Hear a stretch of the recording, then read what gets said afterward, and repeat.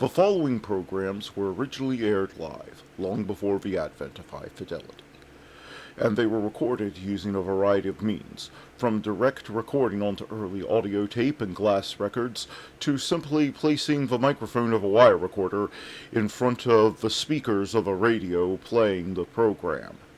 I hope, however, that any variance in audio quality will not take away from your pleasure in listening to these, some of the all-time favorite shows.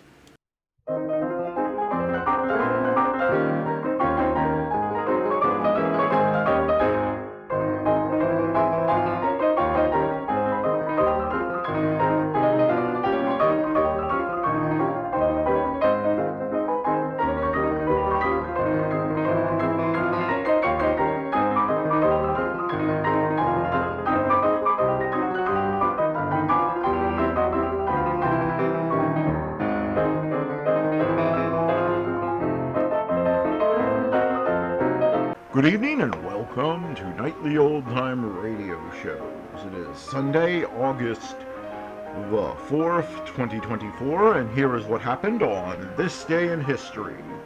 In 1558 AD, first printing of Zora in Spain popularizes Jewish study of Kabbalah.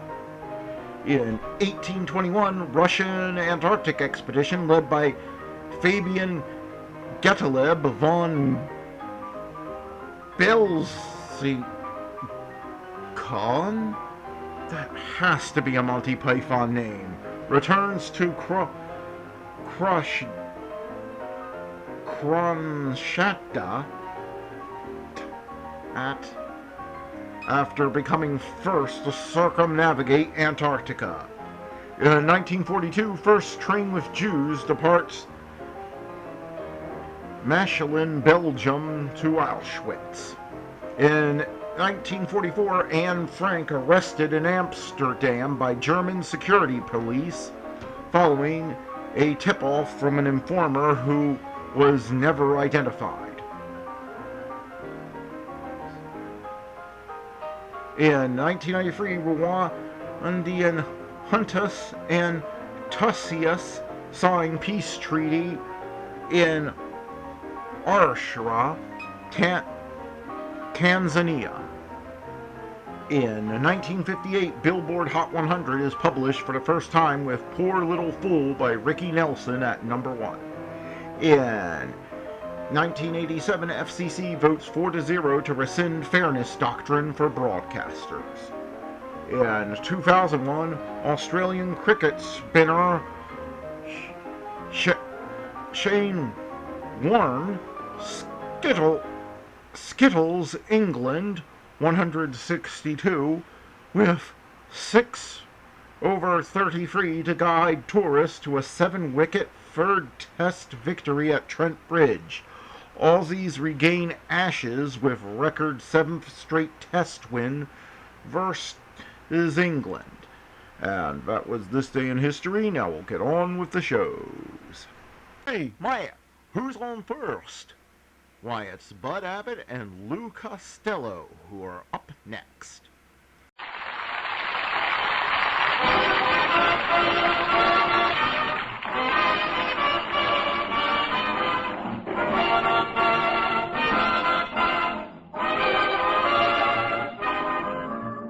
Yes, it's the Abbott and Costello Show, produced and transcribed in Hollywood tonight for your listening pleasure with Susan Miller and Matty Malnick's orchestra. So, hold on to your chairs, folks, for here they are, Bud Abbott and Lou Costello.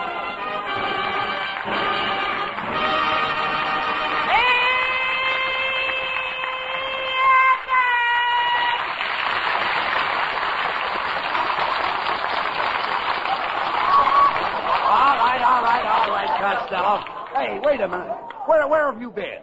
Huh? Where have you been? Well, I went to the movies to see our latest picture. Yes? The noose hangs high. Yes? Yeah, and I tried to make a guy give me a seat, and he called the usher. What happened? Well, I told the usher, I said, no, look, I own the theater. And he took me out of the seat, punched me in the nose. He threw me out in the alley. Boy, was I lucky. Lucky? Yeah, if he did that to the owner of the theater, what would he have done to me? Why don't you settle down and get yourself a job, Lou? Huh? Why don't you settle down and get a job? You know, some of the stuff was on the stuff I threw away. I know.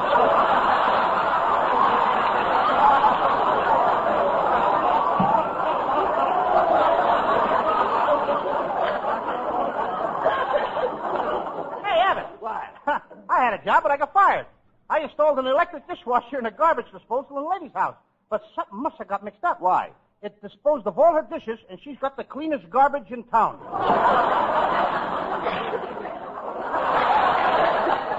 You know, speaking of garbage, Lou, you told me you had a date tonight. Oh, yes. Speaking of garbage. I mean, sorry.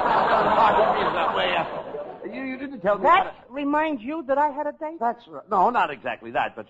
Speaking of garbage. No, I didn't mean it that way, Lou. This was a swell date. Yeah, all right, I know. But you did have a date, didn't you? Yes, I did have it. I had a very nice date.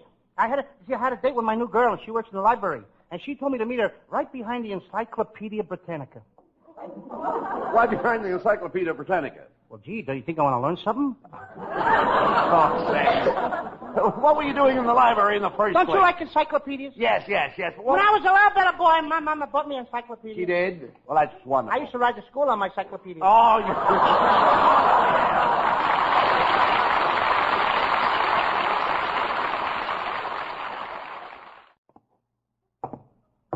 Costello, will you stop that walking up and down? What's the matter with you? What are you worried about? Saturday night, they arrested my Uncle Jim Kelly. He broke into a grocery store and he stole $390. Well, why did he do it? The poor guy was hungry. Well, if he was hungry, why didn't he steal all his money, Lou? Why didn't he steal some groceries or something? He's a proud man, Abbott. He likes to pay for everything he gets. And besides, he needs the money to buy a new car. Oh, wait a minute. He'd be better off without a car. Costello, it's very dangerous driving in California. You're telling me? In Los Angeles, you have to drive for 5 people. The one in front of you, the one in back of you, and the ones on each side of you. Oh, wait a minute. That's only 4 cars. Where's the 5th? She'll pull out in front of you any minute.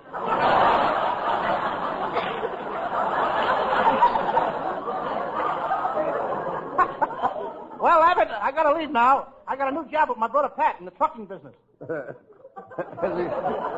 Has he got his own truck? Yeah, you should see it, Abbott. It's 1 inch wide and a block long. A truck 1 inch wide and a block long? Mm-hmm. What does he deliver in it? Spaghetti. Oh, say. Is your brother Pat making any money in the trucking business, Lou? Oh, yes. He did so good last week that he bought his wife one of those new electric blankets. It saves her a lot of time around the house. Now, wait a minute. How can an electric blanket help her with the work around the house? Well, she takes the eggs and the bacon to bed with her. And when she gets up in the morning, breakfast is ready. That electric blanket is making her very popular, too. What do you mean? Last night, she turned it on too high, and now... Yes? She's the toast of the town. Oh, Mr. Costello, I've got to talk to you. I've got a great idea. Wait a minute, mister. What's the idea of breaking in here like this? Oh, I've got an idea that will make you two the most popular comedy team in radio. What is it? I'll stamp your name underneath every cow in the country. Wait a minute. How will that make us popular? Well, at least you'll have all the farmers pulling for you.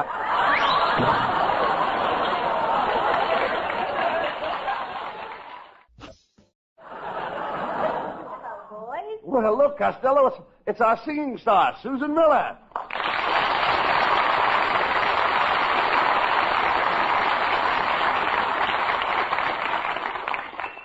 Susan, I'm certainly glad you showed up tonight because I'm going to sing a duel with you. Costello. You mean a duet. A duel is where somebody gets hurt. You never sang with me, did you?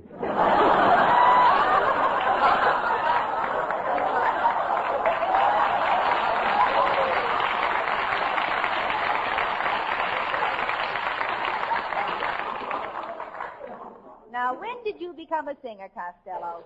Well, I don't like to brag, but would you believe that I taught Bing Crosby how to sing? No, I wouldn't. You're right, but once in a while I catch a sucker. Costello, you don't know the first thing about music. Well, I'll have you know what I studied music. Nah. I went to a singing school. I used to study until I was blue in the face, and then the teacher presented me with a medal.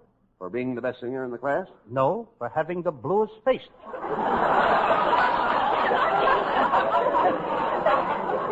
Well, I've got to go now, boys. So long, Costello.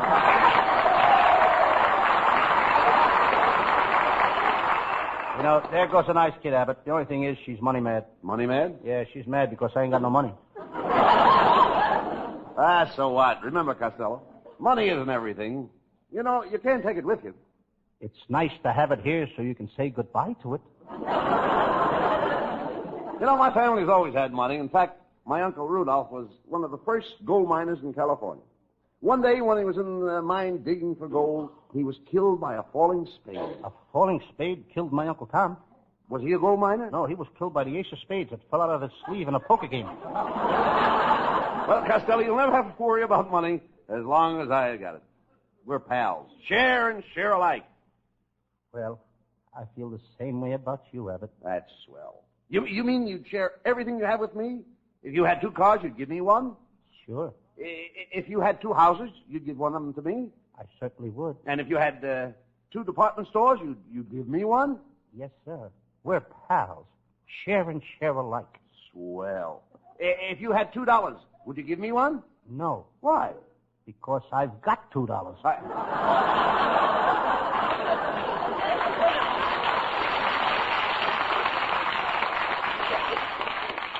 Well, that's the way you feel, eh? I thought I was your pal. Are you trying to tell me that money means more to you than I do? I didn't say that, Abbott. Well, does it? Yes. That settles it, Costello. I'm going on my vacation to New Jersey, and I'm not taking you with me. Who wants to go to New Jersey now? When we were there last summer, the mosquitoes were so big they were carrying baseball bats. I woke up in the middle of the night and 2 of them were sitting on my stomach holding a conversation. Don't be silly. The mosquitoes can't talk. Don't tell me. These 2 were certainly chewing the fat.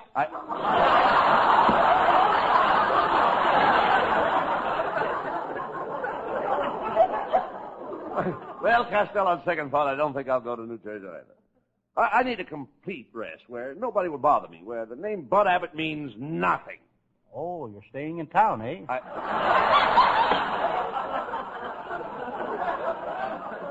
Never mind that. Where are you going?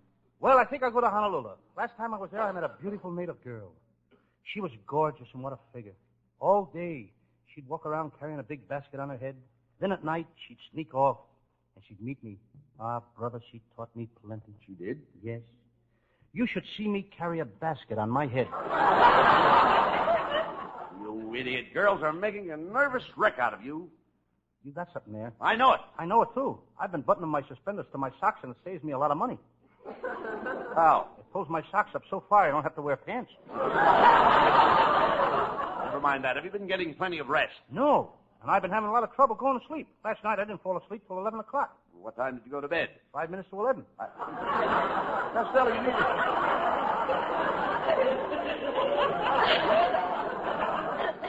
Costello, you need a vacation. You've got to stop running around with girls. It's affecting your brain. I think you're right, Abbott. I know it. Last night I had a date to pick up a girl at Hollywood and Vine. I drove down to Hollywood and Vine. Then I went to dinner, and all during dinner I felt as if I forgot something. Then to a movie, and all through the movie I felt as though I'd forgotten something. Then I drove to Griffith Park, and I started to neck, and I still felt as if I'd forgotten something. Then I went home, and I remembered what I forgot. What was it? I forgot to pick up the girl.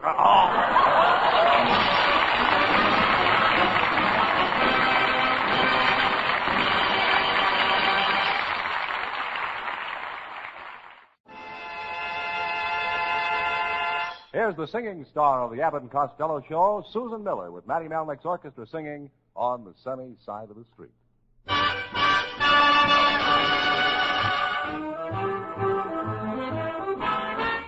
Grab your coat and get your hat. Leave your worries on the doorstep. Just direct your feet to the sunny side of the street. Can't you hear that pitter-pat? And that happy tune is your step. Life can be so sweet on the sunny side of the street. I used to walk in the shade with those blues on parade. Well, now I'm not afraid. This rover crossed over. If I never have a cent, I'll be rich as Rockefeller.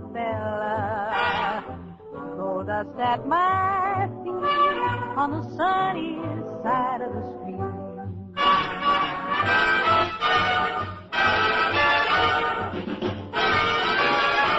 I used to walk the shore with those blues on parade. Well, now I'm not afraid. This rover crossed over. If I never have a cent, I'll be rich as Rockefeller. Gold dust at my feet on the sunny, sunny, sunny, sunny, sunny, sunny, sunny side of the street.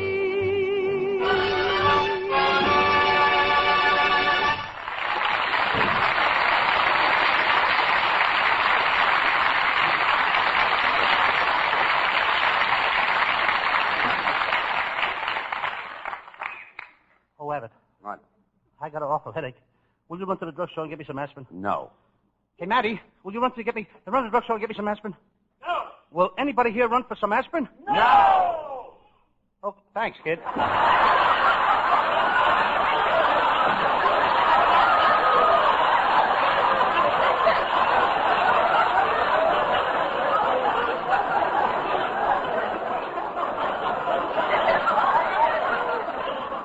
You know, right now I got no joke.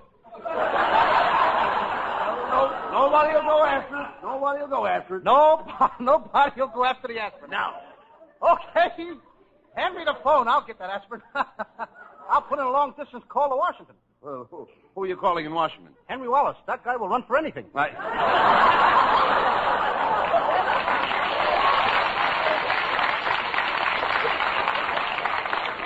Doc and Slut, what gave you the headache? Well, I've been helping my Uncle Mike on his job, and it's hard, steady work. What does he do? Well, he fills cracks in the walls of veterans' houses. Well, I thought your Uncle Mike was a dairy farmer. He was, but his cow got hit on the head and lost her memory. The cow lost her memory? Yes, and now she gives milk of amnesia. You want to run for that, kid? Your Uncle Mike must feel pretty bad about it. Yes, he gave him a nervous breakdown. Is he very nervous? Well, he's not so nervous, but he's slightly nuts. He thinks that... he thinks he's a maraschino cherry. And it's very expensive. Why? The only place he can sleep is in a bathtub full of whipped cream. Costello, your whole family's always getting into trouble. Well, I guess you're right. I know it. Last night, my brother Pat went to a burlesque show and got a handful of popcorn in his eye. Now, wait a minute. How could he get a handful of popcorn in his eye at a burlesque theater? His eye was open so wide he thought it was his mouth.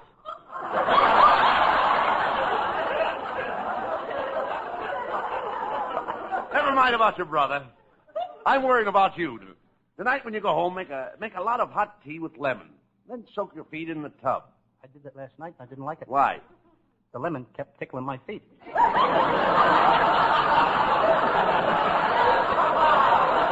say you're going to take a vacation. You've got to get away from girls. Come on.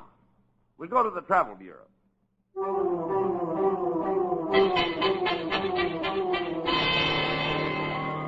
There it is. Stone's Travel Bureau. Let's go in. Come right in, gentlemen. I'll be with you just as soon as I finish this phone call. Yes?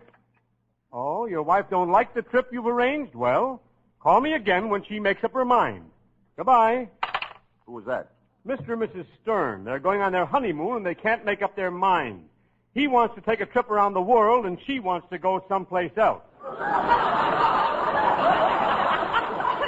All right, what can I do for you, gentlemen? We're Abbott and Costello. We're thinking of leaving the country. Mm-hmm. Well, I saw your last picture. The news hangs high, and if I were you, I wouldn't even stop to think.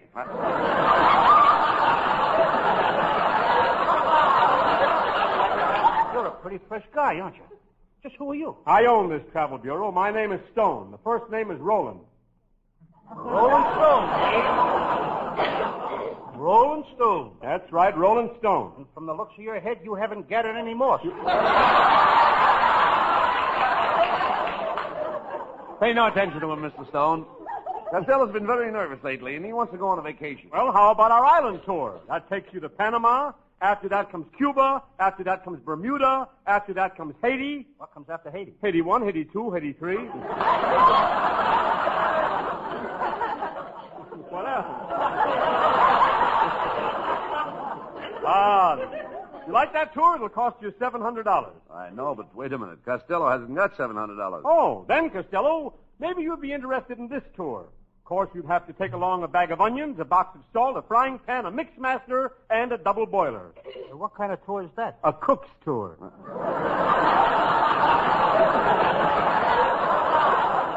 Costello, why don't you go to Yellowstone Park and see Old Faithful, huh? Yes. I used to go out on dates with Old Faithful. She was quite a girl. Costello, Old Faithful is a big, jagged mess of old fossil that spouts steam every hour. That's her. Yeah. Never mind your girl. Costello, if you don't mind traveling with a group, here's a trip that takes in most of Europe. It takes in Bulgaria, it takes in Czechoslovakia, it takes in Yugoslavia. What group do I have to travel with? The Russian Army.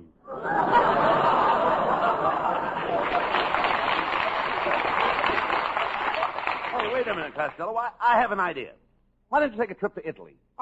Italy, of course. In Italy, you know, they have a town where the streets are filled with water. Nothing but water. They call it Venice. When it rains, there's a town like that right here in California. We call it Burbank. Mr. Stone, I think Costello should go to some healthful climate. How about Sweden? Yes, of course, Sweden. Sweden, the match country. You know something? Sweden makes more matches than anyone else in the world. More than Lana Turner? Costello, maybe you'd like to see one of the 7 wonders of the world. How'd you like that? The Leaning Tower of Pisa. You know, it leans way over to one side. There's nothing like it in the world. Have you seen some of the houses they're building for the veterans here?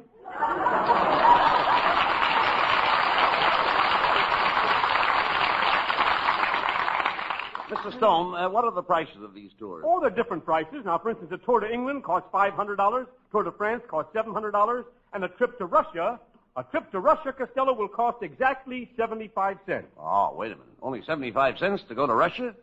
How can you afford to make such an offer? Who's going to go?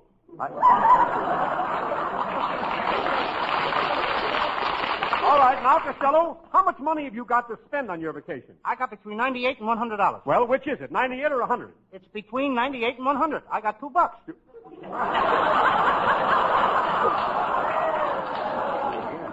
Well, Mr. Stone, do you have any kind of a tour for $2? Oh, yes. We have a wonderful $2 vacation for sports like Costello. I'll take it. When do we leave? Right now. Okay, good. Where does this $2 tour take me? For a brisk walk through the La Brea tar pit.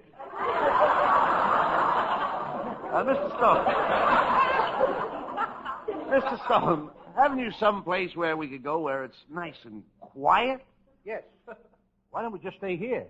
It's been mighty quiet since the beginning of the program. Hey, by George, I've got it. Just the place for peace and quiet. It's a desert island, 2,000 miles offshore. Well, what will it cost us to get there? To get there, nothing. I'll take you there myself in my own boat. I can't go on a boat. I get seasick. Does seasickness affect you very much? Mr. Stone, the last time I was on a ship, I looked so green that when I walked into a billiard room, the steward racked up my eyeballs and shot them into the side pocket. Come on, Costello. We're going on that boat.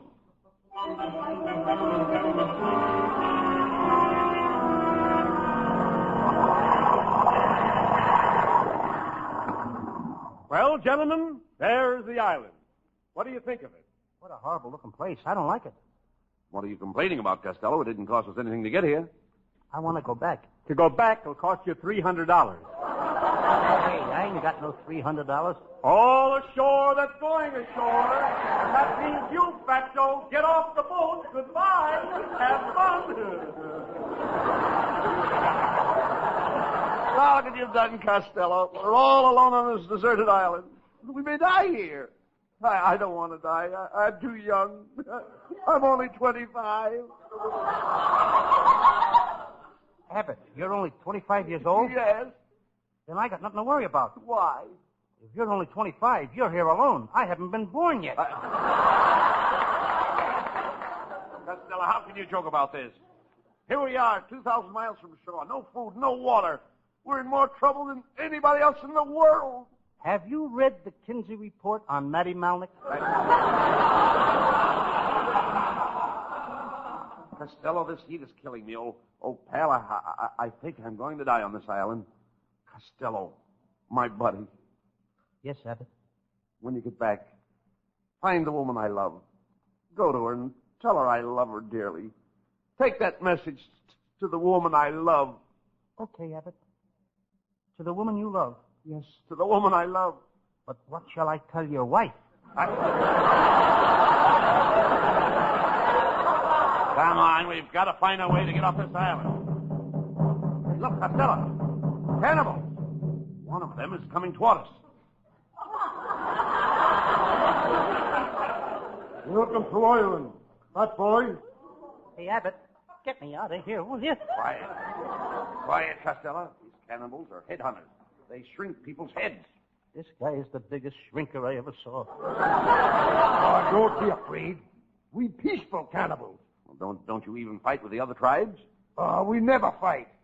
We haven't had a war 200 years. Well, how do you explain that? We're not civilized.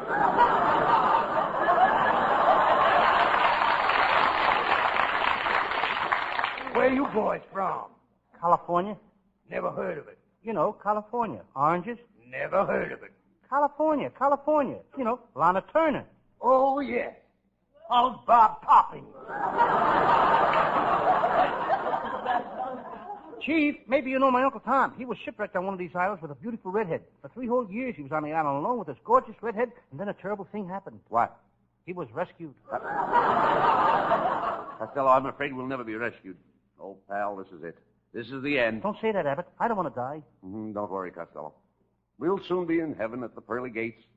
And when Gabriel sees you, he'll blow his horn. And when he sees you, he'll blow his top.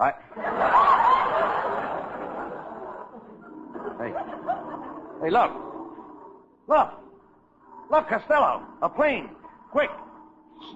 Signal. Quick, signal. Hurry up. Take off your shirt. Wave it. Hurry up. Okay. Hurry up. Take it off. I'm waving my shirt. Okay. Look, the plane is coming lower. They saw my shirt.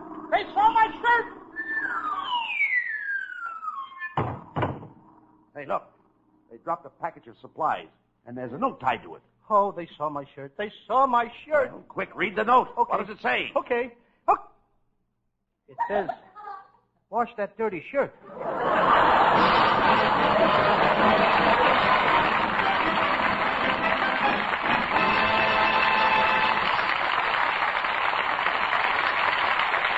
Keep the house lights down, boys. We'll have a curtain call by Abbot and Costello after a final reminder on this subject.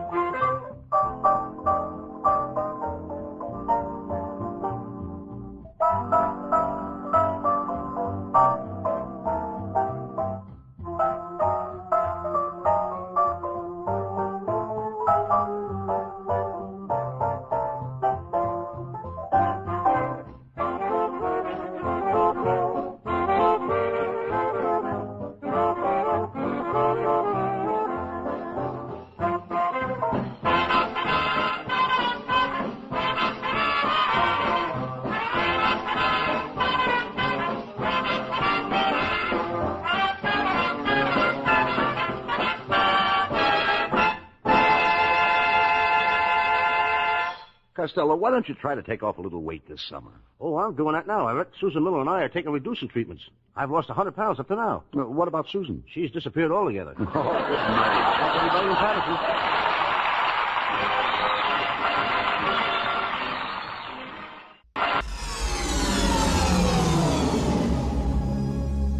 A beginning is a very delicate time. Know then that it is the year 10,191. In this time, the most precious substance in the universe is the spice melange. The spice extends life. The spice exists on only one planet in the entire universe. The planet is Arrakis, also known as Dune. You are about to enter a world where the unexpected, many dangers exist on Arrakis. the unknown, an incredible secret has been kept on this planet, and the unbelievable meet. I see two great houses feuding. Where kingdoms are built on earth that moves. We have worm sign the likes of which even God has never seen.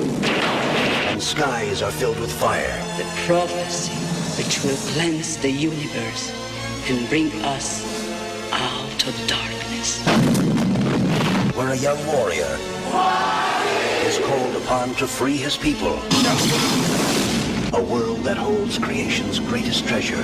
He who controls the spice controls the universe. And greatest terrors. A world where the mighty. This is genocide. The deliberate and systematic destruction of all life on Arrakis. The mad. I will kill him! I will love you forever. And the magical. Father, the sleeper has awakened! Will have their final battle. Long live the fighters!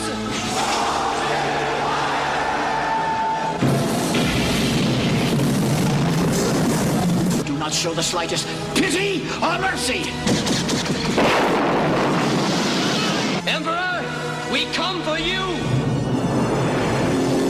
Dune, a spectacular journey through the wonders of space and the mysteries of time. From the boundaries of the incredible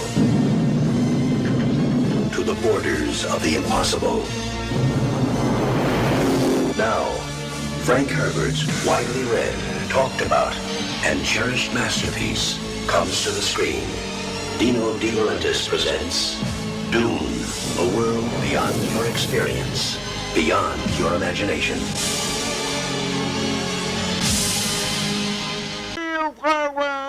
From the sound of music, and Bing Crosby is up next. There they go, Rosie. Gary Moore and Durwood Kirby. Got their day's work done, all done. Yeah, and they're leaving right on time, too, Bing. Oh, they never cut in. Those boys are very meticulous about this. Never cut in on our few precious minutes. Real nice fellas, I'd say, wouldn't you? How would you like to be following Bob Hope? Oh, we wouldn't get on till the 4th of July.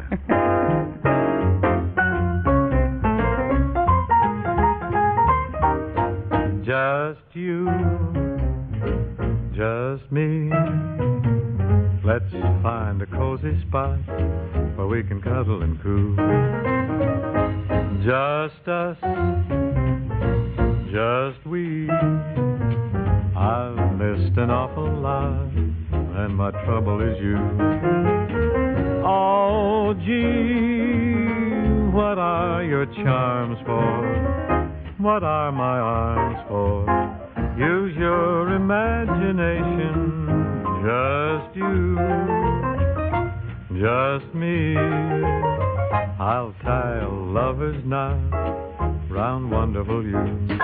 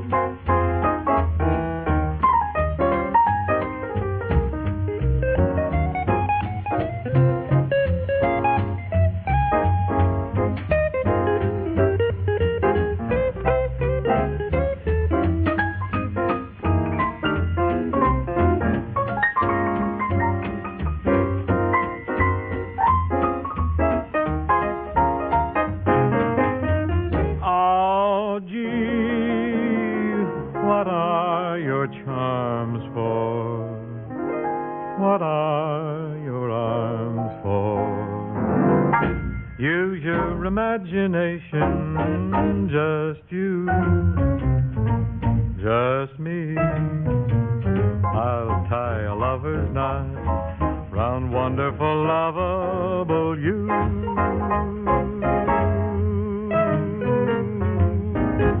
Bing, I've got to tell you about something wonderful I discovered for bathing the kids. It's called Magee. What are you going to tell me about Magee? I know all about it. That's the new bath time discovery that gets the little cherubs clean automatically while they soak in a tub full of pure, mild bubbles. That's right. My kids simply love it. You know, there's practically no rub or scrub with Magee. The small fry really eat that up, and so do I. It saves me work. And Magee gets them so clean. Bubbly clean. No more rub-a-dub-dub in the tub. Great, huh? Great. Yeah. And Magee is so gentle it can't sting eyes. That's a relief. Isn't that grand? I bet I know another reason why Magee is so popular at your house. What's that? Well, Magee leaves no bathtub ring, saves wear and tear on Mom's sacroiliac. And how? A real boon to bath time for the kids and their parents. Did you know that Magee has been awarded the Parents Magazine Commendation Seal? Sure. Magee really makes bath time fun time for the entire family.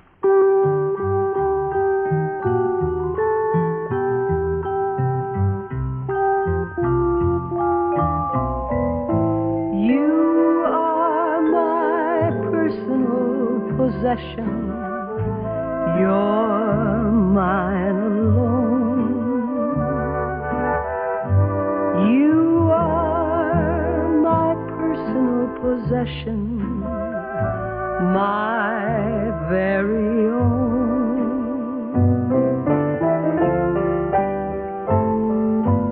Nobody else must kiss you but me.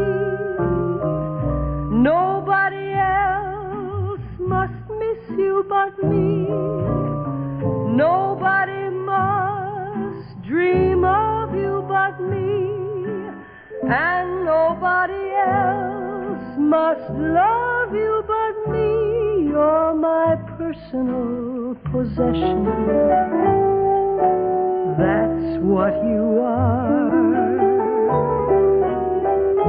You're my magnificent obsession, my lucky star.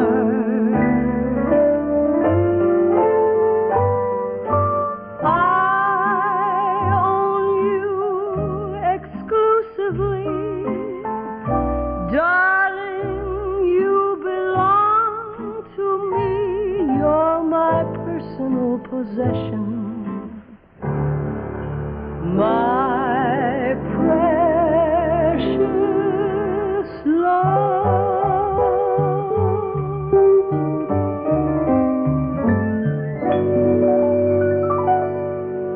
You know, quick relief from cold miseries is a show business must. No singer or actor can feel his best when he has a miserable cold. And that's why smart performers insist on fast relief from cold miseries. Listen. Here's Giselle McKenzie, one of America's most popular TV and movie stars. If a nasty cold bothers you, think what it does to me. I don't feel like singing with my nose stopped up, head feeling like a balloon from sinus congestion. To feel better fast, I take the newest medicine, new improved 4-way cold tablets. Today's 4-way contains a decongestant to drain sinus passages while it relieves cold distress. Clinical tests prove 4-way acts faster than any other leading cold or sinus tablet. In minutes, 4-way speeds pain-relieving medicine all through your body. In the same time, there was no trace with other brands. Only 4-way starts so fast to relieve muscular pains, reduce fever, relieve headache without upsetting stomach. And 4-way drains sinus congestion to restore free breathing. 4-way's marvelous. Makes me feel fine in no time. To relieve cold miseries while you drain sinus congestion, get new 4-way, fastest acting of all the leading cold and sinus tablets. New improved formula, same familiar package, only 39 cents.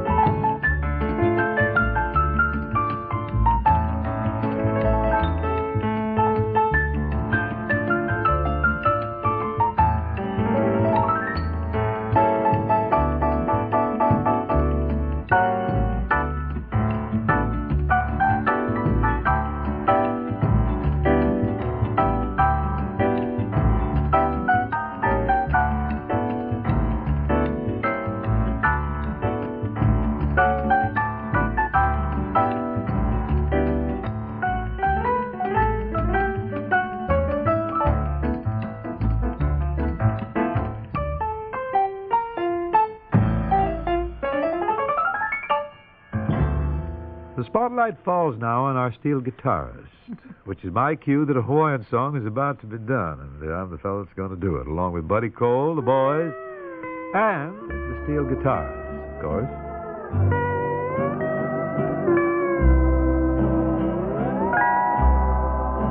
Thy love to this heart unceasing aches bring. Oh, come and be near, so the pain assuage. To me alone, thy love thou didst pledge, and my heart holds thee preciously dear.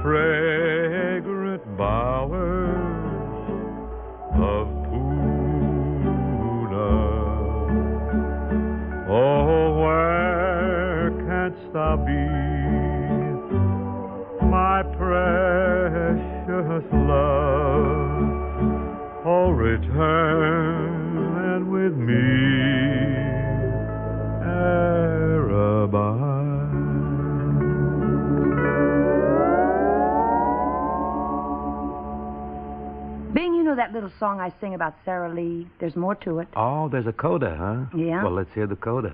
There never was a pound cake made as fine as Sara Lee. So many ways to use it for dessert variety. With such a cake you can't go wrong. Take just one bite, you'll sing this song. Merrily, merrily, only Sara Lee tastes so good. Beautiful, Rosie. Especially when you sing about dessert variety with Sara Lee pound cake. That's a big point, Bing. It takes a fine cake to taste so good so many ways. And Sara Lee is the finest pound cake. And you know what they say, you don't bake Sara Lee cakes, you enjoy them. Enjoy them is right. Sara Lee pound cake, for example. Just slice it and top it with... strawberry ice cream, fudge sauce, fruit.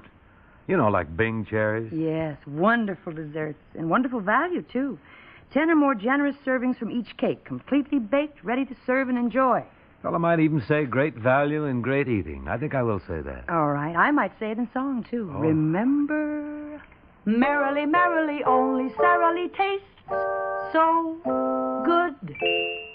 Friends, Rosemary and I now huddle under an umbrella for singing in the rain. You like to have me dump a bucket of water on you? Now, wait a minute, Ken. That won't be necessary. I don't think we have to go all out, really, production-wise. I'm just trying to help. Thank you.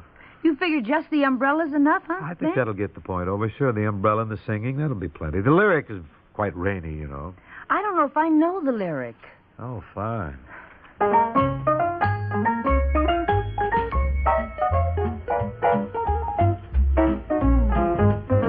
I'm singing in the rain, just singing in the rain. What a glorious feeling, I'm happy again. I'm laughing at clouds so dark up above. The sun's in my heart, and I'm ready for love. Let the stormy clouds chase everyone from the place. Come on with the rain of a smile on my face. I'll walk down the lane with a happy refrain and singing, just singing in the rain. Why am I smiling and why do I sing?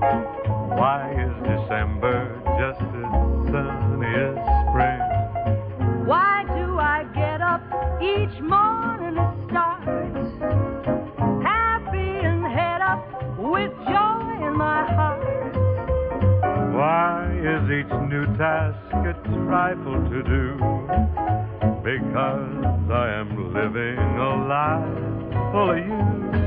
I'm singing in the rain, just singing in the rain. What a glorious feeling.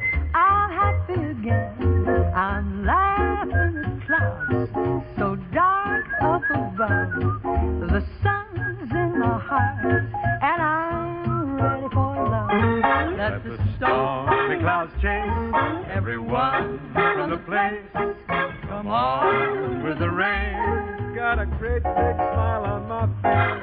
I'll walk down the lane. Walk it, sis. With a happy refrain. And singing, just singing in the rain. Just singing in the rain.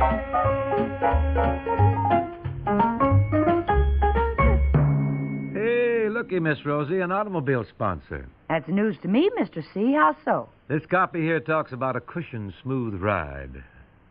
Ever tell you, Rosie, about the old Stutz Bearcat I had back in... Never mind. This cushion smooth ride describes the performance of Traverse draperies when hung on Eastern's Duo Trax Traverse rod. Duo tracks? Oh, now I know why my Stutz rode so rotten. It didn't go on tracks. Tell me, Rosie, what's so great now about the Duo tracks? Unlike ordinary single-track rods, the Duo Trax gives each drapery panel its own separate track for unfailing, jam-proof action every time. Remember how you talked to your Stutz when it wouldn't go? Tut, we're on the air, Rosie. Relax, Bing. The way draperies zip along with Eastern's patented Duo Trax, you'll have only words of praise for this finest of Traverse rods, guaranteed for 5 years.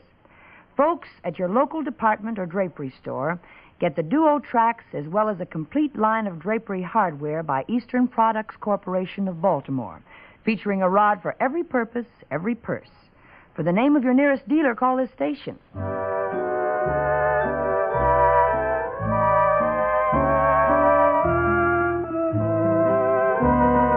I have mixed emotions when it comes to loving you. I know I shouldn't like the things you shouldn't do. But if you were perfect, it wouldn't be the same. To a tiger is not a tiger if he's tame.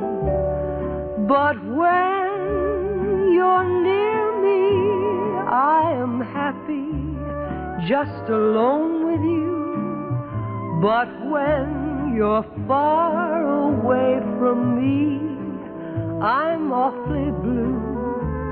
You're the bitter and the sweet combined.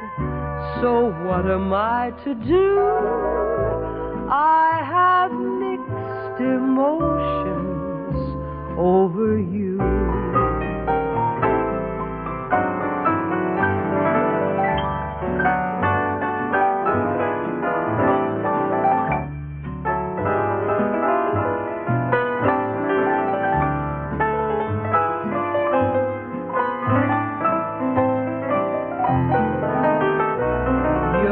The bitter and the sweet combined. So what am I to do? I have mixed emotions over you.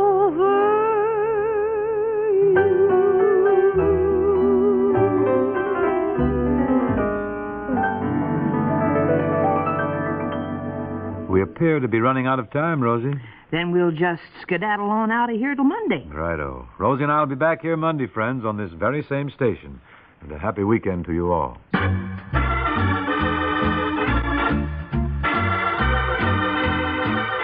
Carol Burnett and Richard Hayes. Sound like a likely twosome for a radio show? Well, it's so likely that they team up each weeknight on the CBS Radio Network's Carol Burnett, Richard Hayes show. Something that pleases millions of listeners. Songs and snappy patterns, snappy songs and patterns. Hear it all each Monday through Friday night here.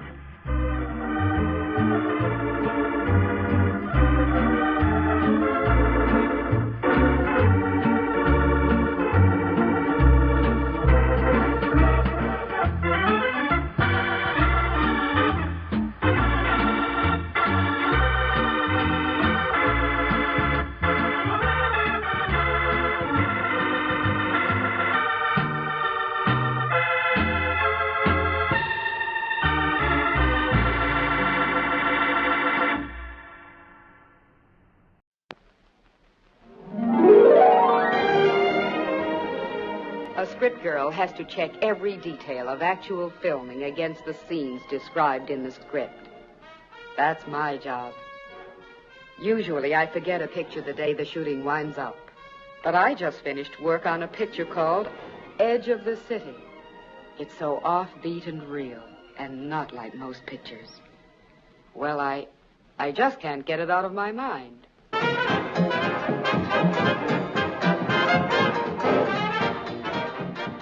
Edge of the City is about a kind of relationship you've never seen on the screen.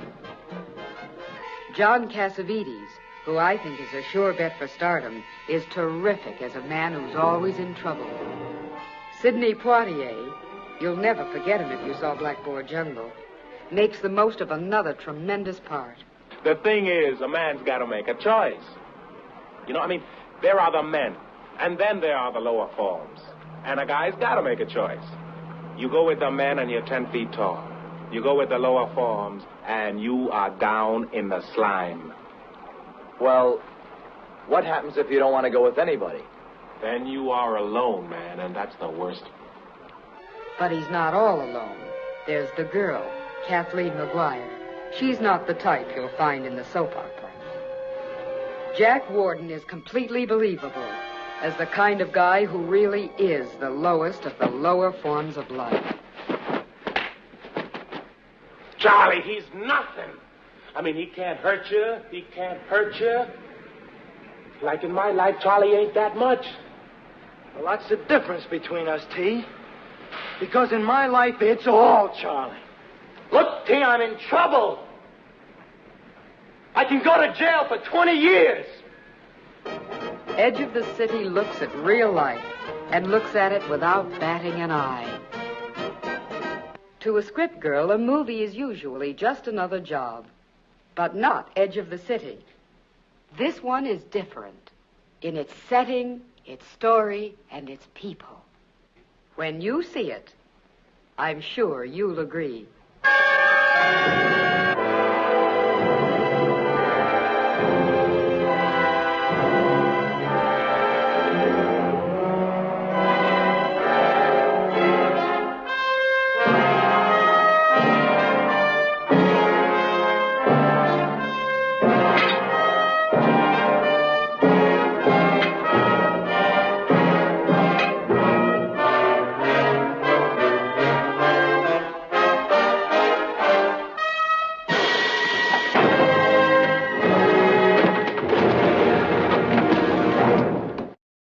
A true legend of American comedy, Bob Hope, is up next.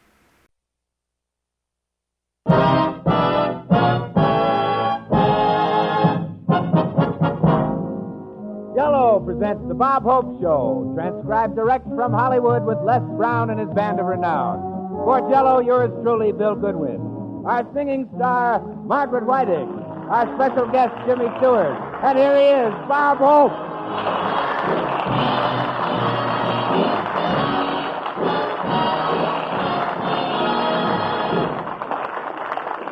Thank you very much. Here I am again for Jello. Yes, sir, working for America's favorite dessert, so my relatives can have America's favorite money. Well, this has been an interesting week. Lucille Ball gave birth to a baby, and in Washington, the Republicans started making the changes. And the White House is beautiful now that it's been redecorated, and Mamie is very proud of the highly polished floors. In fact, the first thing she said to the president was, "Take off those army shoes." I finally had to pack his uniform away in a trunk. Whenever he hung it in the closet, the moths began whistling, "Don't let the stars get in your eye."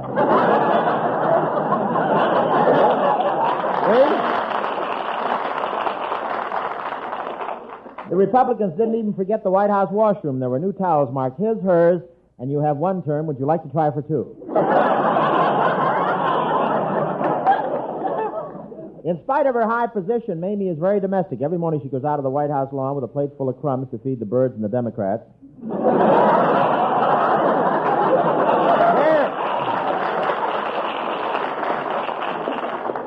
And there's a rumor that the Trumans booby-trapped the White House. Every time Mamie used the garbage disposal, the radio played on, just wild about Harry.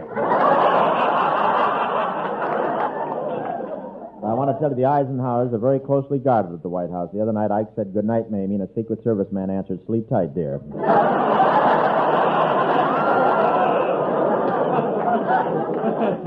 And did you see the automobile President Ike rode in the parade? A beauty. This week, the automobile manufacturers brought out their new cars, you know. You can see them on any used car lot in town. One new car even has a television set in the rear window. It's very convenient for motorcycle cops. While they're chasing you, they can watch Dragnet. And the new models are so automatic that pretty soon we'll have cars running around without drivers. Of course, we've had that in California for years. I went down to get my license plates today. I wasn't sure I could get plates because the other day I had some trouble with a wise guy motorcycle cop. I denied I went through a red light, and he thought I was lying just because he found it in my front seat. But I'm glad to buy plates because the highway department needs the money. You'd be surprised how fast road building machinery has to be replaced.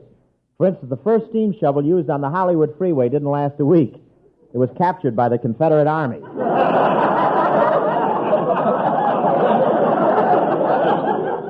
And some of the new cars are getting smaller and smaller. Yesterday, I was almost run over by a convertible roller skate with a windshield.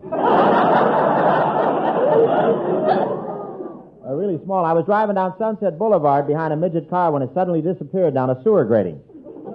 I yelled, "Is everything okay?" And the driver yelled back, "Yeah, I'm headed for Santa Monica, and I make faster time floating."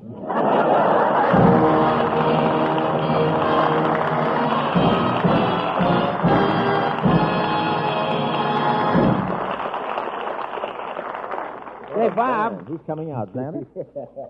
Say, Bob. Yeah, Bill? Bob, I kind of made a promise before I left home tonight, and I wonder if you'd let me keep it. What kind of a promise? Well, I said I'd say hello to my loved ones over the air.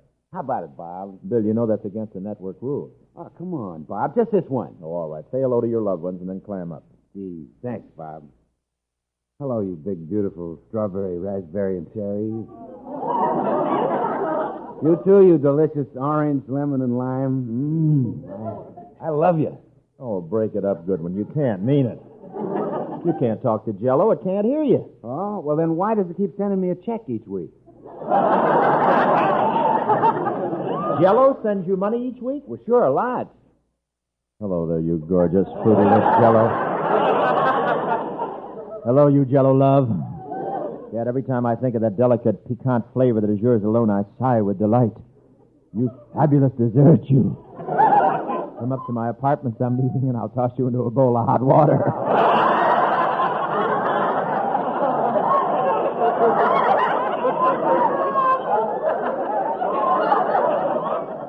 And I'll set you aside to cool. And I'll put a romantic tango on the phonograph and we can shimmer together in the moonlight. And he's the one who can do it, too. Goodwin, you beast, you've broken the spell. Why? Why did you do it just as I was beginning to make time? Well, I was getting jealous. Oh, Will, boy, there's no need to be jealous. After all, there's all the delicious Jell-O anyone could want right down at any corner grocery store. Well, how about the stores in the middle of the block? Plenty of Jell-O there, too. Well, in that case, how about all you folks in the audience checking up on your Jell-O supply? Not now. Don't leave. If it needs replenishing, stop off at your grocer's tomorrow for a new supply. And don't forget, Jell-O's not only delicious, but economical, too. That's right. Remember the old saying, keeping Jell-O always in stock keeps dear Papa out of hock. Yeah.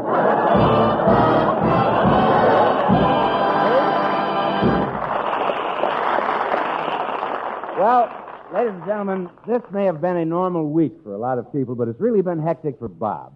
It all started the other morning when I went over to his house with a piece of startling news.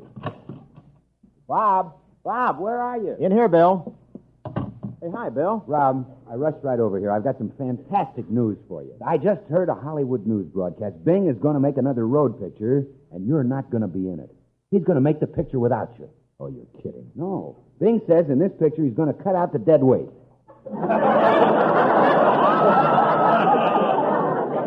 Crosby's a fine one to talk. My weight isn't any deader than his. Well, I thought you'd be surprised, Bob. Well, I don't understand Bing's attitude. Our new picture, The Road to Bali, is breaking records all over the country. What could a road picture possibly be without me? Why, it would be sheer. It would be sheer... Sheer entertainment? Bill, you have a 10-year contract, but it can be canceled at the end of any 15-minute period. I'll get it, Bill. Hiya, Bob. Well, Margaret Whiting, come on in. Hello, Maggie. Bob, I just dropped in to talk about the music we're going to do on the... Hey, what's you two looking so excited about? Bing Crosby's going to make a road picture, and he's leaving me out of it. No. That's right. Well, rush me a Tutti Frutti Sunday, my world is shattered. You don't seem to realize what's going on, Maggie. This is a big double cross. Oh, that's silly, Bob. You and Bing ought to be the best of friends. I don't think he means you any harm. You're right. After all, Bing's just an eccentric old man. No. He certainly is. That's why you two should get along. This kid's quite a combination. Half Peggy Lee and half Pinky. Bob, what's all the fuss? So what if Bing is making a road picture without The you? important thing is, what are you going to do about it, Bob? I don't know. There's only one thing you can do, Bob. Get out and produce your own road picture. Beat him to it. But that would be a whole new thing. I've never done that before. Well, so what? You never high jumped before till Marilyn Monroe built that wall around her house.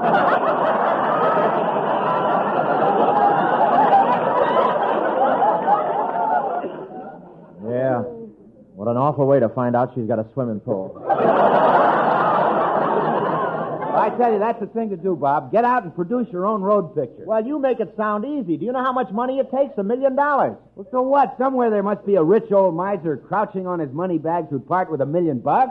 We're back to Bing again. Bob, the Bank of America will lend money to an independent producer to make a picture if they know him. That's a good idea. Think I'll run down to the bank. I know the president, Mr. Harkins.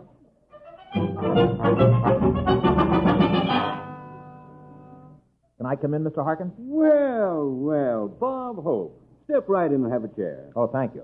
Pardon me. Miss Jones, Bob Hope is in my office. Shut off my phones and make sure we're not interrupting. Now, Bob, what brings you to the bank today? Is your milk bottle full of pennies again?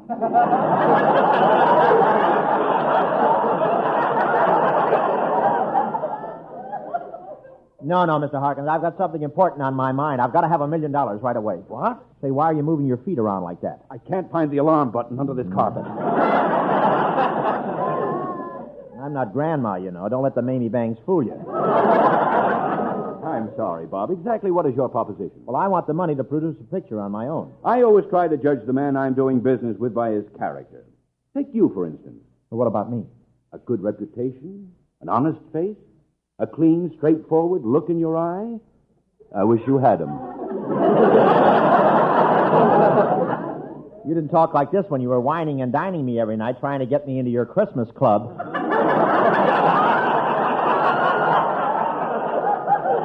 Now, Bob, let's not have words. We've been friends for 15 years. You may be a big star, but I remember when you used to come in here just to steal our lily cup. Yeah, that was quite a while ago. How about the $1 million? Do I get it or don't I? No, you certainly don't understand banking, Bob. Before your loan can go through, I have to approve it, the vice president has to approve it, the chairman of the board has to approve it, then it goes to the main office in San Francisco, then there's still one more step before you get your $1 million. What's that? One of our directors has to go on Double or Nothing and win it.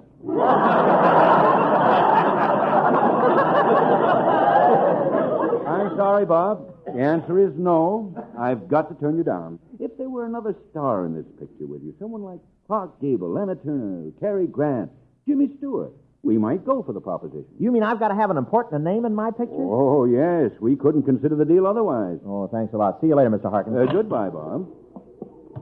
Boy, the... The bank is crowded today. Oh, pardon me. Can I squeeze through here? Oh, thank you. Hello, Bob. Huh? Oh, Jimmy Stewart. Oh,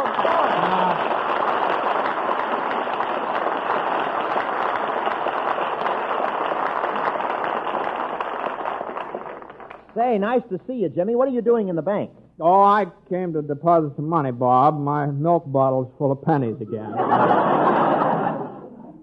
Oh, Jimmy, it's wonderful bumping into you like this. Well, same here, Bob. You know, you and Gloria haven't been out to our house in a long time. Well, you and Dolores haven't been out to our place in a couple of years now. That's right, Jim. Why don't we arrange something? Well, what for? We can't improve on the arrangement we have now.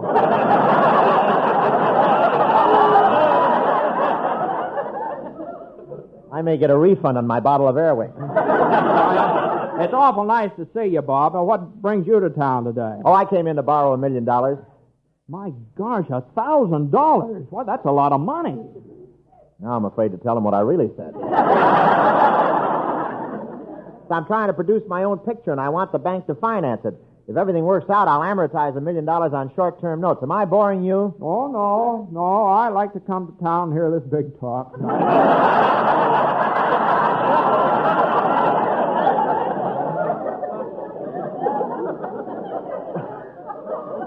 Well, I've also wired a couple of big money men in the East, and they're flying out to have a conference with me, and we're going to survey MGM and Paramount and rent a few studios.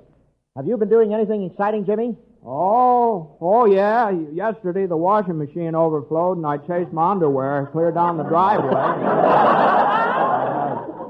You know, Jimmy, the bank requires that I have another star in this picture with me. They do, huh? We can't talk about the picture here. Why don't you come over to my radio show tonight and we'll talk about it? Oh, fine, Bob. You know, making an independent picture is a fine investment. I'm sure we could do all right, and of course we'll cut up some nice profits. Well, when it comes to business, I'm just a babe in arms, Bob. A babe in arms? Yeah, Well, for instance, who would get the other 50% of the profit? You mean after my half? No, after mine.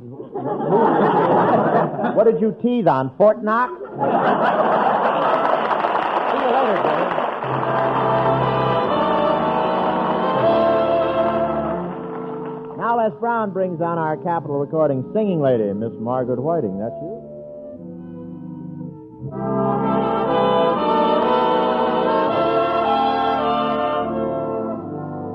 If you see my darling with somebody new, keep it a secret, whatever you do. Why should you tell me and break my poor heart? Then foolish pride would just drive us apart. If you see my darling in some rendezvous, painting the town with a girl he once knew, pay no attention and just let it be, but keep it a secret from me.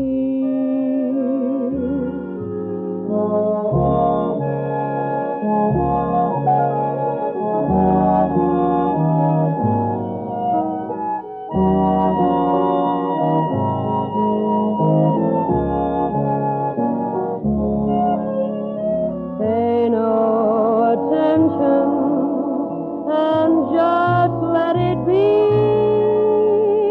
but keep it a secret from me.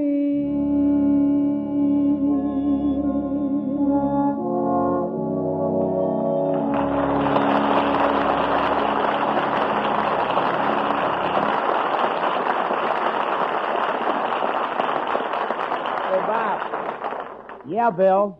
What's the first thing you did this morning? Say, what is it? No, really, Bob. What'd you do? Take a shower? Why, is there one missing?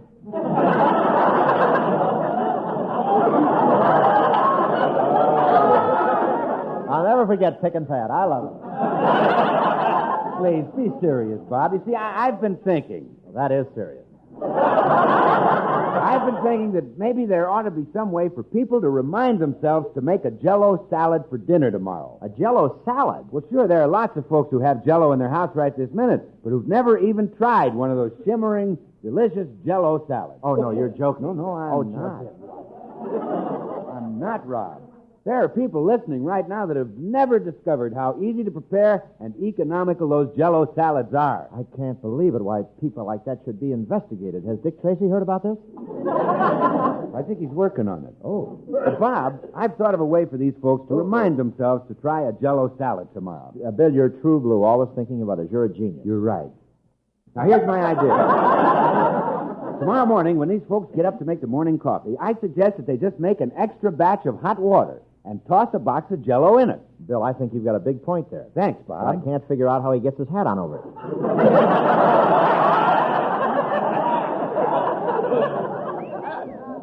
But really, Bill, that's a pretty... Why, is there one missing? Bill, that's a pretty...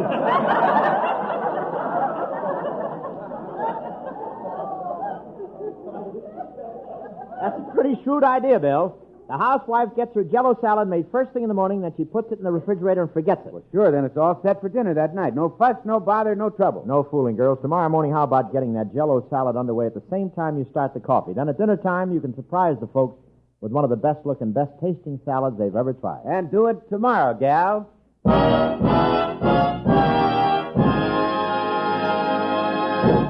Say, Jimmy. Yeah, Bob. I just phoned Mr. Harkins, the president of the bank, and asked him to come over. We can do a scene from my road picture for him. It's going to be a Western. You know, I don't think I should have come down here tonight, Bob. This is all so different for me. Oh, don't be silly. I've heard you on a lot of radio programs. You've always been great. Yeah, well, thanks, Bob. But on those programs that you were talking about, Yeah. I always worked with actors.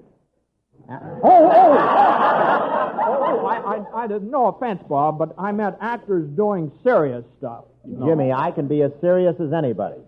Yeah, you've been doing fine so far.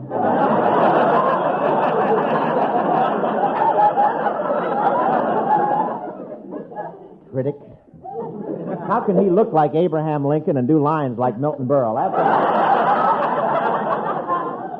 Now, Jimmy, in this scene we're going to do, you and I will play the male parts, and Margaret Whiting will be the girl. All set, Maggie? Sure, Bob. Gee, it's going to be a pleasure to work with Jimmy. He's made so many wonderful pictures. Well, thank you, Maggie. I've had my share of luck. You know, it's strange you've been making pictures in Hollywood all these years, and yet you've never made one with Bob.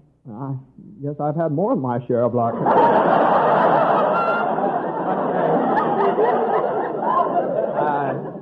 Of course, Bob and I have been friends for a long time. I know moved out here to Hollywood. I guess Bob was one of the first people I met. That must have been quite a while ago. Hey. Yes.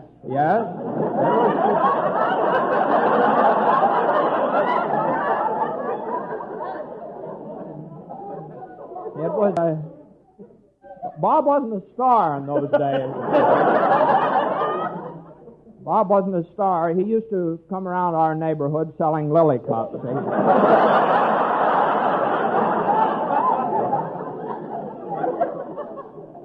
Well, there wasn't much in it. I hardly made taxi fare from washroom to washroom. I think it's wonderful that two friends like you are finally going to work together in a picture. Well, now, I haven't made up my mind yet, Maggie. I don't want to rush into this thing.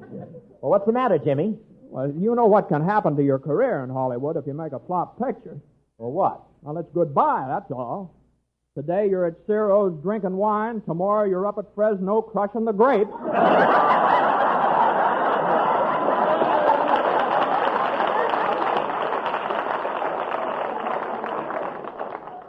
Crushing the grapes. Oh, that couldn't possibly happen, could it, Maggie? You tell him, Purplefoot.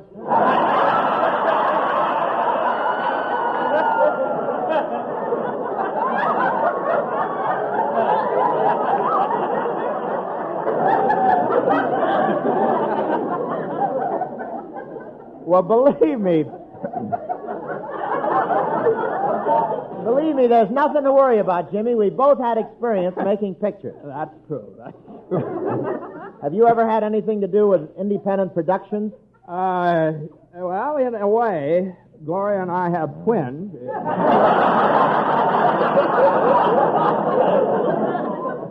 that makes you NBC's answer to Lucy and Desi.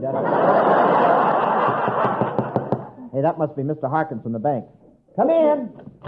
Hello, Bob. As soon as I got your message, I came right over. Oh, fine, Mr. Harkins. This is Maggie Whiting and Jimmy Stewart. Miss Whiting. Oh, howdy, glad to see you. Fine.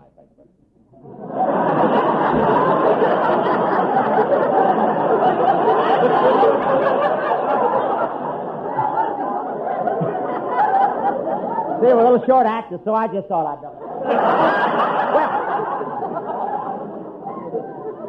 Well, boy, we're all set to do a scene from the road picture for you, Mr. Harkins. Oh, splendid, splendid. Oh, just call me Purplefoot. It's nothing. Why don't you just take a seat, Mr. Harkins, and we'll run through the scene for you. Okay, Bob. Music, Les. And now we present a story of two strong men and a girl in the Old West. The road to Cactus Gulch.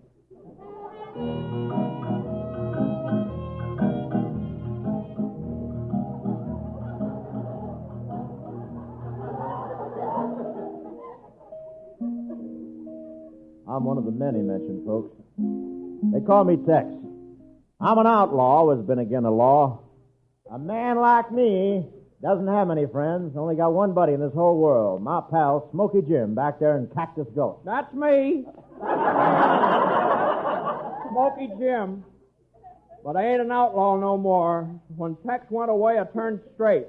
5 years ago, the people of this here town made me their sheriff. Well, I'm so proud of the star they give me, it's never been off my chest since. Of course, I'm getting kind of sick sleeping on my back.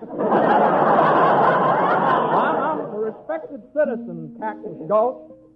Even got myself a gal, Maggie Lou. Mighty pretty heifer. You're playing the guitar kind of sad today, Smokey. I got a feeling of foreboding.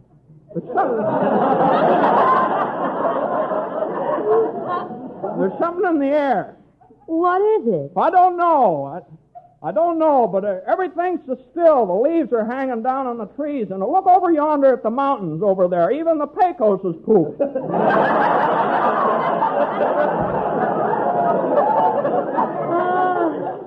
What's the matter with you, Smokey? I don't know.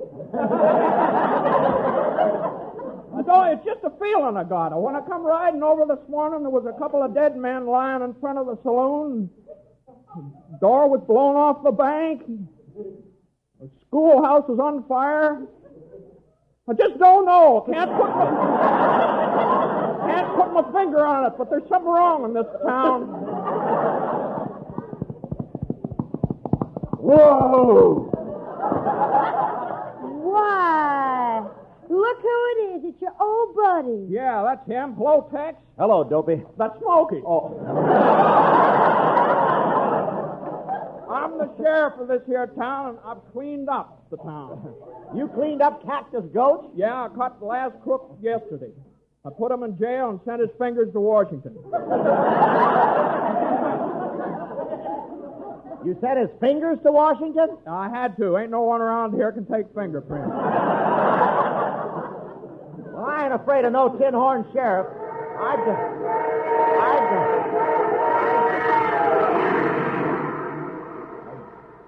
Hey, what's that? That's a super chief. But there ain't any railroad tracks out in the desert. I know. Those Democrats are really going home.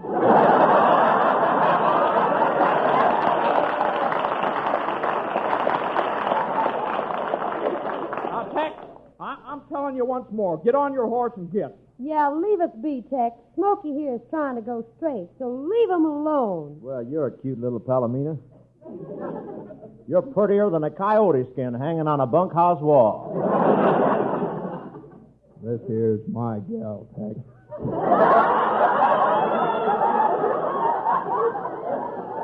Yes, Tex and I are fixing to get married. Old Judge Fisher's going to let us have a cottage over by the Mill Creek. The other side is Spoon River, where Indian Head Mountain juts out and hides the entrance to Moon Valley down back of the Painted Desert. Yes, sir. We're going to be mighty happy in that house, if we can ever find it.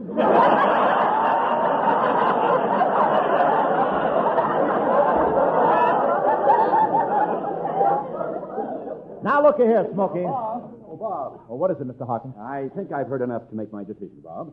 I'm going to lend you the $1 million for your picture. Yes? But there's just one thing. Yeah, what is that? I don't think we'll need both you and Jimmy Stewart in the picture. From what I've seen tonight, I know now that one of you is a fine first-rate actor and the other is nothing at all. So, the other man is out. Oh, gee, poor Jimmy. How am I going to break the news to him? It won't be necessary, Bob. You're the one who's out. The picture will star Jimmy Stewart. You're a fine performer, Jimmy. Gee, well, thank you very much. Let's go somewhere and discuss the details. So long, Bob. Oh, yeah. Well, I'll see you later, Bob. Gosh, what are you going to do? Oh, I'll think of something. Well, gee, so long, Bob. Here you are. Get your lily cups there.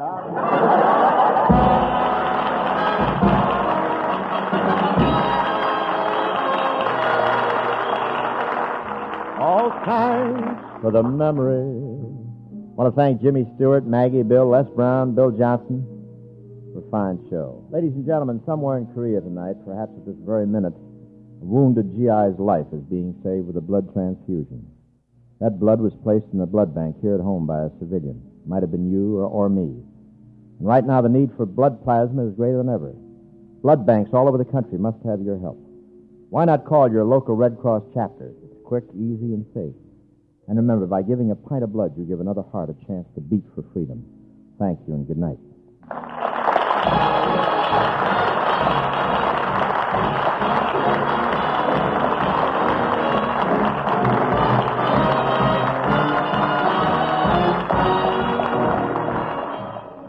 For a quick meal with appetite appeal, just keep upon your shelf.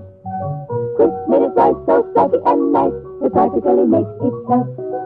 Minute rice, end your toil, add a little water, bring it to a boil. Good! Minute rice.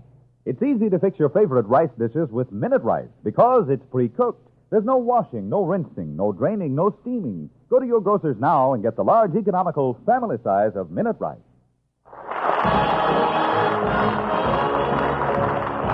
Be sure to listen to the Bob Hope Show next week from Hollywood with our special guest, Jack Webb. Jimmy Stewart will soon be seen in the MGM picture, The Naked Spur.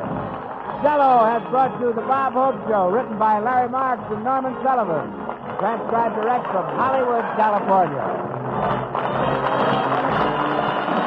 Jello is a registered trademark of General Foods.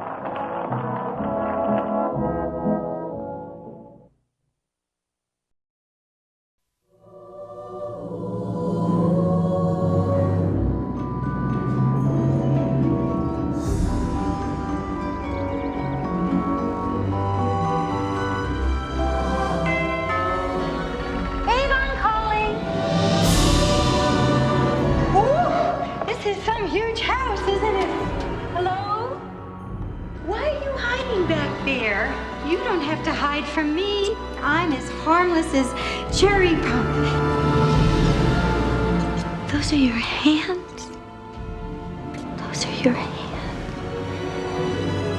I think you should just come home with me. Joyce, I just saw this strange guy driving with Peg. Did you get a good look at it? Hi! Scissors. Whoa! Heck of a handshake you got there, Ed. Kim, this is Edward, who's gonna live with us. Well, this must be quite a change for you, right, Ed? Those things are cool. Can I bring him to show and tell on Monday? He's a highly imaginative character. It seems clear that his awareness of what we call reality is radically underdeveloped. Eddie, you take my very breath away. Do you have a girlfriend? Is there some special lady in your life?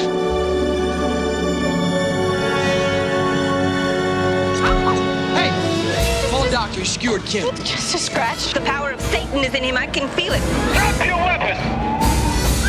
All along, I felt in my gut there was something wrong with him. From Tim Burton comes the most incredible tale of a most unusual character. Edward Scissorhands. Hold me.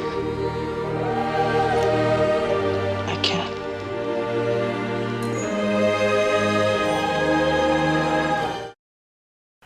true crime stories of the LAPD are up next with Jack Webb's Dragnet.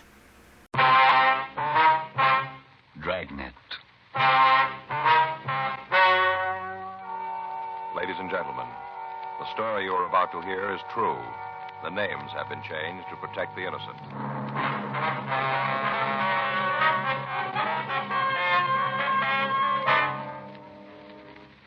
You're a detective sergeant.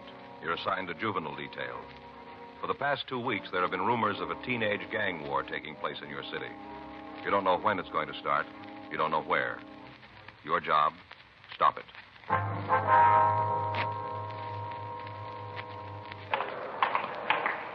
It was Tuesday, September the 8th. It was warm in Los Angeles. We were working the night watch out of juvenile detail. My partner's Frank Smith. The boss is Captain Powers. My name's Friday. We just transported a prisoner from the main jail, and it was 10:39 p.m. when we got to Georgia Street Juvenile, the interview room. Sit down, Angelo. Yeah. What do they call you, Angie? Yeah, Angie. Why'd you tell the officers who arrested you that you were 18? How'd they find out different? All they had to do was check your record. Well, don't make any difference. Some of them say 16, some say 17. They're all different. You're 17 now, aren't you? Yeah, 17. All right, you want to tell us about this burglary? I told the other guys. Ain't that enough? We want to hear it. No, figure if you tell it once, that's enough. They copped out. I told them all about it. Why don't you ask them? All right, boy. Give us a story. You got a match? Be better if you don't smoke, don't you think? Well, my folks don't care. They let me smoke. The law doesn't until you're 18. Oh, yeah. Come on, Angie. Tell us about it. There's nothing to tell. Me and a couple other kids broke into a house. That's all there is to it. We just broke into the place. What about the stuff you took? I told the other two guys all about that. The officers from burglary? Yeah, they said it was from Central. I told them all about it, everything. You show them where the plant was? I told them I didn't go there, though. I just told them. What'd you steal? Huh? The things you stole. Name them for us. Just different stuff. You know, like you find in a house, all kinds of stuff. Was there an electric mixer? Yeah, good one. You know, with orange juice attachment, good. What else? Electric razor, some silverware. What kind of silverware? You know, like you eat with. Was there a silver tea service? A what? A tea service, you know what I mean? If I knew, I wouldn't ask you. Like a coffee pot with legs, a lot of scroll work on it, silver, you know. Oh, yeah, I know. Oh, was there one of those? No. How about a German Luger? You mean a pistol? That's right. No, there wasn't one of them. Hey, you guys gonna let me out tonight? No, you'll be held here. Oh, I thought you was gonna let me go tonight. How about my folks? They know I'm here? We haven't had a chance to notify them yet. Where they live? Down on Wall. They have a phone? Uh-uh. I thought you always told them when you picked up a kid. You were booked as an adult. Oh, yeah. You fenced any of the stolen merchandise yet? No, we just got it last night. We just broke into the house then. Haven't had a chance to fence it. The other officers say they're going to pick it up? Yeah. You got a job? What? I said, are you working? I told you I did. Where? Place down on East Fifth. What do you do? I'm a messenger. Ride a bike. Delivery thing. You working there now? I'm here now. You know what I mean. No. You're not working then? The boss and me had a beef. He's a moody one, too. Real moody. Your parole officer know you lost the job? I never told him. Well, maybe he found out. Maybe that's why he was sore at you. Yeah. You been reporting regular? Yeah, pretty much. What's that mean? Once in a while, a couple of times I missed. Just a couple. Don't have to make a federal case out of it. My parole officer know about this arrest? I think he's been notified. How many times have you been arrested? I don't know, maybe 6, 7. You ever been to camp? Yeah, I was there. What for? Truancy. How long were you there? A couple of weeks. And I broke out, and they sent me to Preston. I'm on parole now. You can't let me out tonight, huh? We'll book you and notify your officer. What's his name? Lockridge. He's a moody old guy. Hope he ain't in the mood when he sees me. Rough if he's in the mood. All right. Yeah. Like he came down to see me one day and asked me how I was doing. I told him fine. I had a job. I was doing fine. He says, that's good, Angie, like that. That's good. Tells me how fine I'm doing. Yeah. Next day he comes to my house and reads me off. Says I'm a bum. I'm no good. All like that. Moody. Why'd he read you off? I don't know. Didn't he tell you? No, he just came in and yelled at me. I wasn't doing anything. He's moody. You belong to a gang, Angie? Huh? I said, do you belong to a gang? Yeah, we got a club. I belong to that. What's the name of the club? Little Wall Street gang. You heard of it? No. Good club. You sure you ain't heard of us? No. How about you? No. Your gang fight much? What do you mean, fight? Well, you ever get mixed up in gang wars, anything like that? No, not us. We've been in a couple of street fights, maybe. You know, some kids come over to where we are and start trouble, but we never been in no gang wars. We got a good gang. You know anybody that belongs to Pink Rats? A couple of guys. I don't know them real well. Who are they? I told you, I don't know them real well. Just to know them when I see them, you know, like that. You don't know any of the names, huh? I think one of them's called Pinky. That's all I know. Look, why are you asking me about them? Well, we got a rumble that they're cooking up a gang war. Wondered if you knew anything about it. Where'd you hear it? We did. You know anything on it? No. You sure? I told you I wouldn't tell you if it wasn't right. Now, look, Angie, if this thing breaks loose, there's going to be a lot of kids hurt. If you got no part in it, why don't you give us the story? I'm giving it to you. Ain't nothing more I can tell you. Didn't hear nothing about no war. I told you I belong to the little Wall Street gang. We don't get mixed up in no wars. A couple of street fights, maybe, but no wars. You going to stand on that? I haven't got any other way. What did you hear? What? What did you hear about the rats? About the war, I mean. Who are they going to fight? Well, the way it comes to us, they're going to cut into the orchids. You mean from the south side? Yeah. They're rough guys. That's what we hear. How did it start? What do you mean? What's the beef? The orchids won't go that far away from home to stage something. Got to be a reason. You guys know what it is? Well, the way we got it, a girlfriend of one of the orchid gang moved over into the pink rat territory. She started to go with one of the rats. The orchids didn't like it, so they drove over one night and beat up on one of the rats. The next night, the rats went over the south side and kicked around one of the orchids. That's the way it started. A couple of nights ago, one of the rat kids was riding down the street on the motorbike. A car full of orchids came up alongside the boy, and before he could do anything about it, they wrapped a piece of bicycle chain around his head. Kill him? No. He's still in the county hospital. He's not doing too well. We got word there's going to be a party this Saturday night at one of the rats' house. They figure maybe that's where the trouble's going to be. You're not throwing any coconuts at me? What? This is for real? It's the way we get it. Those kids get started, and somebody's going to get hurt real bad. Maybe a lot worse than you got it figured. What do you mean? I heard about the job the orchids did last week. Yeah? They broke into a place and cleaned it out. It must have been for Saturday night. How do you mean? They stole a couple of rifles. Something worse. Yeah? 12-gauge shotgun. 10:45 p.m. Angelo Marcal was rebooked at Georgia Street Juvenile on a charge of burglary. His shoes and his belt were taken from him, and he was held in detention. We put in a call to his parole officer and told him what had happened. After that, we drove by Marcal's home to inform his parents of the arrest, but we found nobody there. We left our card with a notation asking them to call us when they returned. Before the Marcal boy had been placed in a cell, we'd gotten a description of the boy he knew as Pinky. After trying to contact Marcal's parents, we went up to the second floor of the juvenile division and had the record bureau check the nickname and description. We came up with 3 possibles. We pulled the mug shots of the boys and showed them to Angelo Marcal, but he was unable to give us an identification. It was difficult to tell if the boy was lying or telling us the truth to try to cover up for the members of the Pink Rat Gang. The following afternoon, Wednesday, September 9th, Frank and I checked into the office, and then we drove out to see the parents of the Marcal boy. They still hadn't returned, and the neighbors told us that they had seen the couple drive away early Monday morning without giving any indication as to when they might return. We asked the woman who lived next door to call us when they did come back. 4:40 p.m., we drove over to the east side of town to check on the 3 possibles named Pinky that we'd turned up the previous night. All of the boys were able to prove to our satisfaction that they were not the Pinky we were after. We talked to the youngsters in the neighborhood, asking them if they knew anything about an expected gang war. Either they didn't know anything about it or they wouldn't tell us. 6:15 p.m., we went back to the office and put in a call to Central Burglary. Yeah. We haven't got the exact date. The way we got it, there are a couple of rifles taken and a 12-gauge shotgun. No, and a 12-gauge shotgun. Yeah. Sure, I'll wait. They're checking the reports now. This is one tip I'd like to have turned bad, wouldn't you? Yeah, I'm with you. Yeah, Rex. Mm-hmm. That'd be the 30, huh? Yeah. What's that? Yeah, I guess it might be. Won't help if it is. Right. Let us know, huh? Right. They got the reports. Guns were stolen on Tuesday, August 30th. They still haven't been able to get anything on it. Rifles were 30-06s. Deer rifles, huh? Yeah. Olson says they got another report last night. Might mean something. Yeah. Hardware store broken into. What'd they take? 4 boxes of 30-06 ammo, 3 boxes of 12-gauge cartridges.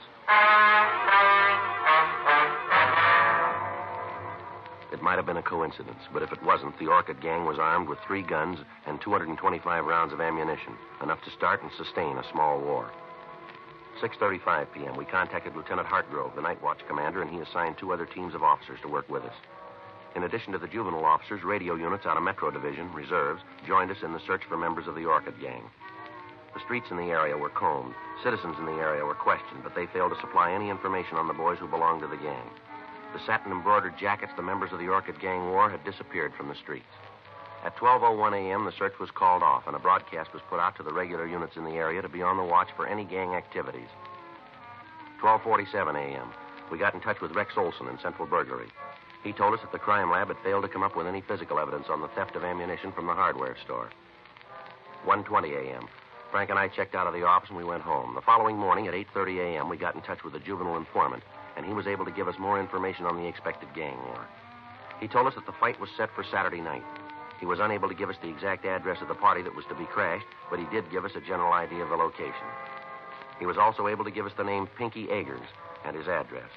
He told us that the Eggers boy was the leader of the Pink Rats and might be able to give us information on the membership of the Orchid Gang. 12:40 p.m., Frank and I drove out to talk to the Eggers boy. We checked his school, but he wasn't there. We went to his home. It was a small one-story frame building with a weathered picket fence surrounding it. A 1947 hopped-up Ford was in the driveway. Frank and I went up on the porch and rang the bell. Yard could sure stand to cleaning up. Yeah, wonder who the car belongs to. I don't know. Sure looks fast. Yeah. Yeah? Like to see Pinky Eggers. Who are you? Police officers. Well, can't you lay off the kid? Why don't you quit rousting him? Is he here? No, he ain't here, and if he was, I don't think I'd let you see him. That his car? Yeah, it's his. Registered in his name? No, in mine. Now, what are you after the kid for? I want to talk to him. Well, talk to me. I'm his father. Anything you got to say to him, you can tell me. Your boy belonged to a club called the Pink Rat Gang? Why? Does he?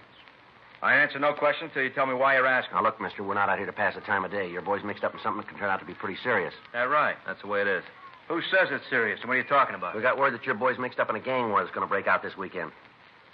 And you two big cops are out here leaning on a kid because he's mixed up in a beef.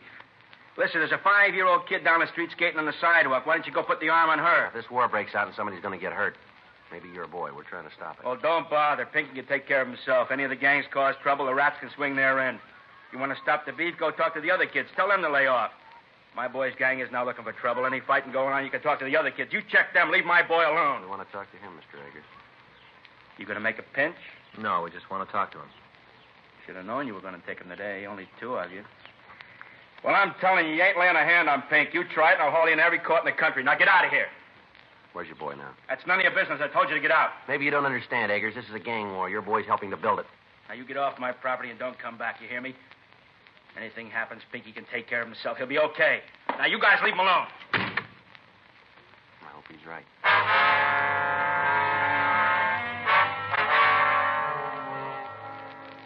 3:15 p.m. Frank and I drove over to Pinky Eggers' school again. We spent the next 2 hours talking to the youngsters in the neighborhood. Those that would cooperate with us didn't have the information that we needed. The others refused to tell us anything. In the meantime, officers from 77th Street Division were checking on the activities of the Orchid Gang. They ran into the same evasive answers that we had. If the information we'd gotten was true, we had a little more than 48 hours to find the principals in the war before the shooting could start. Thursday night, 8:40 p.m., Frank and I met with Captain John Powers, Lieutenant Hartgrove, and the heads of the juvenile details throughout the city. From them, we learned that word of the impending war had spread through the gangs in the separate districts, and that the other gangs were taking sides in the argument and were ready to start their own battles with factions who opposed them. Captain Powers, along with the heads of the divisions, mapped the plan of action to be put into effect at the first sign of an outbreak. Additional cars from Metropolitan Division reserves were to be ready if they were needed. Days off for all juvenile officers were canceled. A 3-way radio contact would be kept open between all divisions on Saturday night. The area where the main activity was expected would be heavily patrolled, both by beat men and by radio car officers. Once the operating plan was set up, there was little to do but wait. In the meantime, the search went on for members of the Orchid Gang and for Pinky Eggers, the leader of the Pink Rats. A watch had been placed on his home, but he'd failed to return.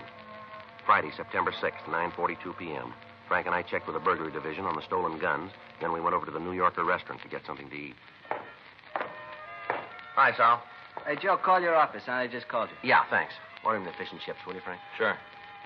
How's it going, Sal? Not bad. Would you? Kind of rough. Where's Rosie? Her and the kids went to movies.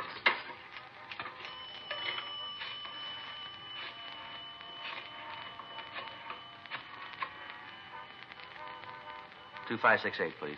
Yeah, George Juvenile. Right. Lieutenant, this Friday. Well, when did it happen? Well, wait till I get a pencil. Saul, hand me that menu, will you? Yeah. Here you are. All right, go ahead. Yeah, I got it. Yeah. Well, what do you want us to do? Yeah. They know yet? Yeah, all right. No, we'll get right over there. Bye. Never mind the food, Sal. What's the matter?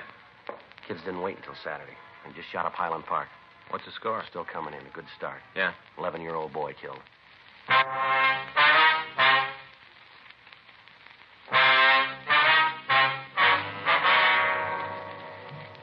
The first victim of the juvenile gang war was 11-year-old Tony Herman. The teenagers next door to the Herman house were having a party. At 9:36 p.m. Friday night, a group of youngsters had arrived at the house and tried to crash the party. A fistfight had ensued, and Tony, who was doing his homework next door, had gone out to see what was causing the disturbance. As he stood on the porch watching the fighting, a 12-gauge shotgun had been fired. The pellets from the cartridge had caught the youngster in the stomach and the abdomen, and he'd gone down. At the sound of the shot, the fighting had stopped, and the party crashers had left the scene. The police had been called, and Tony was removed to Georgia Street Receiving Hospital. He was dead on arrival. From the neighbors, descriptions of the party crashers had been obtained. All of the boys wore satin jackets with a large white orchid embroidered on the back. One of the people who saw the shooting said that the boy who'd fired the gun wore a jacket with the name Gene under the orchid design. A broadcast was gotten out immediately, along with a description of the car that the juveniles had used to escape. The parents of the Herman boy were not at home when the shooting occurred.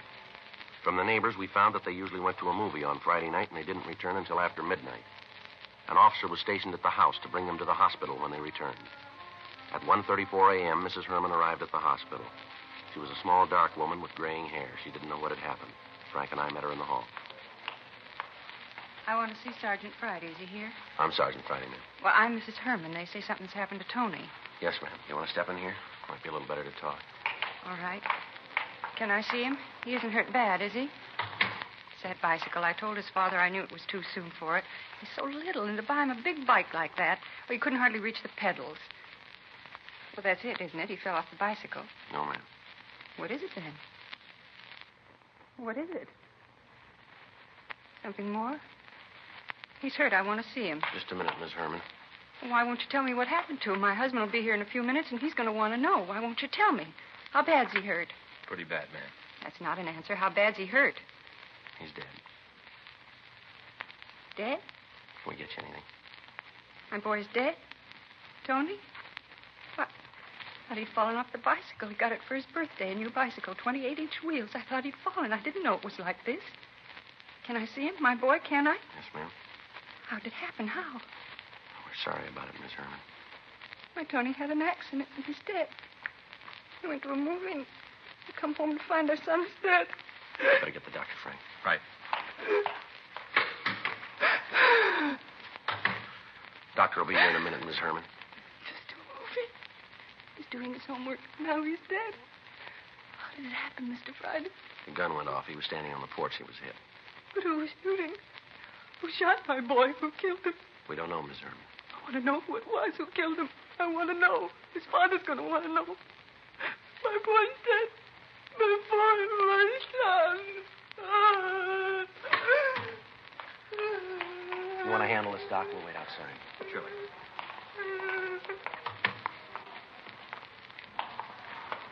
It's kind of hard to do. You're going to make up for it. Huh? The kid that fired the gun? Yeah. I got him downstairs.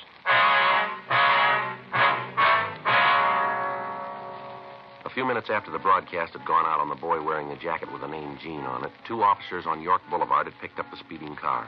In shaking down the occupants and the car itself, they'd found the jacket hidden under the rear seat. In the trunk of the automobile, they'd found the stolen rifles and the shotgun with one discharged cartridge in it.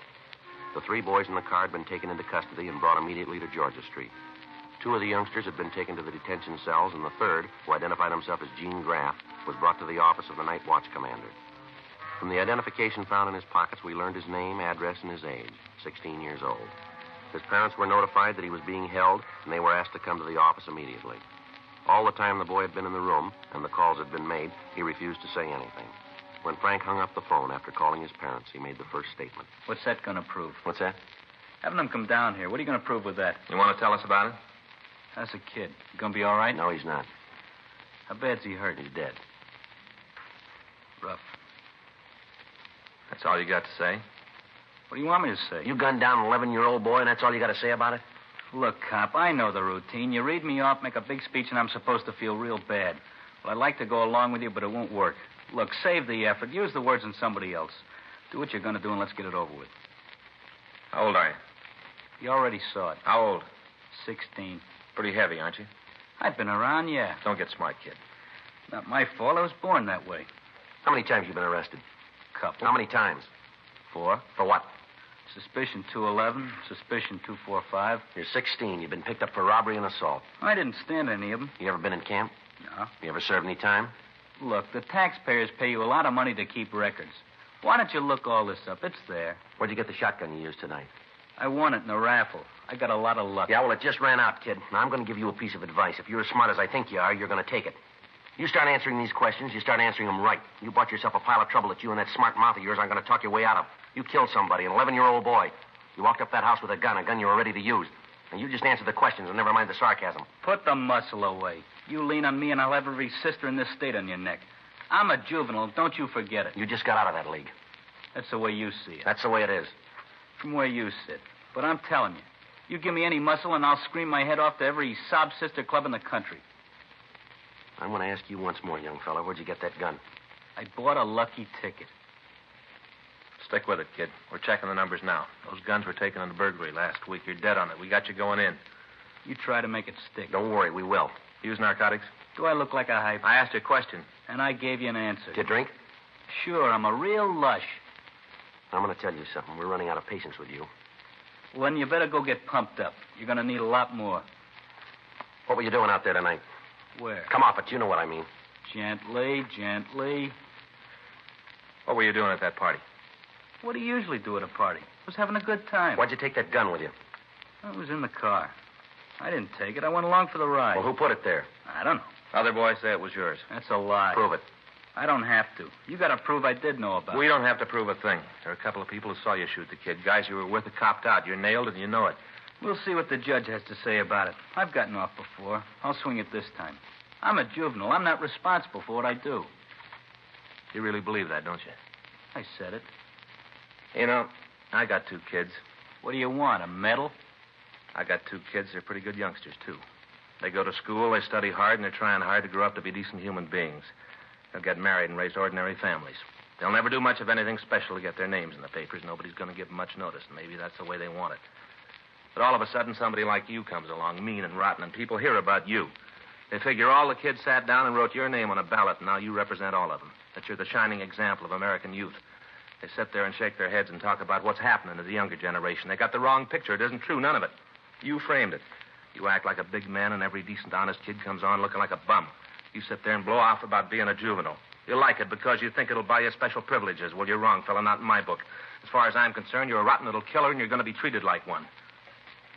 Now you bring out the rubber hose? All right, come on, let's go. Take your coat, boy. You're not coming back this way. Yeah. Come in. Mr. Friday, Yes, Miss Herman. they told me I'd find you here. Is this the boy who did it? Yes, ma'am. What's your name? Answer. Gene Graff. Why'd you do it? Why'd you kill my boy?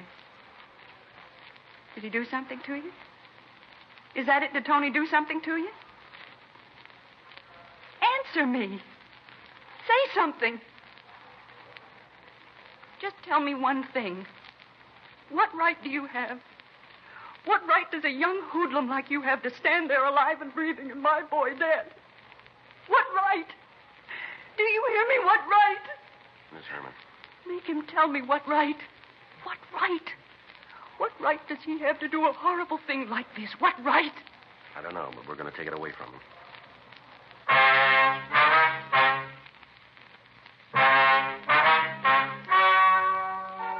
The story you have just heard is true. The names were changed to protect the innocent. On October 4th, a petition was filed in juvenile court, and the subject was declared unfit to be tried as a juvenile. He was ordered to be tried in superior court under the general law.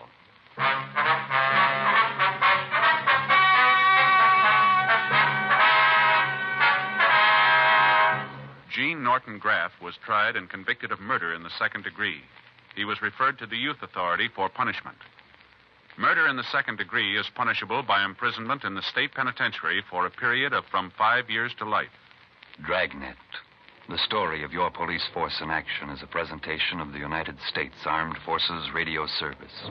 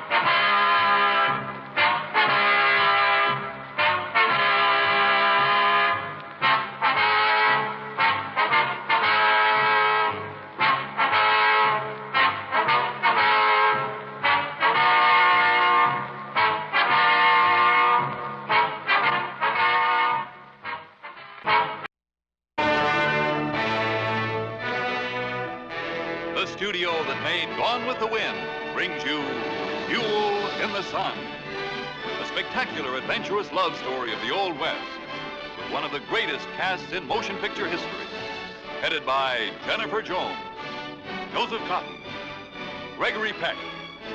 Duel in the Sun, the unparalleled thrill-packed spectacle that was 2 years in the making, photographed in magnificent Technicolor. Duel in the Sun, with Lionel Barrymore, Herbert Marshall, Lillian Gish, Walter Houston, Charles Bickford.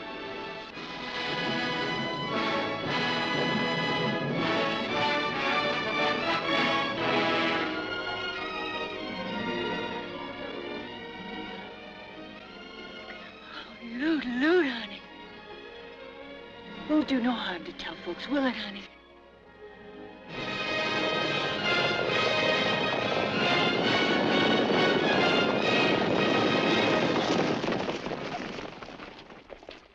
I aim to defend Spanish Pit with lead. Now, if there's any yellow bellies among you, get out now. Earl, you're curbed in the flesh of temptation. Resistance going to be a darn sight harder for you than for females protected by the shape of sows. You might as well say it, Abbott. I loved you. Somehow you touched me. You love me? You dared to bring that Indian baggage right here into this house, and now you try to tell me... You get her out of here. And what's more, you get her out of here tonight.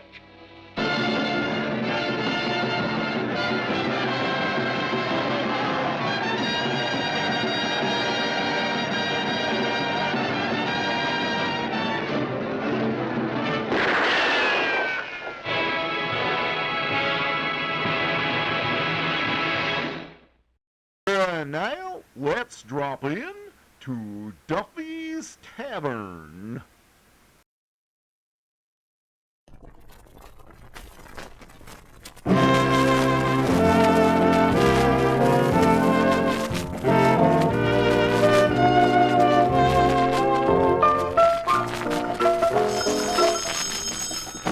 Hello, Duffy's Tavern. What do you eat meat to eat? Archie the man just speaking. Duffy ain't here. Oh, hello, Duffy. A big crowd tonight. No, it looks like we ain't being hurt by the curfew. Well, most of our customers is patriotic and realize that they have to carry their load, too, so...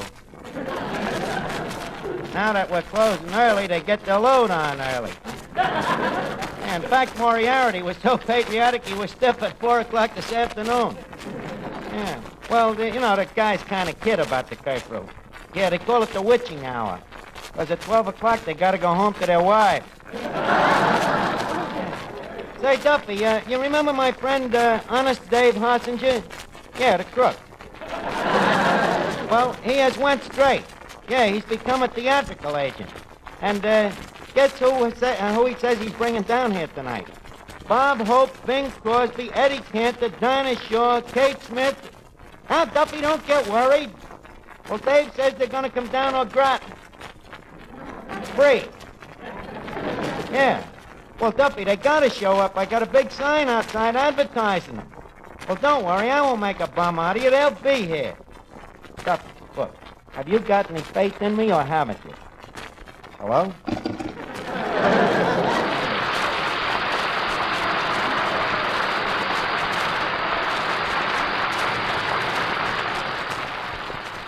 Hayati. Yeah, Frankie. That big sign outside. Yeah? With them great big red letters. Yeah. Does that mean what it says? Absolutely. What does it say? Well, it says tonight at 8:45, big all-star floor show. Archie's guests would include Bob Hope, Bing Crosby, Dinah Shaw, Nell Smitty, Jeanette McDonald. Yeah, that's Mr. Archie. What a man. His dreams is getting better all the time. Daddy, is all them stars really coming down here tonight? Well, Mr. Archie say they are. Well, if Archie says so, that's good enough for me. They ain't coming. Well, he thinks they are. Hello, fellas. Hiya, Finnegan. How's your love life? Will do. Well, be patient. Did you hear about the big show here tonight? Yeah, I tell you, we're really going to see all them big stars. Certainly, you'll see them, every one of them. You know, I got a drag. Give me a drag. I'd like to see him, too. Miss Archie, how can you believe that's phony Hossinger? Now, that man is gypsy I know. I'm a sucker. I'm an idiot. I'm a jerk. That's telling him, Art. I ain't scared of him. Oh. Well, now look, Eddie. Leave us look at it logical. Dave Hossinger is a friend of mine who has been a crook, right? Right. Now he writes me and says he's going straight. Touche? Touche. He has become a theatrical agent. Possible?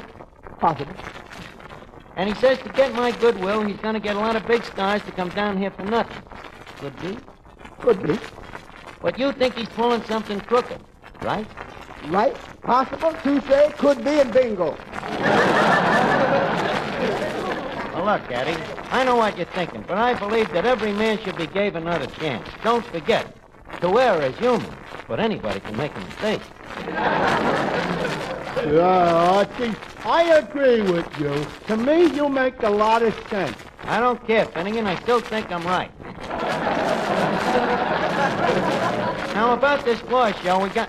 Hey, wait a minute. That guy over there eating a free lunch. Ain't that Sir Heathcliff Bannerswick? Yeah, the comedian. Hey, Art. I thought you fired him. I thought so, too. How are we ever going to get rid of that guy? Simple. Just let him keep on eating the free lunch. Hey, Sir Heathcliff, what brings you down here? Well, hello, Archie. Well, as the peeping Tom said to the chorus girl, I just thought I'd look in on you. Now, look, Heathcliff, if this visit is social, we're glad to see you. If, on the other hand, you're going to try to ease yourself back here... Nothing of the sort, old boy. I'm a philosopher. We had a relationship. It's been terminated. Pip, pip, it was kismet. Good. But I wanted you to know that it wasn't my fault that you got kismeted. It was Duffy, you know. It was, eh? Oh, sure. I used to defend you. I says to Duffy, Duffy, why don't you give Sir Heathcliff another chance, you know? We're only paying him $5 a week, and he ain't a bad guy. So Duffy says, go on, he's a bum. Well, you'll have to admit that he had me there. By the way, you been out looking for another job? No, I've just been resting. My agent does my scurrying around. Oh, you got an agent? Why, of course. I pay him 20%. 20%? Ain't that a lot of dough to be paying him when you're out of work? Well, if I didn't give it to him, I'd have to give it to the government. Oh, yeah, sure. Besides, I don't expect to be out of work long with my new act. A new act? Completely new. New jokes, new songs, new stories. You want to hear it? New. Well, wait a minute, Heathcliff. You ain't a bad guy. I'll listen to it, but you got to make me one promise. What? Well, if I listen to it and I like it, see, and I offer your job back, you got to promise not to accept. Very well, it's a deal. Okay, repeat, play Sir Heathcliff's regular introduction, please. You may fire when Gridley, Heathcliff.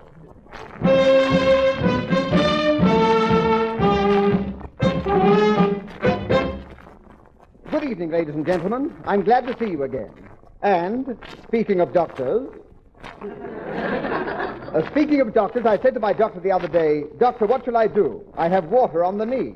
And the doctor replied, wear pumps.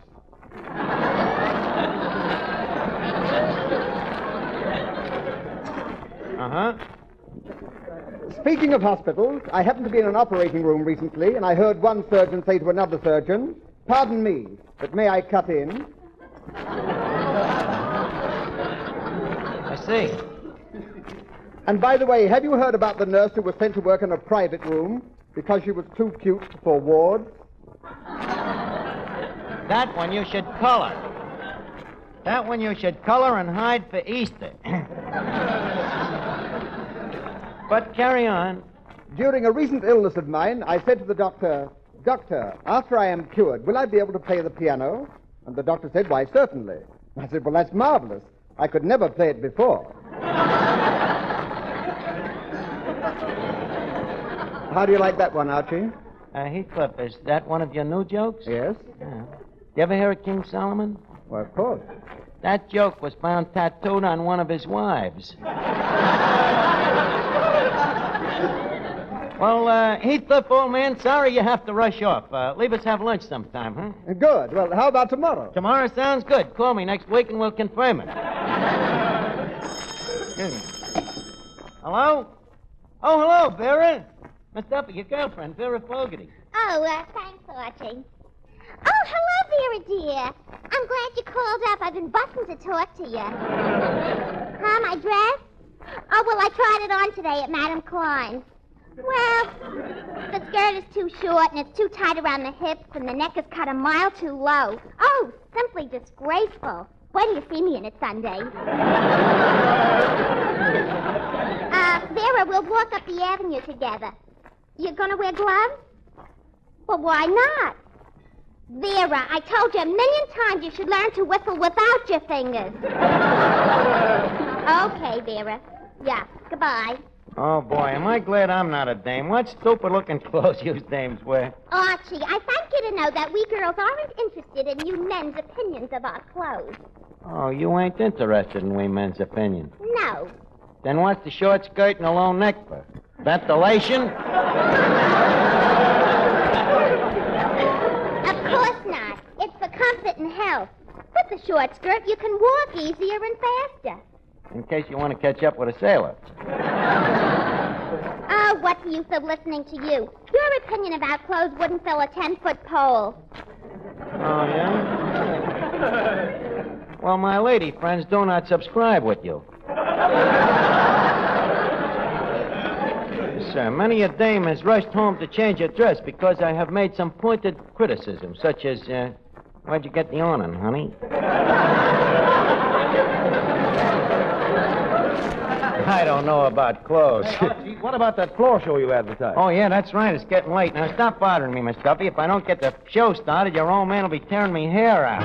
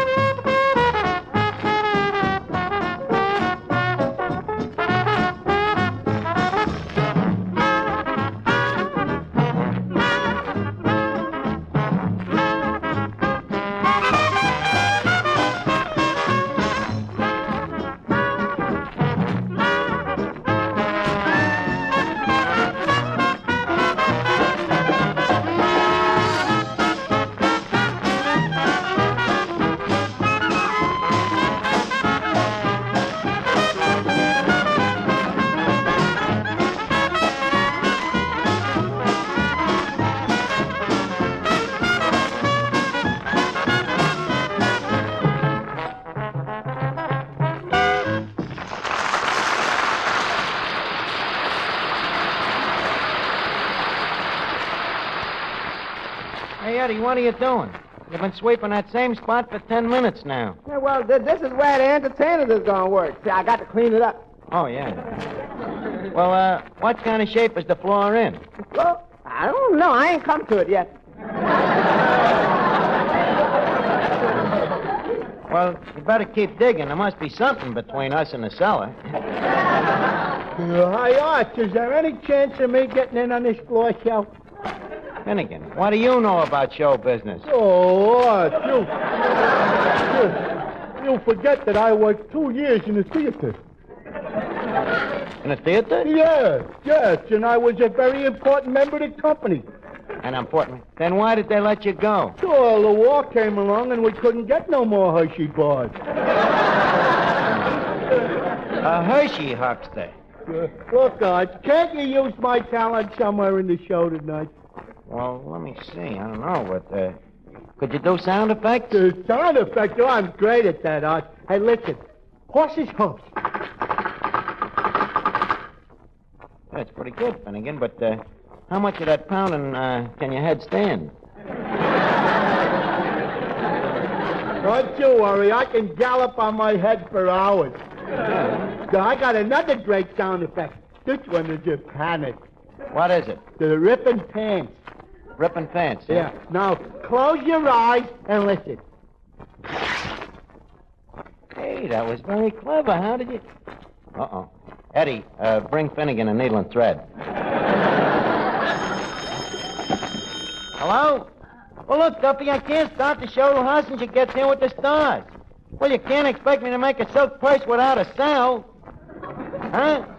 Well, so the customers can wait another couple of minutes. Time don't mean nothing to these guys. They've done too much of it.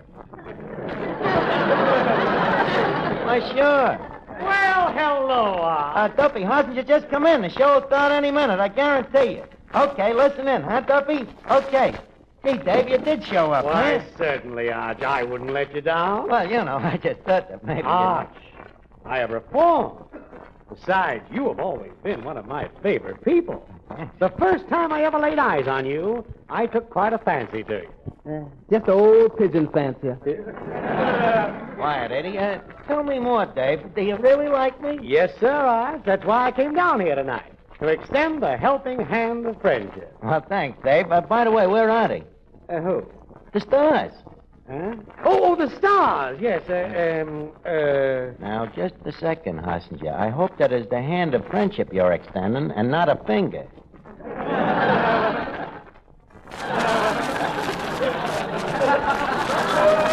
You sure this ain't some new kind of a swindle? Arch, tell me, how could I swindle you by bringing these stars down here? Tell me how. Look, Dave, I can't tell you how to run your business.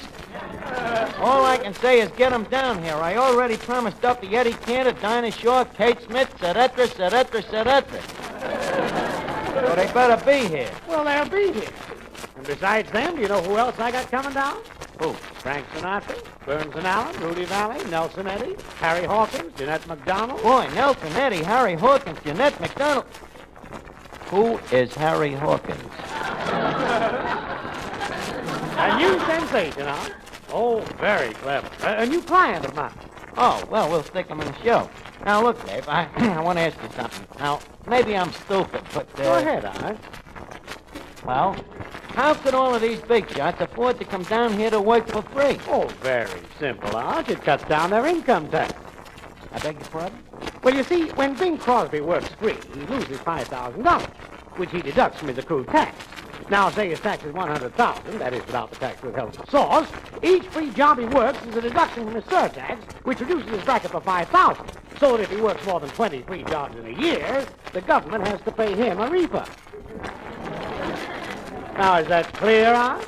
Are you kidding? Of course. Hello? Well, not yet, Duffy, but they'll be here any minute now. Well, certainly, they'd be suckers not to. You see, if they work free, it surtaxes the withholding source $100,000 from their accrued refund. Sure, and this deduces them into a bracket.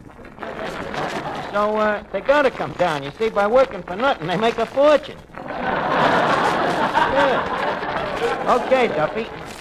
Well, Dave, I hope they get here soon. And, by the way, to show you what a showman I am, I got the order of the acts all wrote out. You have? Yeah. Arch, that's very clever of you.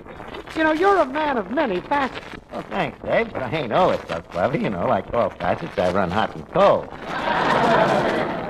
Well, boy, you're sure hot tonight. Thanks, Dave. Yes, sir.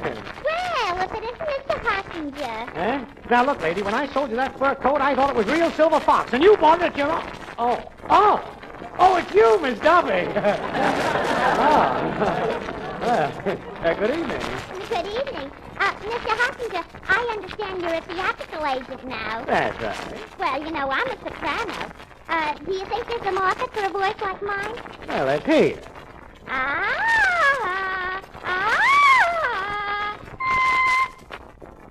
Well, now, Miss Duffy, I don't know if there is a market for that. Well, Dave, what about the farmer's market? Mr. Smarty. Well, maybe I'm not a Jeanette McDonald. Hey, that reminds me, Dave, where are the stars? I can't understand it. I can't understand it either. Wait, let me make a phone call. Hello, is Mr. Crosby there? Oh, Bing, this is Hotsy. That's coming down? Oh, why not? Well, maybe we can make it another time. What's the matter? Well, there's nobody home, and he doesn't want to leave the Oscar alone. But don't worry, Arch. It still leaves us, let's see, Bob Hope, Eddie Cantor, Dinah Shore, Rudy Valley, Nelson Eddy, Harry Hawkins, and Jeanette McDonald. Hello? Hello, Duffy? What? But Duffy? Duffy? Dave, he says I gotta start the show right away or I'm fired. But they'll be here any minute. Okay, but I gotta put something on in the meantime, no matter who it is. Hey...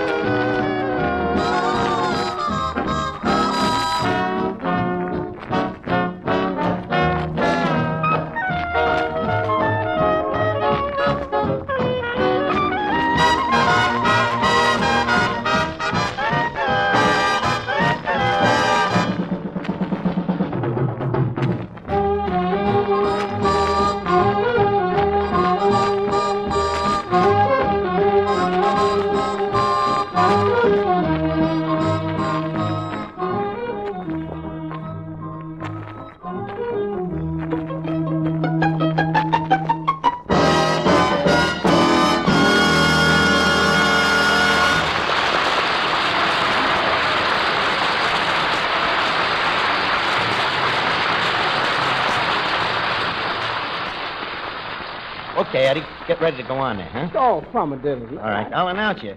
Now, ladies and gentlemen, we now give you a famous singer, a man that is darn near as good as Rudy Valley. I call me sweet buttercup, dear little buttercup, although I could never tell why. They call me sweet buttercup, dear little buttercup, sweet little buttercup, Oh, they call me sweet buttercup. I ain't nothing but buttercup, although I don't know the reason why. Now they say I'm sweet buttercup. My name is Buttercup and sweet little buttercup. That's all.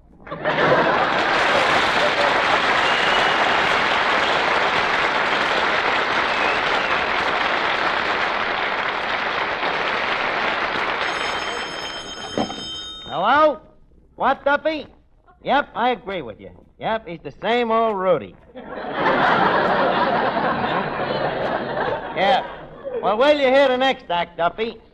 And now, folks, we present a little blackout sketch that will be played by a well-known group of stars who are taking the place of Bob Hope, Eddie Cantor, George Burns, and Gracie Allen. Our scene is a luxurious upstairs penthouse on Lower Park Avenue. Music, please. Come in.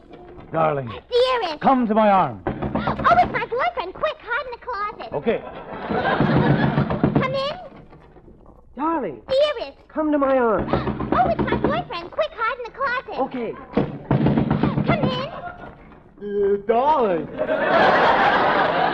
It's me. Dearest, at last. Come to my arms. What cheek fight? Look, I'll call room service. Hello? Room service? Send up some hamburgers. Yeah, I want onions on mine. Honey, you want onions on yours? Yes, dear. Good. Hey, there's somebody in that closet. Oh, no! Oh, no, let me open that door. Aha! Well, what do you two guys got to say? No onions on ours. Hello, room service? Only 2 onions. Blackout. Hello? What, Duffy? Certainly that was Bob Hope. You thought it was Finnegan? Duffy, if that was Clifton Finnegan, I hope you choke.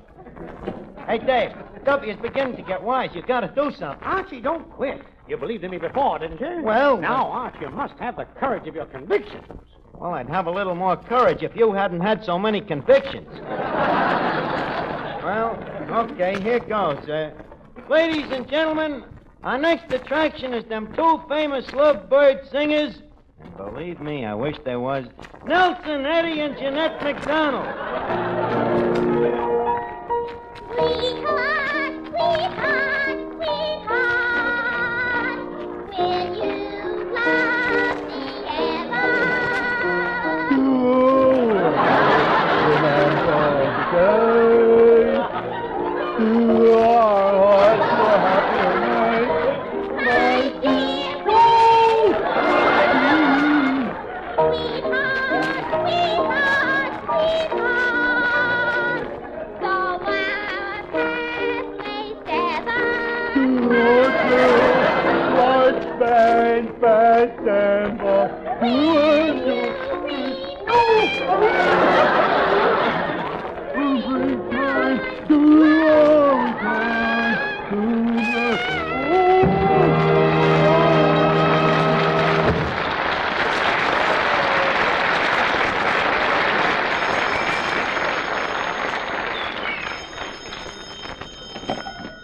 Hello, Duffy. Now take it easy. Relax. Well, you couldn't do that to your daughter anyway. That'd be maternicide. Huh? I'm fired? Now, look, Duffy, you can't do that. Duffy, please, give me one more chance. Archie, the talent is here. Hold it, Duffy. Why didn't you just come in with the real talent? I told you he'd come through. Who's here, Dave? Burns and Allen? Rudy Valley? Eddie Cantor? No. Harry Hawkins. I'll call you back, Duffy. Dave, listen. Believe me, Archie, this Hawkins will be great. I got him in the back room making up so he can go on right away. Now, look, Archie, Dave. Duffy will love him so much he'll forget about everything else. Yeah? Well, then what are we waiting for? Leave us put the guy right on, though. Just a second, Arch. Hawkins is my client, and he'll have to be paid his regular salary, $10 a week. Okay, Dave, it's a deal. And a contract for 10 weeks. Okay, Dave. And 1 week's salary in advance. Okay, Dave. Here, $10. Now, let's see. Before you close the register, did we forget something? Oh, yes. My commission. Your commission? How much is it, How much is in the register? $20. Well, you're an old friend of mine. I'll take it. Okay, Dave. Here, $20. Okay. Well, Hawkins, you're on. Maestro, Mr. Hawkins' introduction music, if you please. Heathcliff Batterswick. That dirty Hossinger, he done it again. Hossinger, you dirty crook.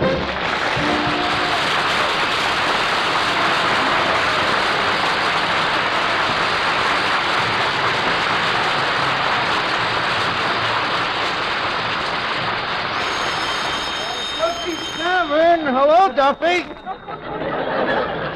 Duffy, hey, look, Duffy, I got a terrible confession. Yeah?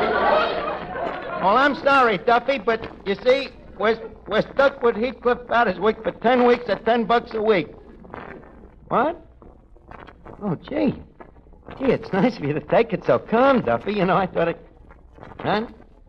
I get $15 a week, and you're gonna... But, Duffy! Hello? How am I going to keep up my social position on $5 a week?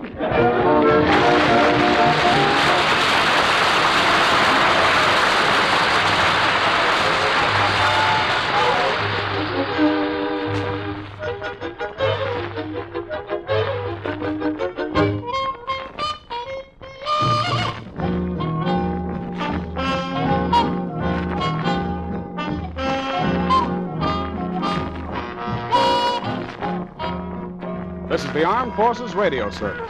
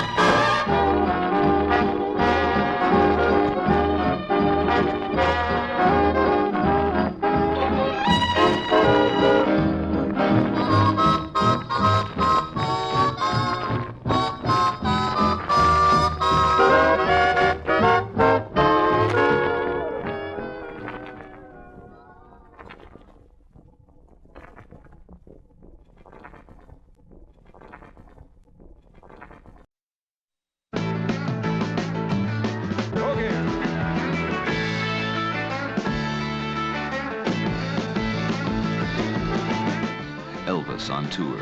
Moments of truth. A long time coming.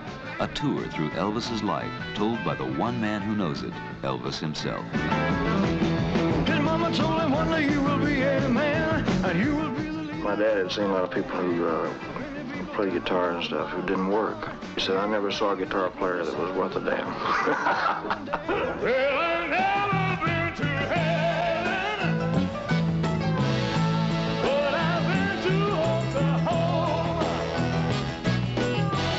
We've all sat in the audience, but have you ever been on stage with the greatest performer of our time?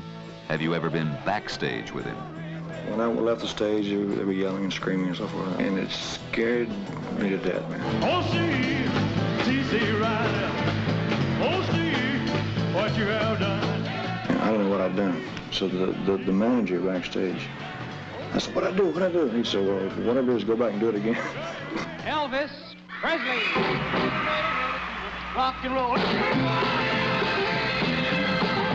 An unprecedented invitation into the past and present of the ultimate popular hero.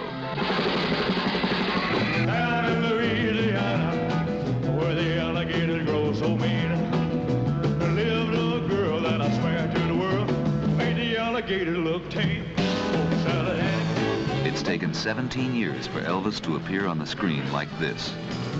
He's there to love me day and night. Never remember the fussy, this treats me right. I can't believe I saw him. I've loved him for 9 years. For you to go. Oh, no. Yes, we're different.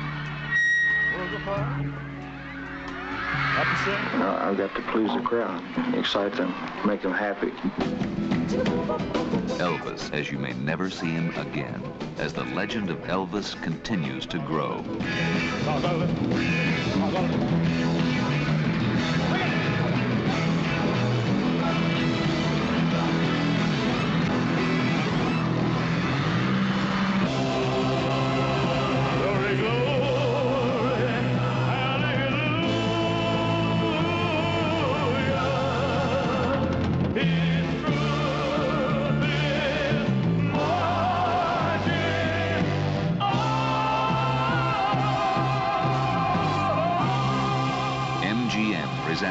Elvis on tour.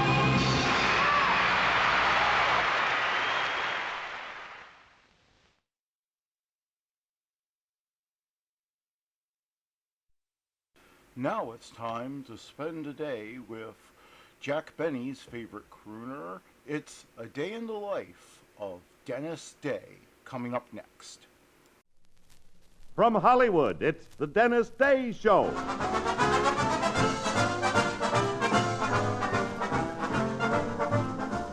Yes, it's the Denis Day Show, produced and transcribed in Hollywood with George Weil in the orchestra and Denis' special guests, Anna Marie Alberghetti and Mel Blanc. And now here he is, the star of our show, Denis Day.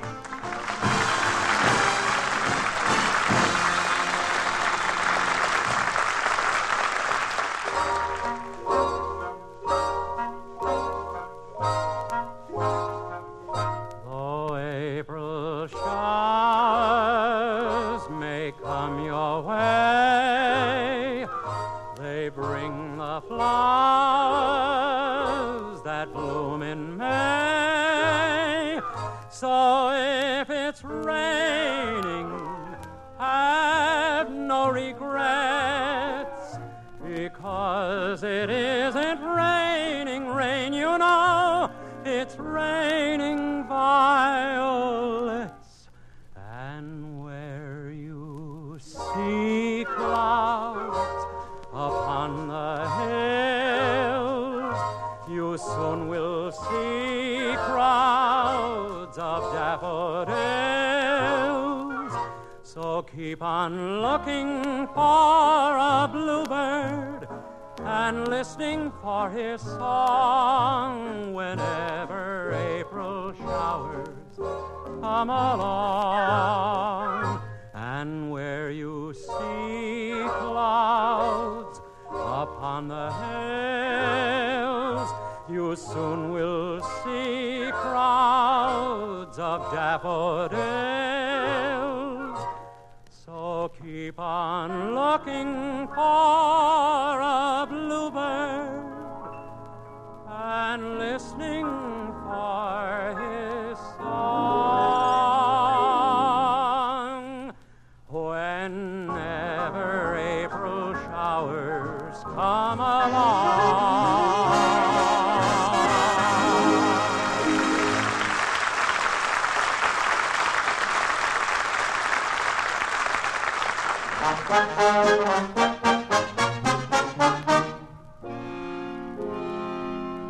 When I was young, I used to wait on master and give him his plate, and pass the bottle when he got dry, and brush away the blue-tailed fly. Jimmy crack corn and I don't care. Jimmy crack corn and I don't care. Jimmy crack corn and I don't care. My master's gone away.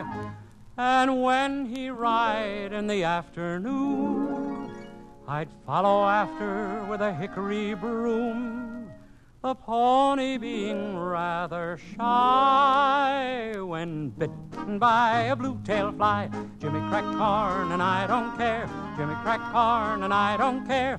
Jimmy crack corn and I don't care. My master's gone away. One day he ride around the farm, the flies so numerous they did swarm. One chance to bite him on the thigh, the divil take the blue-tailed fly. Jimmy crack corn and I don't care. Jimmy crack corn and I don't care.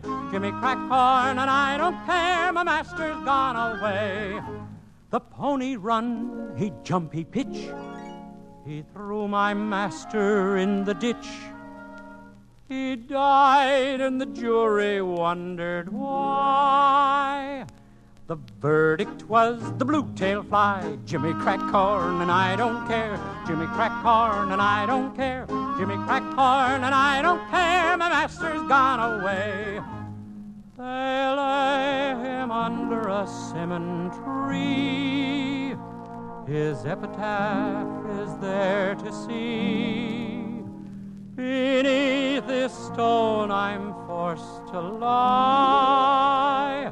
victim of the blue-tailed fly. Jimmy crack corn and I don't care. Jimmy crack corn and I don't care. Jimmy crack corn and I don't care. My master's gone away. Jimmy crack corn and I don't care. Jimmy crack corn and I don't care. Jimmy crack corn and I don't care. My master's gone away.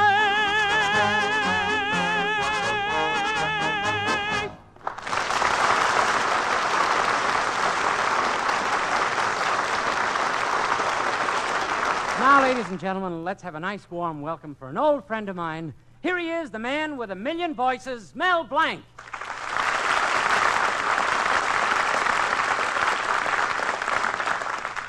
Thank you, Dennis. It's nice to be here. Well, it's our pleasure, Mel. You know, working with you on the Jack Benny Show has made me very familiar with all your characters.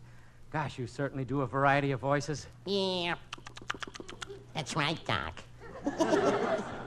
Oh, I'm also Woody Woodpecker. As well as Professor LeBlanc, Mr. Benny's violin teacher. Polly the parrot. Polly with a cracker. Polly with a cracker. In the foghorn leghorn. I said, boy, pay attention. The foghorn leg.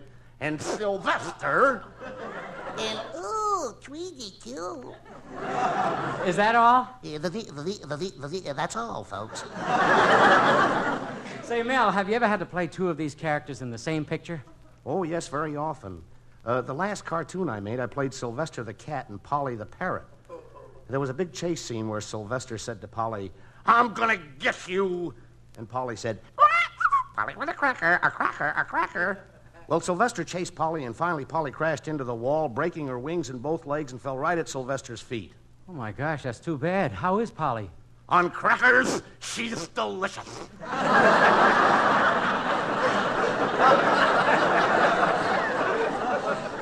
Oh, you know, Mel, doing so many characters, did you ever get confused and do one of them at the wrong time? Well, I did once, Dennis. One day as Professor LeBlanc, I was giving Monsieur Jack Benny a violin lesson. Uh-huh. Sacre bleu, he was terrible. I said to him, Monsieur Benny, they killed a poor innocent cat to make a violin string for you to play. Sometimes I think they should have killed you and let the cat play. Well, I flew into a rage, and the next thing I knew, I became Woody Woodpecker and attacked the violin. I did it, and I'm glad. All that's left in Mr. Benny's violin is the E string and a little wood. That's awful, Mel.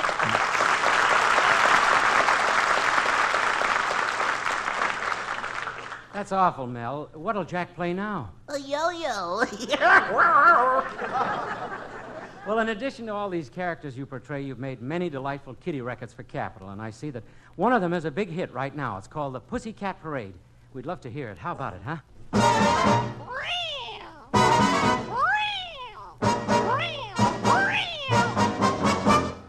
Here comes the Pussycat Parade. Here comes the Pussycat Parade.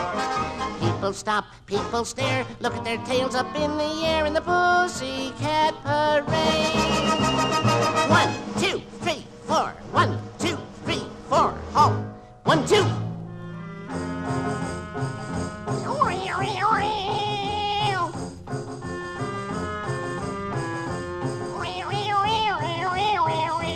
I'm a Persian cat.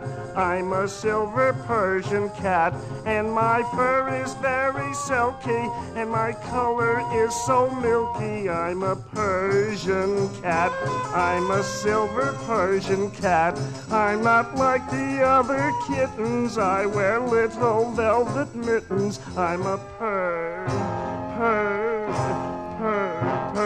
purty Persian cat.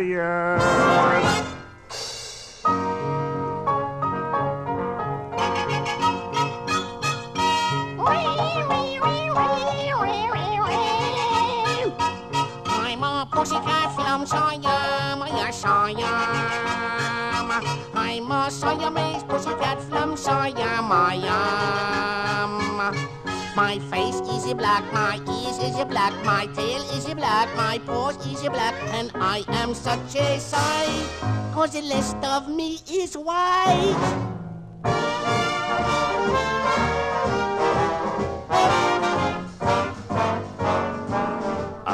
Tom the alley cat, Tom the alley cat, the toughest cat you ever saw. Every day and night you can see me fight. I got dynamite in every paw. I'm Tom the alley cat, Tom the alley cat, toughest cat you ever saw.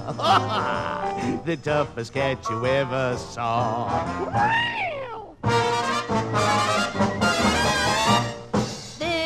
The pussycat parade. There goes the pussycat parade. Whiskers high in the breeze, alley cat, Persian, Siamese, and the pussycat parade.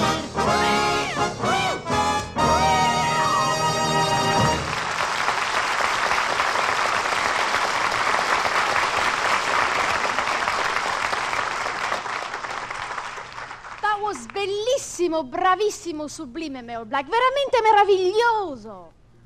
I mean, it's the cat's meow. Anna Maria Alberghetti.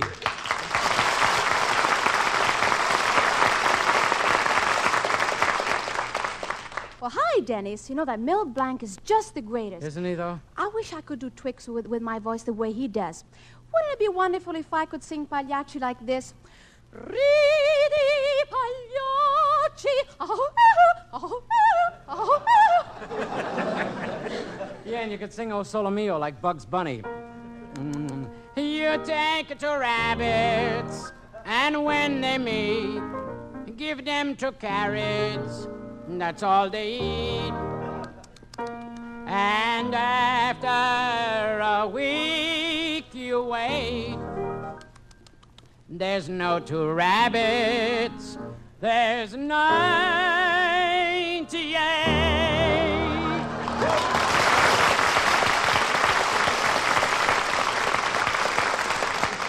You know, Denis, those Warner Brothers cartoon characters of Mel are so appealing to all kids all over America. It's really too bad that the children in other countries can't get to enjoy them. Oh, but Anna Maria, they can. They have characters like this all over the world. Do you know in England they have a rabbit called Bugs Ronnie? Bugs Ronnie? What does he sound like? What's up, Governor?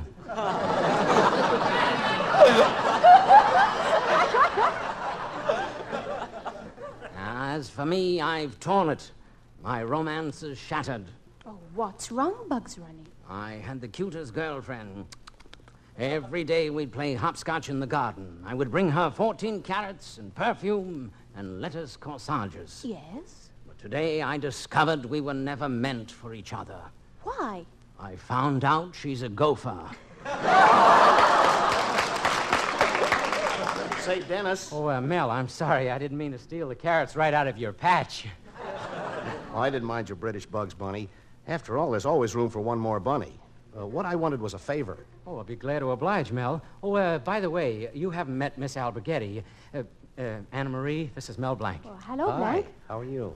Now, what was the favor, Mel? Well, that was it. I wanted to meet Miss Alberghetti and ask her if she would sing the Italian street song on the show. Well, go ahead and ask her. All right. Miss Alberghetti, would you sing the Italian street song? Monsieur.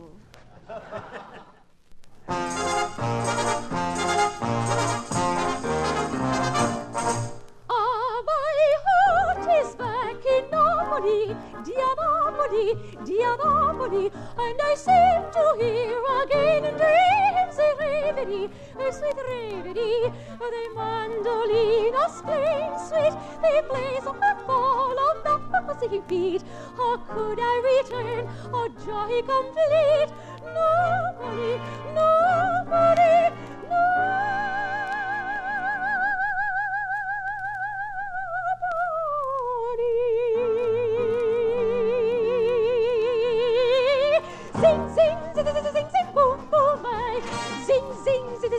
mandolino's gay.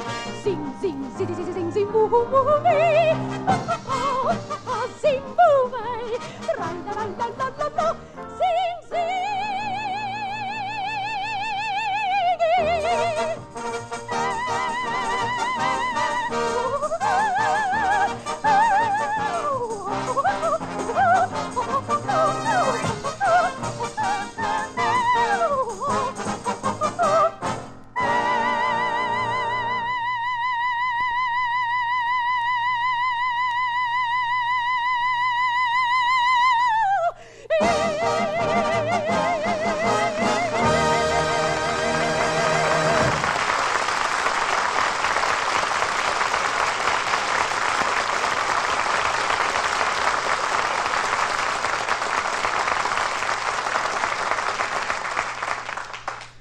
Miss Alberghetti, the way you sang the Italian street song was beautiful. Well, thank you, Mr. Wallington. You know, it's amazing. I mean, after you translated all of those words, I never could... But you know, that's the first operatic aria that has ever made sense to me. Well, you know, Denis, operatic performers are finally beginning to widen their appeal. Yeah, that's right. With Ezio Pinza doing musical comedy, Helen Traubel playing nightclubs, and Anna Marie Alberghetti recording songs like Kiss, Kiss, Kiss. You know, I wouldn't be surprised if one of these days operatic companies went in for westerns. Oh, you mean horse operas? Yeah, that's right. Can you imagine an opera starring Yosemite Sam Blank, Anna Marie Oakley, and Hopalong Two-Gun Tex Melchior Day? This is how it might happen. The orchestra is tuning up, and now the maestro approaches the podium.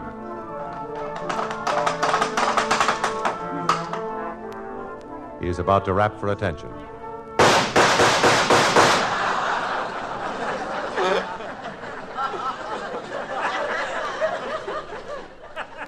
As the curtain rises, we see Yosemite Sam, Anna Marie Oakley, and Hopalong Melchior Day.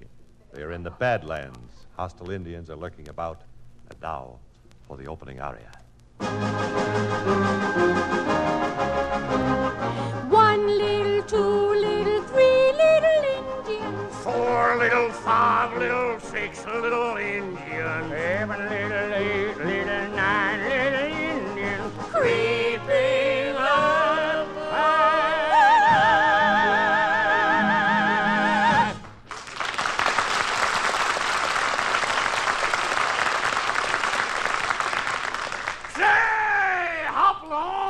Did you ever hear the blood-curdling war whoop of an Injun bent in death and destruction? I never did.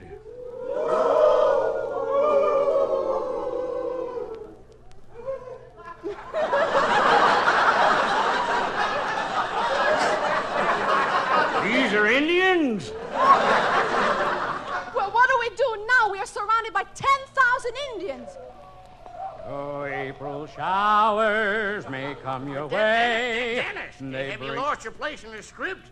Well, you've gone all the way back to page 2. I know, it's safer back there.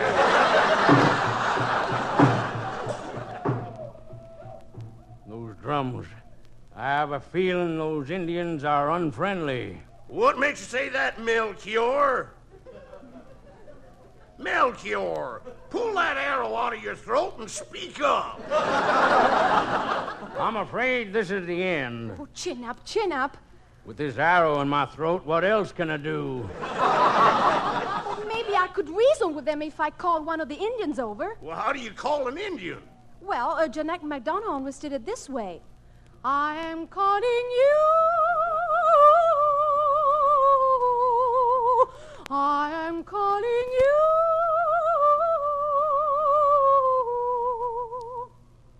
Ugh, you call me and I come.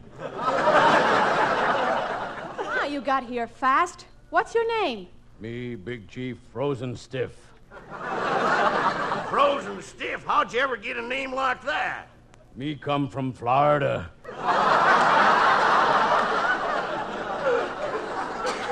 Say, boy, we want to make peace with you. All right, get 'em peace pipe and let's smoke 'em. Here, Chief.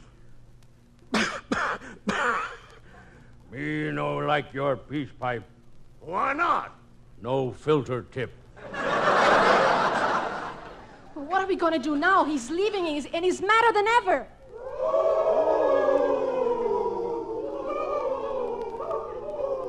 Our goose is really cooked now. We're being attacked by 10,000 Indians. 10,042. How come? Some of the audience just joined them.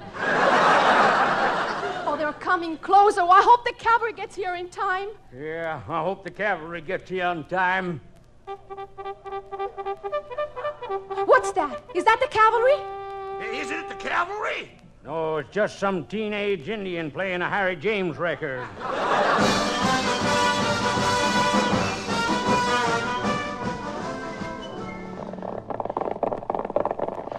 Look, there's the cavalry. It's really the cavalry.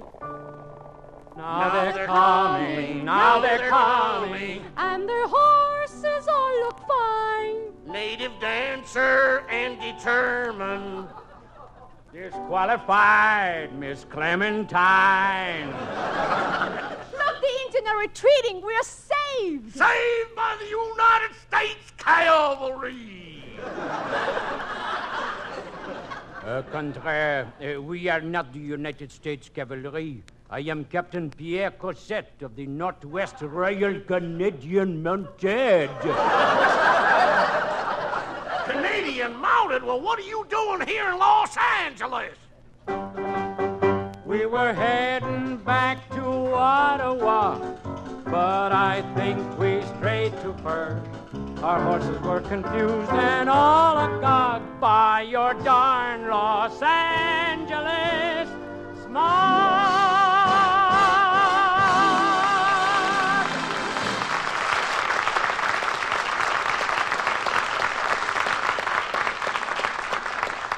Well, so much for the Old West.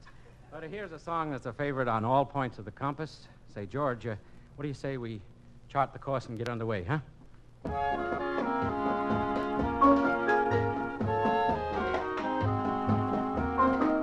I found my April dream in Portugal with you when we discovered romance like we never knew.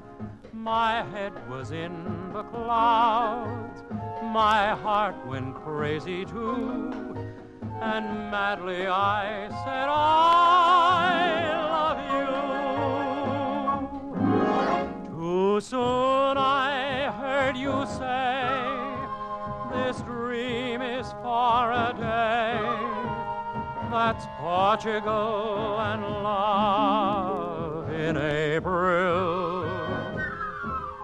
And when the showers fell, those tears I know so well, they told me it was spring pulling me. I found my April dream in Portugal with you when we discovered romance like I never knew. Then morning brought the rain, and now my dream is through. But still my heart says, I love you.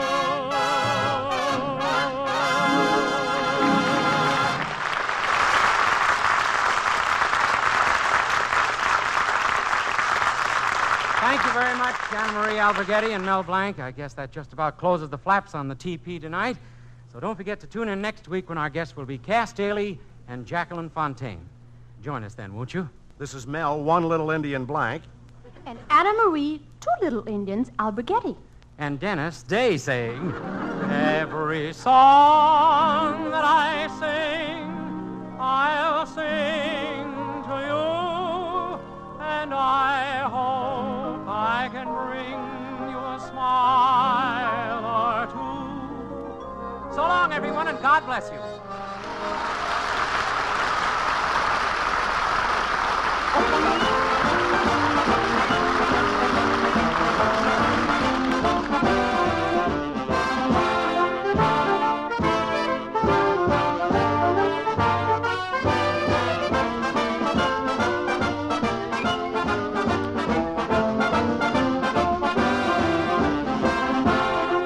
Jimmy Wallington speaking, and inviting you to join us next week for the Denis Day Show, presented by the United States Armed Forces Radio and Television Service.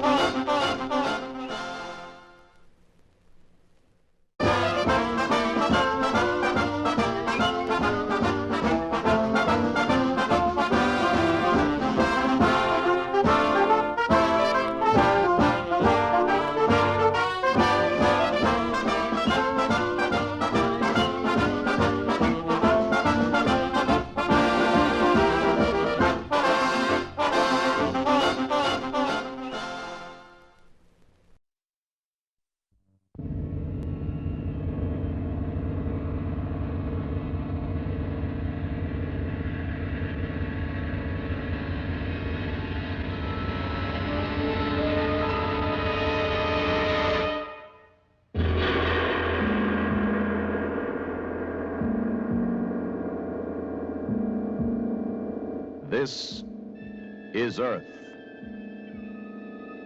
Earth 2.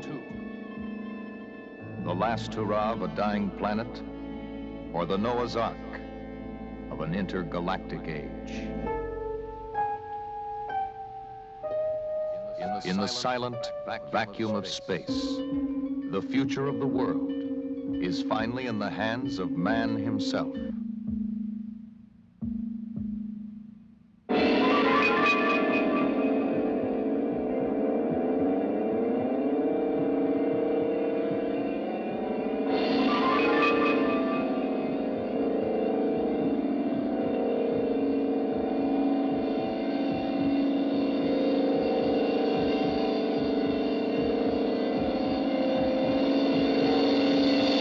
In Earth 2, a new synthetic world. A massive, computerized nation in orbit.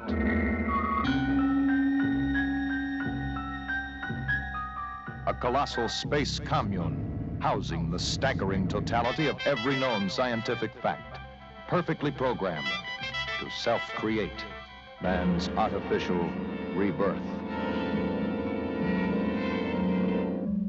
Except for one thing. A foreign power dedicated to violence. Even if it means their own destruction and the death of the whole human species. Only this new colony of select men and women suspended in space can hope to stop it in time. Men and women with one last chance to purge the undermining terror of today with the overwhelming wonders of tomorrow.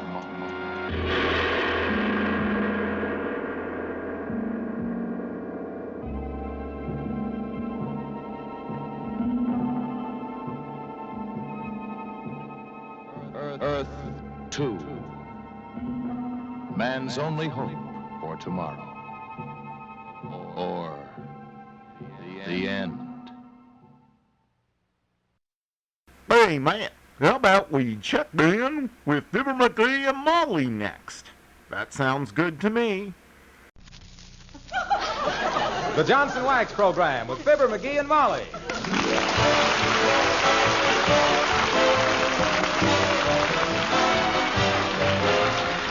The makers of Johnson's Wax for home and industry present Fibber, Magee, and Molly, written by Don Quinn, with music by the King's Men and Billy Mills Orchestra.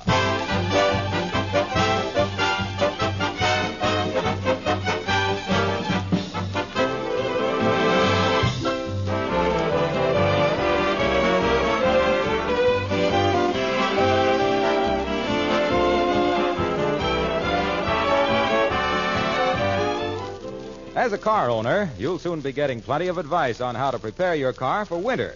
Well, I'd like to join the procession and suggest that you don't neglect the finish. Winter, with its extremes of temperature and its snow, ice, and rain, is very hard on the paint job. Your car deserves the extra care you can give it so easily with Johnson's Car New. The first thing it needs, of course, is a first-rate cleaning. And one advantage of Car New is that it both cleans and polishes with one application, 2 jobs at once. This saves so much work that you won't mind cleaning and polishing your own car with Car New. It's a liquid applied with only as much rubbing as is necessary to loosen the dirt. Car New dries to a powder, and when you wipe this off, you'll see again a gleaming finish you'd almost forgotten. You can get Johnson's Car New right now at your dealers. It's spelled C-A-R-N-U.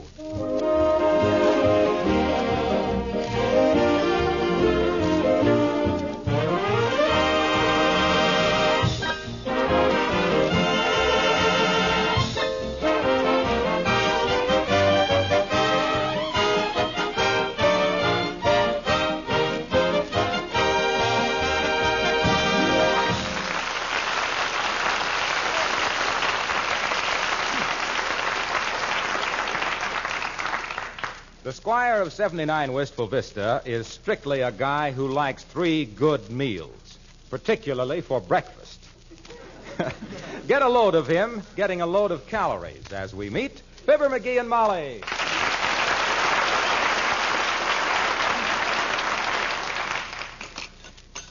Oh, Magee, you're marvelous. I am? How? The amount you eat for the amount of work you do. What you mean?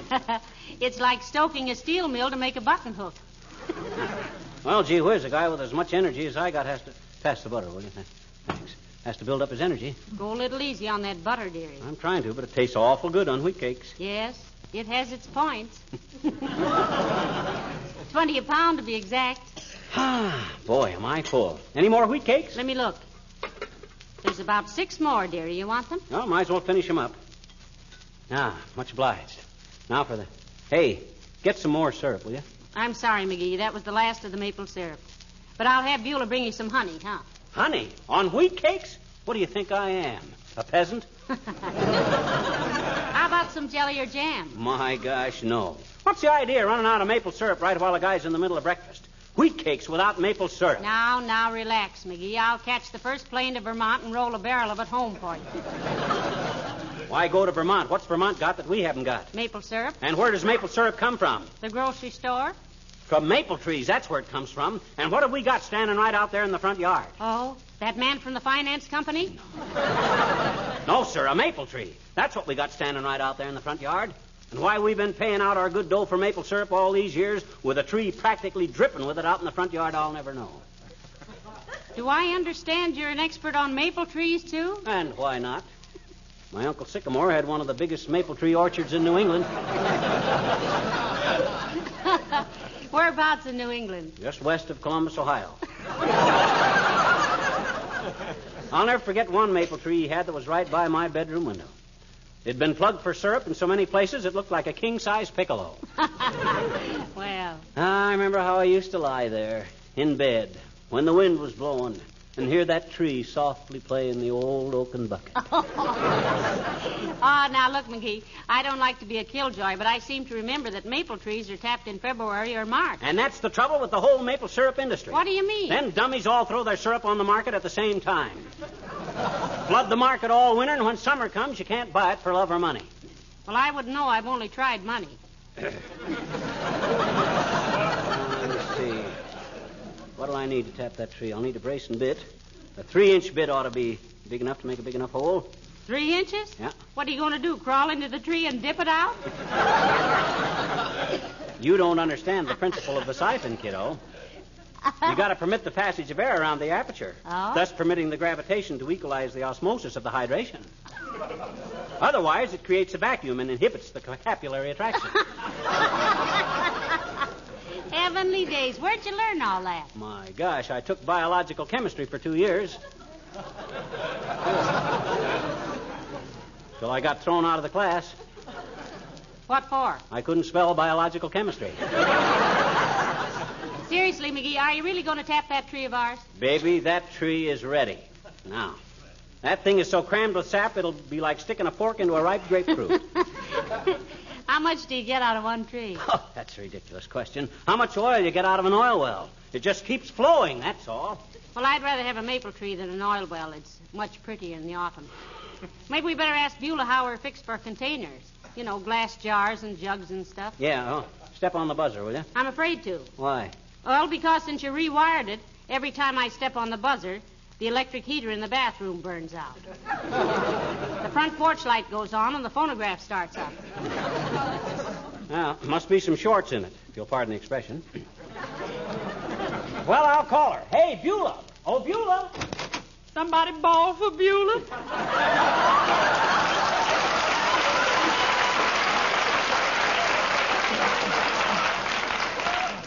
Mr. Magee is going to tap that tree out in front for maple syrup, Beulah. Who's going to tap the which for what? I'm going to tap that maple tree out in front, Beulah. Going to make our own maple syrup. Well, for goodness sakes, is that where that stuff come from? Yes, that's right, Beulah. According to Mr. Magee, all you do is poke a hole in the tree and out it squirts.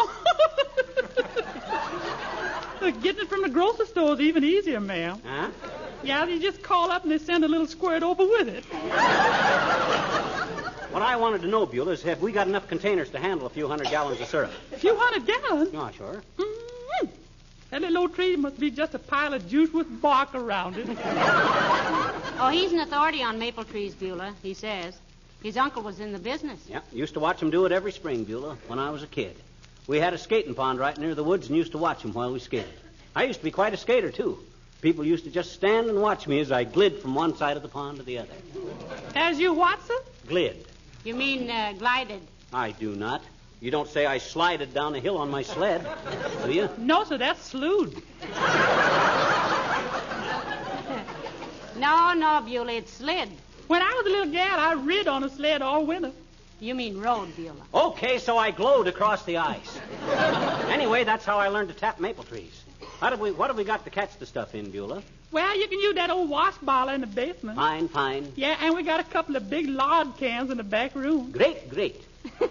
Haven't we got a lot of mason jars, Beulah? Yes, but I didn't want to mention them on account of Mr. McGee not being a member.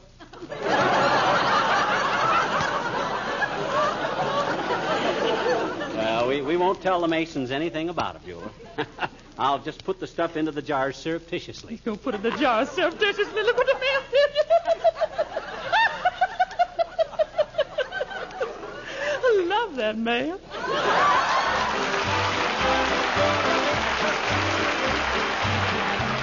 Billy Mills and the orchestra play Cheek to Cheek.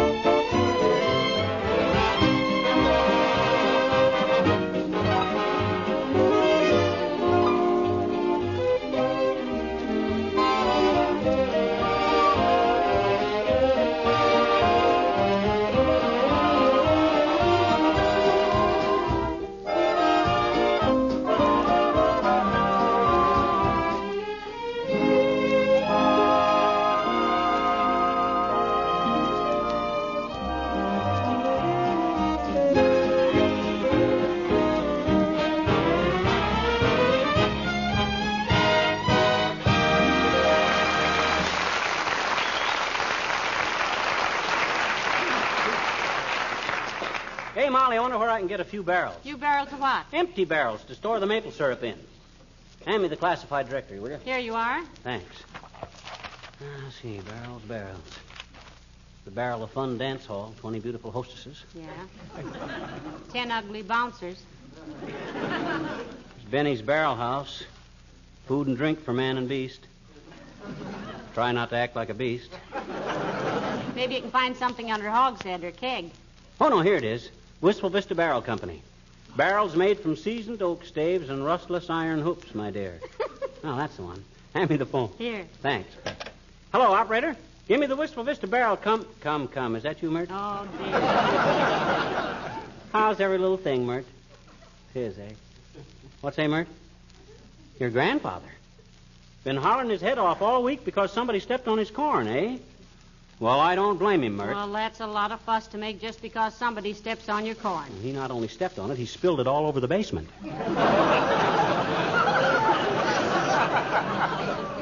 What say, Mert? Oh, no answer, eh? Well, thanks anyhow, Mert. No luck? No. But I can get Joe's Tavern to send me over a few empty barrels. That'll be lovely. We'll have maple syrup with a slight tang of stale beer. Well, I got to get to work. Now, let's see. Here's my brace and bit and a funnel. I'll have Joe send me over a spigot, too. That's a great idea. Then every time we have wheat cakes, Beulah can run out to the backyard and draw a quart of maple syrup. Certainly. Remind me to send 5 pounds of maple sugar to Aunt Sarah, too. She can't eat maple sugar. Huh? Hurts her teeth. Oh. Well, then remind me to send her 15 pounds. She's got 3 teeth. Well, come on, Ma. Let's get started on things. Hello, Alice. Hello, Mrs. McGee. Hiya, Pop. Doggone it, Alice. Quit calling me Pop. By George, I've never raised my hand against a woman unless it was necessary. Now, Magee, when did you ever find it necessary to raise your hand to a woman? Why, all the time when I was in the 3rd and 4th grades. The only way I could get out of the room for a quick chew of bubble gum. What was it you wanted, Alice? Look, did anybody call on the phone for me? Paul called, Alice. Gee, did he? What did he say? What did he say, Molly? Search me, dear. You took the message in your own unique manner. See, I wrote it down on something. Let's see, I got it here someplace in my pockets. Huh? Oh, here's my draft card from the last war. Oh, here's a postcard from Fred Nittany from Starved Rock, Illinois. He's the guy that he and I used to have a vaudeville act together, Alice. Oh, what's vaudeville? Oh. Vaudeville, my dear, was a form of entertainment where the same people use the same jokes for 15 or 20 years. Oh, just like on the radio. Oh, what did Mr. Nittany say, Mr. Magee? He says, Dear old pal Fib, trying out for star part in Oklahoma. Wish me luck. Signed, Fred. Creepers, a star part in Oklahoma. Isn't that super? What's that postscript, dearie? Huh? Oh, it says, P.S. Don't get me wrong.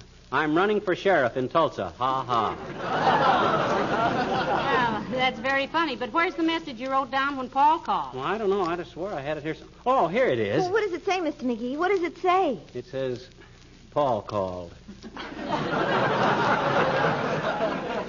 Well, creepers, didn't he say what it was about? I seem to remember he did, but it sort of slipped my mind. Giving you a message, dear, is like sending a carrier pigeon home with an anvil.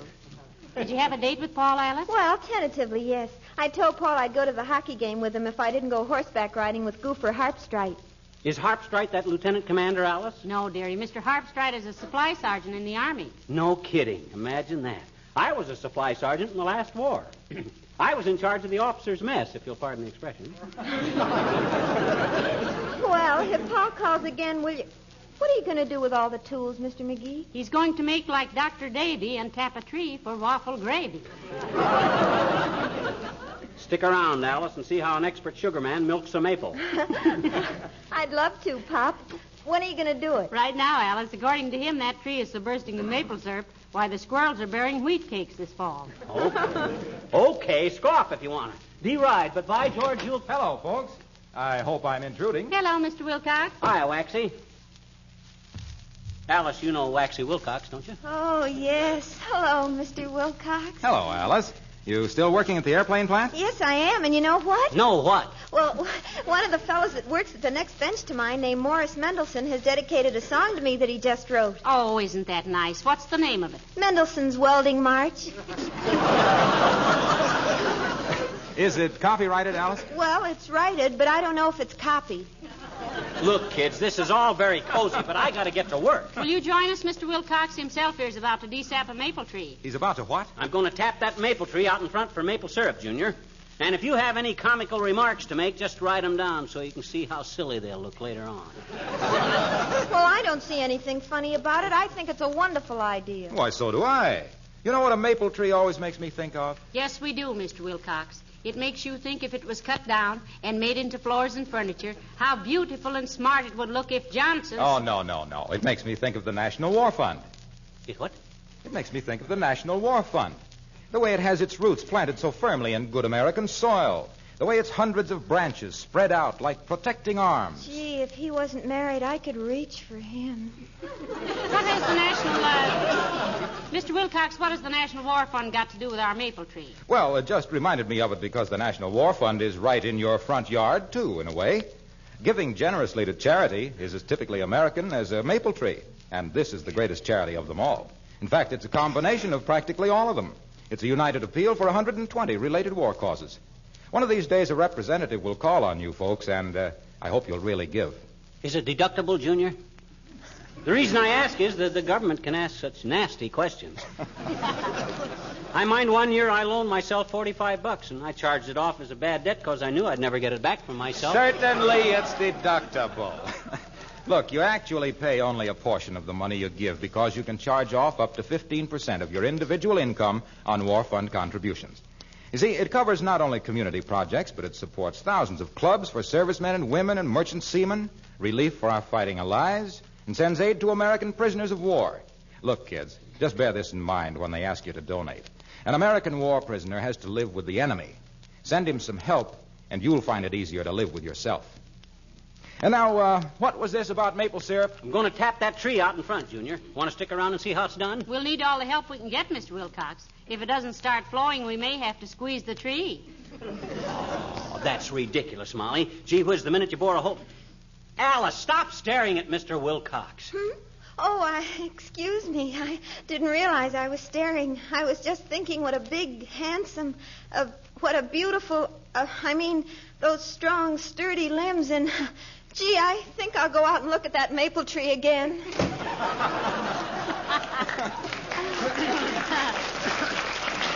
Well, it's a good thing you're safely married, Mr. Wilcox. I think you've made a conquest.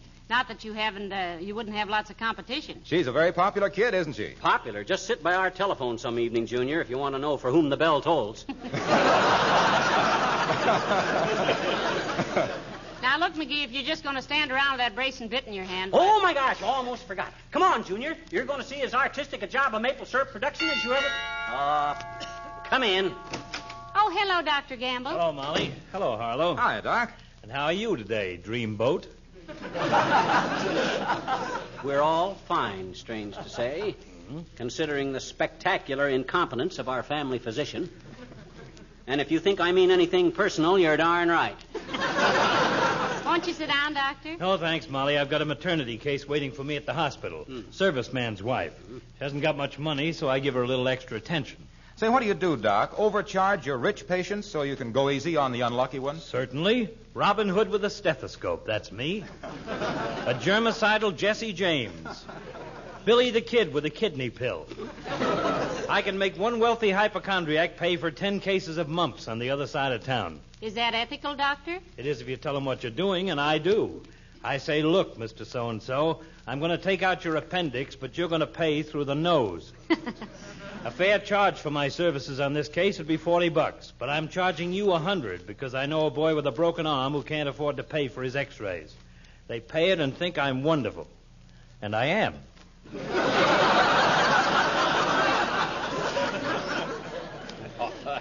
You great, big, benevolent burglar.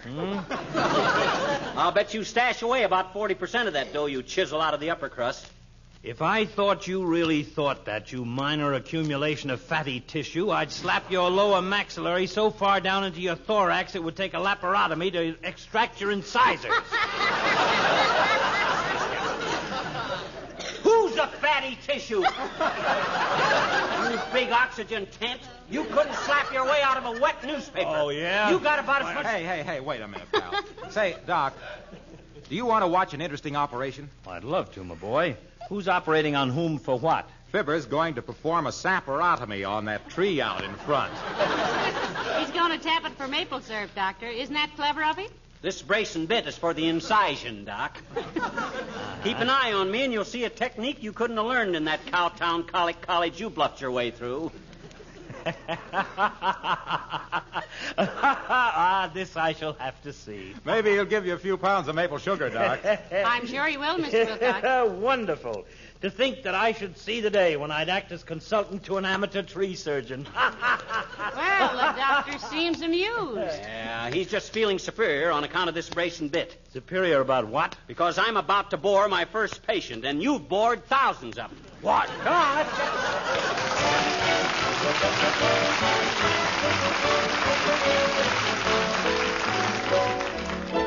Here are the King's Men to sing the trolley song.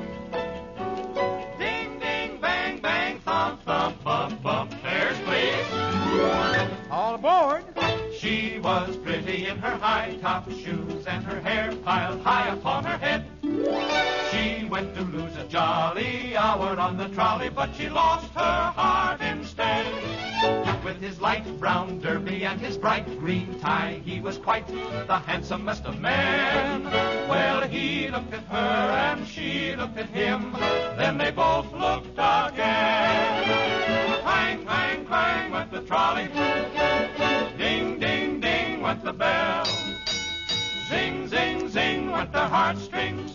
From the moment he saw her, he fell. Chug, chug, chug went the motor, motor, motor, motor. Bing, bang, squeak went the brake. Thump, thump, thump went the heartstrings. When she smiled, he could feel the car shake. He tipped his hat and took a seat. He said he hoped he hadn't stepped upon her feet. She dropped her eyes, the blushes came. Then he grew bolder and asked her name. The trolley shook to beat the band. He undertook to hold her dainty little hand. The day was bright, the air was sweet. That little trolley simply shook them off their feet. Buzz, buzz, buzz went the buzzer. Zoom went the door with a bang. Step by step they descended from the trolley with the clang, clang, clang. At the Parsons they were wedded for a honeymoon. They're headed on the trolley with the bump, rattle, buzz, jiggle, boom, zing, ding, ding, ding, ding, clang, clang, clang, clang, clang.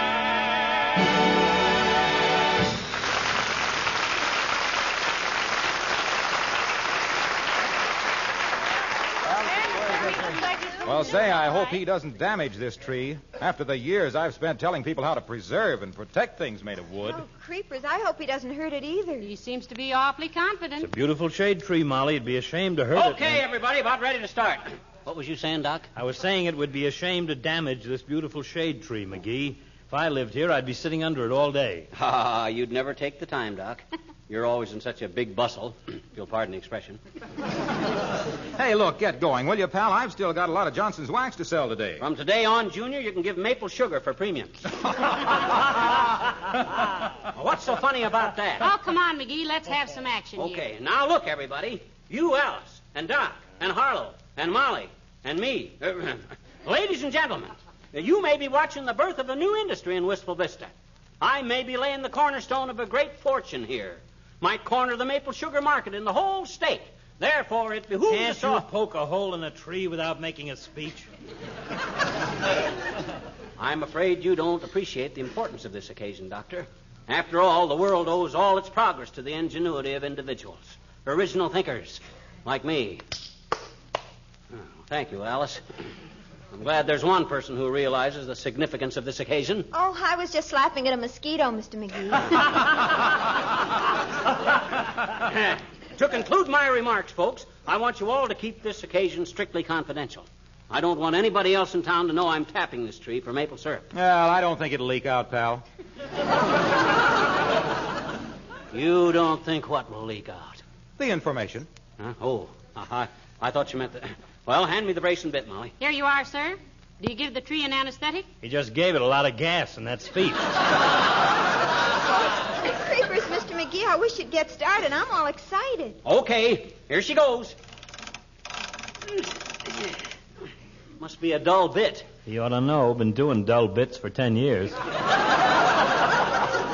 You know, it wouldn't seem so dull, McGee, if you were turning it to the right instead of the left. Huh?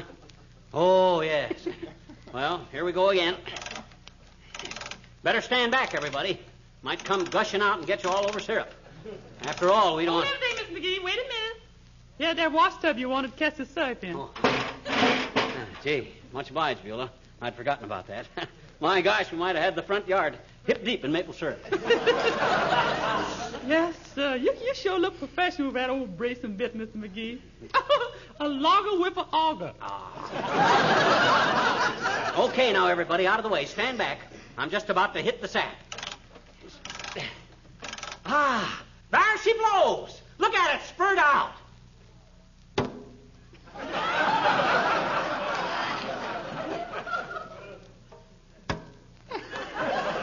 Reminds me of Niagara Falls. It's so different.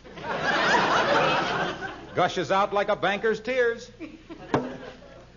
Good thing you like wheat cakes, McGee. By the time you get enough syrup for them, you'll be too old to eat a steak. Well, maybe it just doesn't want to come out while we're watching it. Being bashful is one thing that makes a sap, I always say.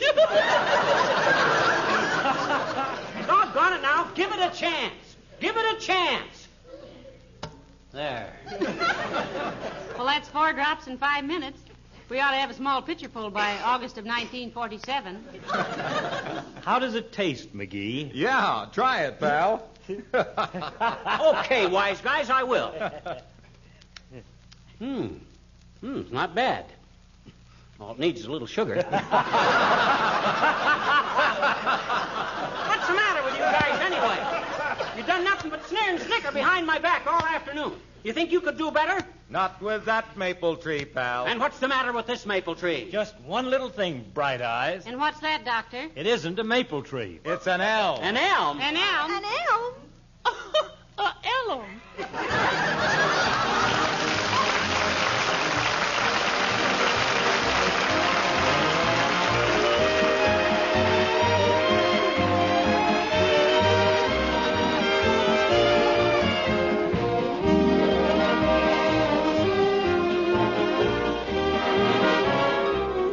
We hear a lot about modern streamlined living after the war. New labor-saving devices, new materials, beautiful equipment.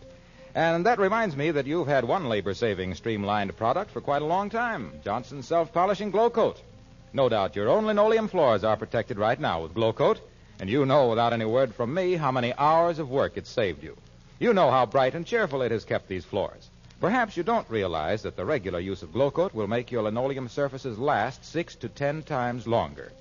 Glow Coat doesn't require any rubbing or buffing. Just apply and let dry. And remember, Johnson's Self-Polishing Glow Coat is available now. Try it for all your linoleum floors, for floors of asphalt and rubber tile also.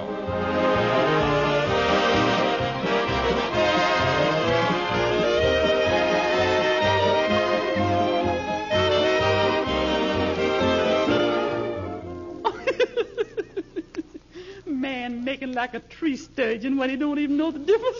Beulah. Ma'am. Beulah, what on earth are you mumbling about? Oh, just think, ma'am.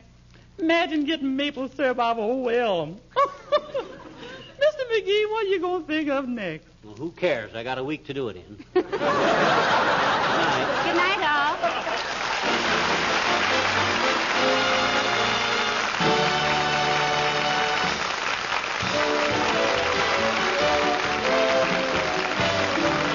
This is Harlow Wilcox, speaking for the makers of Johnson Wax Finishes for home and industry, inviting you all to be with us again next Tuesday night. Good night. This is the National Broadcasting Company.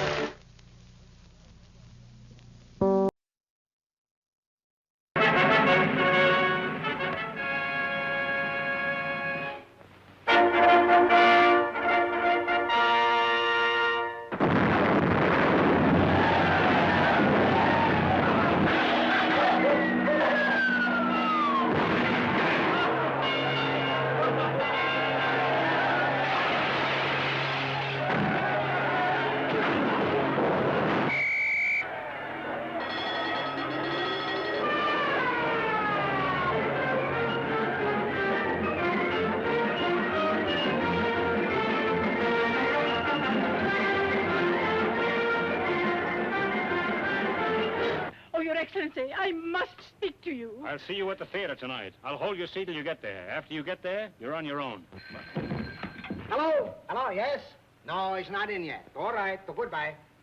That was for you again. I wonder whatever became of me. I should have been back here a long time ago. They got guns, we got guns, all got children got guns.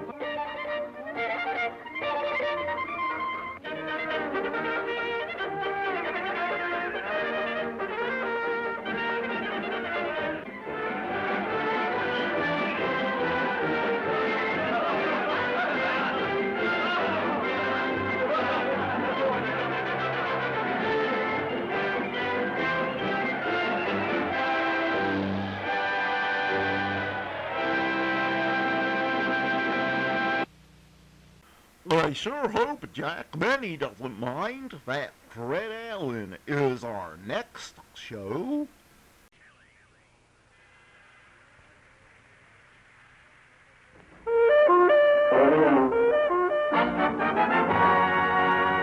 It's Texaco time with Fred Allen. Welcome to the Texaco Style Theater, ladies and gentlemen. Texaco dealers from coast to coast invite you to spend the next 30 minutes with Fred Allen, Charles Lawton, the Andrews Sisters, Arthur Godfrey, Portland Hopper, and Al Goodman's orchestra. It's Texaco time.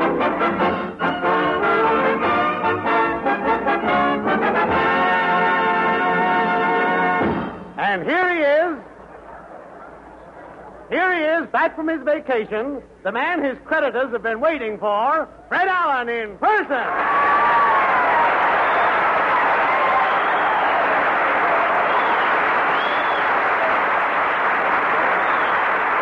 Thank you very much. Thank you, and good evening, ladies and gentlemen. Well, tonight, the Texaco Star Theater opens its fall season with a brand new program. We have all new... Mr. Allen! Well, Portland.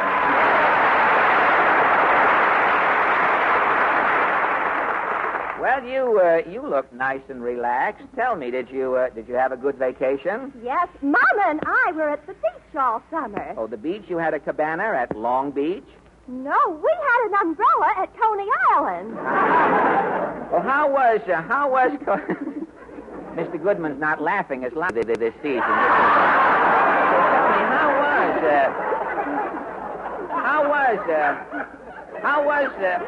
how was Coney Island this summer, Portland? Any different? Yes. This year, the mosquitoes were patriotic. You mean they only stung soldiers?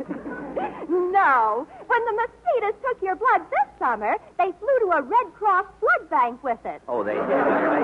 Well, I'll have to get going, Portland. You know, our program isn't an hour anymore. It's only 30 minutes now. It's cut in half? Yes, the sponsor got the idea from the Reader's Digest. Say, you know who else is back on the air tonight? You mean Jack Benny? Did you hear his show tonight? It sounded as though they started out to have a clam bake and the clam didn't show up.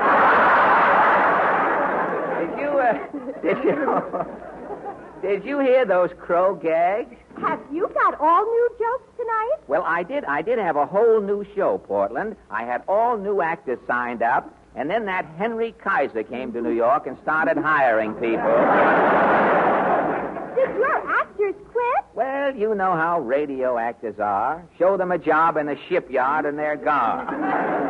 Who can compete with 80 cents an hour? I mean... But how can you put on a program with no actors? Look, I'll get actors. I put an ad in the New York Times just 10 minutes ago.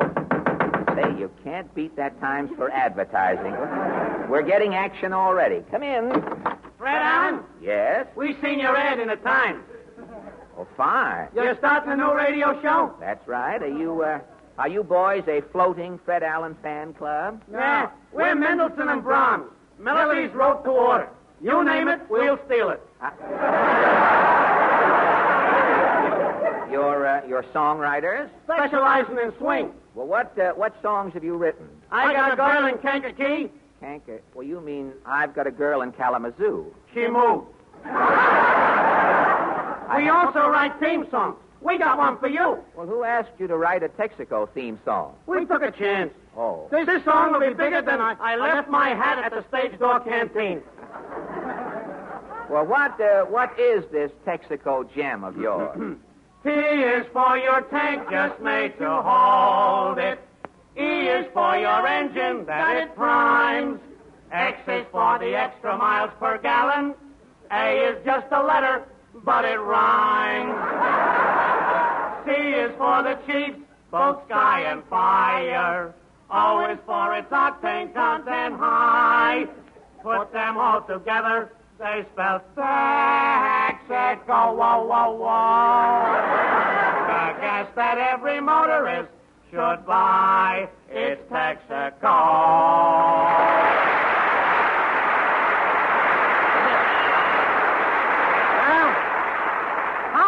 Fine, that was fine, boys. Is the song in? Well, you'll hear from me, boys. We should live so long. So long. Well, thanks to that Times ad, Portland, I now have a theme song. Now, if you only had some actors, you could start the program. Hey, that's right, too. Where can I get some actors? Your cry is heard, still your plea. Falstaff's here with fiddle-dee-dee.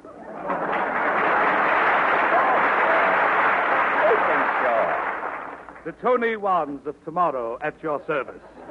Well, I'm sorry, Falstaff. I can't use you. You see, I'm having a whole new program this year. I have oodles of new poems. New poems won't help, I'm afraid. I need new faces. Have you heard, when she called me fragrant Malcolm, I knew she smelled my talcum? No,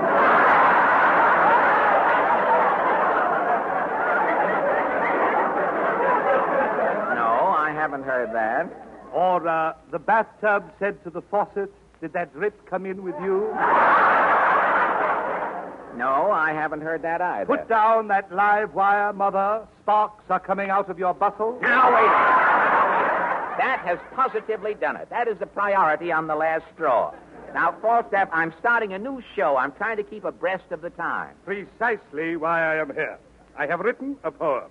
A poem the entire country should heed. What is your poem called? This and That Concerning Fat. Oh, fat? Well, how does your fat conservation poem go? My little niece is saving Greece to help to beat the Japs. To help defeat the Nazis, she's collecting bacon scraps. Yes? The drippings from each mutton roast she knows make ammunition. The donut that my niece collects may bomb a Jap position. You, too, should save your fatty waste, your butter, lard, and suet. If my little niece can save her grease, surely you can do it. When the Axis time at last has come, and the world's restored to peace, the day that Hitler's goose is cooked, my little niece will save the grease. Well, thank you, Falstaff.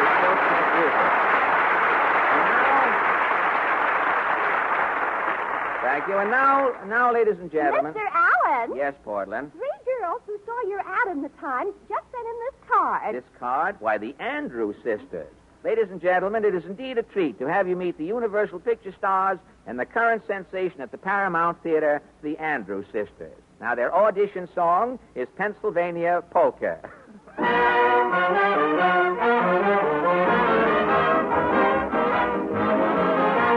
Strike up the music, the band has begun. The Pennsylvania Polka.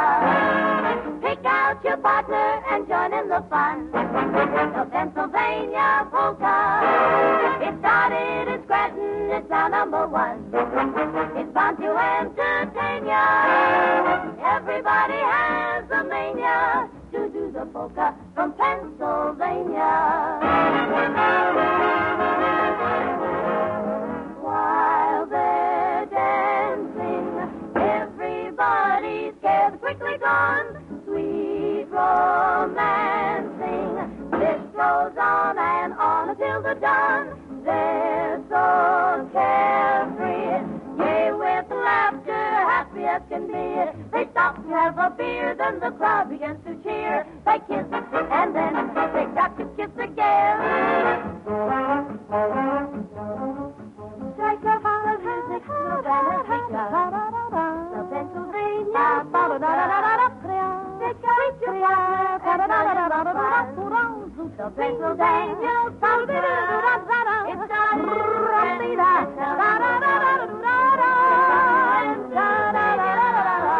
everybody has a mania to do the polka from Pennsylvania. While they're dancing all around, everybody's cares are quickly gone. Sweet romancing, this goes on and on and on until the dawn. Oh, ha, ha, ha. Gay with laughter, the happiest can be. They stop to have a beer, then the crowd begins to cheer. They kiss, and then they stop to kiss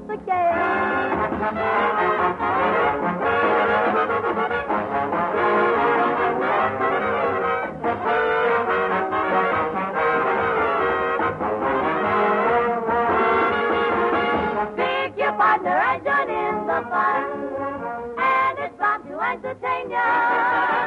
Everybody has a mania to do the polka from Pennsylvania.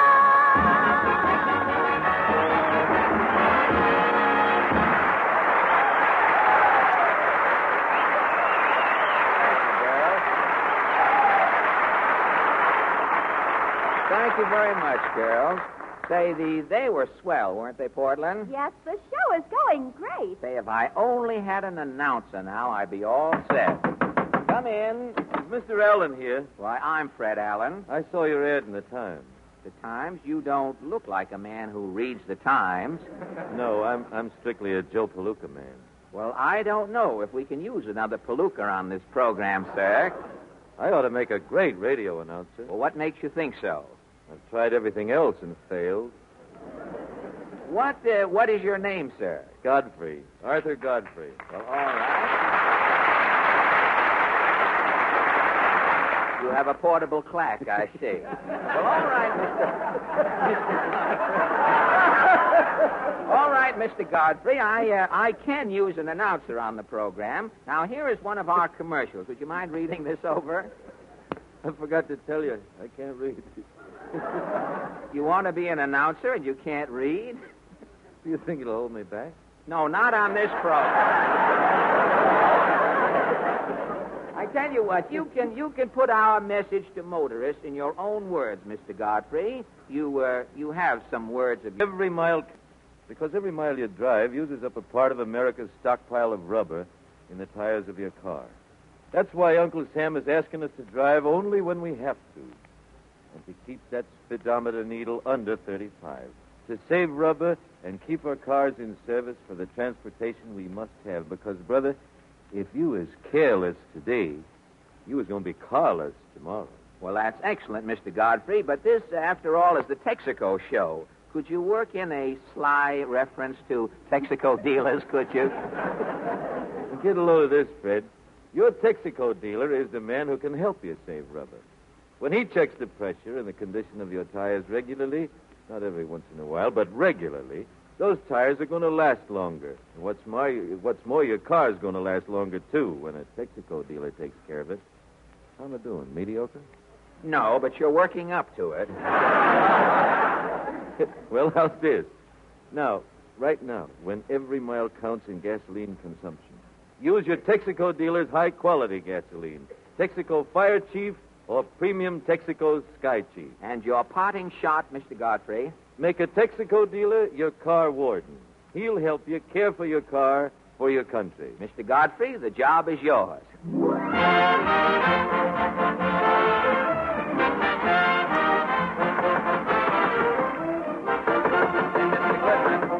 Mr. Goodman, will you stop the music, please? There's someone at the door. Come in. Yes? I'm Charles Lawton.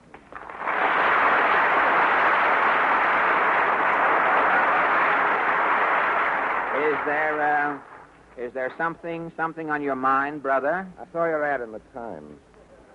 And you are looking for work, are you? Yes, I thought if you had an opening. What'd you say your name was again, sir? Lawton, Charles Lawton. Well, I'll tell you, Mr. Norton.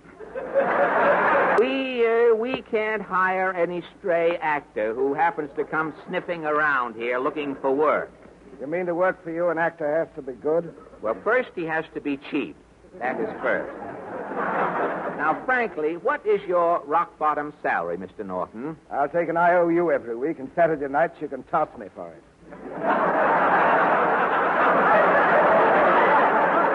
Well, that's fair enough. Now, if I hire you, Mr. Norton, you will stay with us, I hope. I'd hate to build you up, you know, and then have you lured away by Ma Perkins or Vic and Sade or some competitor. Mr. Allen, I'll be with you indefinitely. Oh, Class 4F, eh? You're not exactly the commando type yourself. Well, Mr. Norton... If you don't mind, old boy, the name is Lawton. Lawton? You're not Charles Lawton, the Hollywood movie star. In the flesh, for I'm not overdoing it. So you're Charles Lawton. Why, you're Portland's favorite actor, you and Slim Somerville.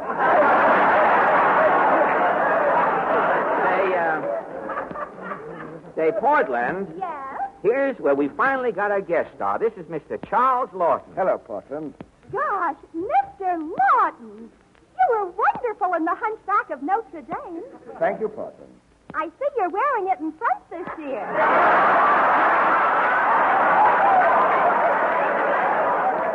Yes.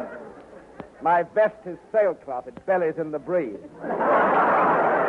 Well, tell me, Mr. Lawton, what brings you to New York? I'm on location for Uncle Samford. I've been on tour selling war bonds. Say, all of the movie stars seem to be pitching in to sell war bonds these days. Yes, Fred. Hollywood's doing a great job. Well, haven't a lot of Hollywood producers and executives given up their jobs to enlist? Yes, one picture executive was president of so many companies it took him 3 hours to resign.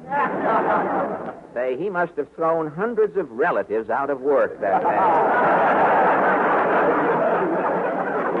You know, it's a funny thing. It's a funny. Now we must control ourselves, Mr. Lawton. Serious business. You know, it's a funny thing. It's a funny thing about Hollywood. You know, lately I have been flooded with offers to make pictures. I'm not surprised. With all of the good-looking men in the Army, they're taking anybody. So that's it. Yes, if you want to be a glamour boy these days, Fred, you've got to be a physical wreck. Well, it looks as though Jack Benny will have a big year this year. Yes, Jack has just completed 3 pictures. Say, I heard about this last picture he's just finishing. Benny plays the part of a Republican who goes crazy. He spends all of his time in a fireplace talking back to the president.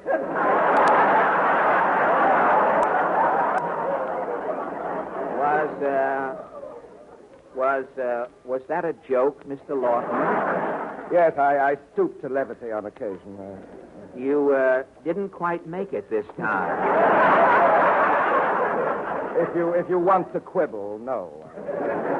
Well, they tell me that Mr. Benny's 3 pictures are going to open the same night in New York, Chicago, and Hollywood, and that Benny is going to attend all of the openings. How can Jack be in 3 places at once? Well, he's sending his toupee to New York, his teeth to Chicago, and Hollywood gets what's left of Benny in person. A basket cake. But tell me, what else is new in Hollywood? I wouldn't know, Fred. I live a sort of sheltered life out there. You do, really? You don't reside in a stucco mansion? No, my little bungalow is a happy combination of squalor and mock magnificence. Oh, really? I have a mid-Victorian hen house. I overpowered the architect before he was able to finish it. Fortunately. You don't indulge in sports? I played golf just once. Golf? Well, what happened? Oh, I went out to the links at the crack of dawn. Yes. I teed off. Yes. I made 1 hole. Yes. I made another hole. Yes. Then I covered up both holes and came home.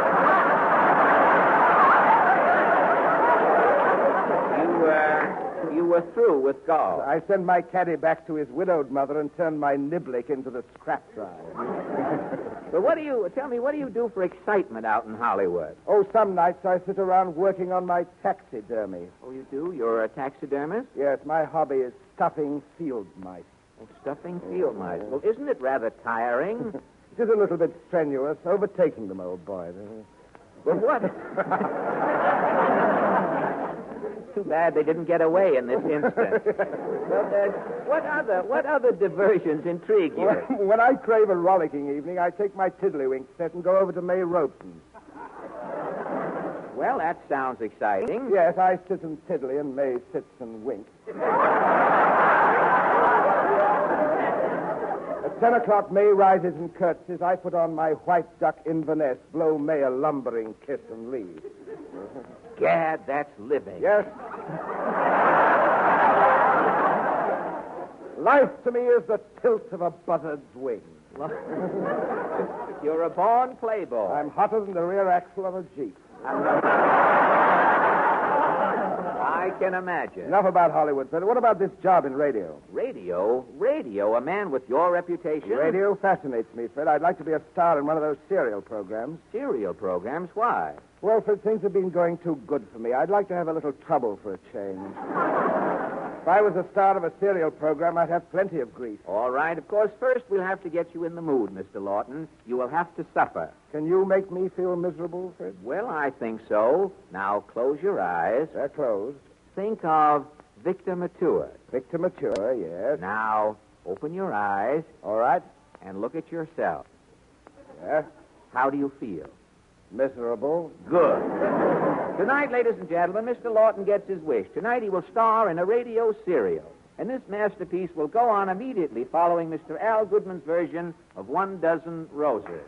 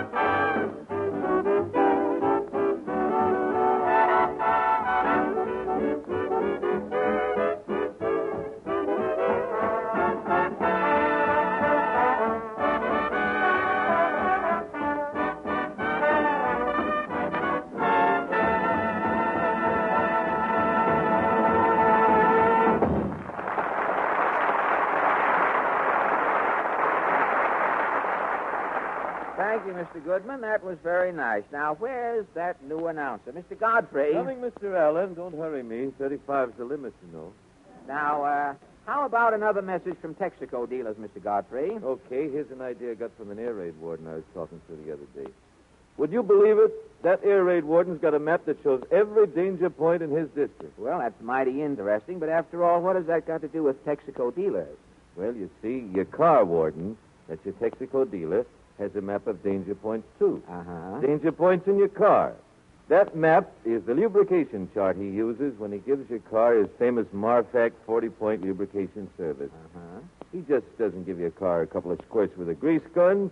Your Texaco dealer works by chart. Uh-huh. That service keeps friction from sabotaging your car. But tell me, what does that Marfac mean?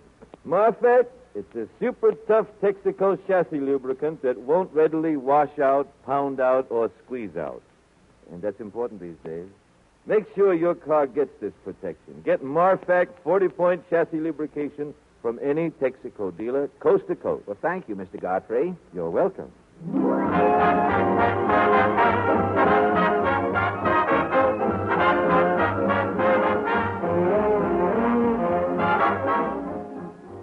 And now, ladies and gentlemen, we present Mr. Charles Lawton in the popular radio serial. The real-life story of a man you might have passed on the street this afternoon. The tender human tale, Poor Old Charlie. Just a song at twilight, when the lights are low. And now, the makers of Mulligan's No Beef bring you Poor Old Charlie.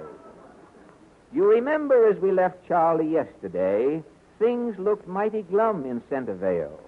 Charlie had just had a mysterious phone call from Midville telling him that the body he found in the dumbwaiter was not his Uncle Norris. Abner Titus, the town banker, had told Widow Prentice that the oil stock Charlie had been left by his cousin Luther had come back marked "No well."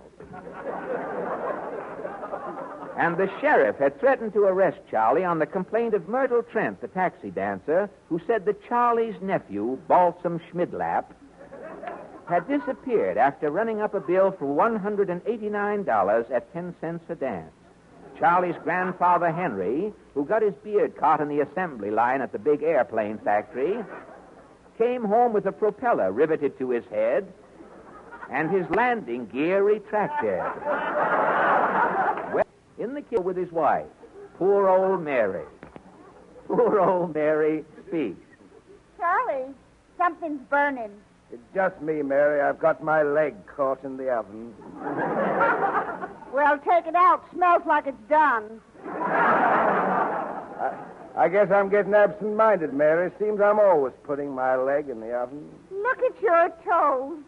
5 clinkers. Trouble, nothing but trouble. Come in. Charlie, I'm sorry to bring you bad news. What bad news, stranger? I'm a truck driver. I just ran over your son, Charlie. I'm sorry. Don't take it so hard, fellow. We have another son. Thank heavens, Charlie. Goodbye. We lose more kids that way.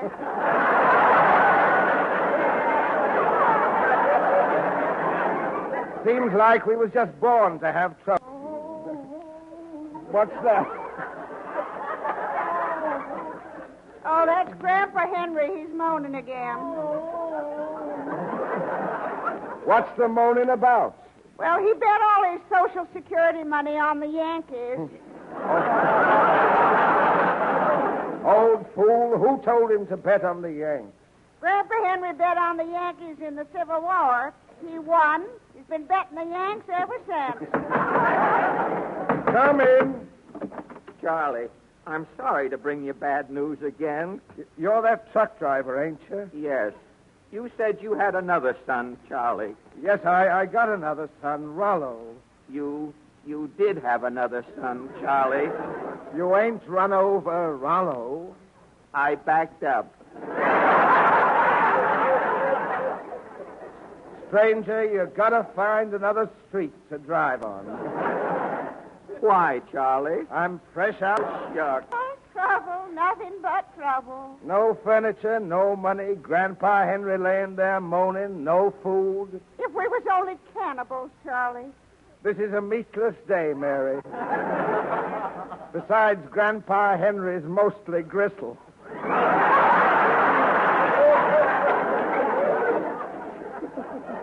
I can't go without food much longer, Charlie. There's only one man, Mary, who can put an end to all our troubles. Give me the phone. Hello, operator. Give me Centerville 123. Hello? Morton?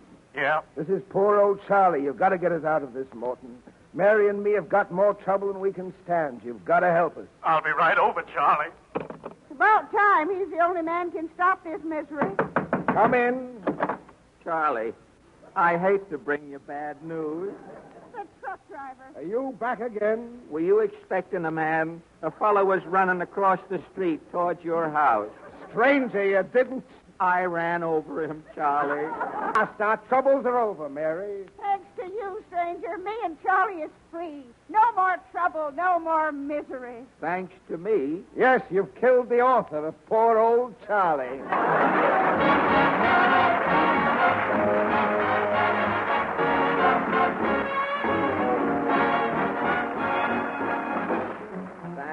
Before we close up the Texaco Star Theater for tonight, ladies and gentlemen, I want to thank you, Mr. Charles Lawton, for joining us here tonight. I've enjoyed every minute of it, Fred. You know, you've made such a success of your bond-selling tour, Mr. Lawton, that we don't want you to leave without making a sale here tonight. Uncle Sam and I are always open for business, Fred. Well, our little gang has gotten together, Mr. Lawton. Now, we have a check here, and as soon as the program is over, we'd like to do some bond business with you personally. Oh, that's a very nice gesture, Fred, and thank you, folks. Good night. Makes me feel pretty good. Good night, Fred. Good night, and thank you, Mr. Lawton. Now, next week, ladies and gentlemen, next week our guest will be wee Bonnie Baker, and from Hollywood, Mr. Roland Young. This is Fred Allen saying good night for Texaco dealers from coast to coast, and reminding you to save your tires when you drive. Don't go over 35. Drive into your Texaco dealer regularly to have your tires checked. Remember, you're welcome. Good night. This is the Columbia Broadcasting System.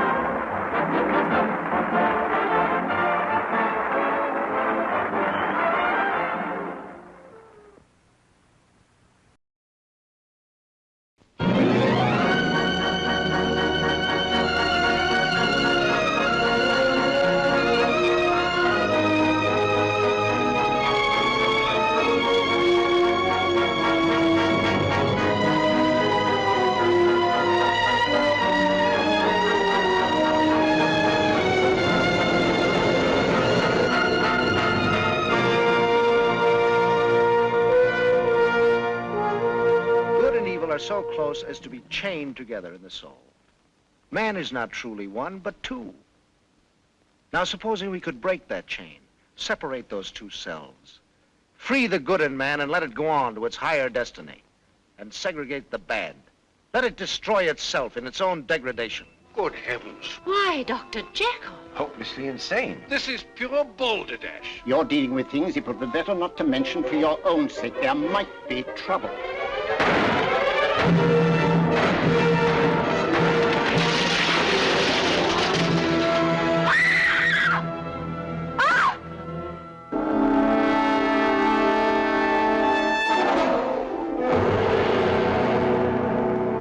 Did you think that Dr. Jekyll was falling in love with you? You with your cheap little dreams? Or did you think as you looked at him that perhaps in his eyes you saw a bit of me? Hide. Was that it? No. It's interesting, isn't it? Bee, darling, Harry. I love you so very much, Bee. Why? I ain't as bad as you might think. You liked me once a little, didn't you? Honest, that night you walked out of my place, I laughed at you. But I didn't laugh after you'd gone. I kept wishing you'd come back. Now, once more, Lanyon. Will you let me take this glass and go? No. Why should I? For your own sake, Lanyon. live on as you have? Or do you want to have your safe peace, your reason even, blasted by a sight that would shock the lowest fiend in the inferno?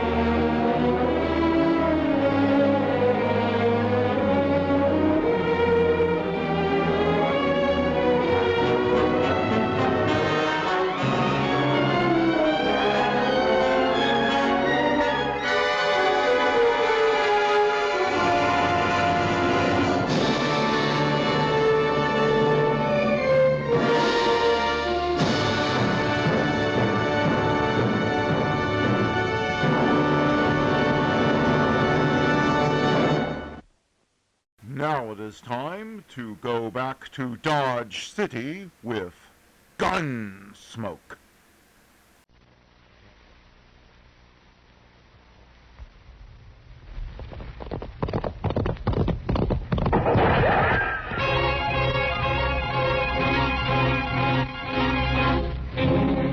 Around Dodge City and in the territory on West, there's just one way to handle the killers and the spoilers, and that's with a U.S. Marshal and the smell of gun smoke.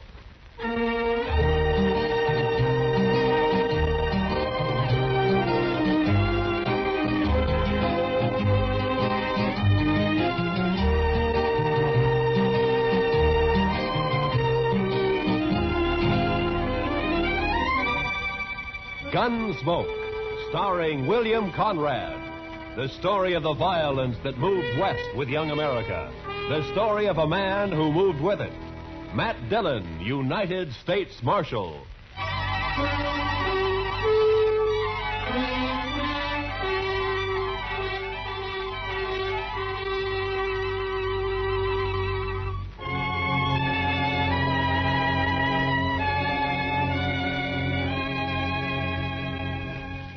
It was the dust.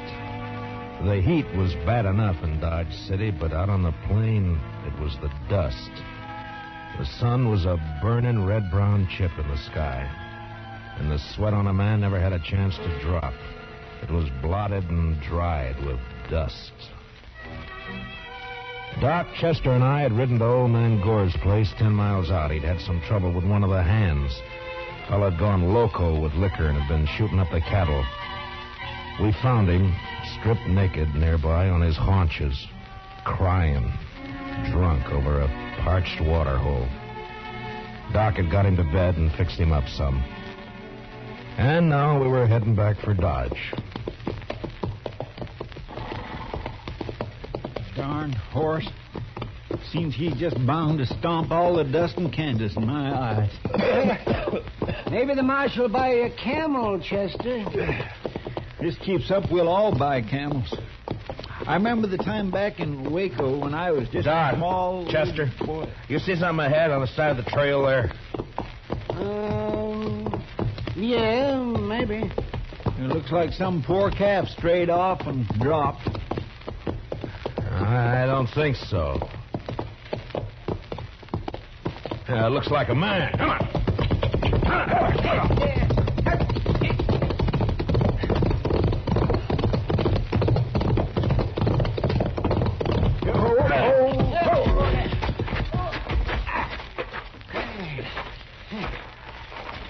Chester, get the water bag. Yes, sir. Yeah, let me have a look, Marshal. Yeah.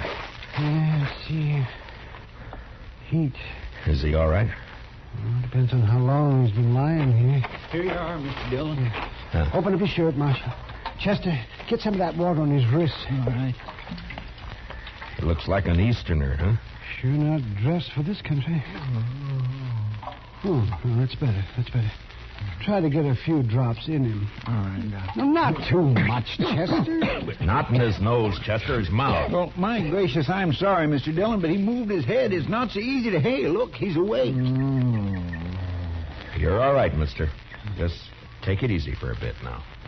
Oh, that this too solid flesh would melt, thaw, and resolve itself into a dew. What did he say? Oh, it's out of his head, Chester. For this relief, much thanks. Forget it. Chester, get around the other side and shade him from the sun. Yes, sir. The sun. I begin to be weary of the sun. I don't blame you. What happened? My wagon shed a wheel, I fear, along the high road. I know not where I am. You're about 4 miles out of Dodge City.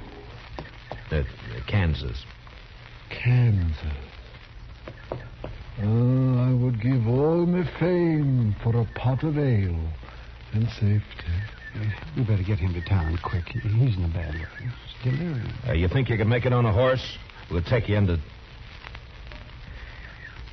Dodge.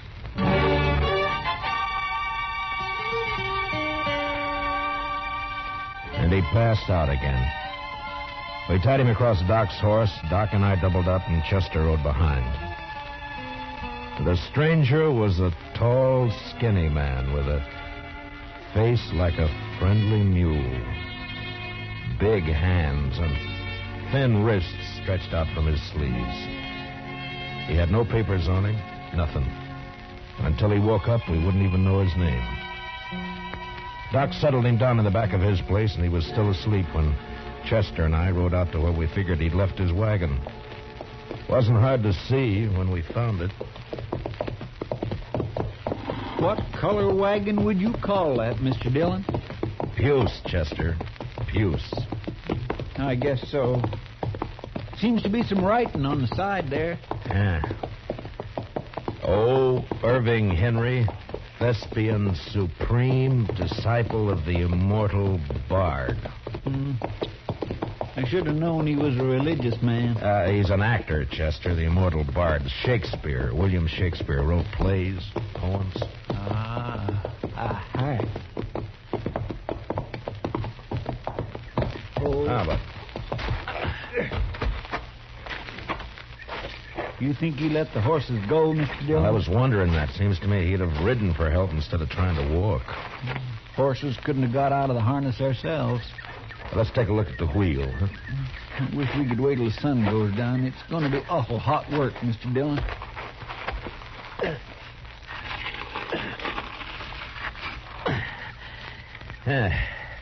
It's not too bad. The pin fell out. Must be another in the box at the back. Take a look, will you, Chester? Yes, sir. I'll prop the wheel up here. Now. Mr. Dillon? Yeah, can't you find it? Will you come here a minute? What's the matter?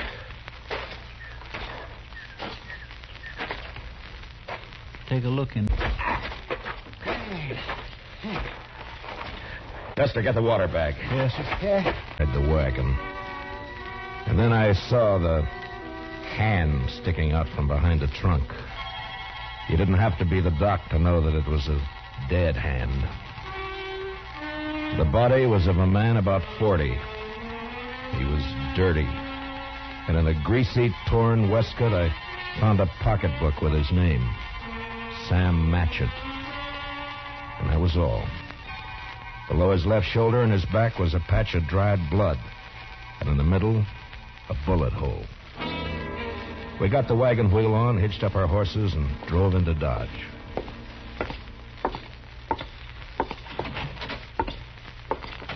Doc? Oh, that's you, Marshal. Yeah. Yeah, I'll be right out. All right. Get that fella's wagon fixed up? Yeah, I brought it in. Is he awake? Oh, I haven't looked in the last half hour. I was making coffee. You want some? No, thanks. Oh, it's a funny thing about coffee. When it's hot weather like this, drink it scalded and it makes you feel cooler outside. Look, Doc, I got to see that fellow. I want to ask him a couple of questions. Oh, yes, sir? I found a dead man in the back of his wagon.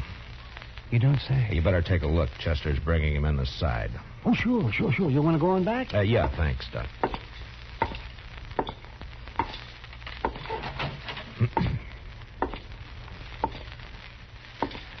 Mr. Henry? Mr. Henry, wake up. Yes, what? Oh. Your name, Irving Henry? Irving Henry. What is this place? Now, you got to listen to me for a minute. We found your wagon. Ah? Did you let the horses go before you set out on your own? Of course. I could not let them remain to die. Well, how come you didn't take one to ride? I have a loathing of horses. I cannot bear one under my body. There is a carafe of water beside the bed. Would you be good enough, Mr. Dillon, Matt Dillon. I'm the marshal here in Dodge City. Here you go. My thanks. Now, what were you doing with a dead man in your wagon, Mr. Henry? A dead man? A dead man shot in the back, lying in your wagon. This is very midsummer madness. I won't argue about that, but I'll thank you to answer my question. But it is impossible. It isn't true. I say it is. You lie on your throat if you say that I'm any other than an honest man. Look, mister, I didn't say you weren't honest. You're an actor. And you got a fine way of saying things, but murder's murder. I don't care how you say it. Now, I'm asking questions, and I want straight answers. Well, your pardon, sir. What you tell me, in truth, if it were played upon a stage, I would condemn it as an improbable fiction. I swear to you, I know nothing of a body. Did you come through Hayes City? Yes. Do you know a man there called Sam Matchett? No. You had no trouble in Hayes City? No. What are you doing in these parts, Mr. Henry? I am touring the provinces. An actor eating the bitter bread of banishment. My talents are not taken for their worth in the East, and therefore I bring the immortal bard to the hinterlands. And now, sir, that the interview is ended, pray give me leave to depart. I'm sorry, I can't do that. You'll have to stay until we get this thing cleared up. Mr. Dillon, Doc would like to see you. All right, Chester. Stay here with Mr. Henry, will you? Well, sure, Mr. Dillon, sure. How are you feeling by now, Mr. Henry? Would you like some more water? Evil fellows live in grass. Doc? Right here, Yeah. Fill me cups up, Father boy. What'd you find? Well, there's one thing. This man didn't die right away. I mean, not right when he was shot. Is that so? No. More likely bled to death. Inside. Uh-huh. You think he might have been able to climb up in the wagon after he was shot? He might. There's another thing. Yeah? You see the way he's dressed? Now, you take a look at that. What? Help! Come on, Doc. Chester. What's the matter with him? Chester. He took my gun when I was pouring him some water, Mr. Dillon. He must have gone through the window, Marshal. I tried to get it back. It went off. Take care of Chester, Doc. I'm going after him.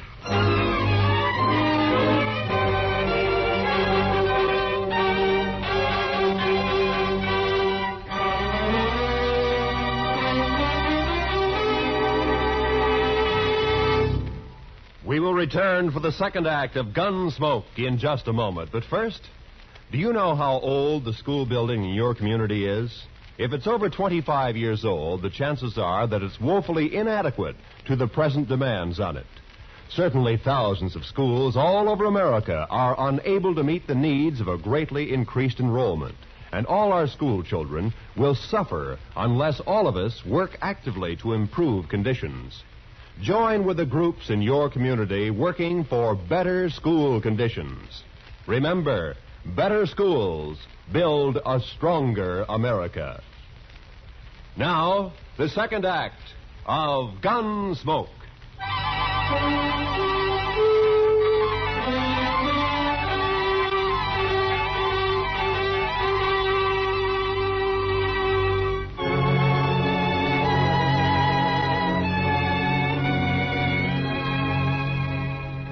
When When I went out of there, I didn't know how badly Chester was hurt. There was a lot of blood on his head and over his face. It was nearly dark outside, and the street was empty. It was supper time. I could see the women through the windows getting food ready. The kids were inside, too. Sure looked peaceful. But with Henry out with a gun, well, that wasn't a good thing to have running around loose in Dodge.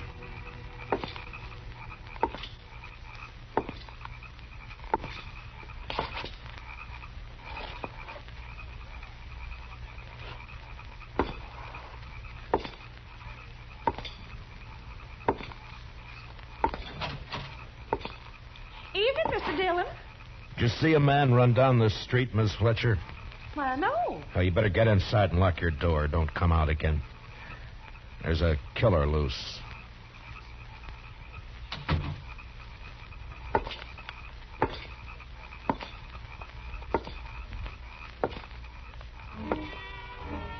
I walked the length of the street, listening, waiting.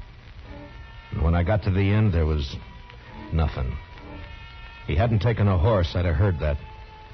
And in a way, I was sorry, because if he'd tried to hide and dodge, there'd be no way to get out of shooting that wouldn't get women and kids hurt. A breeze came up and swirls of dust flew around, and then settled as the air became still and hot again. I went back to Doc's place.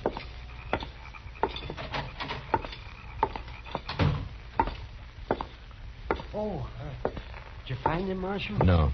How's Chester? Oh, I'm fine, Mr. Dillon. Just creased my head. More mess than hurt. Oh, good, Chester. Look, you want to go home or you want to work? I want to work. All right. Go down to the office, get yourself another gun, and round up some men. Many as you can. As long as Henry stays in town, we're in trouble. Now, keep your eyes open. Meet me back here. Yes, sir, Mr. Dillon. Take my gun with you, and if you see him, watch out. All right, now get going. Yes, sir. Now, Doc, I'm going to have to make you a deputy, too. Well, maybe instead of digging out bullets, I'll be putting some in. It's not funny, Doc. Now, come on. All right, we'll start here. I'll take this side, you take the other. Get the men to go through their houses and tell them to look for their horses. Tell them what's happening. But 10 o'clock that night, as far as we could tell, Henry hadn't left town. There were plenty of places for him to hide, though. We had 50 men out searching. Chester and I were working along back of the express office. There were a couple of houses there we hadn't covered. You wouldn't think a man like that'd be a killer, now would you, Mr. Dillon? I never saw a man yet couldn't be, Chester. Depends on your reasons for killing, I guess. Now, let's take a look behind these boxes, huh?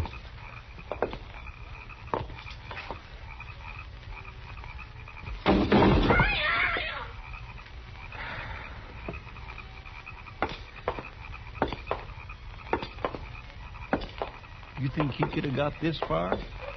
Yeah, he might. A lot of back streets to sneak around in the dark. That's Miss Cullen's place there, isn't it? Yes, sir. Looks like she's still awake. Light burning back there. Yeah.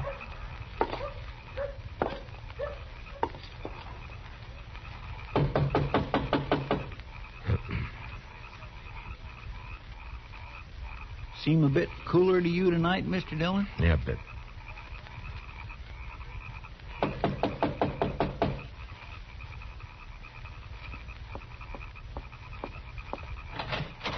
Oh, evening, Miss Cullen. I'm sorry to get you up, but we're looking for a man, a stranger around. He's tall, thin.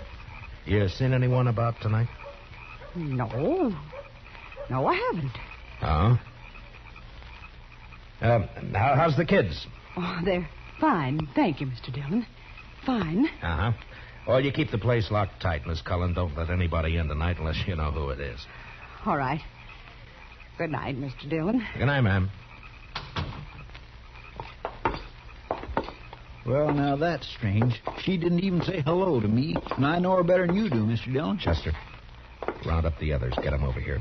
I don't know why she... He's in there with her. I think he's got the kids in the sleeping room.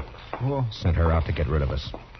Now, I'm going to try and get in. Don't do anything when you come back. Just put the men around the house. Yes, sir.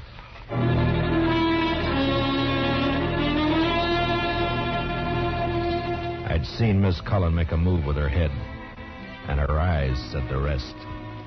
When I told her to lock up, I shook my head, and I hoped she understood. I wanted that front door to stay open.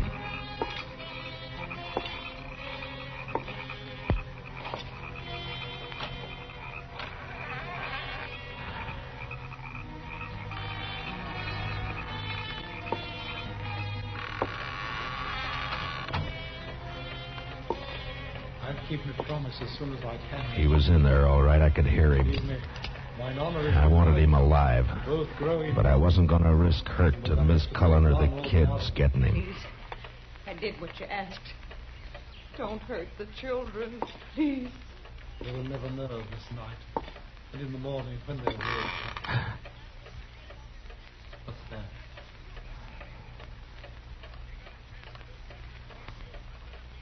You said you locked the door after you. No, don't. Don't. I shall keep the pistol turned to the girl's head, madam. Someone is here. They tried to take me.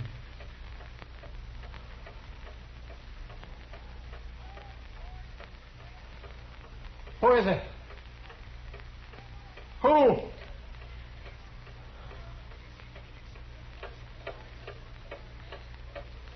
Mr. Dillon, go away. Please. He'll kill us. You lied. You lied. Oh, tiger's heart wrapped in a woman's hide. Listen to me, Marshal Dillon. Throw your pistol in here, and then come in with your hands before you. I have no stomach for child killing, but I will not hesitate to do so.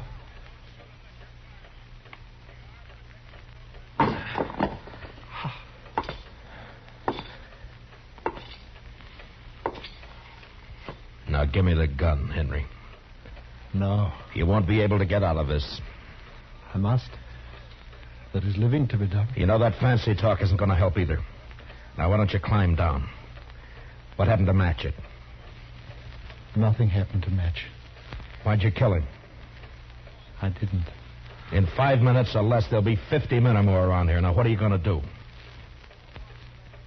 I don't know. If you didn't kill Matchett, you'll get a chance. I'll see to that. There's no use going on this way. Give me the gun. I cannot.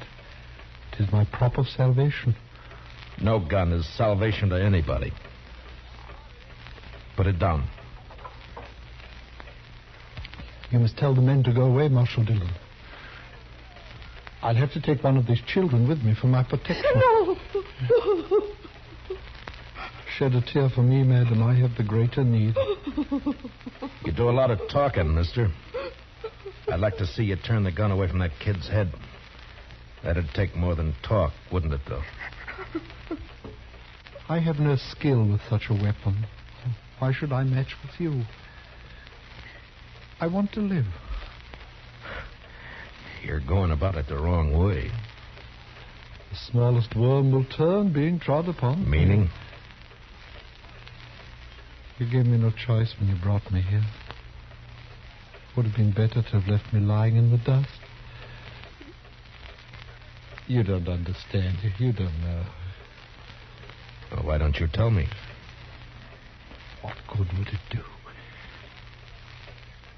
That depends.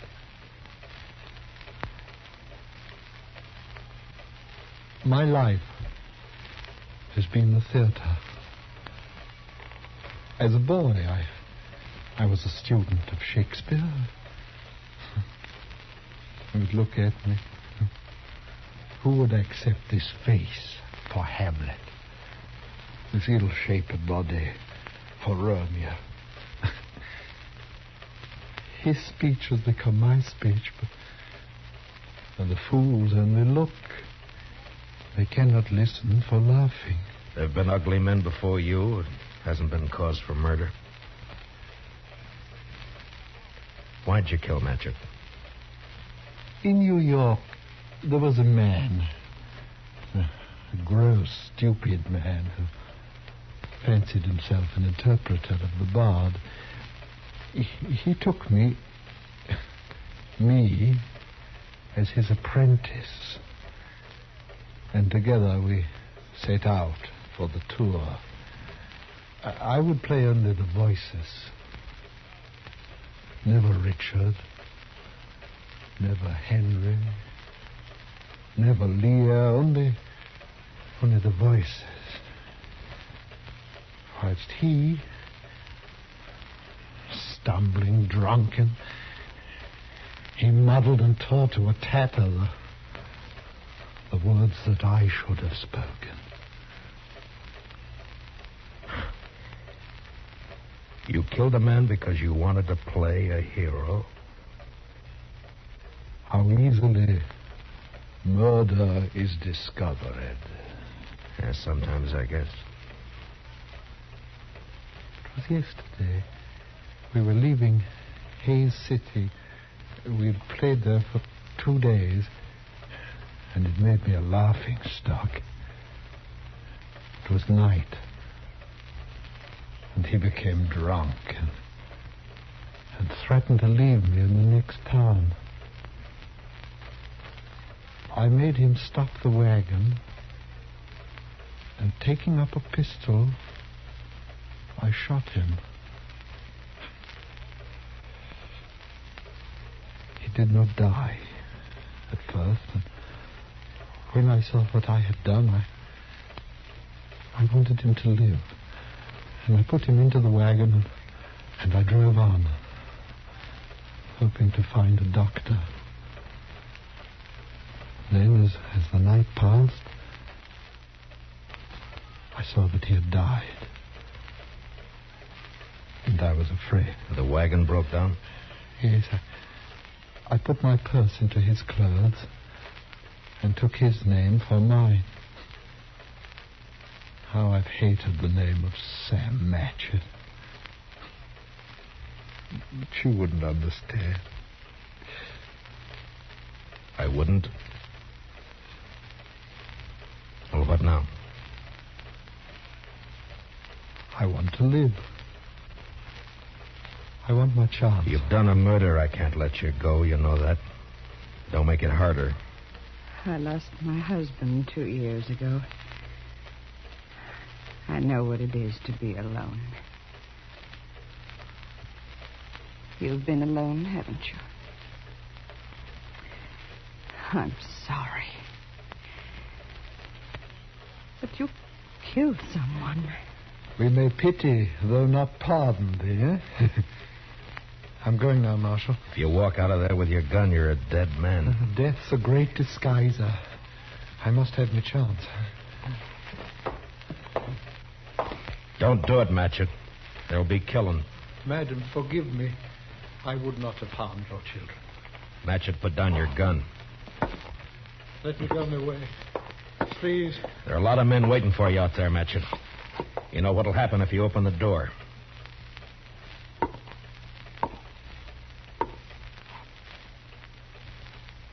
Don't do it, Matchett.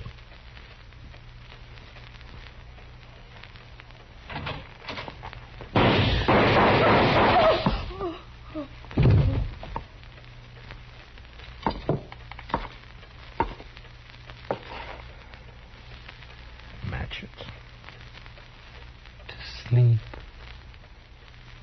Perchance to dream.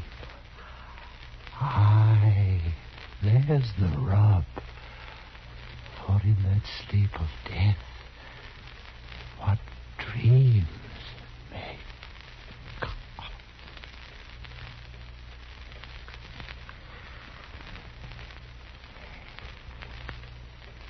Matchett.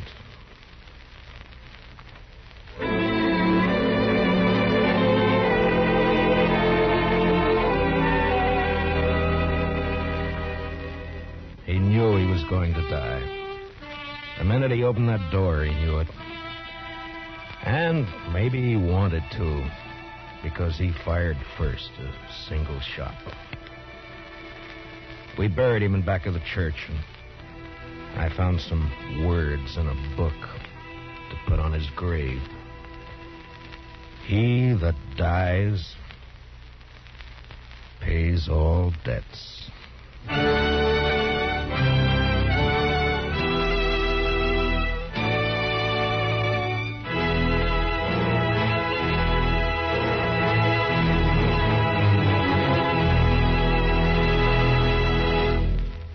Gunsmoke, under the direction of Norman Macdonald, stars William Conrad as Matt Dillon, U.S. Marshal. Tonight's story was specially written for Gunsmoke by Anthony Ellis, with music composed and conducted by Rex Corey.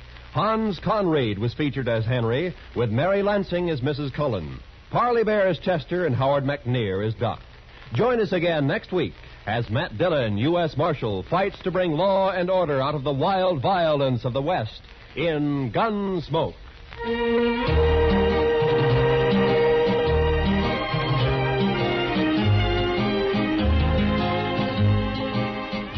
Roy Rowan speaking. Remember, Gangbusters going to action Saturday nights on the CBS Radio Network.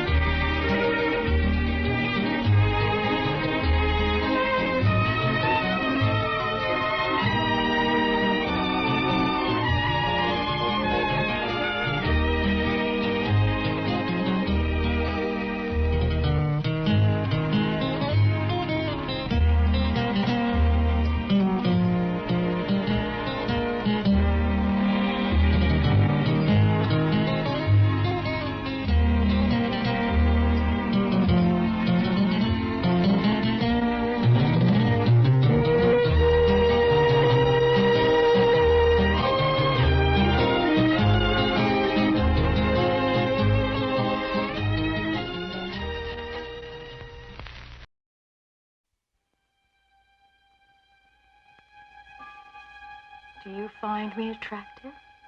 Of course.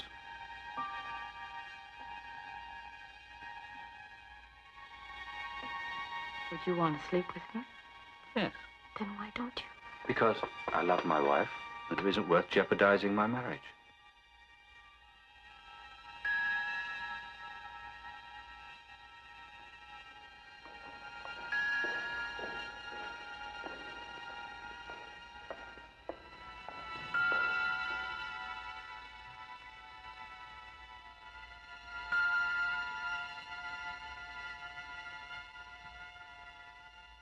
I'm sorry.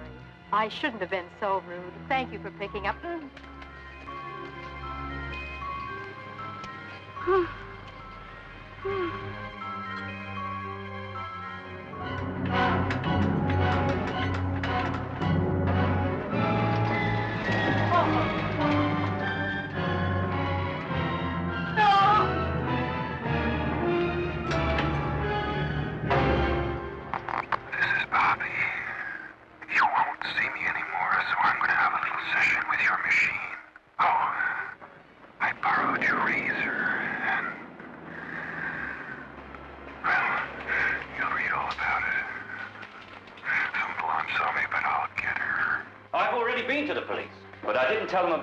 I wanted to talk to her first. Brian De Palma, the master of the macabre, who shocked audiences everywhere with Sisters, Carrie, Obsession, and The Fury, now invites you to a showing of the latest fashion in murder. Dressed to Kill. Michael Caine, Angie Dickinson, Nancy Allen, Dressed to Kill. Murder made to order. Our next guest will give you the laughs, just don't ask him to lend you money. It's Jack Benny coming up next. J-E-L-L-O. The Jell-O program coming to you from the stage of the Ritz Theater in New York City, starring Jack Benny, with Mary Livingston, Phil Harris, Dennis Day, and yours truly, Don Wilson. The orchestra opens the program with I Hear Bluebirds.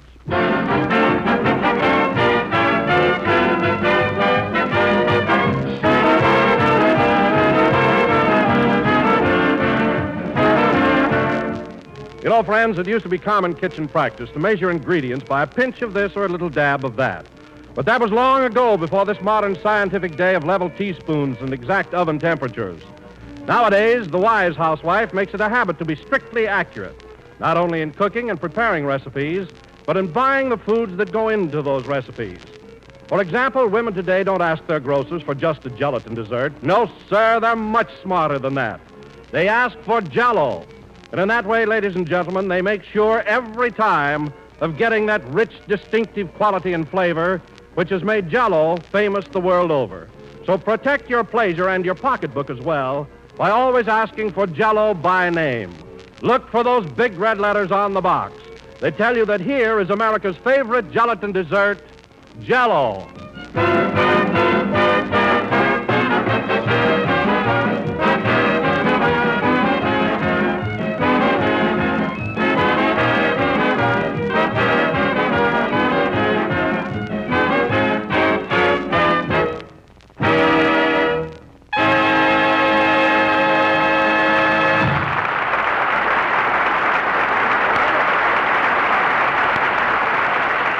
I hear bluebirds played by the orchestra. And now, ladies and gentlemen, I bring you the latest and greatest of Western heroes. A rugged, two-fisted cowboy who rides like Roy Rogers, hoots like Hoot Gibson, hops like Hopalong Cassidy, and skips like Allison Skipworth, Jack Benny.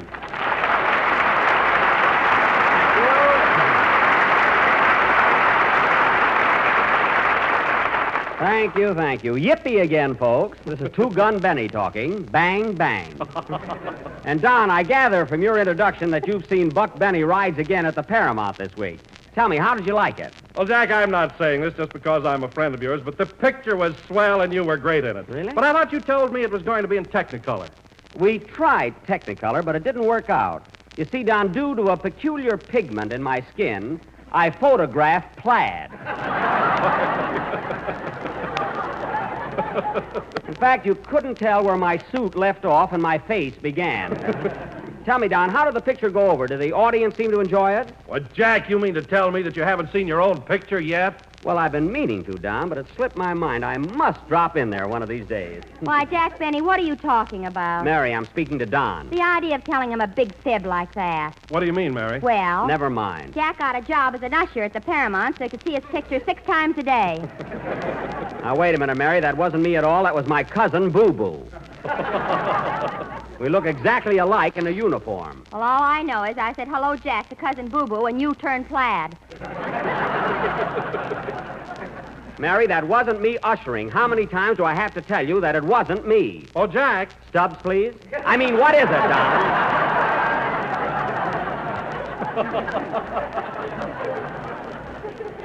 See, Mary, you got me all confused.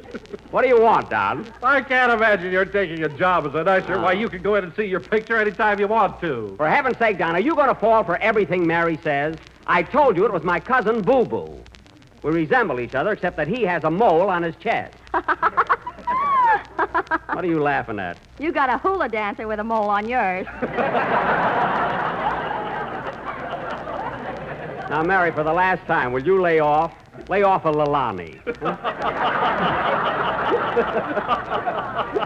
And if it's all right with you, I'd like to go back to where we were before you came in. Say, Don, did you see the reviews on the picture? They were swell, weren't they? Yes, they were, Jack, especially the one in Weekly Variety. Oh, I missed that. What did it say? It said, Buck Benny is very good entertainment. Well. And that Mark Sandridge, the director, had again exercised his hypnotic influence over you. Well, that's very... Hypnotic influence? What do they mean by that? Well, I suppose it means that you're just a fair actor, but that Mr. Sandridge hypnotized you into being a great one. Hypnotized me? Well, that's a lot of baloney. I wasn't hypnotized at all. Then why were you laying in that department store window for a week? Oh, my goodness, I hope I was decent. Wait till I see Mark Sandridge. Take it easy, Trilby. Well, if you think I'm going to stand for that... Oh, hello, Phil. Hiya, Jackson. What are you burned up about? I just found out something. Were you ever hypnotized, Phil? What do you mean? You know, where everything goes blank and you don't know where you are. Yeah. Boy, was I hypnotized last night. Phil, there's a difference between hypnotized and paralyzed. So you were out celebrating, eh? Why not? Did you see the swell notices I got on our picture? What notices? Here's one right here. Get a load of this in yesterday's paper. It says Phil Harris definitely scores both as a comedian and a dramatic actor. Well. Let's have more of this sterling artist in pictures. Let's see that. Hey, wait a minute. That's not a movie review. That's in the letters to the editor column. Well, what about it? The public writes them, don't they? Public nothing. This letter is signed F. Remley, and Frank Remley is your guitar player. Of all the nerve. Take it easy, Jackson. Just because Frankie works for me don't mean he ain't sincere.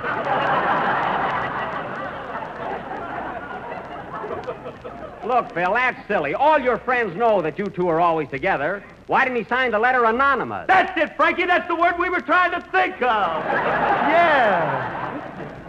Oh, brother. Phil Harris definitely scores. Look how he spells definitely. D-E-A-F.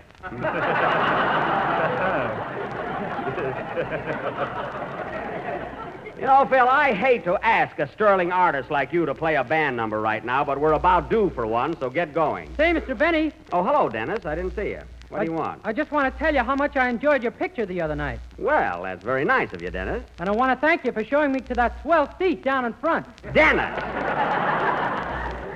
Now, forget it. Go ahead, Phil. Showing him to a seat. Hey, what is this? Jack's working his way through the Paramount this week. All right, now, fellas, I've had just about enough of this. I haven't been working at the Paramount. I'm not an usher there, and I'm still running this program. Now, go ahead, Phil. Play something. Okay. You want a hot tune like Benny Goodman or a sweet tune like Guy Lombardo? Just play a blow-the-roof-off tune as only you can do it.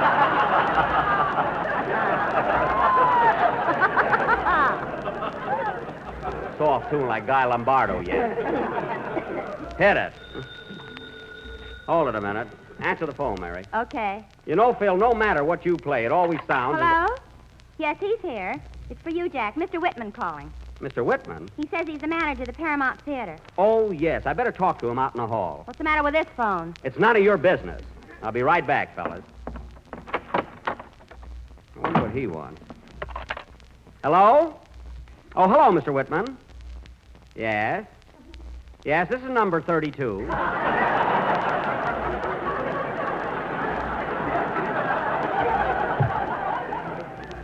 What's that? Aisle 4's in an uproar? Well, I can't help that. I'm a balcony man myself.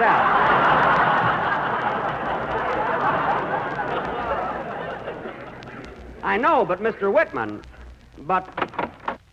Hurry up, Jack. I'll be there in a minute, Mary. But, now, wait a minute, Mr. Whitman. I don't care if I did make a mistake. You're not going to transfer me to Flatbush. All right, I'll be over in a little while. Goodbye. Oh, gone, more complications. I knew I should have got someone to do my broadcast for me today. All right, Phil, go ahead with your number. What did the manager of the Paramount want to talk to you about? Mary got it wrong. It was the Paramount Clothing Company. They're making a suit for me. And they're sending the coat right over. But the pants are going to Flatbush. Now, Mary, I told you to lay off. Okay, 32. What's she talking about? Play, Phil. Mary, 32 is my waist measurement. Nah.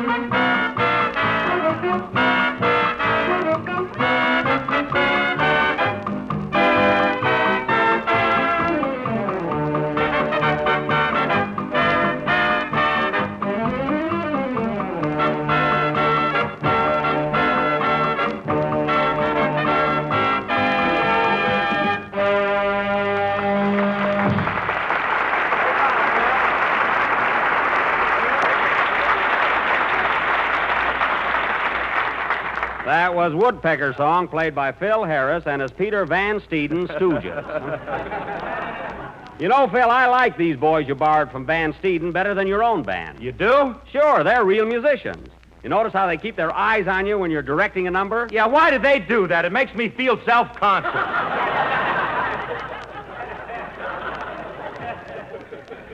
Well, it is a new experience for you. But, Phil, I noticed when the boys played just now, the fellow with the flute seemed to be way off. He sounded pretty bad. Nix, Jackson. That's Van Steeden himself. Van Steeden? Sure. Come on over here, Pete. I want you to meet Jack Benny. Nuts to him! Nuts to you, too! Come on over here.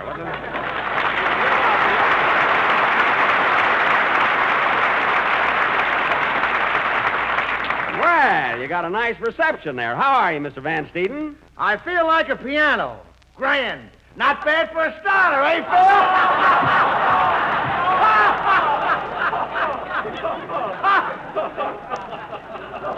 Well, he's from the Allen program, all right. Hey, lay off of him, Jackson. Van Steeden's got a terrific sense of humor. Thanks, Zeb. Okay, Zeke. What a team. Zeb and Zeke, they make me seek. You said it. Hey, Van Steeden, this is Mary Livingston. Well, glad to meet you. How about stepping out tonight, Livy? You should livey so long. Mary, don't be crudy. He's Mr. Harris's guest. Well, What? he's got a lot of nerve. I just met him, and right away he wants me to have dinner with him in the El Morocco. Mary, he didn't say a word about the El Morocco. Well, that's where we're going.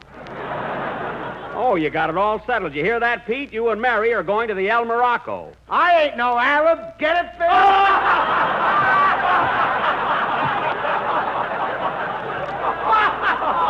Man, that's a Lulu. Lulu yet, huh? Say, Jackson. What? Did you hear him and I on Us the People the other night? What? What was that, Phil? I said, did you hear him and I on Us the People? That's We the People. I don't know how a pair like you could ever do a guest shot on an intelligent program. Oh, you don't, huh? Well, No. get a load of this. Yeah. They've even asked us to go on another big program Tuesday night. Imitation, please. Imitation, please. He means inflation, please. That's information, please. You two guys couldn't get on that program if Maxie Rosenblum asked the question. And that went better even than Abe Lyman.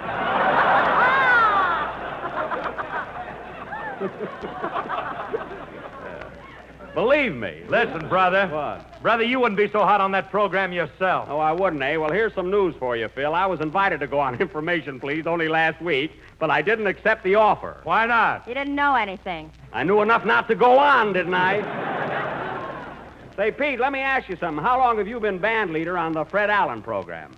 Oh, about 5 years. 5 years with Allen, huh? My goodness, how can you stand it? It doesn't bother me at all. I understand, huh? I get it, kid. Well, Peter, you can go back to your band, sit down now. We've got to continue with our program. Okay, Jackson.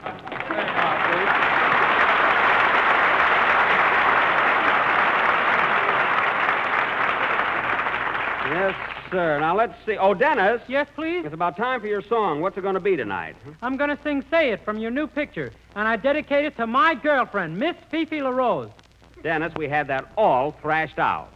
I told you Fifi's my girl, so forget about her. Oh, Jack, I think it's a crime. Dennis gets a girl, and you take her away from him. Well, she's a gold digger, and I don't want Dennis going out with her. But, Jack, you're hardly the type of fellow that would go out with a gold digger. Don't worry about me, Don. I can handle him. I'll say you can. Tell Don what you pulled last night. Never mind. What was it, Mary? Fifi wanted to go to the store club, and Jack told her it was a maternity hospital.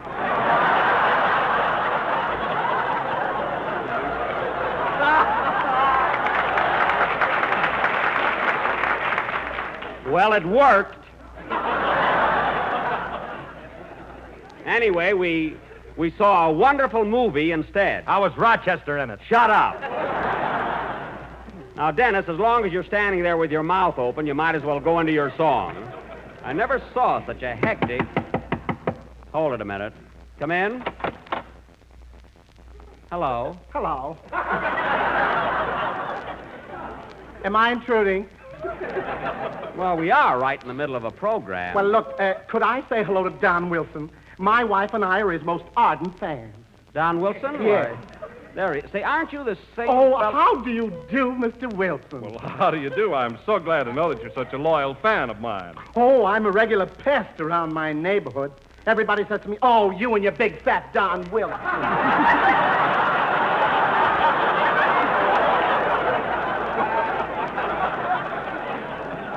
I know I've seen that fella before. I know it.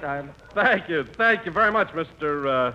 Jerkfinkel. I knew it. The name is Logan Jerkfinkel. I knew it. Now, look here, Logan. What's the big idea? Last week you came up here and said that I was your favorite. I switched.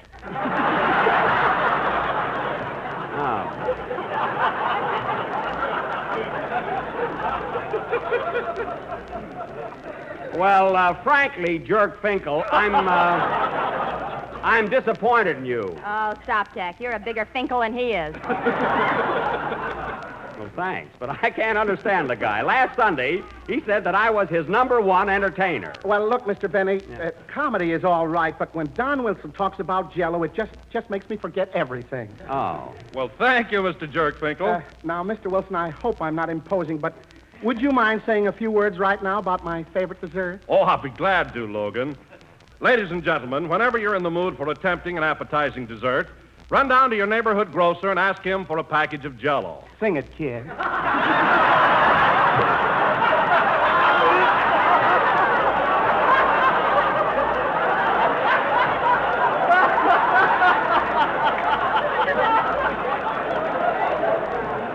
Logan! You will find that Jell-O is not only economical and easy to make, but that it comes in 6 delicious flavors. You tell him, Tubby.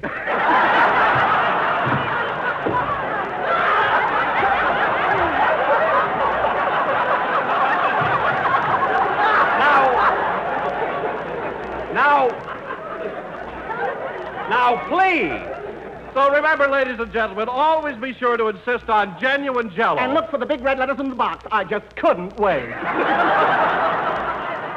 Well, you heard what you wanted, Logan, so will you please go home? We got to finish our program and stop Wilson from laughing. All right. Where's the door? It's that thing with the knob on it. Goodbye. Oh, all right. Goodbye.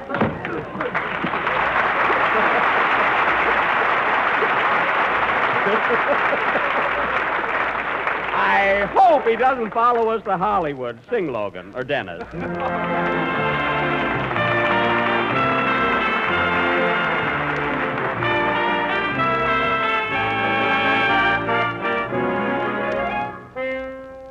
Love, don't be so cruel to me. Love, don't make a fool of me. Please give me just a sign. Please say that you'll be mine. Say it, say it, say it over and over again. Over and over again. Never stop saying you're mine. Say it ever and ever so sweet. Ever and ever so sweet. Just like an old Valentine. When you say I love you, the same old I love you, they whisper in stories and plays. You can change I love you, the same old I love you, oh, such a heavenly phrase. Oh, say it softly and gently and then over and over again. Never stop saying you're mine. When you say I love you, the same old I love you, they will tease and play. You can change I love you, the same old I love you, to such a heavenly phrase. Oh, say softly and gently, and then over and over again, never stop saying you're mine.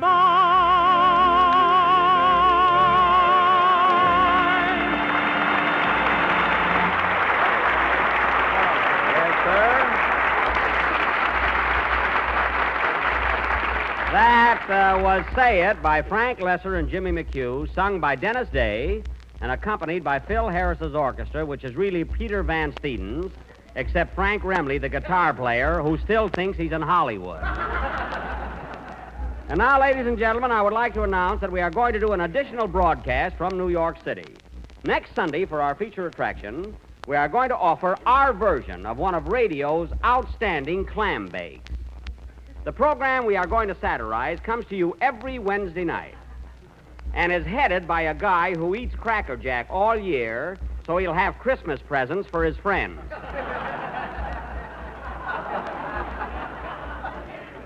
This ex-juggler also killed vaudeville.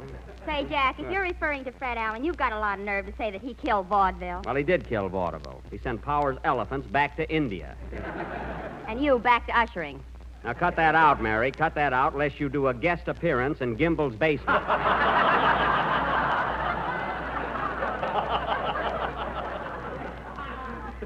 Anyway, folks, be sure and tune in next Sunday for our version of Town Hall Tonight. Say, Jack, while we're on the subject of Fred Allen, wasn't Rochester swell on his program Wednesday night?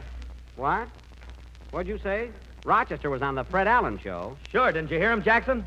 Well, of course not. He sure spilled the beans on you, Mr. Benny.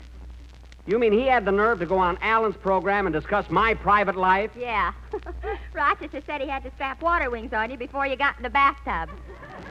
That's a lie. I don't even wear them in my swimming pool anymore. I got it right this time. I think that my valet would be so disloyal. It ain't his fault. Allen asked him questions, and Rochester just answered them. Well, that's the most embarrassing thing I ever heard of. The idea of telling Allen I hide money in my mattress. He never mentioned that. Oh.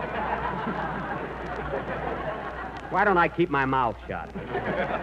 Mary, get me Rochester on the phone. What's his number? It's the Teresa Hotel up in Harlem. I've got the number right here. It's Lennox 888-7. And hurry. Okay. I'll fix him. Now, Jack, don't be too harsh. Remember, they're putting on a tremendous celebration for him up there. I'll say they are. Why, do you know, I passed the Teresa Hotel the other day, and there was a big banner clear across the front of it saying Rochester's headquarters. That burns me up. Burns you up? Why? Why, because at my hotel, the Sherry Netherlands, all I did was hang a little handkerchief out of the window to dry, and they made me take it in. That's why. Hello, Teresa Hotel. I'd like to speak to Rochester Van Jones, please. Give me that phone. Hello? Hello. Hello, Rochester? Yeah, just a minute. I'll see if it's unpreoccupied. Unpreoccupied or not, I want to talk to him. Who shall I say is calling, please? In other words, who is you? Who is I? Who is you? I'm Mr. Van Jones' secretary, Mr. DeWitt. Well, I'm Mr. Benny, Rochester's boss. So put him on. Yeah, okay, Mr. Benny, okay. Get off his lap, sugar. He's wanted on the phone. I'll find out what's going on. Hello? Is this who I think it is? Bingo! Yes, Rochester, this is Mr. Benny.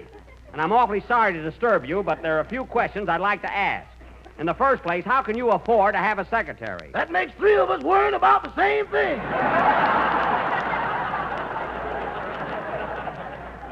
Well, you should worry.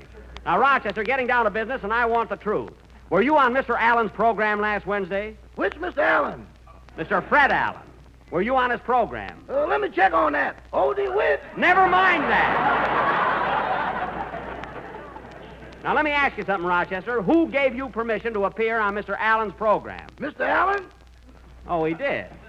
Well, listen, who do you get paid by, Mr. Allen or me? I had a little trouble with both of you. Well, I could have told you you'd have had trouble with him.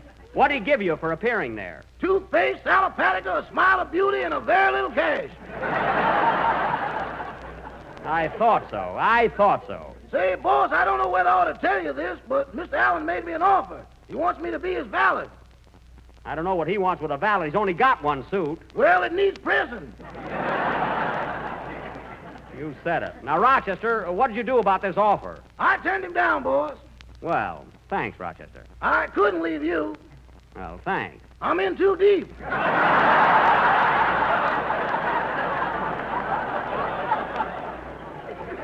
Rochester, if you're referring to the back salary I owe you, I'm saving it for you. Later on, I'm going to give it to you in a lump. I'd rather have you dribble it now.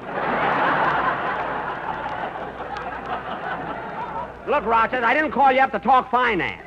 I just want you to understand that you're not to appear on Mr. Allen's program again without my permission. Okay, boss. Make a note of that, DeWitt. And another thing, you can fire that secretary. That wouldn't do no good. He's a relative. I don't care what he is. Now, goodbye. Goodbye. Oh, say, Mr. Benny. What?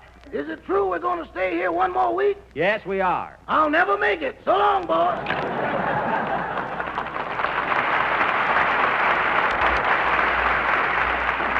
What a guy. I call up to bawl him out and nothing happened. Say, Jack, are you really saving Rochester's money for him? I certainly am, Don. Someday he'll thank me for it. Hey, Mary? Well, personally, I think Oh, that... look what time it is. Play, Phil. You'll have to hold that for next week, Mary. And now, ladies and gentlemen, let's all swing into spring with one of the grandest salads of the season. Yes, I'm talking about Jello Pimento salad, a gay, brilliant combination of bright red pimento, juicy sweet pickles, and the tart, refreshing flavor of rich lemon Jello. Now, here's a wonderful treat, and there's no trick at all to making it. All you have to do is first make up a package of lemon Jello. Next, take 4 individual molds, and to each one, put 1 teaspoon of chopped pimento and 2 teaspoons of chopped sweet pickle. Then pour in the Jello and chill until firm. When it's all ready, serve it on crisp lettuce with mayonnaise, and watch the family take up where you left off. Tomorrow, order some lemon Jello from the grocer, blend it with crimson pimento and delicious sweet pickle, and decorate the dinner table with this new Jello treat, Jello Pimento Salad. Good night, Joni. Be a good girl, and this is the last number of the 30th program in the current Jello series. And we'll be with you again next Sunday night at the same time, broadcasting from New York City. Hey, Jackson, Marty Lewis of the Movie and Radio Guide is here, and he'd like to make an announcement. Oh, hello, Marty. Hello, Jack. Ladies and gentlemen, for the past few weeks, our magazine has been conducting its 7th annual Star of Stars poll.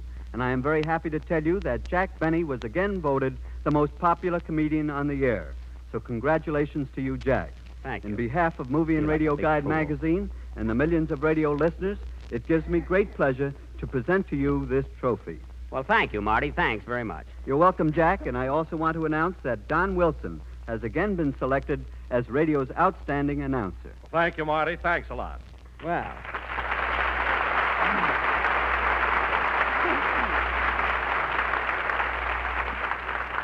Gee, a trophy and everything. I know just where I'm going to put this in my living room. Say, Jack. What? The manager of the Paramount just called up and said you better get over there right away, or else. Oh, yes, I must hurry. Lucky I got my uniform on during my under my suit. Good night, folks. This is the National Broadcasting Company.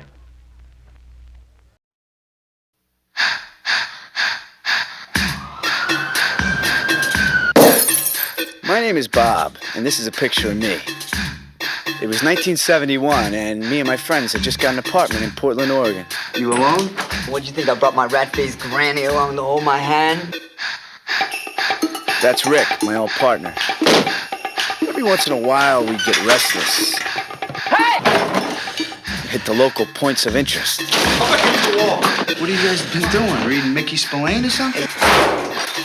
You know, it just seems like the other day I was saying it looks like Bobby Hughes has finally slowed down a little bit, and then bang, you knock off another pharmacy. Honey? Oh. That's Diane right there. I like Diane. She took a darn good picture, too.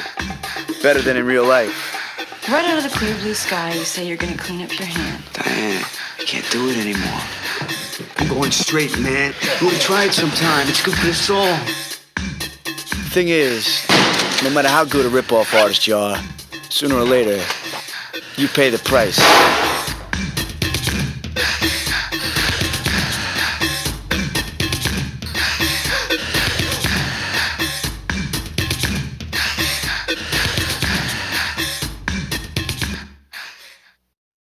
One of the all-time great directors, Cecil B. DeMille, hosts Lux Radio Theater. Up next. Lux presents Hollywood. The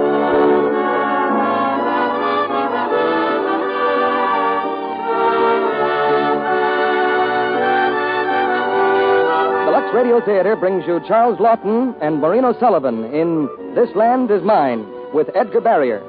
Tonight, the Lux Radio Theater comes to you from Hollywood as usual, but your producer speaks to you from Little Rock, Arkansas. Ladies and gentlemen, Mr. Cecil B. DeMille.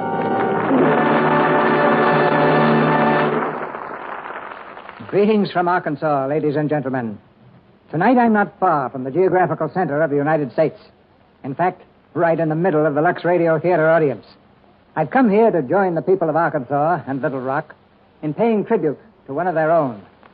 The story of Dr. Wassel, with Gary Cooper as the screen hero, is having a formal opening here in Little Rock because Dr. Wassel was an Arkansas country doctor before romance and adventure called him halfway around the world. The Arkansas countryside is the scene of some of the picture, and perhaps it's the origin of the high courage that carried a good plain American to world fame. This is the kind of an occasion that reaffirms one's faith in America.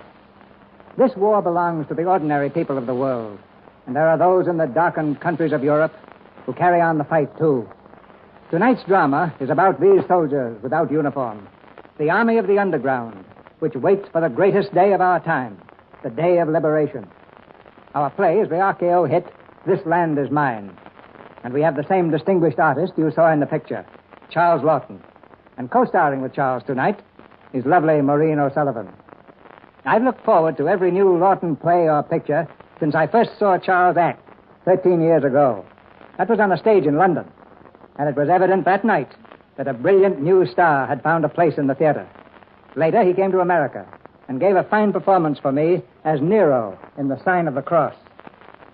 Crossing the nation this week, I found a great interest in the inner workings of the Lux Radio Theater, a curiosity about the way the wheels of radio drama go round.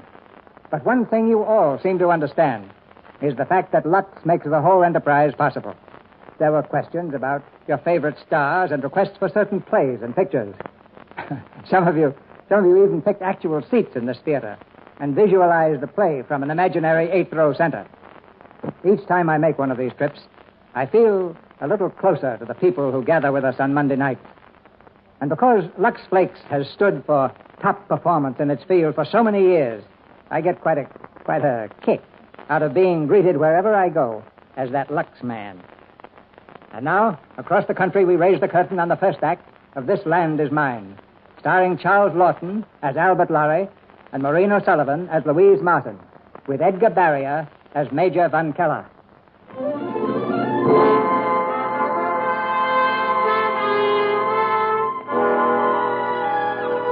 In the Gazetteer of War, the town in our play is without significance. Stalingrad or Lidice are names for the history books, Rotterdam and Coventry.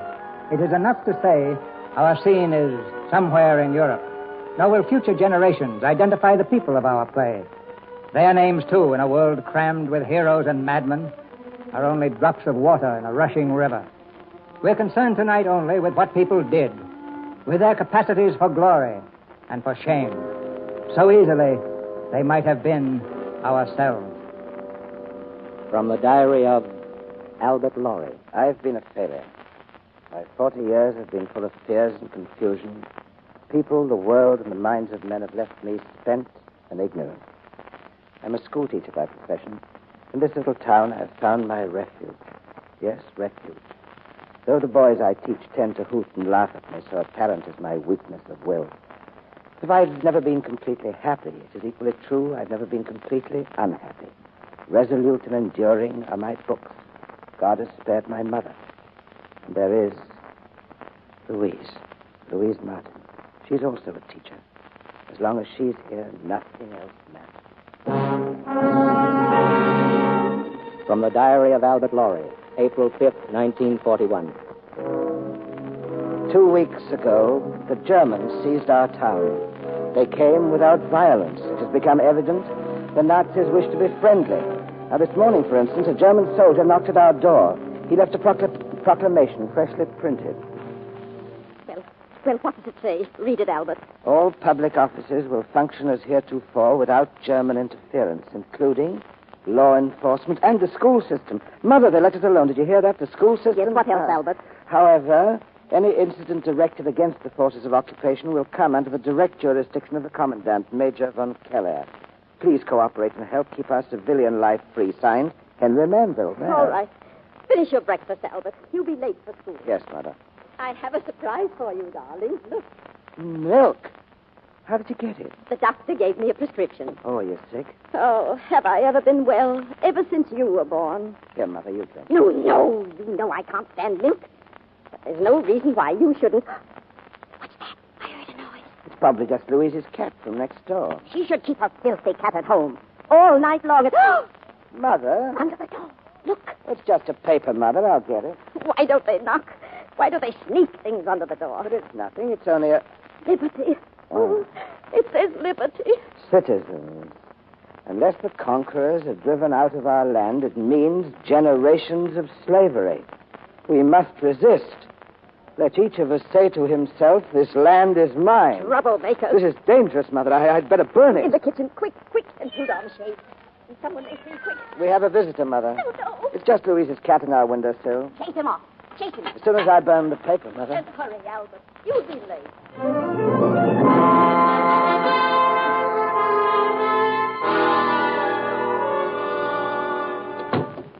Albert, good morning. Morning, Paul. That our cat you've got there? Oh, so you have the runaway. I've been looking all over for that cat. Here, Louise. She's probably been annoying your mother again. Now, go on. Shoot. We're very fond of your cat, Louise.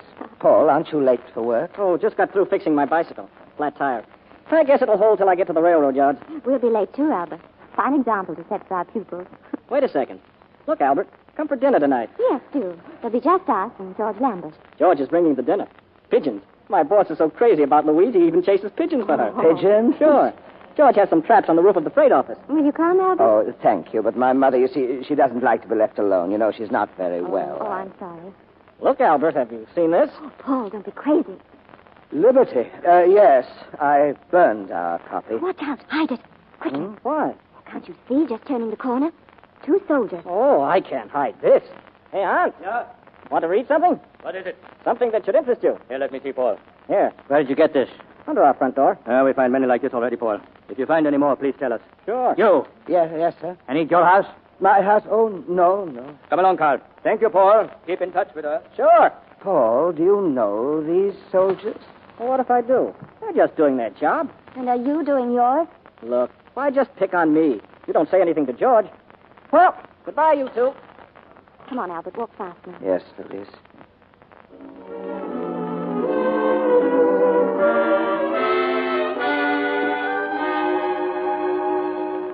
So I thought it best that I come here to school myself, Professor Sorel, and tell you about it. And these books of mine must be burned, Mr. Mayor? Yes, I think it very wise if I take them. Juvenal, Tacitus, Voltaire, Plato's Republic.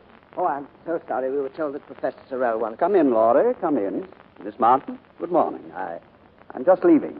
Goodbye, Professor. Goodbye, Mr. Manville. Is anything wrong? It is beginning, Laurie. Our books must undergo alterations. History, geography, and literature. Pending the arrival of new books, you will go to your classrooms and have the children tear out certain pages from our present books. Oh, why do they make us do this? Why don't they bring in German teachers and get it all over with? Don't be upset, Louise. After all, school will continue. Now, if you have pencils, please note the deletions. In your history books, Chapter 1, destroy pages 7 and 8. 7 and 8? Pages 15 and 16, 21 and 22, Chapter 2. I was back in my classroom making the deletions when the air raid alarm suddenly shrieked and the fearful drone of approaching bombers filled our ears. The planes were British, and with each explosion I should have uttered a prayer of thanks. But instead, I became hysterical. Before 100 students, before Professor Sorel and Louise, I shook and I wept and I moaned. Well, the boys laughed and mocked me, but I just couldn't help it. I can't stand violence and noise. I'm a coward and I'm a weakling. And now they all know it. Even she. Well, after the raid, Professor Sorrell sent for me. Close the door, Laurie. I know what you're going to say, sir. I'm ridiculous. I'm stupid, but These raids are new to us, Laurie. After a while, we'll get accustomed to them. I'll never change. Would you like to transfer to a safer district? Oh, no, sir. Because of Miss Martin? Yes, sir. I see. Does she know how you feel? No. Oh, goodness, I thought you were a confirmed bachelor. Sit down, Laurie. You know, in a time like this, I believe we're the most important people in the country. Yes, sir. This morning we were told to mutilate our books, but we contain those books, and they can't destroy the truth without destroying us. Oh, we may seem weak to the children now. We have no weapons, we don't march, but it's part of our fight to teach the children to admire us, so we can really lead them. Maybe we'll win, Laurie, or maybe we'll be shot. Professor? Oh, no, my friend, I don't ask you to die. But if you think these things over... Professor Sorrell. In here, Victor. What is it? There's been a wreck at the railroad yard, supply chain. So, it begins already. They'll take hostages now, even if it was an accident. Hostages? You hear, Laurie? Now we've got to be strong.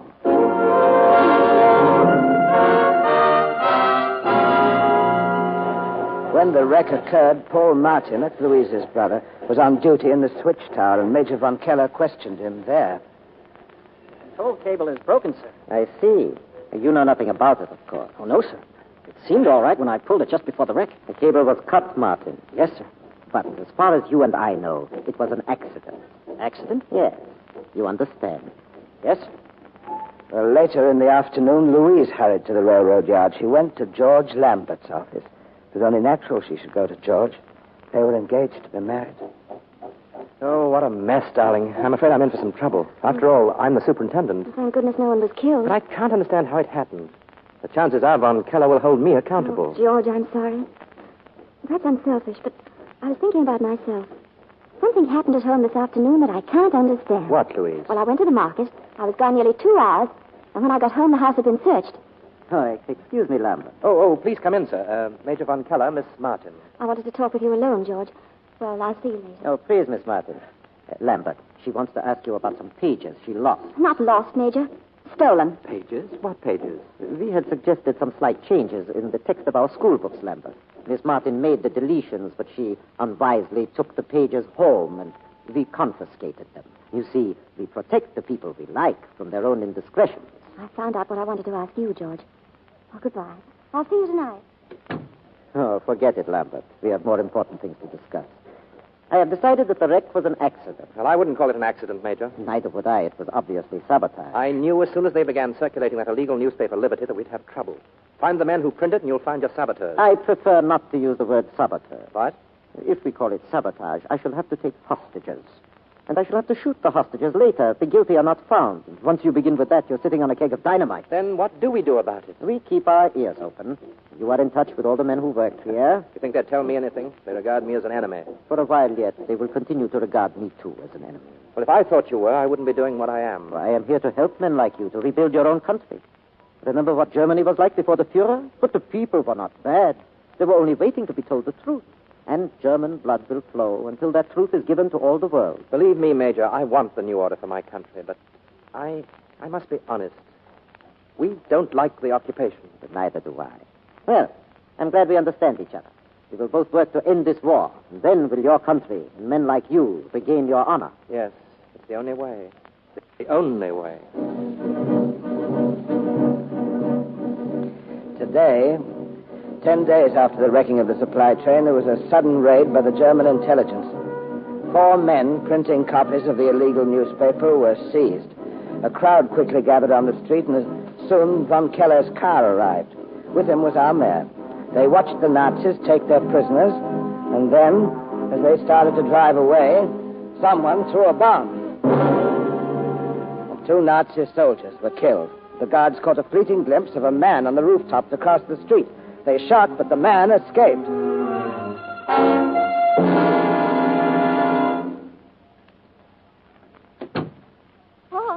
Paul, is that you? Yes? Oh, Paul, there's been trouble. Did you hear the shooting? Yes, I heard it. Someone threw a bomb and... Oh. It's nothing, Louise. It barely scratched my arm. You. It was you. Yes? Oh, Paul. Paul, why didn't you tell me? I was going to tell you sometime soon, Louise. Oh, this bench. Do you mind? Oh, Paul. Paul and I thought You thought that I you was were... with them. Oh. No, it was simply more convenient for people to think so, Louise. I've fought them since the day they came here. That wreck at the railroad yard? That was you, too? That was easy. Oh, Paul, if they shot you, that means they saw you. They recognized you. They weren't close enough. Only one person saw me. Next door, Mrs. Laurie. I cut across their yard. I was holding my arm, but I don't think she made any special notice of it. Oh, Paul, I'm so proud of you. I can believe in you again. Paul, my brother. All right, now. Just take it easy and get this bandage on.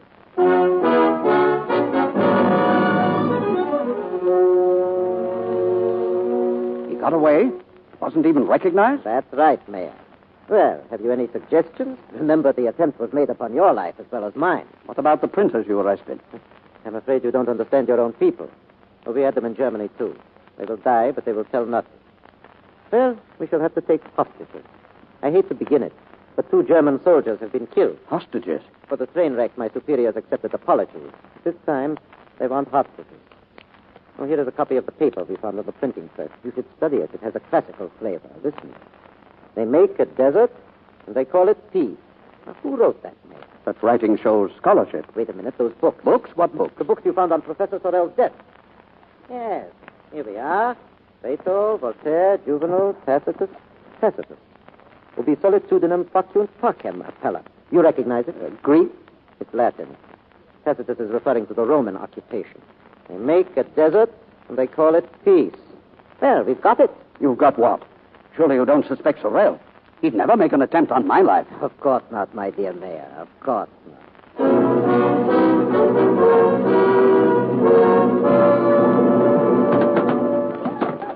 No, stop it. Get off, please. Let me alone. Boys, what are you doing? Answer me. Very well, get back to your desk. I'm very disappointed in you. This is a place of culture, and the first requisite of culture is good manners. Edmund Sorel? Yes, sir? What's that on your face? Isn't that a letter, J? They say I'm a Jew. Who did it? I don't know, sir. Go to the washroom, Edmund, and clean your face. Mr. Laurie, please come quickly.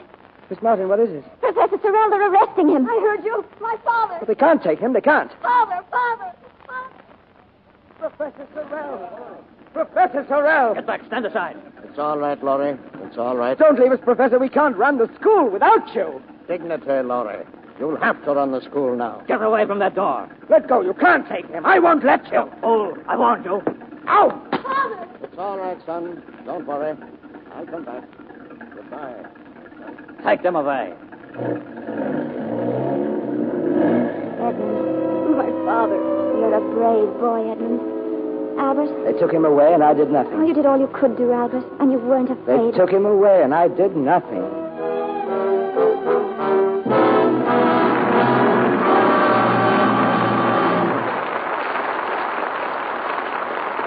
In just a moment, Charles Lawton and Marino Sullivan return in Act Two of This Land Is Mine. Now that so many husbands and fathers are being called into the service, many families are doubling up. In the Howard family, for instance, the married daughter, Jean, has come home and is unpacking in her old room. Here, let me help thee.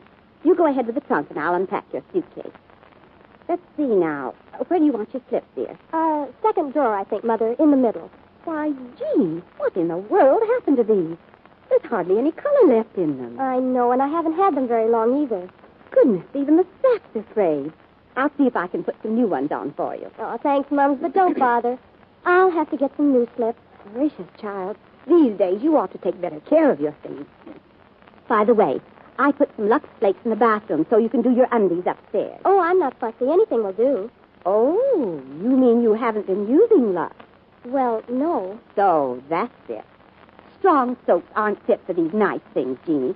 If my grocer gets out of Lux flakes, I just keep asking until he gets some more in. I wouldn't take chances with anything else. Actual washing tests prove Mother is right. Slips and nightgowns, which were given Lux Care, were color fresh, lovely, after 30 Luxings. But harsh wash day methods left the same kind of slips badly faded. Straps were frayed. Seams pulled out, too. Now, when it's so important to make things last, don't risk rough handling, too hot water, strong soaps. As we say it with music, Undies lead a long life when they lead a Lux life. Now, here's Act Two of This Land Is Mine, starring Charles Lawton as Albert Lorry and Maureen O'Sullivan as Louise, with Edgar Barrier as Major Penkeller.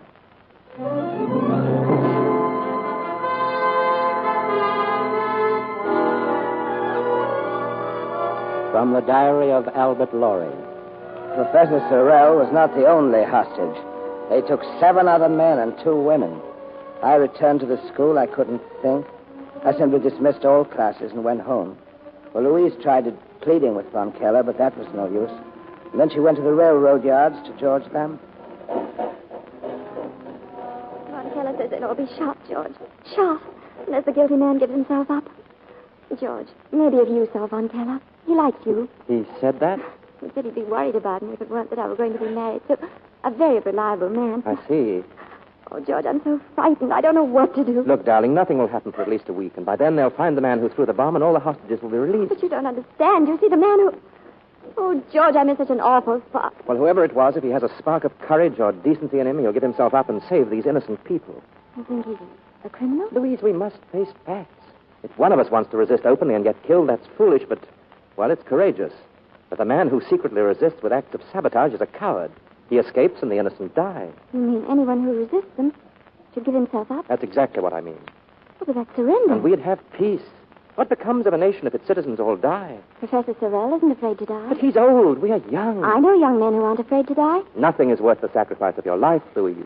We have everything before us. Love, marriage, children. No. Please, George. Louise. Oh, George. I was in love with you once. Perhaps I'm still in love with you. But as you were talking just now, I felt as though I'd never looked at you before. Darling, you're upset. Oh, You don't... I know I'm upset. But this is the first time you've been completely frank with me. Everything that's happened, I'm so confused. I haven't found the answer yet to the things you've said, but I know you're wrong. Oh, George, don't be angry, but I've got to leave now. I've got to leave.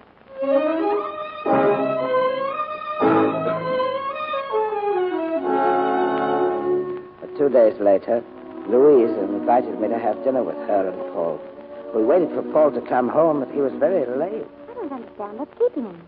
Louise, I have something to tell you. You're worried, aren't you? Is it your mother? Oh, I know she doesn't like me. She didn't want you to come here, did she? Well, I understand, Albert. She's old and she's lonely. Look, you don't have to stay. You can go home. Thank you, Louise. Louise, I must speak to you. Yes? I know I'm not young, and you're so very young in my mind. You know, I remember the day you graduated, and I was already teaching then. And I remember the day you first came back to teach a class, and I was so worried about you, and so happy when I saw how the children loved you. Oh. And now we're the only ones left in the school, and I feel so very close to you. What's that? Must be an air raid. Oh, but there aren't any planes. It sounded as if it came from the railroad yards. Paul! Paul, what Quiet. Listen very closely. Sit down at the table, Albert. We've all been here having dinner. Understand? I've been here for an hour. But I don't understand what... They'll all be searching here any minute. You've got to help me, Albert. If they ask questions, you and Louise and I have been having dinner since I came home an hour ago. Put a little of this on your plate, as though you'd eaten the rest. Good. I was going to go home. Here, have a cigarette. But I don't smoke. It's easy. Just breathe in. Come in. Sorry, we have to search the place. That you, Hans? What's wrong? What were those explosions? Ammunition train blown up. Anyone come in here? Oh, not a soul. And you? You live here? No. What are you doing here, then? Oh, he's just Mr. Larry from next door. He was having dinner with us. I don't smoke. He's the schoolmaster. I just gave him his first cigarette. Answer me, schoolmaster. How long have you been here? 6 o'clock. Who else was here? While Louise was here, Miss Martin. And my brother, Paul. I'm asking him. Who was here? He was here. You're sure about that? Yes. And you, Paul? You're sure he was here all this time? Sure. He's sweet on my sister. Albert! That's my mother. I live next door. Please, I must go to her. Why not? But we'll go together. Go along, schoolmaster. Get out of my house. Where do you think you are? In Germany? I told you we have to search all these houses. What's in this cabinet? Get your dirty hands off. Oh, my best china. You lubbock. You beast. Look what you did. Albert! I'm sorry, lady. Mother? What's the matter here? Albert, my best china. Look, he's smashed No, it. Mother. The brute. The dirty brute. Fibber. Yes, sir. Are you satisfied, madame? Do you wish me to strike him again? No, you're a brute, too. Get out. Both of you. Get out.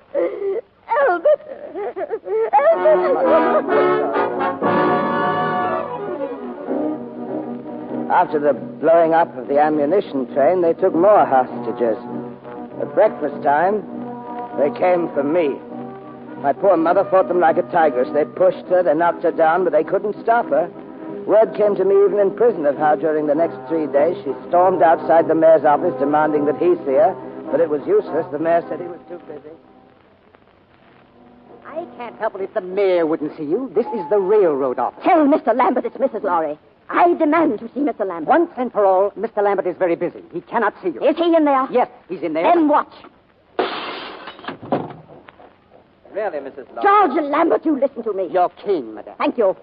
You know what they've done to my poor Albert. I'm very sorry. Sorry, you're going to do something about it. Oh, come in, Mrs. Laurie. Sit down. You sit down and listen to me. If the guilty man is found, all hostages are released. Is that so? Of course. Then pay attention. The day that bomb was thrown, I was at my window. I saw a man climb over the fence and come across my yard. I recognized the man. He was holding his arm. That man... That's the story as Mrs. Laurie told it to me only half an hour ago. Well, you've done your duty. You can expect to be well rewarded if Paul Martin is the man. I don't want a reward, Mayor. Believe me, this was very difficult for me to do. You're saving lives. Laurie's life. Sorrell's, all of them. Sorrell's a radical. They won't release him, and you know it. The thing that makes me boil is how Paul fooled me all the time, making friends with a German. One thing I cannot stand, hypocrisy. They call me a hypocrite, but I'm not. I collaborate, yes, and you know why. I'm mayor of this town. My duty to defend it. Where can they find this fellow, Martin? What? Oh, he's on the night shift tonight. He should be at the switch tower at 9 o'clock. Hello? Operator? I want to speak to Major Von Keller. At the time, of course, I was unaware of George Lambert's visit with Mayor Manville, so I was quite startled when the next morning the guards opened my cell and told me to go home. As I stood knocking at our front door, I felt important and powerful. For one foolish moment, I convinced myself that I was too valuable to the Nazis to keep in jail. Oh, my boy. My boy. Morning, Mother. Oh, my poor boy. Just look at What's you. the matter? I'm just fine. I haven't slept for 3 nights thinking of you in that horrible prison. Very nice, Mother. Professor Sorrell was there, and we talked all the time. When the German soldiers tried to listen, we talked in Latin. Just like a man. Talk, and let the women worry. Mother, I'm worried, too, about Professor Sorrell. They didn't release him. I was the only one they let go. Why did they let me go, Mother? Oh, they aren't fools. They know you're needed at the school. Professor Sorrell is needed at the school more than I am. Now, don't ask questions. They'll let him out. Hurry now, my darling. Wash up. Oh, first I must go and tell Louise. Paul and Louise. No.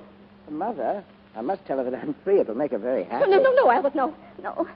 Don't leave me. Mother. I don't feel well, and you can't go out on the street looking the way you do. Now, Mother, I've just come through the street, and Paul and Louise live right next door. I'll be back in a minute. No, Albert. Oh. Morning, Louise. You see, I'm free. They had to let me go. Yes, I see. Well, where's Paul? You coward. You traitor. Louise. You ask me where Paul is? Paul is dead. They shot him. That's why you're free. Paul is dead? Oh, we knew you were weak, but I told Paul you'd never tell. I told him we could trust you. How much do they pay you, or do they only give you your life back? Louise! Oh, don't try to lie. You're the only one who knew. Now get out. Albert, aren't you going to eat? Paul's dead. She thinks I'm phoned on him. She despises me. She's mixed up in it, too, just like that brother was. He was to blame for putting you in prison. Paul is dead. And you're free, thank God. I've got to go back to her. I've got it. No, Albert. You might as well know now. I'm the one who told. Told? Told what? Well, I saw him sneak home the day that bomb was thrown. And I saw him climb in the window the night you left me alone for that girl. Did you, my own mother, tell that to the Germans? I told George Lambert. George Lambert? Yes. George is your friend, Albert. George Lambert. Albert, where are you going? Let go of me. Let go.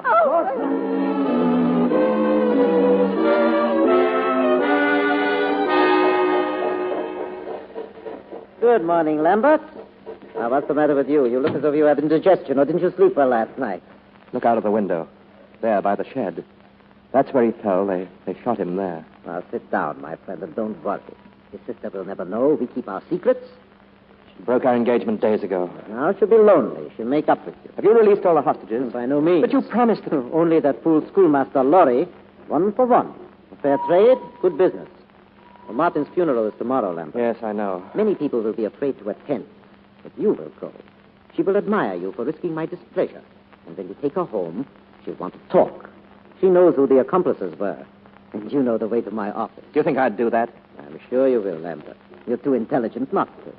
Good morning, my friend. Good day, Major Van Keller. Oh, Mr. Lambert. Yes? Oh, yes, sir. Another fine pigeon, sir. We caught it in the trap in the loft. Perhaps you'd like to have it for your dinner, sir? Give it to me. Yes. You can go now. Go to lunch and close the door. Yes, sir.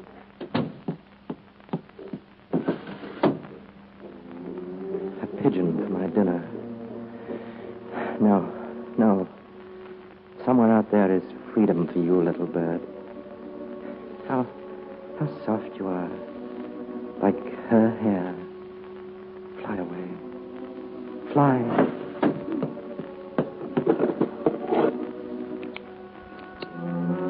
A note. I should leave a note. There's so much I'd like to say to her. No, it's no use. No use. Mr. Lambert? Mr. Lambert. What have you done?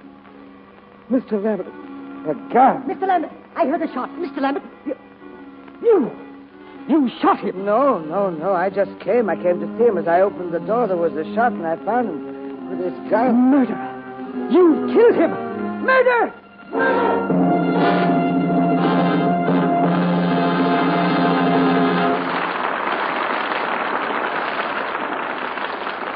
We pause now for station identification.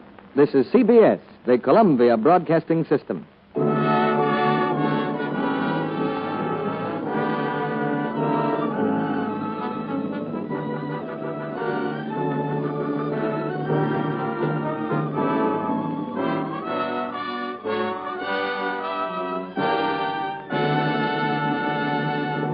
After a brief intermission, we'll hear Charles Lawton and Marino Sullivan in Act 3 of This Land Is Mine. Now, here's Bill, home on furlough. Gotta pinch myself, honey. Am I really having dinner with you tonight instead of 500 other guys? Well, we go to celebrate. Well, gosh, honey, I'd just like to stay home. That cooking of yours is tops. Anything you say, soldier. Tell you what, we'll do it with all the trimmings. Silver candlesticks, our best china, and we won't worry now how many dishes we'll have to wash. Say, maybe we better go out after all. Can't let you get dishpan hands while I'm home. I like that. Anything wrong with my hands right now? Not a thing, baby. But I guess you haven't been washing many dishes lately. Every single night. Oh, I don't get it. You used to talk a lot about how rough it made your hands. Oh, but it's all different now. Something new? Well, you know how I park in the bathroom luxing stockings and undies every night? Now I'm using Lux for dishes, too. That's new for me. So what does it do? So I don't get horrid dishpan hands anymore. No kidding. Uh-huh. They got all soft and smooth again in no time. And that's all I did. Change to Lux. Smart girl, my wife. Yes, it's true. Smart wives are changing from strong soaps to Lux Flakes for dishes. See for yourself how easy it is to change dishpan hands to Lux hands. Lux is thrifty, too. It goes further, actually does up to twice as many dishes as any of 10 other leading soaps tested. Change to Lux Flakes for your dishes. Now the curtain rises on the third act of This Land Is Mine, starring Charles Lawton and Marino Sullivan, with Edgar Barrier.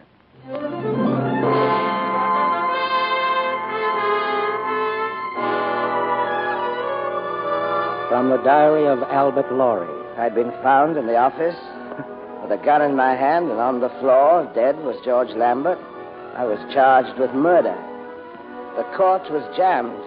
Louise was there, dressed in black in memory of Paul, her dead brother, for whose death she understandably held me responsible. Now I was being tried for killing the man to whom she was once engaged.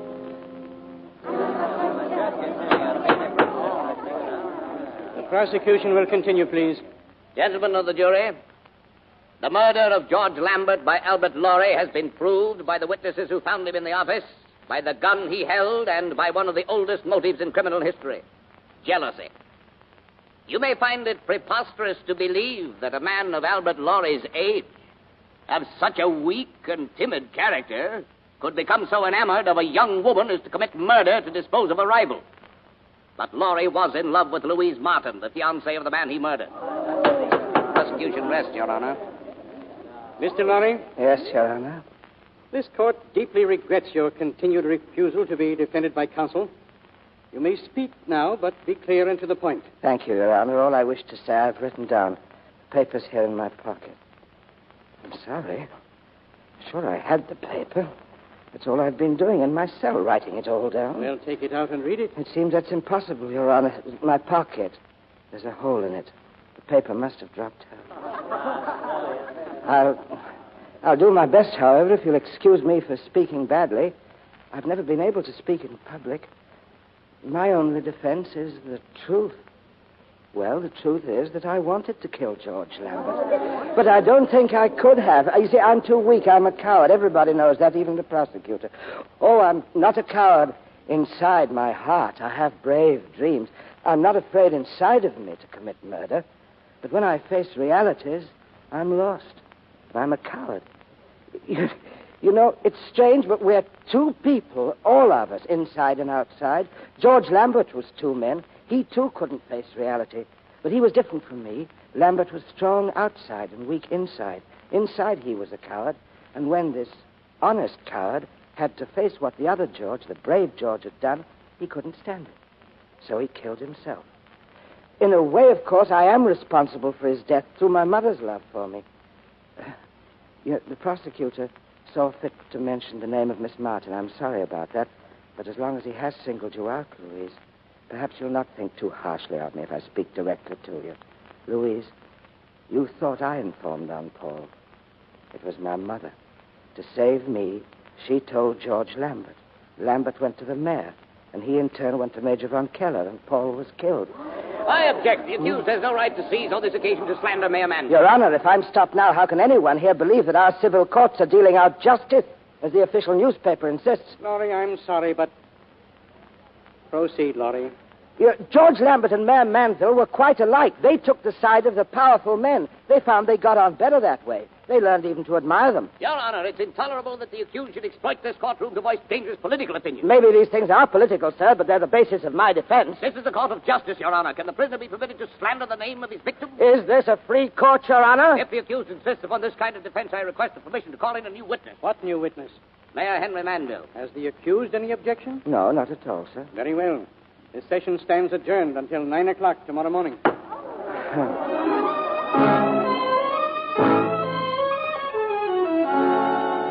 The guards found the speech which I had written and lost. It was brought to my cell that evening by a very important man, Major von Keller. Well, Laurie, from all accounts, you did very well in court today without this speech. Thank you, sir, but I've decided not to use it. Laurie, I was mistaken about you. You're a man of real courage. I was a fool not to realize it sooner. Oh, no, I'm not. Cigarette? Oh, yes. It's my second one. And the light. Thank you. You made a great mistake in court today, Laurie. You called yourself a coward, but you quickly disproved it by what you later said. Now they know you killed Lambert. But I didn't. And I believe you. It all makes so much sense. I remember now how strangely Lambert looked when I left him that morning. And the clerk was just coming in with a pigeon.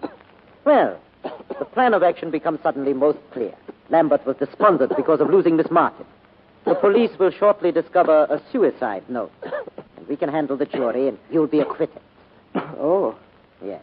There will be no need for you to say another word in court. Did they find a suicide note? You are a poet, Laurie, a poet. I don't understand why you're trying to save my life. I like you. And you don't want me to say anything more in court. It's a peculiar situation, Laurie. We Germans could readily take over the courts, but we prefer to collaborate, to give freedom to the nations we have defeated. But freedom must be limited by the necessities of war. We ask you to speak no more. A very small sacrifice, you will agree, when we are still sacrificing our lives for the future happiness of the world. You mean I was right in what I said about Lambert and the mayor? You're right. Of course you are right. The honest Lamberts, the dishonest Manvilles, we find them in every country we invade. They are waiting for us in England. They will be waiting for us also in America. You believe that, Major? It is a certainty. What is England but a lot of old ladies wearing their grandfather's leather breeches? And America? Very spectacular, very childish. A charming cocktail of the Irish and the Jews. I see. Could I have another light for my cigarette? Certainly. Laurie, I'm glad you've decided to live and to be a free man. You have a great duty, the regeneration of youth. Make them ready for the world of tomorrow, Laurie. Believe me, it will be a fine world.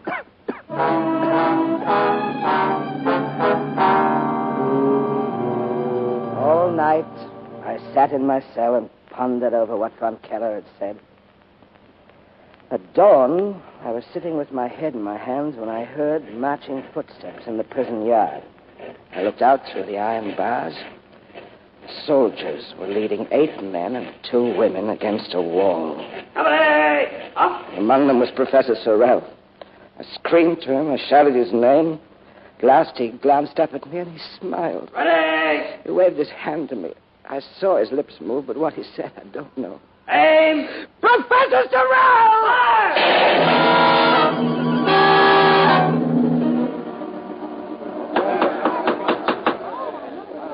All right, Mr. Prosecutor, you may call your new witness.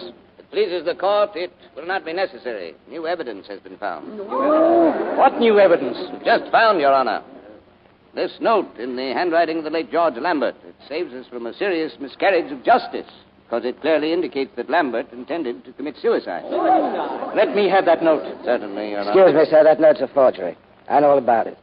Major Von Keller told me last night. Quiet, you fool. Do you realize what you're saying, Laurie? He's out of his mind, Your Honor. The man's insane. No, I'm not insane, Your Honor. The prosecutor wrote that note himself. I think he's trying to save my life. Go on.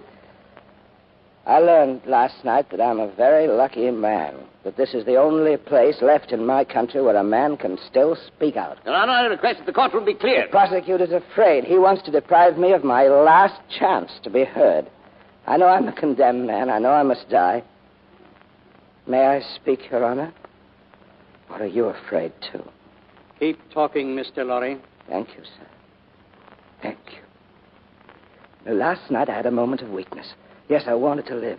I had very good reasons for wanting to live. Major Von Keller told me beautiful things about the future of this world they're building. And I almost believed him. But this morning, I looked out through bars and I saw his beautiful new order at work. 8 men and 2 women were shot because they still believed in liberty. Among them was Professor Sorrell. He said something to me I couldn't hear, but I think he was telling me what to do. I knew then that I had to die. And the strange thing is, it made me happy. Those 10 people died because of Paul Martin. But they didn't blame Paul. They were proud of him. Paul was a soldier, without glory, but in a wonderful cause. I see now that sabotage is the only weapon left to a defeated people. We must stop saying that sabotage is wrong, that it doesn't pay. It does pay. It makes us suffer, starve, and die. But though it increases our misery, it will shorten our slavery. That's a hard choice, I know. But even at this moment, more German troops are coming to this town because of what Paul Martin did. And the more troops they have to leave here, the less there are in the fighting fronts. But first we have to fight ourselves. Yes, any occupation in any land is only possible because the people have been corrupt. And I accuse myself first. For my own comfort and security, I made no protest against the mutilation of truth in our school books. My mother got me extra food and milk. Now, in this courtroom now, are you merchants of this town, you've given us the black market. Business is better than ever. Money's plentiful. Money that the Germans print themselves, and with it, you are buying up the town. I don't blame you for wanting to become rich. But you should blame yourselves for making the occupation possible. Because you cannot do these things without playing straight into the hands of the Germans. That's why I know the jury must condemn me to die. Not because I killed George Lambert, which I didn't, but because I've tried to tell the truth. And the truth cannot be allowed to exist under the occupation. Officially, you'll find me guilty of murder. But don't worry. Even if you were to acquit me, the enemy would take me and put me against that same stone wall, and you too. They can find any reason to take hostages. Oh, there is one final charge I must answer to, and I'm very guilty. Yesterday, I was ashamed when the prosecutor accused me of loving Louise Martin. I've always loved her secretly. But now, I'm not ashamed. I'm proud. And I feel quite young. No doubt it's because I'm going to die. You know, it's a very strange thing. Last night, Major Von Keller told me I wasn't a coward. I think maybe he was right, and I'm not the only one.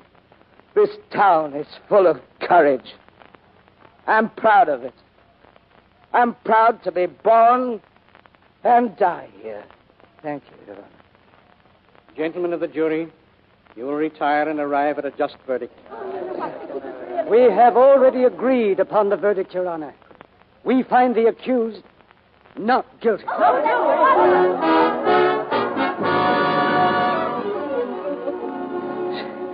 She wept for me, Louise. She kissed me. And with my mother, we walked home together. They walked on the streets, and I walked on the stars. Well, it's morning again, and I'm ready to leave for school. This undoubtedly is the last entry I shall ever write in my diary. They're certain to come for me soon. Good morning, young men. Would you please sit down? Boys, I don't know how much time I have, but if this is to be a short lesson, I think I've found the best book. It was given to me by Professor Sorrell. Maybe it'll be burned soon. But if it remains in your memories, it can't be destroyed. It was written in a night of enthusiasm 150 years ago, and it's called A Declaration of the Rights of Man. Article 1, all men are born and remain free and equal in rights. Article 2, the purpose of all political parties is the safeguarding of the natural and inalienable rights of man. These rights are liberty, property security, and resistance to tyranny. Article 3, the principle of all governments resides... Yes? Come with us. You're under arrest. One moment, gentlemen, please. The principle of all government resides in the nation itself. No group, no individual can exercise any authority that does not expressly emanate from the people. I said you will come with us. Well, I must go now, boys. Goodbye. Albert, my dear. Please, thank you, my darling. Now, please, don't cry. Would you tell me, Mother, and remember that I'm happy? I am completely happy. Let go, madam. Oh, no. Let him go. Albert. Goodbye, citizens. Down, boys. Article 4. Liberty consists in freedom to do all that does not harm others. Article 5. The law has the right to forbid only those things which are harmful to society. Article 6. The law is the expression of the will of the people. All citizens have the right to assist.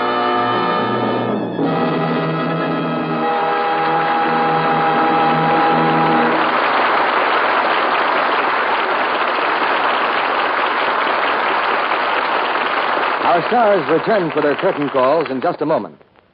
Now, here's Libby Collins with an interesting news item she found the other day. Well, it seems that some whacks landing in England nearly created an international incident by wearing sheer hosiery. Of course, it was rayon, but it was so good-looking that the clothes-ration British women thought the American girls were wearing silk stockings. Well, Libby, I don't blame them. I can't tell the difference. They all look pretty good to me. Yes, today's rayons are as sheer-looking and flattering as many pre-war silk stockings. And, of course, they need the same care you gave silk. Gentle Lux care after every wearing. Takes practically no time at all.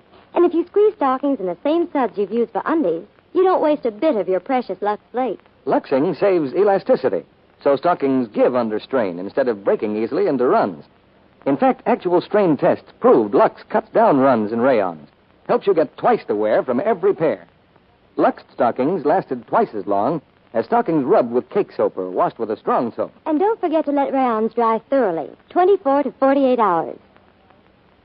Now, here's Mr. DeMille with our stars, Mr. DeMille in Little Rock, Arkansas, and our stars on the stage of the Lux Radio Theater in Hollywood. If you've all enjoyed tonight's play as much as I have, you'll want to join me in calling Charles Lawton and Maureen O'Sullivan back to the footlights for a curtain call. Thank you, C.B. This has been rather a gala occasion for me. An anniversary of some kind, Charles? No, I've just had my hair cut. Oh. You honor us. C.B., if you'd gone without a haircut for 6 months, you'd appreciate it. Or on second thoughts, if my memory serves me correctly, maybe you wouldn't notice. Fortunately, my hair hasn't mattered in 40 years. I suppose your long coiffure was for a picture, Charles? Yes, for the Canterville Ghost of MGM Marine. I play the ghost. I slip through keyholes and all that sort of thing, you know. Well, you're the most substantial ghost I ever met, Charles. By the way, C.B., this is the first play I've ever acted in where the producer was a ghost.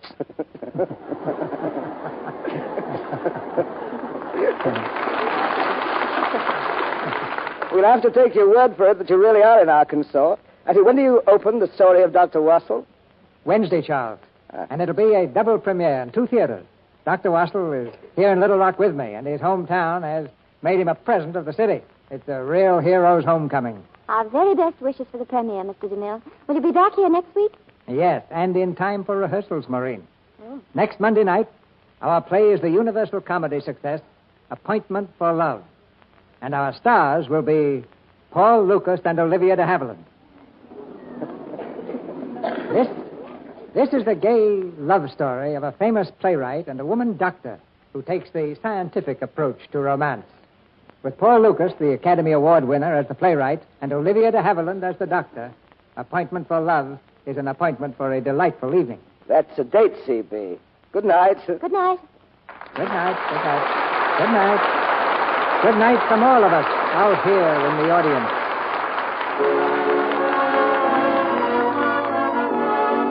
Our sponsors, the makers of Lux Flakes, join me in inviting you to be with us again next Monday night when the Lux Radio Theater presents Olivia de Havilland and Paul Lucas in Appointment for Love.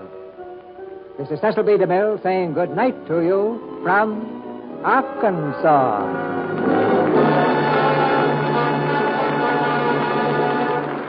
Here's a patriotic way to get more red ration points. Just save used fats and turn them into your butcher regularly. He'll give you 2 red points for every pound. Keep a tin can near your sink for table scraps containing fat. Melt them down once a week. This fat, plus drippings and the grease from the broiler or frying pan, is just what our government needs.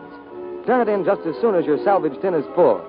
The fat you save will help give our fighting men the material and medicines they need. Always put fats in a tin can, any size, never a glass container. Heard in tonight's play were Regina Wallace as the mother, Dennis Green as George, Ralph Lewis as Paul, Cliff Clark as Sorrel, Douglas Wood as the mayor, and John McIntyre, Charles Seal, Norman Field, Tyler McVeigh, Howard McNear, and Billy Roy.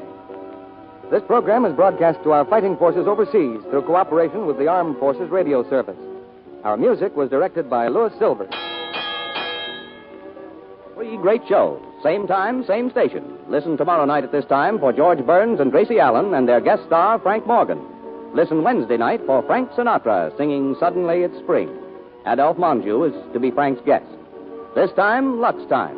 Every Monday, Tuesday, and Wednesday for the tops in entertainment. This is your announcer, John M. Kennedy, reminding you to tune in again next Monday night to hear Paul Lucas and Olivia de Havilland in Appointment for Love.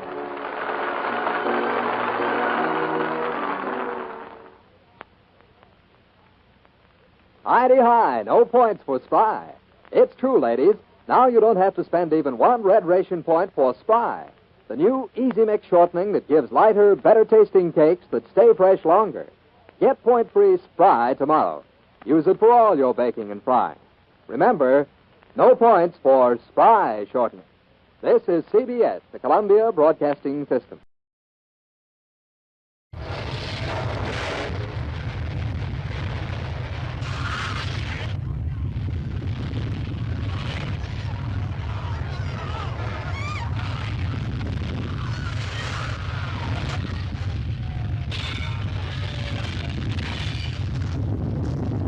Universal has given Earthquake its maximum effort, starting with a story and screenplay written by George Fox and Mario Puzo, author of The Godfather.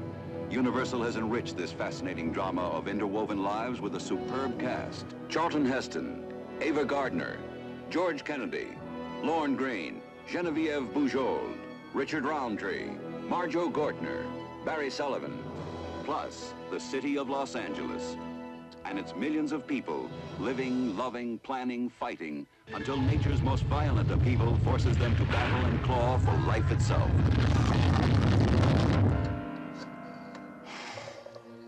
Jim, Stuart Graff. She's done it again. Yeah, I think we'll get faster action if you call me. I have to go to Oregon this summer. All summer on a hydroelectric project. Come up there. They indicate another pre-shock, probably before noon today.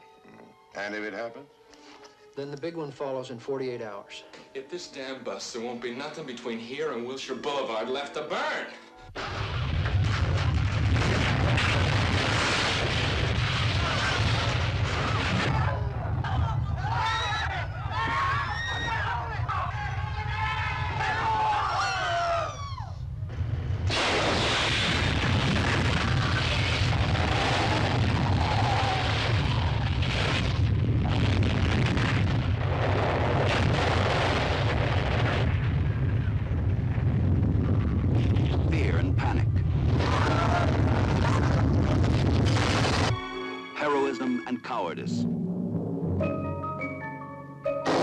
Sadism and self-sacrifice, hysteria and mass emotion that will surround and engulf you completely and make you feel you are there. Hey, you're all gonna have to help yourselves. Help me! Denise and her boy will need help, too. I've got to try and find her.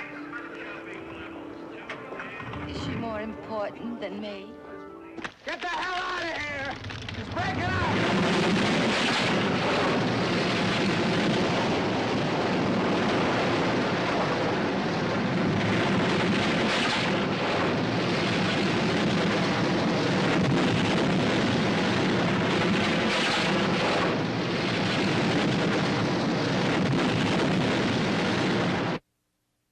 The Warrior of the Woodlands, Ranger Bill, is coming up next.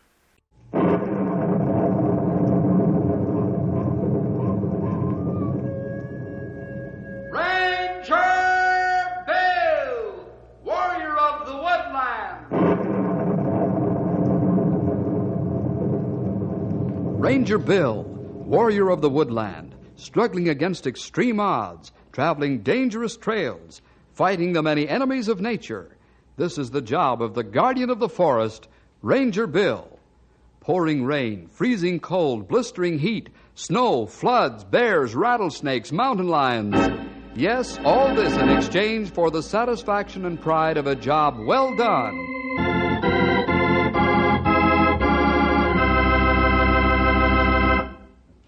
Do you remember back several years ago when we had so much snow from Thanksgiving through New Year's Day? And it got pretty cold at times. The snow piled up. Well, then along came the middle of January, and the temperature climbed to 60 degrees. In a few days, all the snow and ice had gone down the sewers and away. This was caused by warm winds. Well, out around the Knotty Pine country, a warm wind is looked upon with fear and dread if it comes in the middle of winter. You'll know why when you hear the story, Chinook. Let's take a long trip up to Mid-Mountain Dam in the mountains. It's the highest dam in the Knotty Pine area. Jack Kimball and Cole Nason are standing on the dam watching the thaw water run through the water gate. Neither man is too happy about the off-season thaw. The amount of thaw water is increasing daily, Jack. I'll say it is. 2 days ago, it was just a trickle. Now it's the size of a husky creek. I suppose it'd be like a river in a couple of more days. I don't like it. Neither do I, Cole. This is a real... Hey, did you hear that? Yeah, it's moving ice up in the mountains. That could spell real trouble. And how? As I was going to say, this is a real Chinook.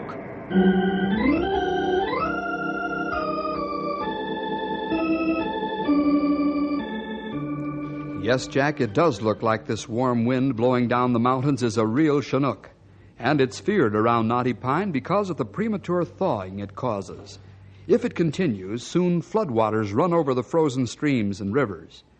If the Chinook continues for a long period, huge pieces of ice break off from the mountains and slide rapidly down the half-frozen rivers, just as if they were waxed floors. Let's drop in on Bill and his Rangers as they listen to the weather forecast coming over their radio in headquarters.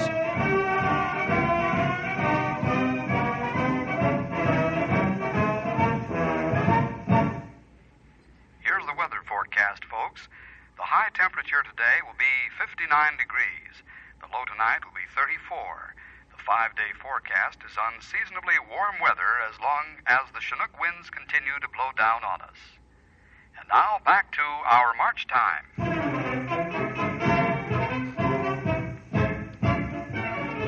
Turn it off, pal. Sure thing, Bill. I remember the last time a Chinook took a good hold in this part of the country. 'Tweren't funny, not at all.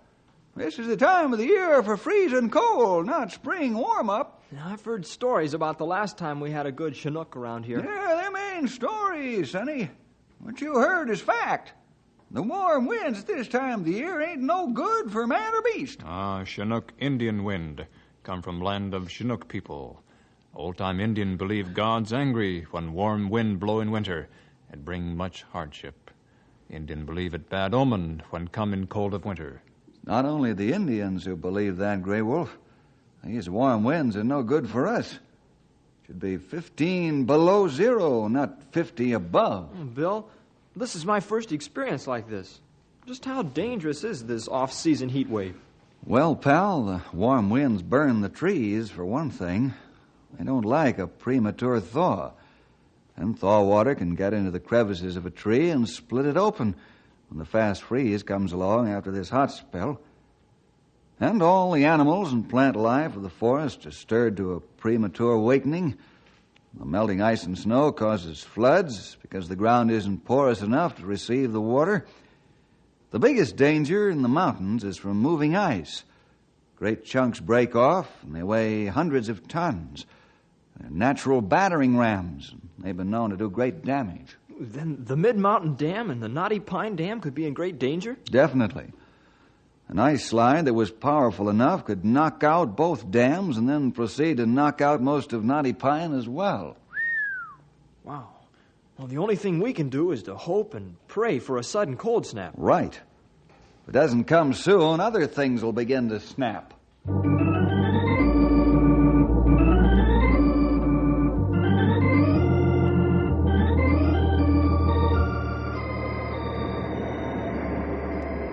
Maybe we'd better open the water gate wider, Jack. There's about 3 feet of it on top of the ice in the reservoir. I think you're right, Cole. Let's go back to the powerhouse and set the machinery in motion. Jack, we'd better do something about that moving ice. If a big chunk of it came down here, it would be like sliding it on a banana peel. Top of the dam wouldn't even hold it long enough to make it grunt. You're right. We'd better get somebody to go up there and find out what's going on in the ice fields. Who are you going to call, Jack? The one man who knows that country like the back of his hand. Bill Jefferson.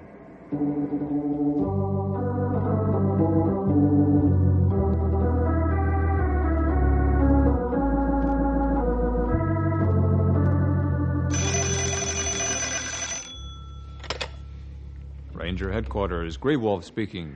Grey Wolf, this is Jack Kimball up at Mid-Mountain Dam. Hello, Jack. You want to talk with Bill? Yes, may I, please? Yes, hold on. Bill out and out of the room.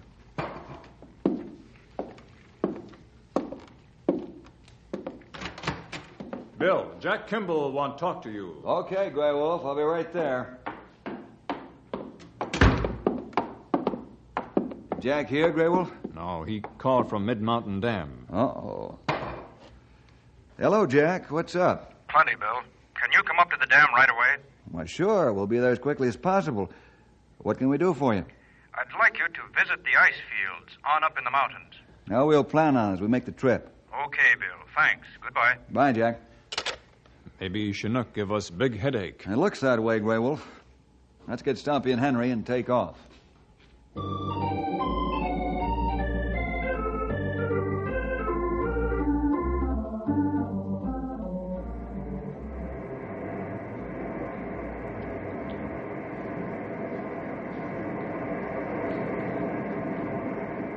That's the whole story. In 2 more days, we'll have to open the floodgates wider to keep this topwater moving. It's like a small river now. If you jumped into the water, you'd go shoulder deep before you struck ice underneath. Yeah, I believe that. You hear that, Bill? Yeah, I do. That's moving ice, all right, or my name isn't Henry Scott. Yep. That ain't no refrigerator ice cube, neither. Bill, what do you think can be done about this? I don't know. The best suggestion I have is the fellas and I go up there and take a look.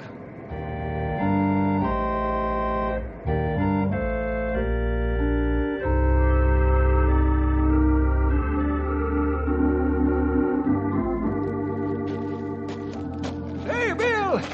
We better stop and take some of our outer clothes off. I feel like I'm in a bathtub swimming for dear life. Yeah, me too, Bill. Boy, I'm sweating to beat the band. That's a good idea, fellas. Let's call a halt and take off our parkas. Be careful not to take too much clothing off when sweating so much. You catch death of cold. Grey Wolf's right. Only our parkas. Leave our heavy sweaters on. Me help you. Okay, we'll do that. Here, hold the pack to the right, Henry, while I adjust this strap. Yeah, okay. There, we're... How's this? Yeah, that's fine. Your pack comfortable? Yeah, it's okay. Stumpy, Grey Wolf, you ready to push on? Yep, old pack mule Jenkins is all hitched up and ready to go. I'm ready too, Bill. All right, let's go, fellas. Hey, that's a little reminder of what we come for.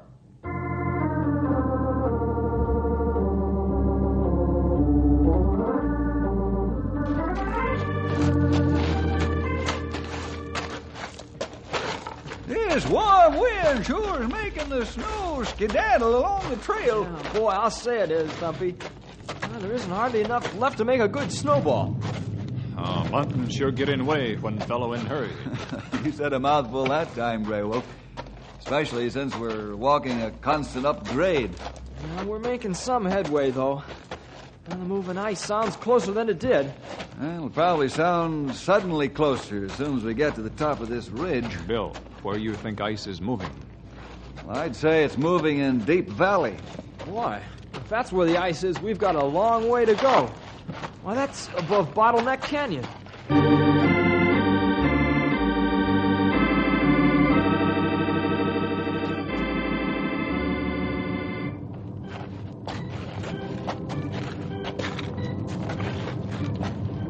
Only 12 more mountains to go, the way I figure it. 12?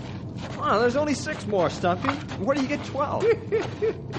These here rock piles have 2 sides to them, young feller. 6 mountains going up and 6 mountains coming down makes 12. You figure it out.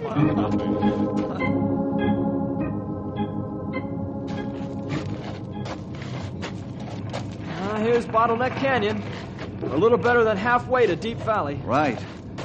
If we keep the same pace we're going now, we'll make it in good time. Why didn't we take a helicopter up here, Bill? Oh, it's too dangerous, pal.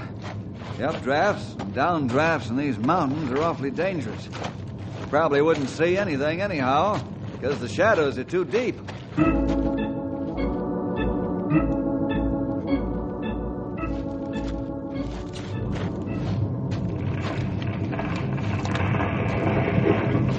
Man alive! Feel the earth shake. A big piece of the glacier dropped off the end of Deep Valley, or my name ain't Stumpy Jenkins. It sounds like whole mountain come down.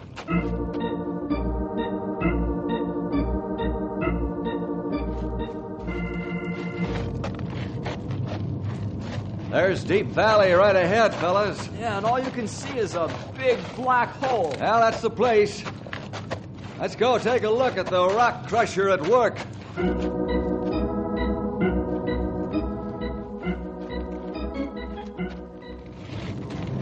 There's the ice, fellas.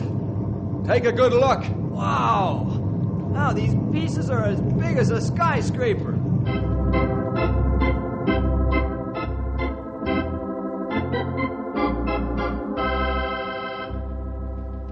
Yes, Henry, there are pieces of ice in Deep Valley as big as a skyscraper. The huge ice blocks weighing hundreds and possibly thousands of tons surpass any man-made crushers. Relentlessly, the giant cakes of ice grind on, slowly, Yes, very slowly. But they never stop. The ice gouges out the sides of the valley like it was putty. Jack and Cole are right. If these ice blocks get loose on the reservoir, they'll make a clean sweep all the way to Dead Man's Gorge, and that includes the part of Knotty Pine that stretches along the river. Oh, look at that boulder!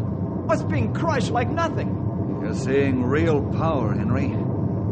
Power in creation. I'm afraid that only the Lord can stop those ice giants. If the Chinook would quit and a sudden cold blast come along, that would stop it, wouldn't it, Bill? Yes, it would, pal.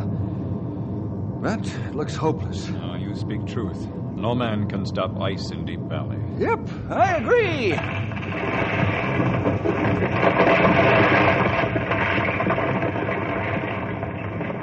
Wow, did you see that, fellas?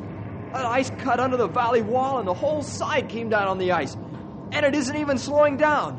Yeah, you've just seen what most people don't see in their whole lives, honey. When the Lord wants to show men how small and weak they are, all he has to do is send a Chinook along to get some of that there glacier over there on the move.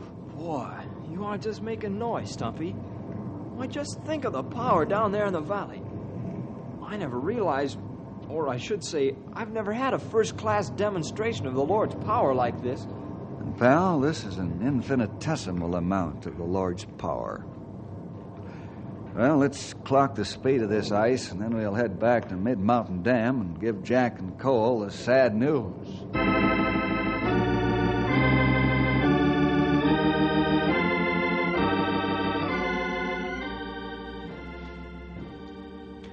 Bill, do you mean to tell me that all we can do is wait for the ice to come down and watch it wipe out Mid-Mountain Dam, and then grind on to Knotty Pine Dam and all the way down? I'm sorry, Jack, but you've got the answer. What can we do? We can't just stand here and watch it happen. Jack's right, Bill. Something's got to be done. I agree. But I haven't the slightest idea as to how we can stop ice blocks that crumble 10-ton boulders. He's got a point there, fellers. Only the Lord can stop that ice from coming down. What we need is some sudden cold. We just got the forecast off the ticker tape. There's a cold front moving in, and it won't be here for at least 72 hours. We're as helpless as babes in a cradle. Hey, Bill, where are you going? I'm going outside and pray. We've asked everybody but the Lord what we should do.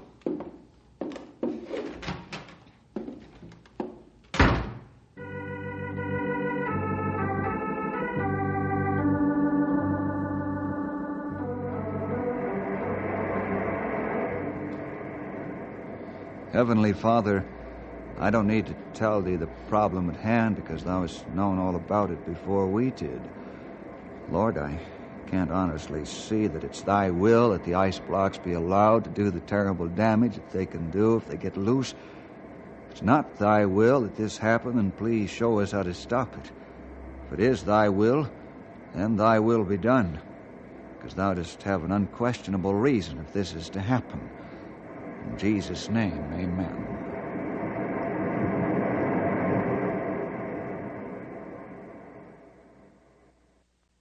I'm not much of a hand at praying, but why does it take Bill so long? We haven't got time to waste. Time in prayer is not wasted time. I didn't mean it that way, Grey Wolf. But God knows we need help, and we need it quickly. Yeah, you're like a lot of people, Sonny. You pray and ask the Lord for help, and if the answer doesn't come just like you want it, then you get all head up. The Lord will answer our prayers at his own pleasure. And in all probability, it's not in the way you expect. Bill? I haven't any ideas yet, fellas. Guess we might as well spread the alarm so folks can get out while the getting's good. May I say something? You certainly can, pal. What's on your mind? Well, I remember reading one time about the action of ice and glaciers against rock. And the book said that there are some types of rock formations that ice or glaciers can't break or move. Mm-hmm, that's right. What's that got to do with the problem at hand? Oh, I don't know. I'm just thinking out loud. But it seems to me that maybe Bottleneck Canyon might be made of that type of rock, or it would have been widened out hundreds of years ago. Hey, that's it. The Lord's answer. What answer, Bill? Why didn't I think of that before? Think of what? Bottleneck Canyon's made of granite. Solid granite. Well, Bill, how you going to do this? Hey, hold it down, fellas. I'll give you my whole plan, and then we'll swing into action. You talk. We listen. We'll make our stand at Bottleneck Canyon. Now, the ice blocks as they are won't be able to make it through the canyon. They could and will break into smaller blocks and be just as dangerous. Won't they jam up in the canyon? It's pretty narrow, you know. No, Cole, they won't. Perhaps the last one might, but you've got to remember the terrific pressure behind the front ice, especially since another big slab broke off the glacier while we were on our way up there. Maybe more break off before Chinook through giving us heat treatment. Well, that's very possible, Grey Wolf. Now, in order to stop the ice slabs from getting through the canyon as they break up, I want to make a log jam in the canyon itself. That sounds good, Bill. Maybe it'll work. Yes, the logs should do the trick, all right. A good jam takes days of dynamiting to break up. Right. If the right kind of hardwood logs can be put in there, the jam will hold for a couple of years. But where are you going to get enough logs to do the job? I know where I can get them. Henry, get Frenchy DeSalle on the phone while I make a rough map of our plan. Right. Boy, if Frenchy can't get logs, then nobody can.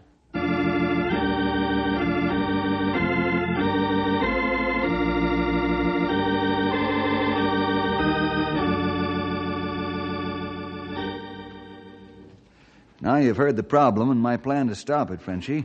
What do you think about it? Bill, I think the ice have one tough job to get by Bottleneck Canyon.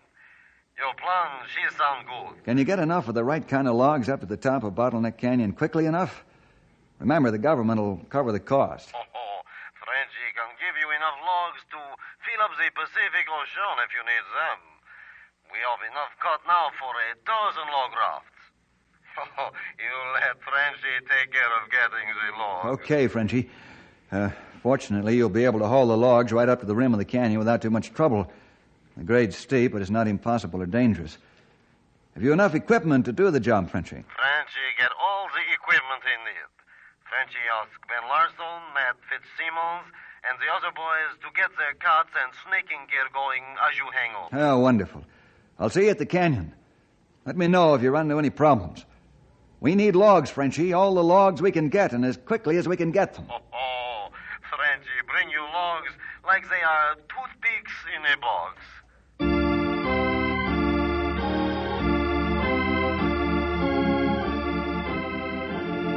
It's amazing what one phone call can do if it's to the right man.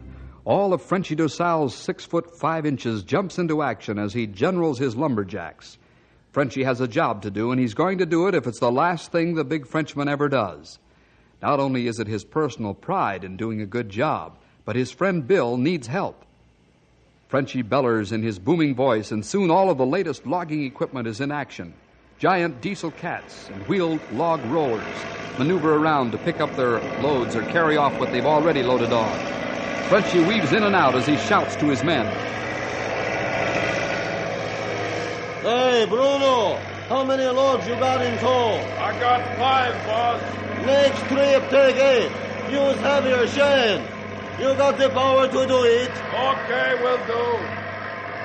Hey, Ollie, how many you going to pick up? Yeah, this job will take 12 big logs. Well, you can take 15 big logs. Yeah, but, boss, they'll tip the cat over backwards. Hey, Tony. What do you want, Frenchy? You know how to fix this new rig so Ollie can snake 15 logs on skids? Sure. Get some guarantee that it's done quick. And I mean right now.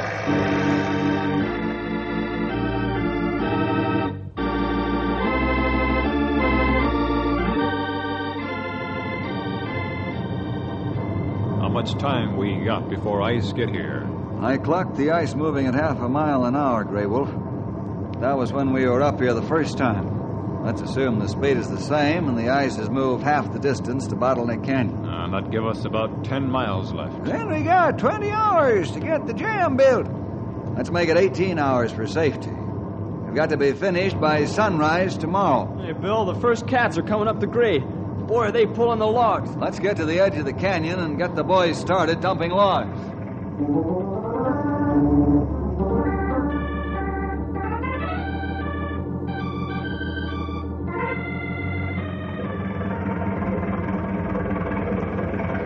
Where's Frenchy, Bruno? He's coming. He left Ben Larson and Matt Fitzsimmons in charge of loading. Boy, it's a long way down to the bottom. It sure is. How do you plan to drop your logs? I'll unhook the logs and pull the chains. Then I'll push them over the side. Good. Pass the word that I don't want any accidents. Keep the cats away from the edge. Right. None of the cat drivers want to go over the side either. This is good granite hardpan. It'll hold all the weight we can give it with ease. Okay. Let's help the cat drivers unhitch their logs, fellas. Okay, Bill. We'll get right with it. Watch the tension on the chains and cables. If they snap loose, you could be seriously injured. Ease those turnbuckles off before you unlock the tension levers. Okay, Bruno, push them over.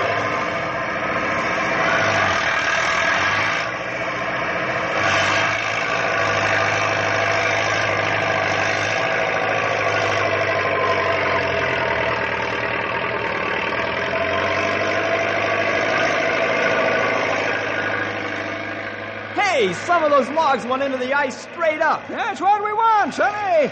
They'll lock good that way when the others go down. Yeah, I'll say they will. Yeah, but I didn't think they'd drive themselves through the ice and into the riverbed. Yeah, some of those logs are 50 to 70 feet long, young feller. And they're 3 to 5 feet across. They weigh plenty. So does ice, old-timer.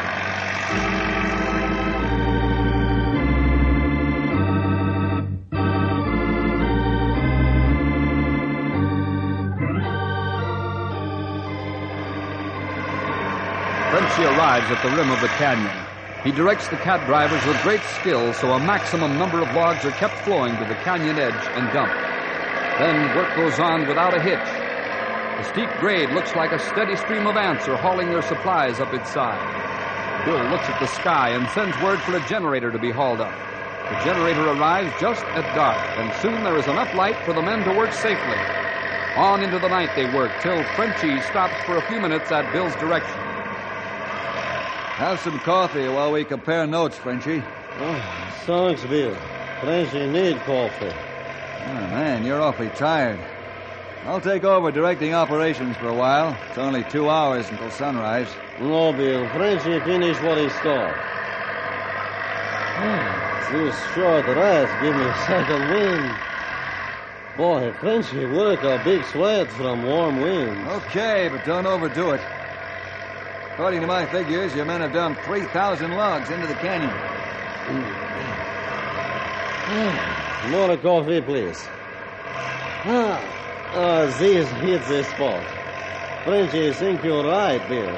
I've looked into the canyon with a floodlight from time to time, and the jam looks good. Some of the logs are broken from the fog. That is good, Bill. Sometimes the short log jam better than long one. We take good look as soon as daylight comes. We might not have time. Stumpy and Grey Wolf have been keeping an eye on the ice. It's picking up speed. Frenchy think we got enough logs to hold ice now. But we dump more logs for another hour. Okay. We'll stop building the log jam in an hour.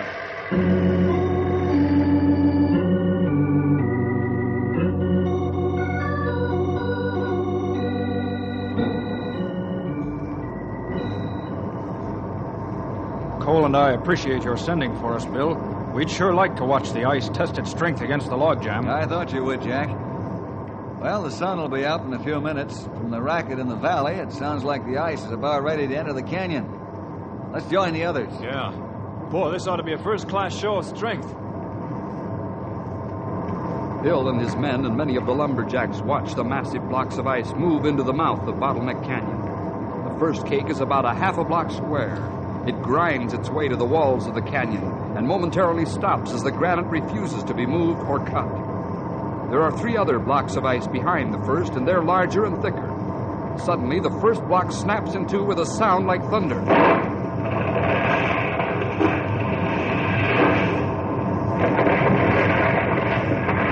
This is it, fellas! Yes, Henry, this is the crucial moment. One of the broken blocks slides past the other and heads for the log jam. Soon the other follows. The ice meets the first logs and snaps them like matchsticks. The ice block is grinding its way into the log jam. Logs crumble like paper straws. The second block is bringing pressure on the first. Now other blocks have split and are moving in behind the first two. The ice is massing its tremendous strength for the test. Henry is almost beside himself with fear. It's not going to hold! First block's going deeper into the jam! got to hold. Frenchy Bill Log Jam. It got to hold. Hey, fellers, listen! Hey, there isn't any noise. The ice has stopped moving.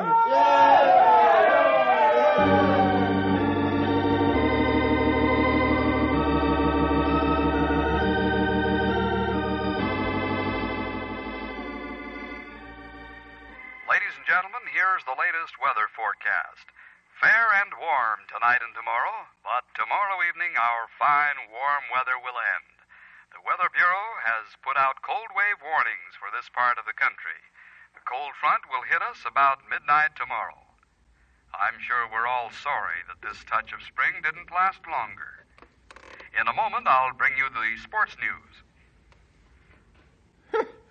That feller needs to be talked to. His roof leaks a little. This Chinook just cost us 3,000 logs and left a lot of dog-tired men. Yeah, old-timer. I hope at the next time a Chinook decides to defrost us, we're well into the middle of summer. Whoever thought a warm wind could give us such a cold-blooded barrel of trouble?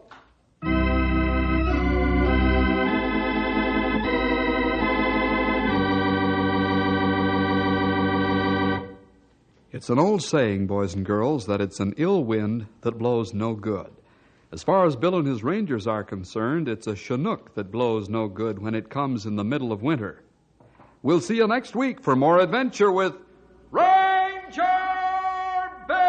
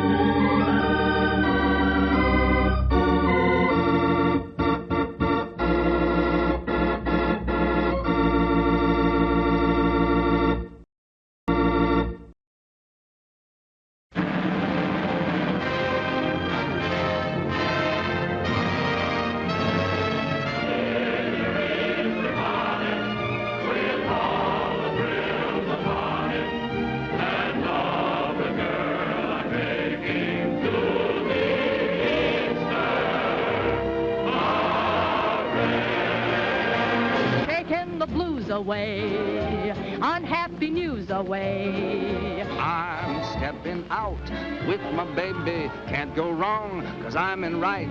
It's for sure, not for maybe, that I'm all dressed up tonight. All night long he calls her Snooky-ookums, Snooky-ookums. Fiddle up on your violin. Lay right on it, rest your chin upon it. Doggone, you better begin and play an overture upon your violin. When the midnight choo-choo leaves for Alabama. Alabama. I'm just a fella with an umbrella. It only happens when I dance with you. That trip to heaven till the dance is through. A girl I love is on a magazine cover.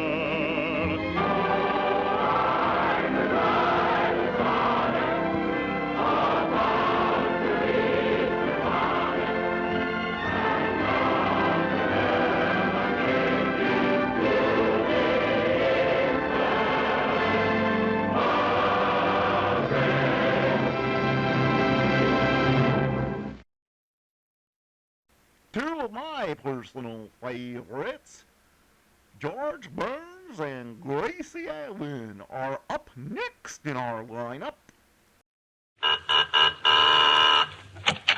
Well, hello. Come right in. Oh, George, we've got company.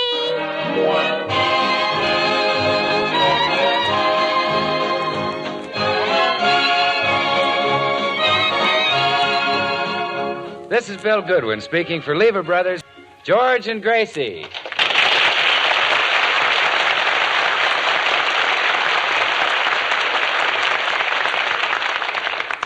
Gee, that's a swell-looking Christmas tree you got, Gracie. Oh, isn't it handsome?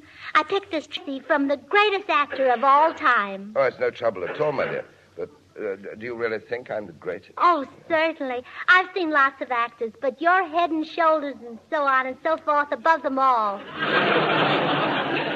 Well, very well. Here's your picture. But you didn't write from the greatest actor of all time. It's stamped on all my pictures. Oh, my, you're handsome. I can't understand those silly people who stand in line for hours to see an Errol Flynn movie. I wait until one of your pictures is playing, and then I go right in and pick out the best seat in the house.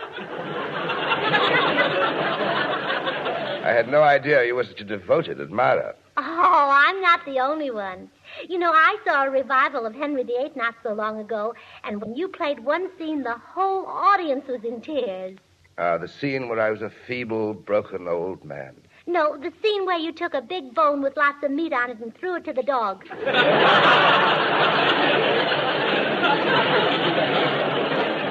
One time, that was considered quite amusing. I love to hear you deliver lines, Mr. Lawton. Those rich, beautiful sounds come pouring out of you like wine out of a barrel.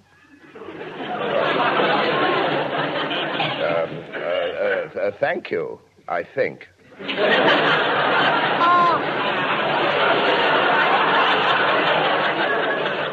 Lawton, I'll bet you could take just any old words and make them sound wonderful. Like, for instance, Ho Dancer, Ho Prancer. Doesn't Santa Claus say that to his reindeer? Yes, try it. Ho Dancer, Ho Prancer. Jove, it does sound good, doesn't it? Of course it does. But I'm not satisfied. I see Dancer as a more delicate deer than Prancer. Or, how's this? Ho Dancer, Ho Prancer. Oh, you're cute. Now, Prancer needs to be polished. I see Prancer as a frisky animal, always kicking up his heels, something like this. Ho Dancer, ho, ho, ho, Prancer.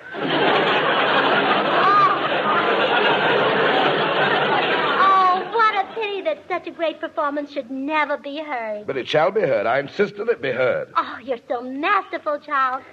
I guess I'll have to give in. Well, Gracie, your problem is solved. George is in there, and he's agreed to play Santa Claus. What? Over my dead body?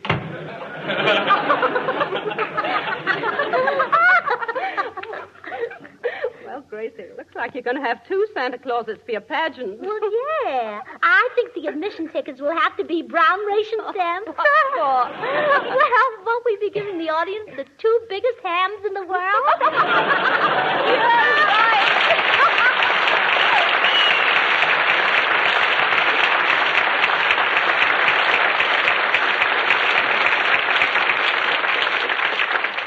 George and Gracie will be right back, friends. And meanwhile, I'd like to remind you that because we're all busy these days, every little convenience can be a big help.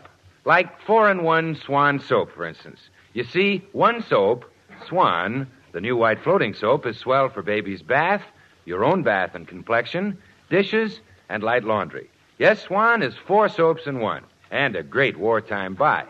And now, from the makers of Swan, Christmas greetings to you all. And here again, our radio's ever-loved Mr. and Mrs., George and Gracie. Say, George, you know who our guest is next week? John Garfield. Oh, swell. Oh, that poor boy. He's always been throwing into prison. Oh, yes. They throw him into prison for $30,000 a week. Say, do you think we can spring him in time for our show? I'll talk to his agent. Merry Christmas, everybody. Merry Christmas.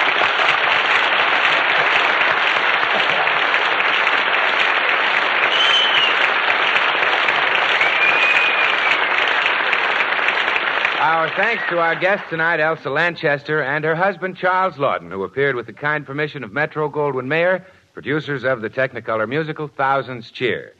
The makers of Swan, the new white floating soap, join George and Gracie in inviting you to tune in to your Columbia station again next week, same time, when we'll have as our guest John Garfield. Remember, George Burns and Gracie Allen, CBS, next Tuesday night. And now till next Tuesday, this is Bill Goodwin saying, well, I, Swan, how about you? And also adding, tomorrow night, don't miss the big radio treat of this year and every year. Lionel Barrymore as Old Scrooge in Charles Dickens' immortal Yuletide story, A Christmas Carol. It'll be broadcast over most of these same stations at this same time tomorrow night. Get the whole family to listen to Charles Dickens' Christmas Carol, starring Lionel Barrymore, the only time this season that Mr. Barrymore will broadcast this great Christmas story. Good night, everyone. Merry Christmas.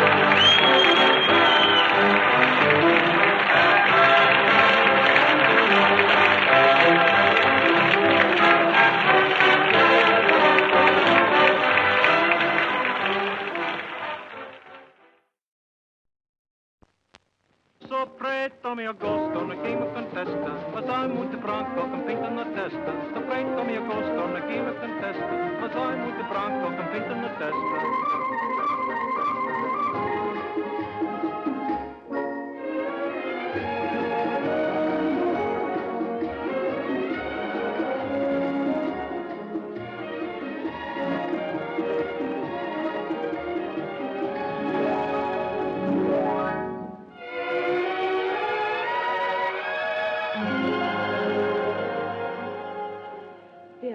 I'm asking you to marry me.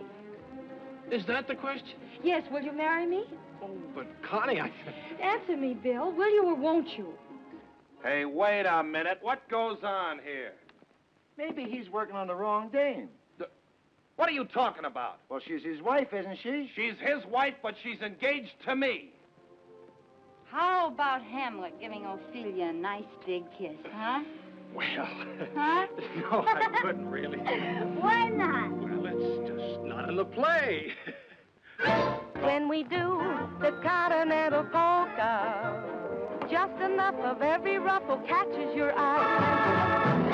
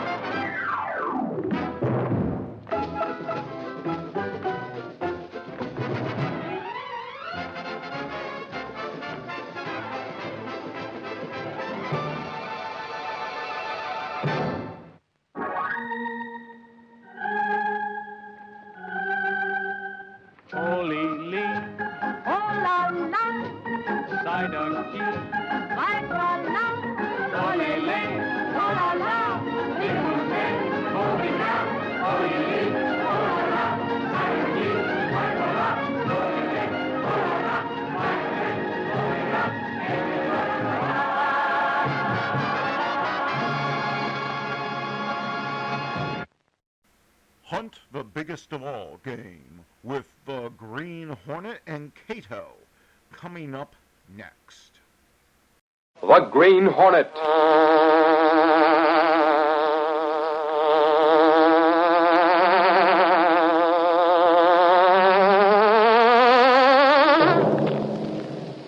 He hunts the biggest of all game, public enemies who try to destroy our America.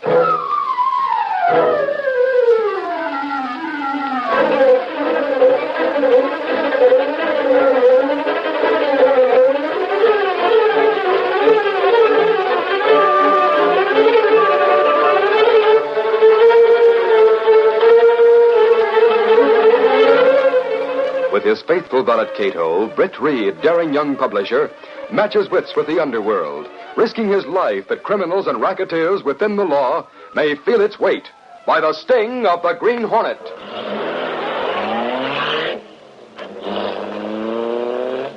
Ride with Britt Reed in the thrilling adventure, A Question of Time. The Green Hornet strikes again.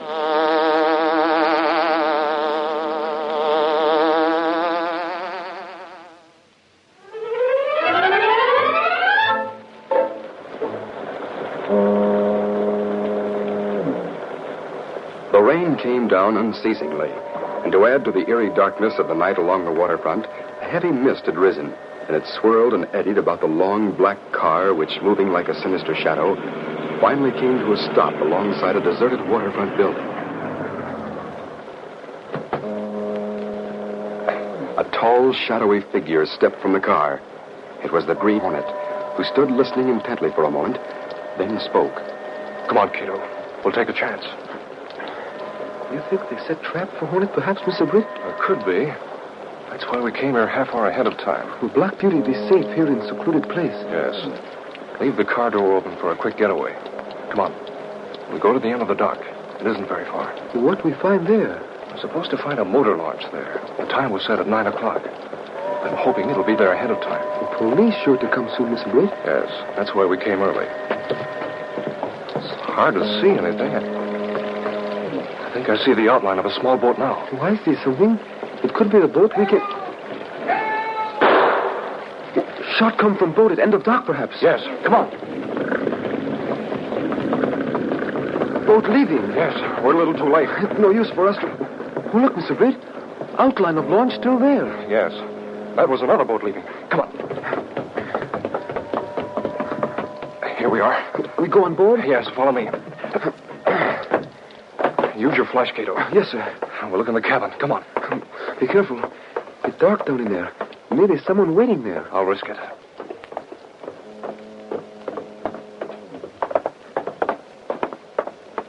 Flash your light around. There not seem to be anyone... Man, lie on bunk. Don't move, you.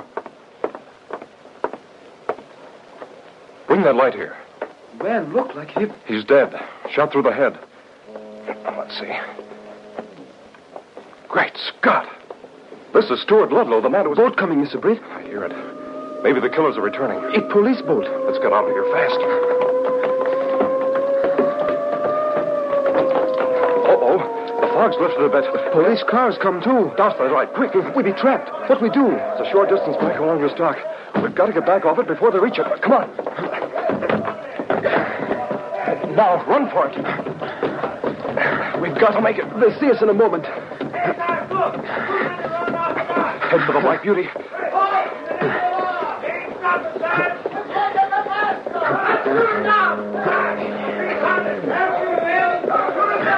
Here's the Black Beauty. I'll drive. Hurry. They're coming.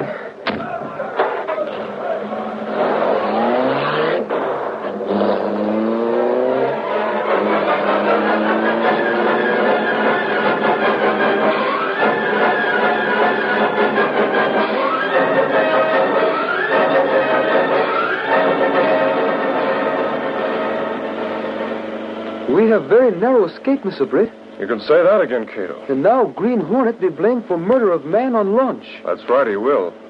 We leave in such hurry after you come from office tonight. You not tell me why we go to dock. Well, how you know launch be there? Of course you read in the Sentinel about Stuart Ludlow, the man we found murdered on the launch. Oh, yes, sir. It say he was assistant to Professor Santos, a scientist from South American country who come here during the war to do secret work for government. Ludlow reported missing since last night. Also, certain secret formula missing. Right. Professor Santos gave out the report, and he suspected Ludlow of stealing the paper. Early this afternoon, I was in the city room at the Daily Sentinel, discussing the case with Gunnigan. Well, I guess that guy Ludlow beat it off with those secret papers, all right, Chief. Goes to show you don't know who to trust. Well, could be, Gunnigan. Yet it's hard to believe Stuart Ludlow would do a thing like that. He received a citation for his brilliant work in scientific research during the war. Yeah, but according to Santos, they'd hit on something big. Ludlow probably thought he could sell it to spies or something. Maybe, but I still... Hi, Gunnigan. When did you hear the news I got this time? Did they find Ludlow? No, but I got... Maybe the secret formula thing turned up. No, it didn't, but I got... well, then, man alive, Mike, don't stand there quibbling. If you really got some news, let's have it. Something says, Gunnigan, will you give me a chance to stop popping off before I get 2 words out of me mouth? Calm down, both of you. What have you found out, actually? Wait till you hear, Reed. I was at cops' headquarters a while ago when they got a printed note having to do with the Ludlow case. A printed note? Yeah. What did they say? Did you get a copy? Was it from the right... Keep your short on, Gunnigan, will you? Of course I got a copy. Took it down word for word. Listen to this. Well, hurry up, read it. It says... Ludlow stole the formula and is selling it for big money. You can catch him red-handed when he turns it over to the Green Hornet tonight in a motor launch at 3rd Street Dock at 9 tonight. Then he'll use the launch for his getaway. Signed, one who was double-crossed. What do you think of that now? Jumping catfish. So the Hornet's mixed up in this. At least that's what the note says. Are the police planning to close in on the Maxford? Sure. And believe you me, I'm going to be right with them. Sarge wants this kept off the record, Reed, so as not to tip off Ludlow and the Hornet. What? You mean that we have to Sergeant keep... Burke is right, Gunnigan. We can't print that news about the note until after they have a chance to act. Oh, I suppose not. Have they notified the professor about it? Nope. Nobody knows but the cops and us. So keep it under your hat. We'll keep it quiet, Axford. After the police go to the dock tonight, phone me about what happened. I'll be anxious to know. The reason I came home and then went to the dock is the Green Hornet, Cato. You know the result. It looked like someone definitely planned to kill Ludlow on launch, so police find body and blame Hornet. Right. That someone very cleverly planned to make it look as though the Hornet murdered Ludlow and took the formula. And so far, he got away with it. Wait, not good. That's true. But the Green Hornet won't take it sitting down, Cato. I won't rest until I've found that killer, no matter what it takes to do it.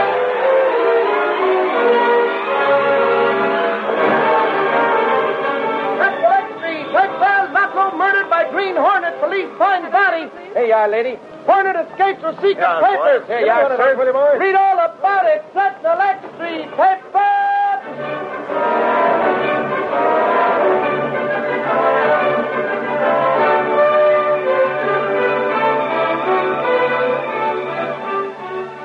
It was almost noon of the following day when Mike Axford entered Britt Reed's outer office, where Lenore Case, secretary to the young publisher, was busy at her desk. Hey, Casey. How are you doing? Oh, good morning, Axford. Or should I say good afternoon, perhaps? Oh, one or the other. It's all the same to me. That's right. Evidently time means nothing to you, the way you come strolling in when you feel like it. Huh. Is that so now? I'll have you know I've put in a full day's work this morning, that I have. Doing what, for instance? Dunking donuts in your coffee? Look, if I want a dunk, I'll dunk, and it'll still be none of your business, says I. But if you must know, I've been over to Professor Santos' place with Sarge and a couple of the boys. Oh. Well, maybe I was hasty in what I said. Axford, I've been waiting for you. Oh, hello, Reed. I was just about to go into... I know. You were just about to come into my office.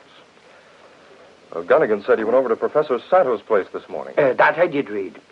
You see, 'tis known that the professor owns a cabin cruiser. Sarge thought maybe Ludlow used it to meet the Hornets at the dock last night.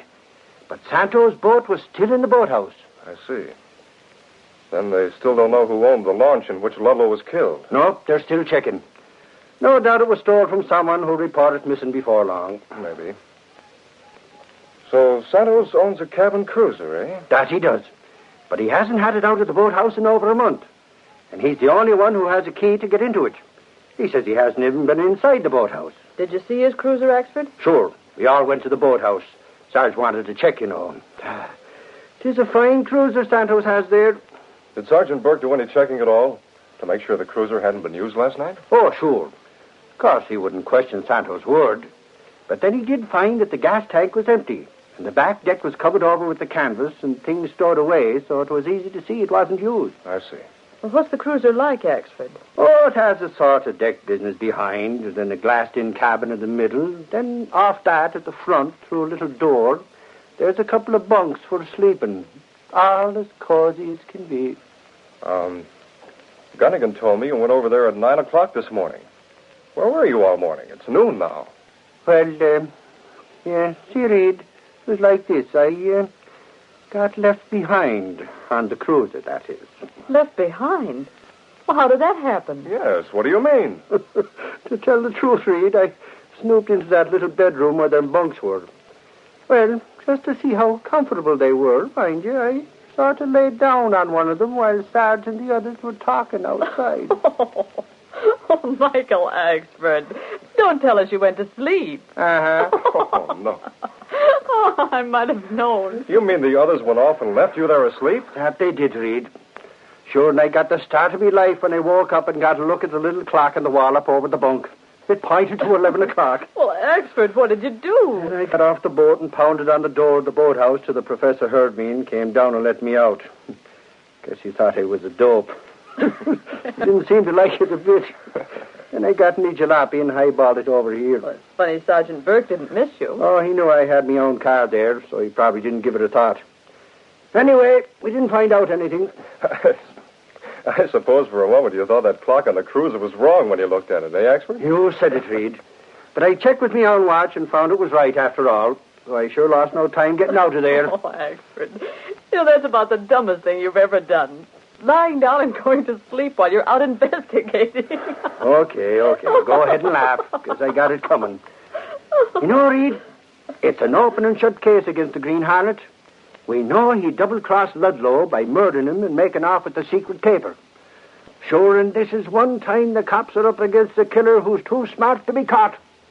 Well, you never can tell, Axford. Sometimes the smartest of killers can overlook some little detail that will open the way to his capture. Something tells me Ludlow's murderer will be caught sooner than he or anyone else expects.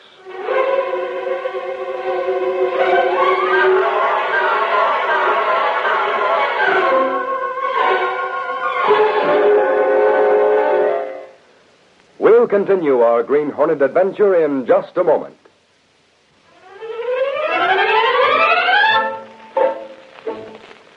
After hearing Axford's story of his visit to Professor Santos' cruiser, Britt Reed did some serious thinking. At dusk, he left the Sentinel building and went to his apartment, where Cato, his Filipino valet, was preparing dinner. Britt immediately put through a phone call to Professor Santos. Hello? Is this Professor Santos speaking? Yes, this is Professor Santos. Who's calling, please? I'm Britt Reed, publisher of the Daily Sentinel. Oh, yes, Mr. Reed. What can I do for you? Well, I called to ask if you've heard anything about part of a message scratched on the wall panel of the launch by your assistant Ludlow just before he died. It might have been done by a pin or something like that, in an effort to tell just who it was that killed him. Just a moment, Mr. Reed. You say poor Ludlow lived long enough to scratch some sort of marking inside the launch? Well, now, perhaps I shouldn't have brought it up. Naturally, I thought if he had done something like that, the police would have told you. But then I guess they would keep it quiet about any clues they might have found. Yes, of course. Have you any idea just what might have been scratched on that wall panel by Ludlow? No. As I said before, if they found any such markings, the police have kept it more or less a secret. Of course, being in the newspaper business, we hear a lot of things that aren't actually... But after all, the police don't need clues. The Hornet killed Ludlow. Well, that seems to be the consensus of opinion, Professor Santos. I thought I'd check with you anyway on the rumor I've heard. I'm sorry, Mr. Reed, but I've heard nothing about it. I see. Well, thank you. If I get any definite information about it, I'll call you again. I wish you would, Mr. Reed. Goodbye. Goodbye, Professor. Cato. Yes, sir? Come here, will you? Right away, Mr. Britt. Hurry. Forget about dinner. We have a job to do. What are we going to do? The launch on which Ludlow was murdered is still moored at the 3rd Street dock. Since the police are convinced the Hornet killed him, they've left it unguarded. What about launch? You hope to find a clue, perhaps? No, Cato, not exactly. But I do hope to leave something which someone else might mistake for a clue. We'll go down there right now. You go out as Green Hornet? Yes. Let's go.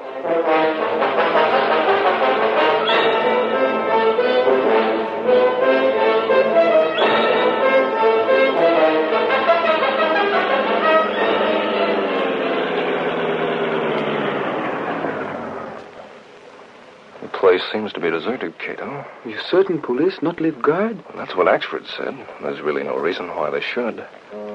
Wait here. I won't be long. Moving quickly through the darkness, the Green Hornet made his way along the dock, and after pausing to make certain he wasn't observed, he leaped lightly to the afterdeck of the murder launch. So far, so good. Quickly, the shadowy figure went into the boat's cabin. A short time later, he emerged, and in a few minutes reached the side of the Black Beauty. Now, Cato, we'll do a bit of watchful waiting. What do we wait for, Mr. Britt? I'm not positive, Cato.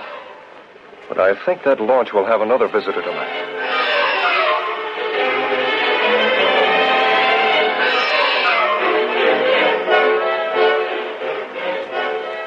We wait more than half hour now, Mr. Britt, but no one come. I know I'm on the right track, Cato. We'll just have to be patient and wait a little longer. You expect a certain man to come to lunch? No. But I do think someone will show up sooner or later. I hear a car coming. Yes, I see it. It's going right to the edge of the dock. That's the one we're waiting for, Cato. Oh, big man get out of car. He go toward launch. Yes. The moonlight shows him up pretty well. It isn't a figure of anyone I've seen before. What we do now? Wait right here until he starts away in the car. Then we'll follow. Where do you think he'll lead us? to the man responsible for Ludlow's murder. Look. A man stay on launch only for a minute. He coming back to car now. Yes. But he was there long enough for the purpose. He's getting into the car. This is it, Cato. All right. Get started, Cato. Follow that car.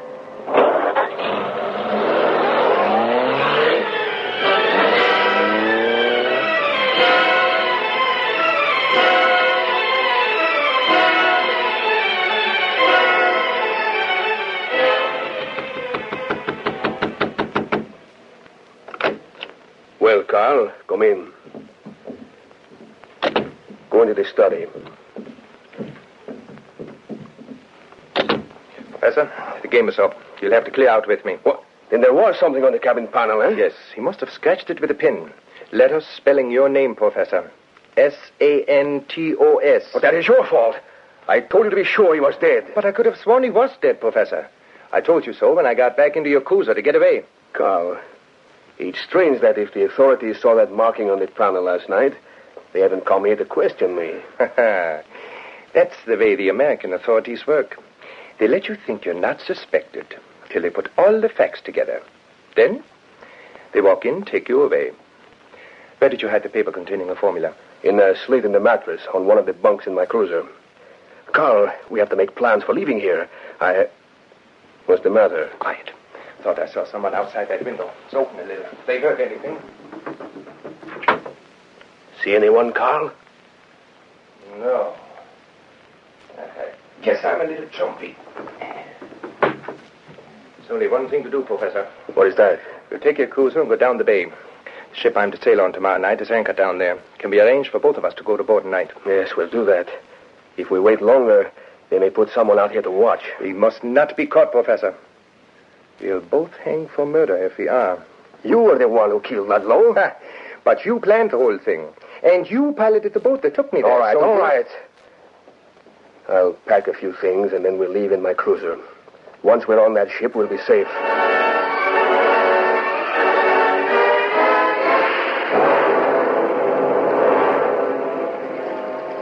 Meantime, Cato joined Britt Reed, who stood waiting near the door to the boathouse. Did you phone the police as I told you to, Cato? Yes, sir. I tell them murderer of Ludlow go out in Professor's cruiser tonight. Well, they think I'm in Green Hornet, perhaps. Yes. Well, I'll use a skeleton key on this door, and we'll board the cruiser. I overheard enough to know the missing formula's there. I'm certain they'll try to use the cruiser for a getaway. You keep them from taking boat out? No. I want them to get out on the water. There'll be less chance of one of them escaping. Come on.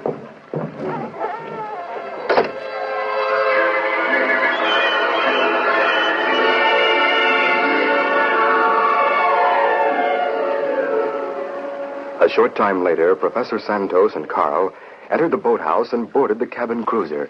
And within a few minutes, the boat was backed out into clear water. That's far enough, Professor. Now swing it around and head down the river towards the bay. Stay close to the shoreline. All right, Carl.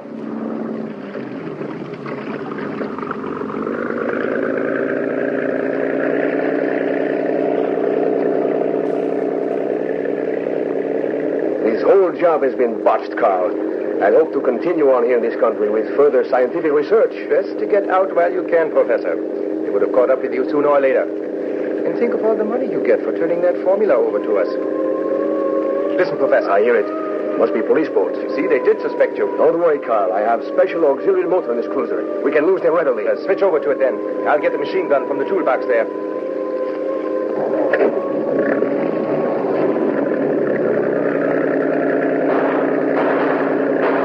Ha, the fools. I'll get the machine gun. Get away from that toolbox. Hey, what the... Look, Carl, in the cabin doorway. Green Hornet. Right, killers? Why, I'll show you. Some conditions for a good shot, Dope. I'll settle you. I don't dare leave the wheel, Carl. Don't let him... Don't let me what? Do this? No. Stay away from me. We'll all get caught. Come here, you. I take wheel. You, Professor, can take this. No, I can't breathe. Shut off the motor, Cato. Leave this paper, the formula, pinned to the Professor with a notepad. Police boat coming fast. Yes, the shore's close by. We'll have to swim for it, Cato. When they board the cruiser and fly these two, a little grilling will make them squeal. Let's go.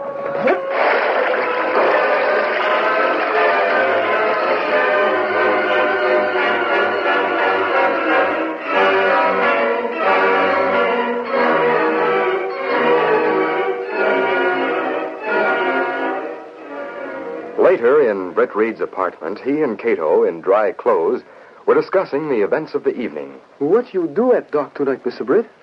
I scratched Santos' name on the wall of the cabin on the launch. I told you about my phone call to the professor just before we went to the dock. Oh, yes. Then what you tell him over phone, make him send to see if Ludlow really leave clue. That's it, Cato. And then we... Reed, have we got news this night? Axford and Sergeant Burke. Axford asked me to run him home in a squad car. His jalopy busted down. So glad you came in. Now, what's the big news? Reed, what do you think? The cops got a tip-off that the murder of Ludlow was going to go out in Sandow's cabin cruiser. Really? The Green Hornet, you mean? No, 'twasn't the Hornet, Mr. Reed, though we thought that's who we'd find. 'Twas Professor Santos himself with a Nazi underground spy. What? That's right. Santos came too. He'd been gassed by the Hornet, you see, and before the other guy could talk, Santos had spilled the whole works. And we found the secret papers, too. But why he tried to steal his own formula? Cato, he was going to get a big dough from some Nazis in South America for that formula. He couldn't sell it openly, so he had Ludlow murdered, then accused him of stealing the papers. We got the whole story. But Oxford says something about the Green Hornet. Was he on the cruiser? No, not when we got aboard. But stuck right on the clock in the bunk room was a Hornet seal. On the clock, mind you. Yeah. Believe me, that professor was a smart one, sending that fake note to headquarters saying the Hornet was going to meet Ludlow at the 3rd Street dock. In that way, he had us thinking the Hornet killed Ludlow. Oh, well, the Hornet was mixed up with him. But just a question of time as to when he'd pull a double cross. Sure. And it's only a question of time before that spalpeen makes a slip and gets himself caught. To my way of thinking, he's too smart for his own good. Huh. You can say that again, Sarge. But stop at the words too smart. That's what I think of the Hornet. Well, have it your way. I got to get back to headquarters. See you again, Mr. Reed. Wait, I'm coming with you. So long, Reed. Goodbye. Mr. Britt, I not understand how you so positive Professor Santos involved in case. When Axford told me about going to Santos, he gave me a clue, Cato. What'd he tell you? Axford fell asleep on the cabin cruiser in Santos' boathouse. He said when he awoke, he noticed the time on a clock near the bunk. The time indicated by his own watch was just about the same. But how'd that tell you anything? Cato, they don't have electric clocks on motorboats. Santos swore to the police that he hadn't been near his boathouse in a month, and therefore hadn't used his cabin cruiser. Yet that clock was running and keeping time. Oh, so that is... Right. Somebody had wound that clock. So I knew Santos had been lying since he had the only key to the boathouse. He had used his cabin cruiser only the night before. And as Axford so aptly put it, the solution of the case really was just a question of time.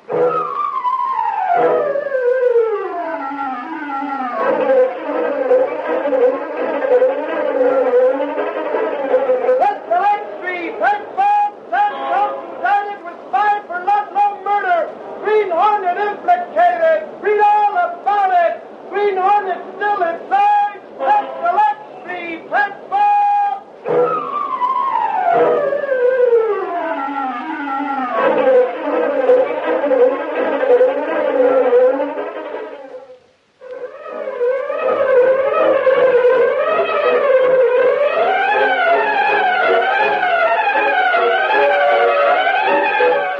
These popular radio dramas, created by George W. Trendle, are a copyrighted feature of the Green Hornet, Incorporated. All characters, names, places, and incidents used are fictitious.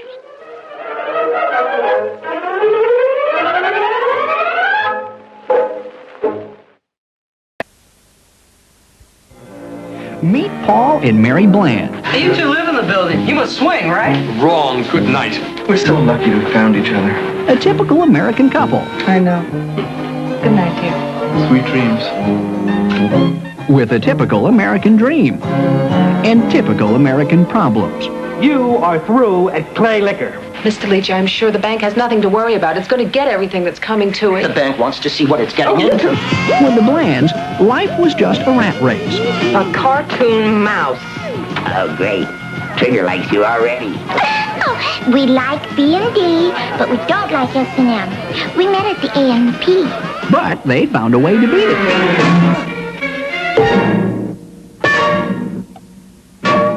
Until Mr. Raul Mendoza, ¿cómo está usted? they met a hot-blooded, emotional, crazy Chicano. I'm a hot-blooded, emotional, crazy Chicano. Eating Raul. Is it a thriller? Is it a romance? This was very wrong. Is it a tragedy? Excuse me. May I sit down? Is it a comedy? Yes, but not the type you're used to. Eating Raul. Well, Silver, wait those thrilling days of yesteryear with the Lone Ranger up next.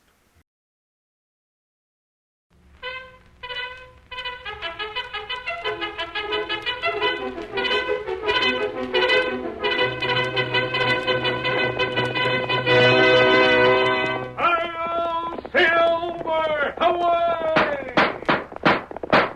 A fiery horse with the speed of light, a cloud of dust, and a hearty hi-yo Silver, the Lone Ranger.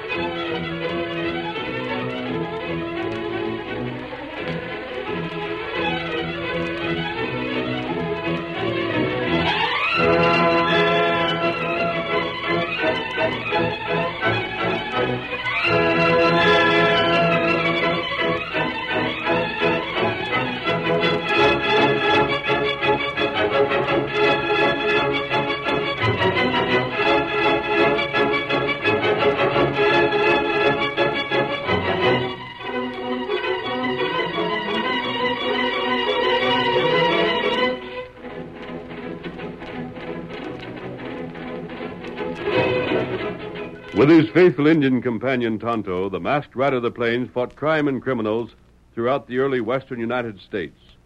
No one could match his courage, strength, or daring, and the stories of his deeds have come down to us through the generations. Return with us now to those thrilling days of yesteryear and relive one of his most thrilling adventures.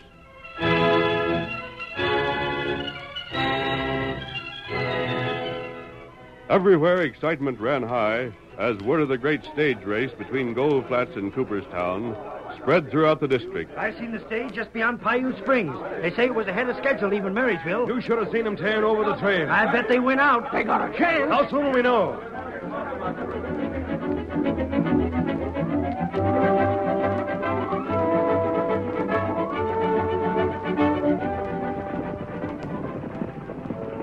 And while speculation and interest grew, the stage itself thundered toward its goal. Driven by the Lone Ranger who had assumed the identity of Wild Bill Riley, a famous driver, it swayed and careened over the trail. Happy Joe Monk, shotgun messenger and the Lone Ranger's companion on the journey, clutched the jolting seat with both hands. Want me to take the reins, Bill? Just hang on. We're going to make it? By morning. You're crazy. That'd be more than 12 hours ahead of schedule. Can't be done. Watch us. Bill, if you do it, blamed if I don't find me a girl and get hit. Yeah? Yeah, I'll have to get me some grandchildren so I can tell them about the fastest trip my coach ever was heard of. 10 miles to the next station and fresh horses. Get up there. Get along there. Get up.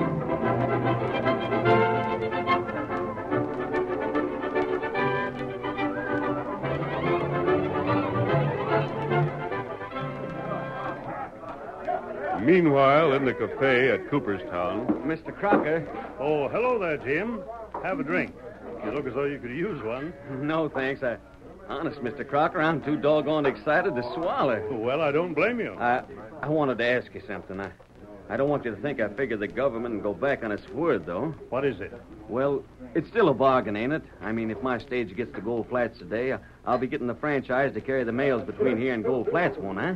What made you think you might not? Well, I noticed where Mr. Lamont got into town this morning. Lamont? You know, he's General Superintendent for Transcontinental. Why, ain't he called on you? I've never even met him. Oh, golly, I'd have bet anything he talked to you. But it won't make any difference if he does, will it? Why, of course not, Jim. Where's Lamont now? In the office they got here, I think. Leastways, I passed him and Bart Kruger walking that way. I've been hearing things about Bart. He just got back in town this morning himself. You heard how he tried to keep the coach from getting through? Yes. Well, he did. He tried every dirty trick he could think of. And if it hadn't been for Wild Bill, he'd have made him work, too. Yes, and that's another thing. Huh? This man who's driving your stage.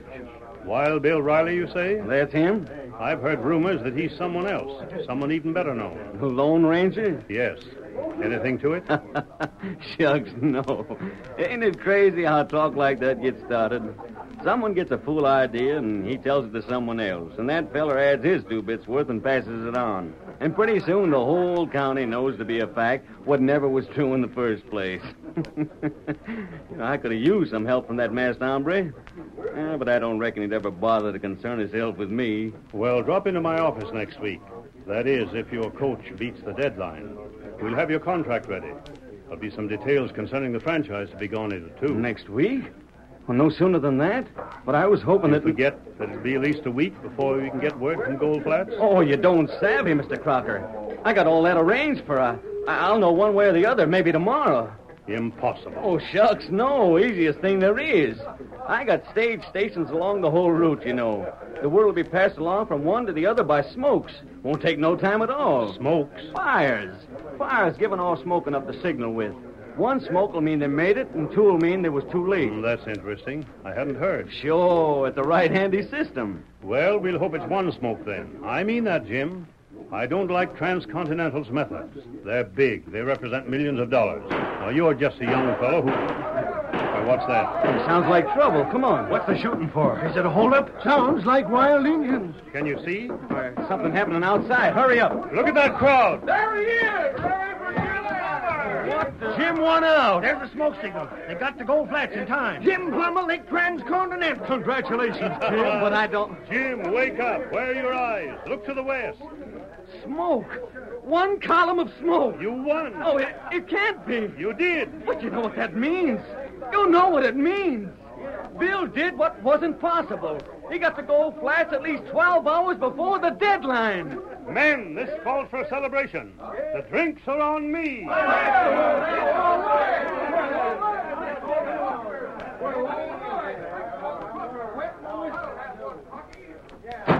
You hear that? But, Mr. Lamont... Listen to the fools. Hear what they yelled? Jim Plummer licked Transcontinental. But I It wasn't Transcontinental that was beaten, however. It was you. I know. It's lucky I'm here. I look after things until I decide whom to appoint in your place. You're firing me? What did you expect? A promotion for failure? A raise for making Transcontinental the laughing stock of the district? Don't you think this story will spread? Jim Plummer, a fellow no one ever heard of, beats Transcontinental. Adams couldn't do it. Wells Fargo couldn't. But because of you, this fellow did. Sit down. There's enough company money on hand. I'll pay you now. Mr. Lamont, you gotta give me one more chance. Another chance? What for? Plummer has a franchise. What good is another chance now? He's got the franchise, but can he keep it? Huh? How long will he keep that franchise if it's proven he can't keep up regular service? And if he can't, who'll get it after him? If he fails, he will lose the franchise. Look, Mr. Lamont, you say Jim Plummer beat me, but he didn't. The one that really did was that driver he had. Everybody thinks he's Wild Bill Riley, but I'm here to state he ain't. He's the Lone Ranger just as sure as I'm standing here now. I'm not interested in that. But you made a suggestion. About Jim not being able to give regular stage service? Yes. You must have had something in mind. His stages have got to run regular. If they carry the mail like they should, ain't they? Naturally. And the government ain't going to put up with it long if they don't. That's obvious. Don't waste my time. Give me a month. Just 1 month, Mr. Lamont. And my word on it, Jim will lose that franchise and we'll get it. And just how do you intend to bring this about? I'd like You to... better not, Mr. Lamont. Better not what? Well, if I done certain things and you wasn't to know about them, you couldn't be blamed if anything went wrong, could you? Quite. I get the month? All right, Bart, you do. 1 month. Not a day more, however, and no excuses accepted. Is that understood? Oh, sure, Mr. Lamont, sure. You just leave things to me. Very well, then. My luggage is at the hotel. I'll go... Well, I'll get him.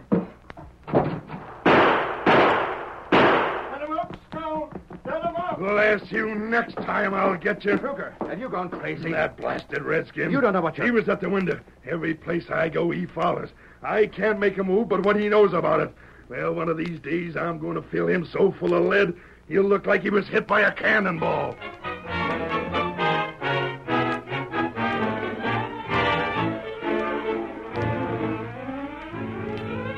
With the franchise to carry the mail between Gold Flats and Cooperstown now his, Jim Plummer immediately expanded his crew and daily sent stages in each direction over the route. A week went by and all was peaceful. And then, in swift succession but at widely separated spots, tragedy struck swiftly. Get along there! Get up, Bez! Get along, Spot! We'll be inside of the station in just 5 minutes, Jeff. Watch out! Injuns!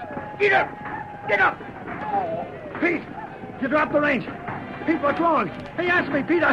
We're going over the side! Oh!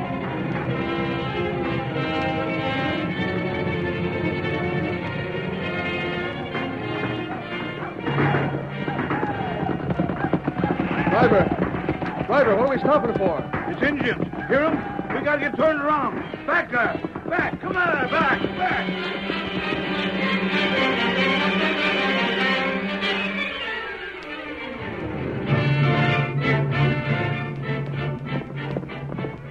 Whoa, boy. Whoa there. The Indians got the westbound stage just outside Bayou Springs.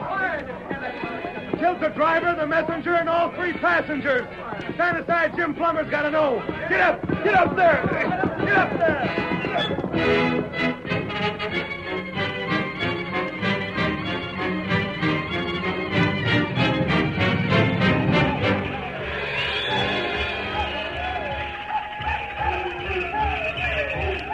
In the hills was heard the sinister beat of the tom-toms, the shrill yells of savages shouting and dancing themselves into a frenzy.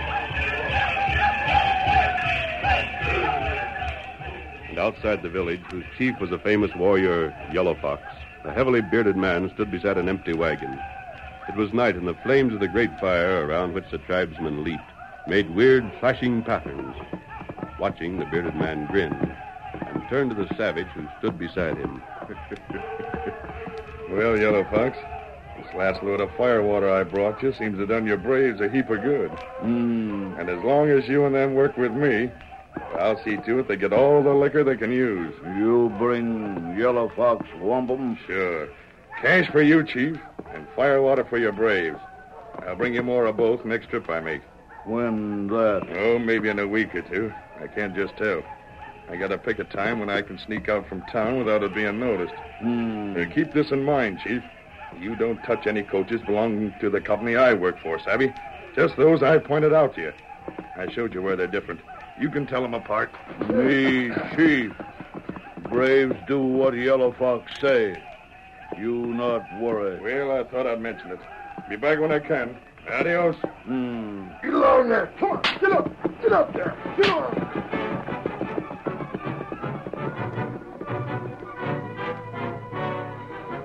The following night, deep in the forest that stretched for miles north of Cooperstown, a masked man drew his powerful white stallion to a stop beside a carefully shielded campfire. Whoa, Silver. Whoa, fella. Kimosabe. Tonto, heap glad to see you. I got your message. I found Silver where you'd left him and rode here at once. Black Bart make trouble. That's plain enough. Only Jim Plummer's coaches are being attacked. That means they're following someone's orders. And Black Bart is the only one who would give such orders. That's right. Tonto, we'll have to separate again. What do? I'm going to continue the part I've been playing. I'm going into Cooperstown as Wild Bill Riley. Oh, you not do that. Bart, him think you Lone Ranger. Maybe him get you. Which is a risk I'll have to take. I've already sent word to Jim Plummer by Happy that I'll be in town. I'm keeping my word. And why you go there? Because that's where Black Bart is. As Bill Riley, I can do as I please without question. Mask, I'd be handicapped. We'll keep this camp as a meeting place. While I'm in town, I want you to investigate for yourself. Find Yellow Fox. We know he's getting liquor. Learn where he's getting it and how. And how to do that. If you can find out when they plan to attack, give word to me. If these attacks aren't stopped, it means not only that the government will have to withdraw the franchise granted Jim, but troops will be sent here. And troops could easily cause the general uprising. All right, Tonto, get your materials. Make me into Wild Bill Riley again, exchange mounts, and then I ride.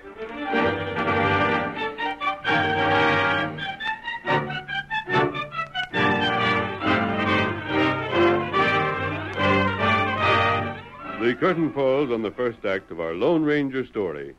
Before the next exciting scenes, please permit us to pause for just a few moments.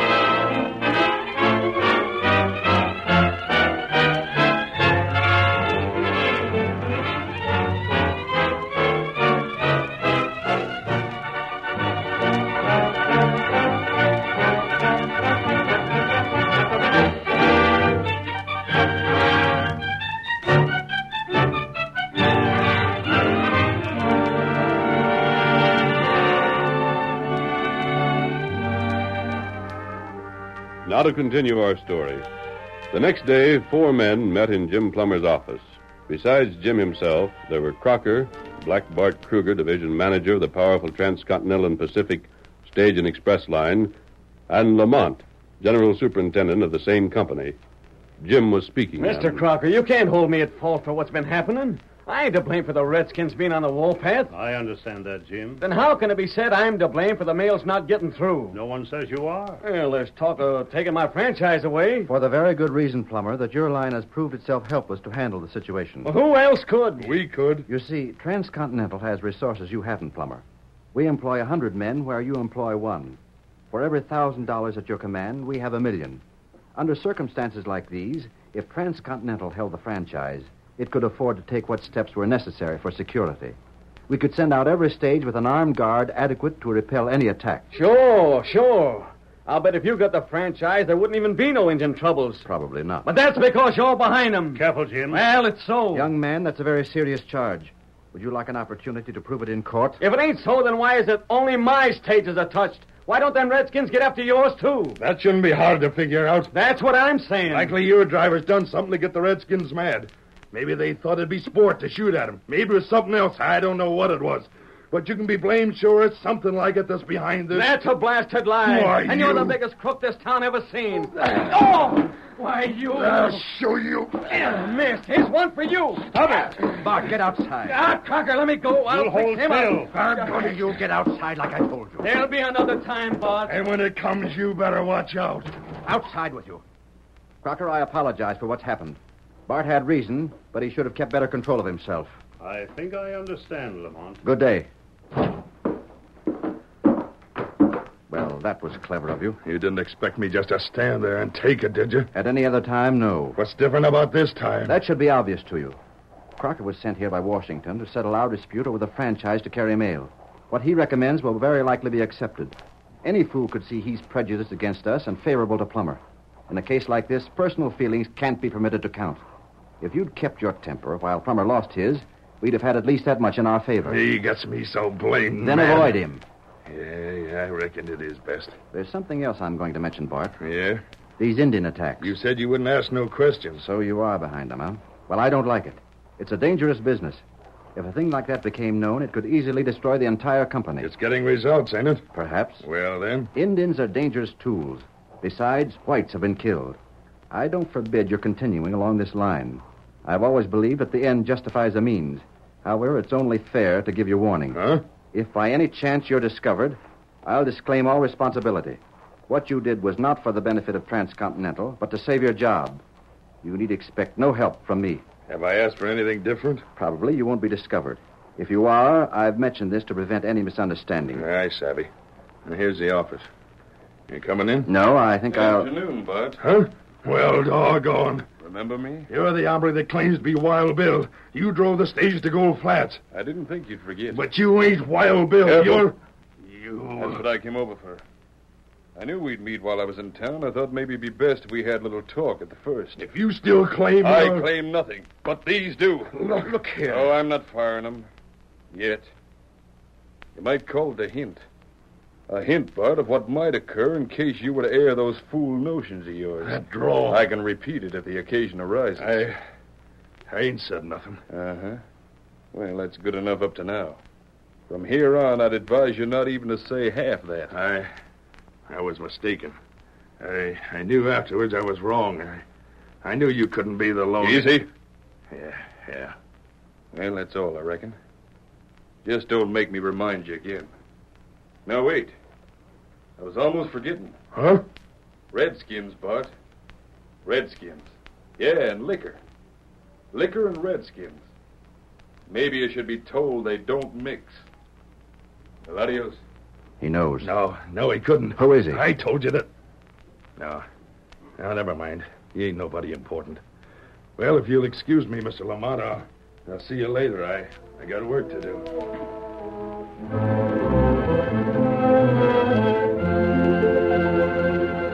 In the days that followed, Jim Plummer halted the attacks upon his coaches, but only at the expense of the service. Coaches now covered the trail, but once a week the extra drivers were needed to guard the trail.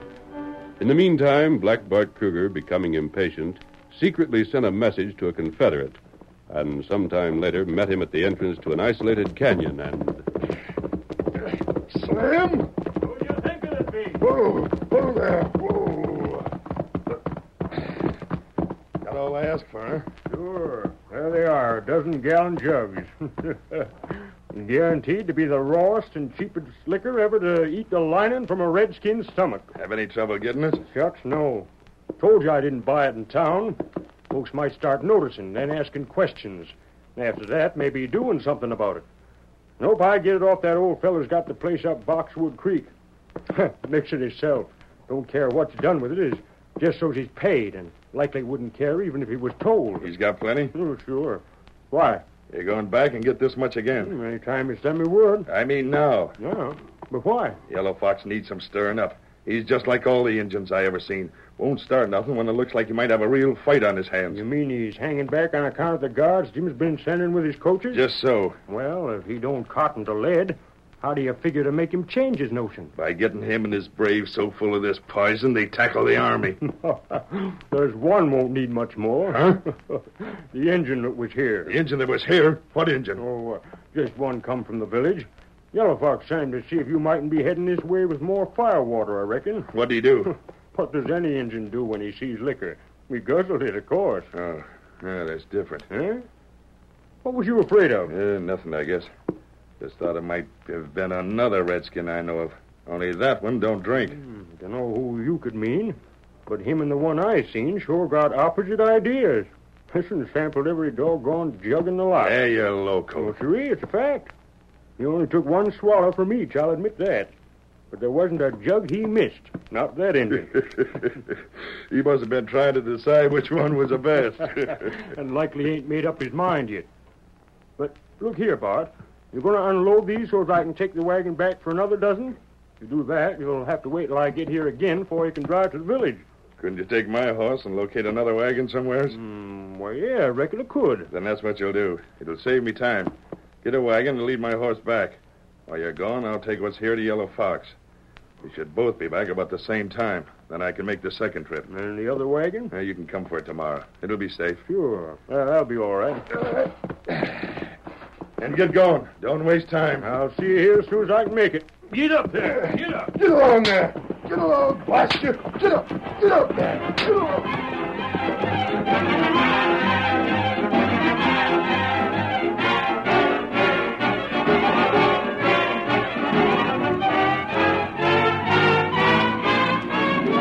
Black Bart drove to Yellow Fox's village, delivered the contraband whiskey, then returned to the canyon where he found Slim waiting for him. With his second load, he set out once more for the village.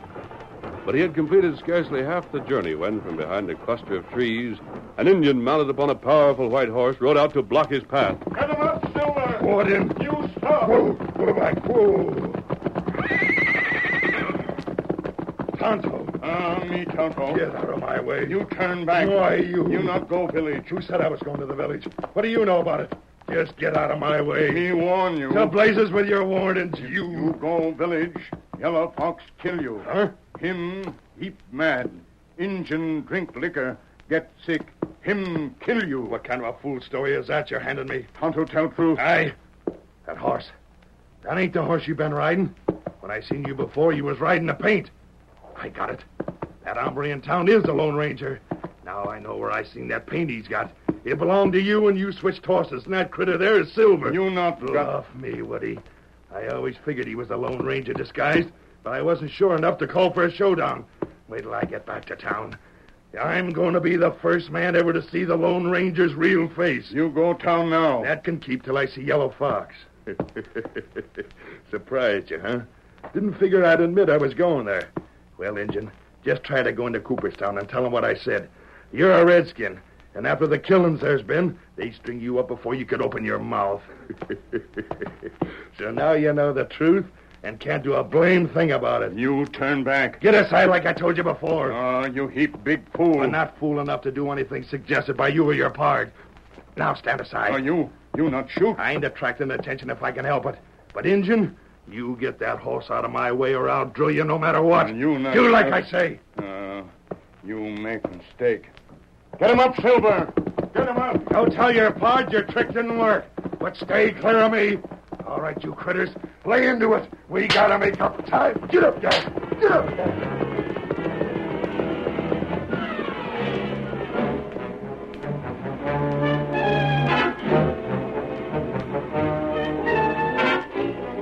Tonto rode directly to the camp selected by the Lone Ranger as a meeting place. His white friend was there, and Tonto recounted what had happened.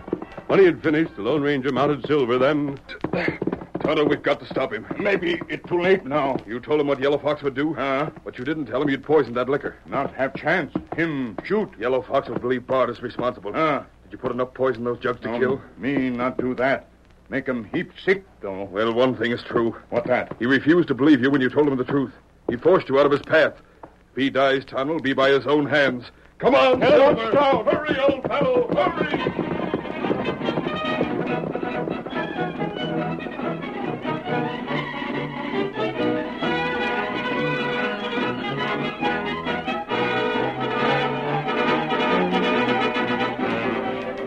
But in the cafe on the day after... You hear what happened to Black Bart? He was killed by Injun. Wild Bill found him. How in thunder do you figure it happened? Hey, here comes Jim Plummer. Wonder what he thinks about it. Hi, Jim. Howdy, fellas. Hello there, Fred. Howdy, Clem. Anybody seen Mr. Lamont? Is he around here anyplace? There he is. He's over at that table with Mr. Crocker. Oh, thanks, fellas. Hello, Mr. Crocker. Oh, hello, Jim. How do you do? Mr. Lamont. Yes?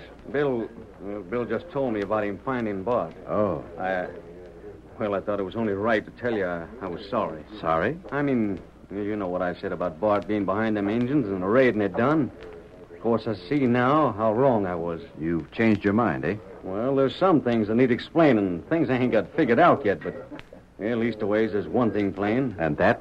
If it had been Bart taking liquor to the engines, they wouldn't have killed him, would they? That stands to reason. Oh, yes. Yes, of course. At any rate, Jim, whatever the truth, Black Bart's dead. I think we'll leave it at that.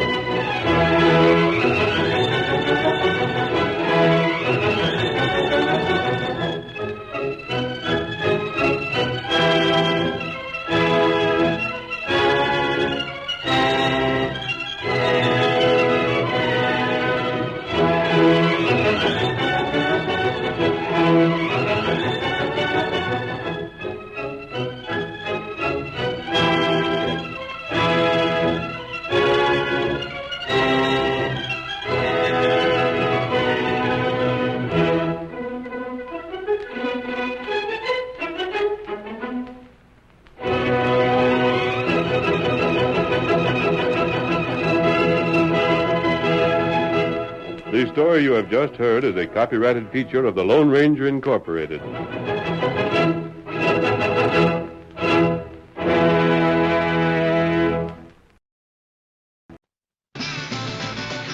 He started a new sound, and they listened. He started a new style, and a new world of music was born. There's one for the money, one for the show. From MGM, the film about the guy who started it all and still leads the way. Elvis, in person, as he is. In Elvis, that's the way it is. A unique 90 minutes of entertainment both on stage and behind the scenes. Well, the next step is love. So what are we waiting for? That's all right now. Oh, yeah. Yeah, one night with you. You know, there's no normal woman that can't get excited when he walks on. He's so dynamic. Love me tender, love me true. Never let me go. My daughter went to see the show Tuesday night, and she got kissed by Elvis, and she hasn't washed her face since. Elvis Presley. The most dynamic performer in popular music today. Elvis Presley. He says it all.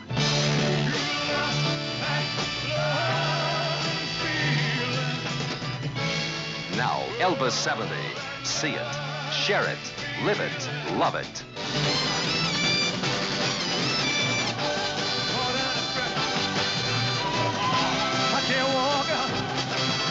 A sensational film from MGM. Elvis, that's the way it is. Don't dare miss it.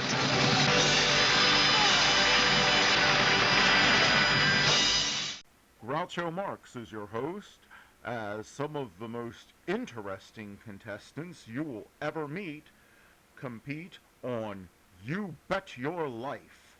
Up next. Good evening, this is Skitch Henderson, and I'm here in Monitors Radio Central in New York, and this evening I'll be hosting you to some of the finest music in the world, conducted by the greatest maestros of our age on Monitor's Monday evening concert. First, though, our Monitor Beacon takes us to Hollywood, where Groucho Marx invites you to play You Bet Your Life. What's the secret word for tonight, George Fenneman? Ladies and gentlemen, the secret word for tonight is shoe. S-H-O-E. Really? You bet your life.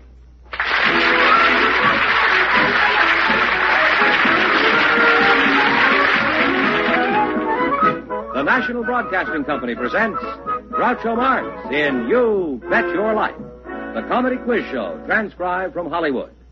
And now, here he is, the one, the only...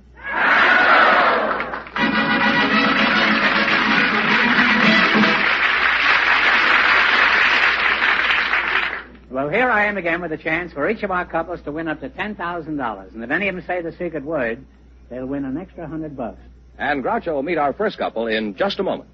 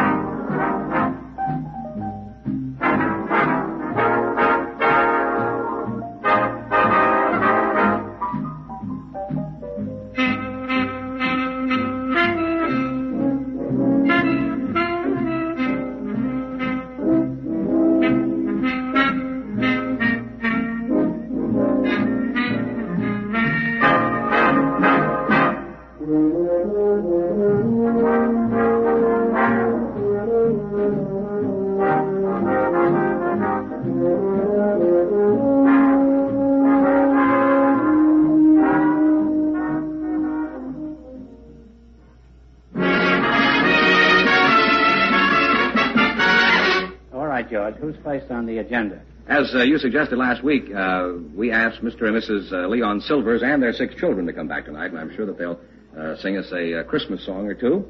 and they're here, and they'll be on a little later. But right now, I'd like to introduce Mr. William T.U. Kao and Miss Bonnie Scott. So, folks, come in, please, and meet Groucho Marx. Welcome to You Bet Your Life. Say the secret word and take home an extra $100. Good evening.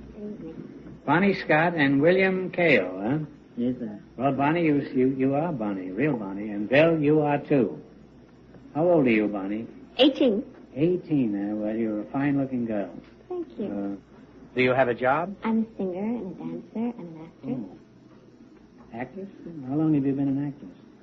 Well, I started studying dancing when I was 2 and a half. And singing when I was 8. And acting, I guess I started when I was around 15. In other words, you've been learning to be an actress for 16 years. Just about. Do you realize it only takes 7 years to become a doctor? And only 9 years to be a plumber? It actually only takes 8 years to be a plumber, but it takes 1 year for him to get from his place of business to your house. We'll get a number of letters in the next few days from the Plumbers Association. And you're William, too, huh? Yes, gotcha.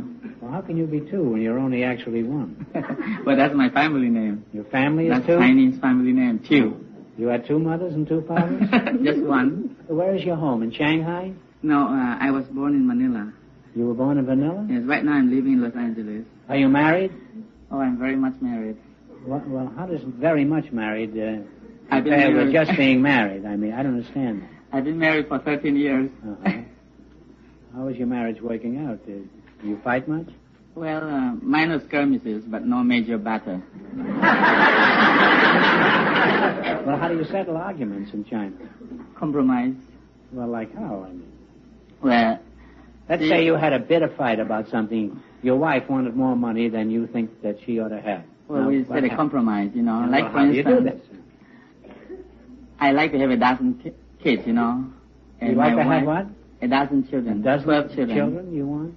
And she wanted only 8. Uh-huh. So you got together and compromised? Yes, that's right. Well, that's interesting. Well, how many did you wind up with? 8.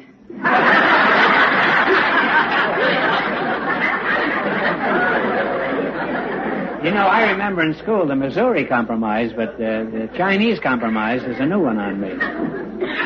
Why did you come to the United States? To get on the other side? My little girl is coming to States for show business. Oh, you have a little girl here that is going to be in show business? Yes, we came with her. Oh, well, how old is your daughter? As old as Bonnie? No, she is younger. A little younger. She's 5 years old. Oh. What does your daughter want to do in show business, Bill? She plays the piano. Has she had any experience before the public? Oh, yes.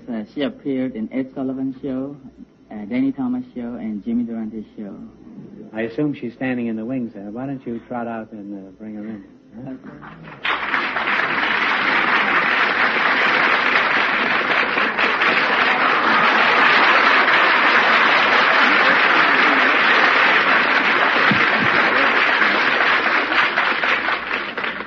Your name is Bonnie, too? Jeannie too. Jeannie, too, huh? Do you speak English, Jenny? A little bit. Uh-huh. Well, you are a little bit. Well, we ought to get along fine. I don't speak too much English either. Now, can she do anything else besides play the piano? Well, it's impersonate people. She does impersonations, huh? Well, that's right. You let her do an impersonation, and we'll see if we can guess. Huh? All right. You do something, huh? You go out front. Twinkle, twinkle, all the tune. For crooning in twinkling, twinkle, twinkling. It's got the whole world spooning and more of that in twinkling, twinkling,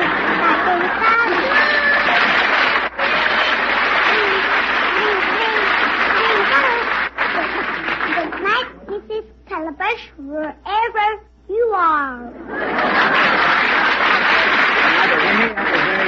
Let me take that. That was real good. I'm sorry we don't have a piano up here, but Bill, you tell Ginny to stick around. All right. After the quiz, I may want her out here again. Bye, Ginny.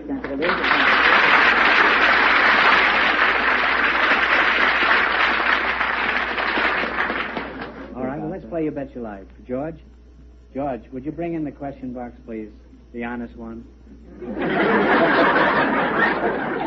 Now, what category did Bill and Bonnie choose? You selected cities of foreign countries, right? Is that right? Yes, sir. Bonnie, pick a question. You understand how to play the game, right? Yes. You're taking a $300 question, and you know they're the hardest. Here are the cities: Pretoria and Durban. Durban. You tell me what country that is. Pretoria, Pretoria, and Durban. What's the country? Durban. Yeah. If you don't know, guess. Ireland. You're pretty close. It's the Union of South Africa. As I said, those are the hard We questions. told you those were the hard ones. Now, you have 3 more questions to make $500. Now, don't get discouraged. You 200. Yeah, well, 200? All right. For $200, here are the cities: Bonn, Bonn, and Cologne. What's the country? Germany. Germany is right. Now you got $200. 3 more hundred, and you'll get a chance at the big money at the end of the show. Another $200 question? For $200, here are the cities: Auckland, Auckland, and Wellington. What is the country? Wellington and Auckland. New Zealand. Talk it over. New Zealand is right, but on the next question, talk it over first, because she might have a different answer. You now you have... have $400. You need 100 more to get a chance at the big money. Here are the cities: Salzburg and Innsbruck. What is the country? Salzburg, Innsbruck. Name the country. Isn't that where they have the famous What did you say? festival? Austria is right. When you wind up with $500, it means you get a chance at 2, 5, or 10 at the end of the show. Now, ordinarily, we wait until the end of the show before you get a chance at the wheel. But we've got something special going tonight, so we're going to give you a crack at the big money right now. I have here a question, and I will see how much it's going to be worth. You pick a number for a total of $10,000. Any number from 1 to 10. 3. Put up a 3, George. Now, you pick a number for $5,000. 8. 8. Put up an 8. Now, your numbers are 8 and 3. If any other number comes up, the question is worth a total of $2,000. Whatever you win is yours, total for the night. Okay, one of you spin the wheel.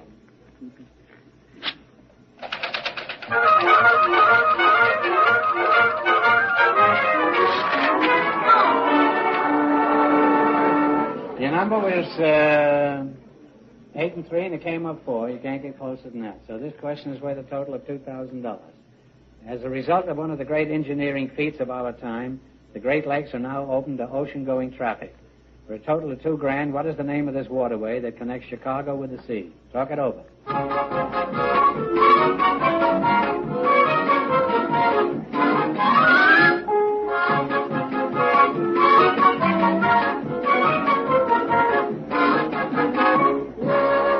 All right, what's the answer you've decided upon? Lake Michigan. No. I'm sorry, it's been on the front page almost every day. It's the St. Lawrence Seaway, and there it is. I'm sorry you missed it, but thanks, good luck, and a Happy New Year. And stick around, because we have something coming up again that I think you'll enjoy.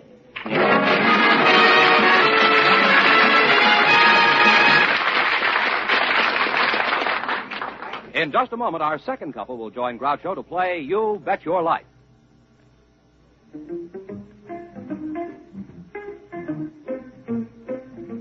The best things in life are free.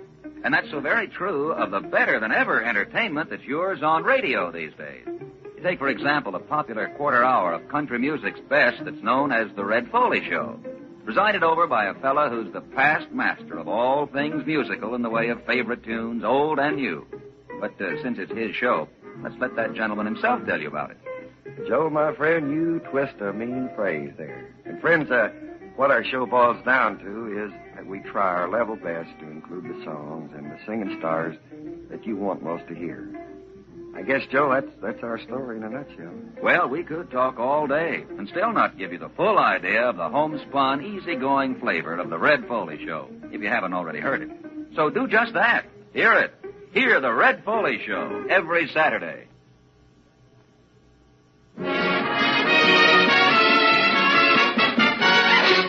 Groucho, last week, Leon and Shirley Silvers were on our show with their wonderful family of 6 children, and all of us, including our audience, wanted to see them again, so we invited them back, and they're here tonight The Silvers family. Would you Welcome back. Well,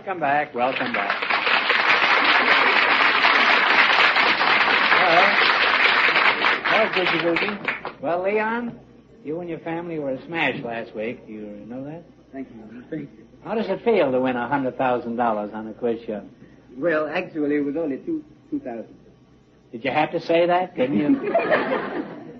$2,000. Well, that's not too bad. What do you plan to do with all that money? It's gone. You mean my check bounced? Where'd the money go? Well, we paid some of our bills. We got our automobile fixed. And we paid off the insurance premium. We dressed the kids. And we got half a cow for our freezer. You bought half a cow? Well, there's 6 kids in the family. I hope you bought the half that gives milk. Charlie, didn't you and Leon even get a souvenir for yourselves with part of that money? Well, yes, we did. As a matter of fact, we did better than that. What'd We finished paying for the last baby. Oh, you don't have to worry about making that last payment on the kid. The very few finance companies will repossess a baby. Well, they'll take everything else, I must say. Well, you've done an inspiring job of raising your family. You have wonderful-looking children. Santa Claus has got a real surprise for you tonight. George, Mr. Fenneman, would you come out here, please? You remember Mr. Fenneman? Yes. Now, Leon, you and Shirley have such a nice family, I've decided to give you George for a Christmas present. Now, George, have you got surprise number 1? I think I have. Why don't you give it to the post? Read it out. Pay to the order of Leon and Shirley Silvers. $500. That's right. Oh, my goodness.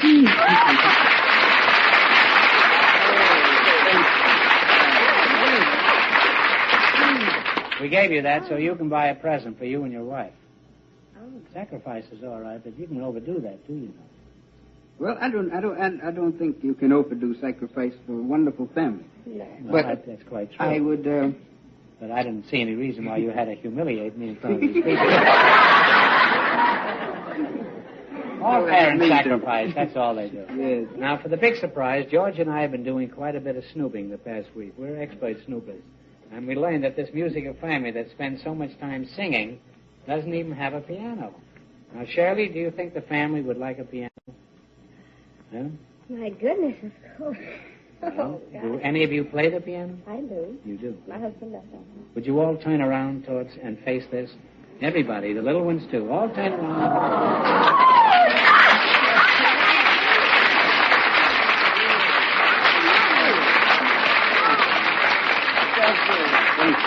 That is our Christmas present to the Silvers family. Shirley, what do you think of your new piano? Oh, God. I'm almost speechless. I'm sure you're going to get a lot of fun out of it. How about letting Jenny, too, break it in for you? Oh, Jenny is wonderful. a pretty fine... She is. Could you send out Jenny, too? And her father come out here? And bring Bonnie Scott, too. George, haven't we got some business to take care of while everybody's getting ready? Yes, Groucho. In fact, this would be a very good time to hear from one of our sponsors. We'll be back with Ginny, too, and the Silvers family and Groucho in just a moment.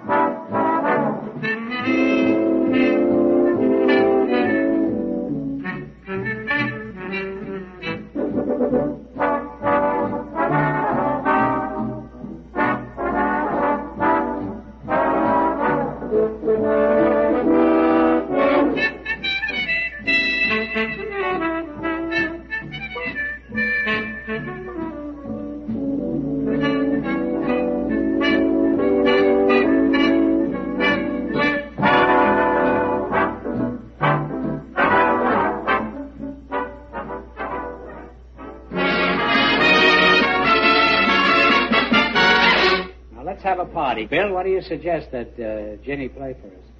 Well, she just cut an album.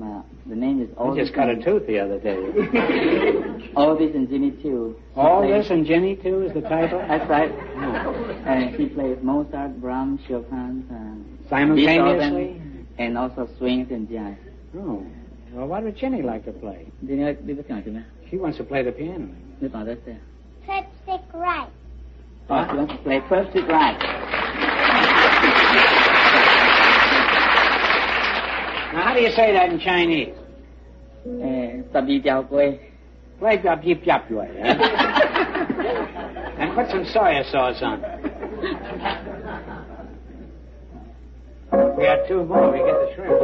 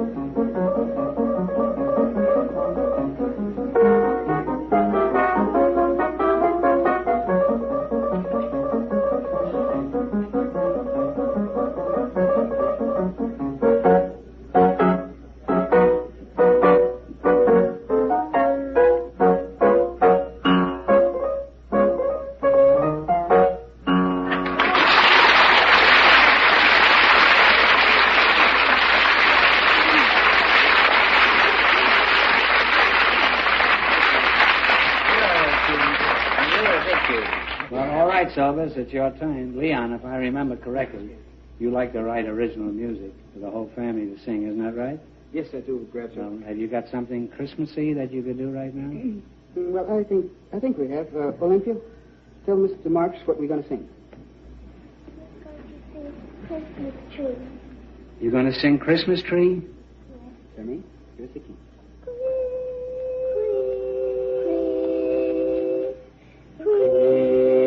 Christmas tree, Christmas tree, what a Christmas morning be, without a beautiful Christmas tree. It doesn't matter if it's tall, or is it so very 10 feet tall? Painted or plain, it's all the same. If it's idle bells, angel hair, silver bells, Christmas tree,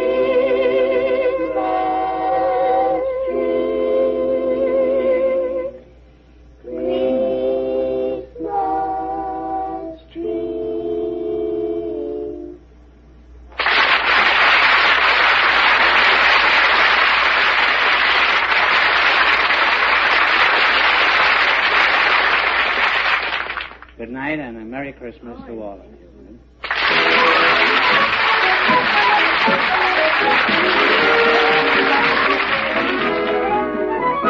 You Bet Your Life is transcribed in Hollywood, produced by John Goodell, directed by Robert Dwan and Bernie Smith, music by Jack Meakin. This is George Fenneman pointing out that beginning January 8th, Groucho and You Bet Your Life will be heard on radio every Friday night on this station.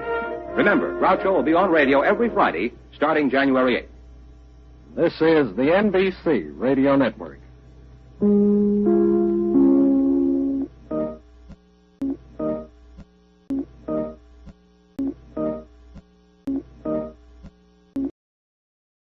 Of all history's prophets, none has a greater degree of credibility than H.G. Wells. With his predictions of moon landings, ray guns, sonic signaling devices, is Wells right again in his prediction of dangers to come in Empire of the Ants? In this fantastic tale, Wells tells the chilling story of a colony of ants who feed on atomic waste, causing them to grow into large, voracious monsters. Let's get out of here, come on! And these giant ants are actually able to control humans. The needs us. That's why it has to be this way. Why we must obey. At first, the people don't understand. They must be forced into submission.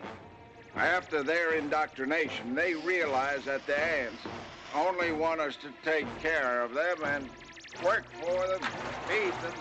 That's the way it should be, for they are superior.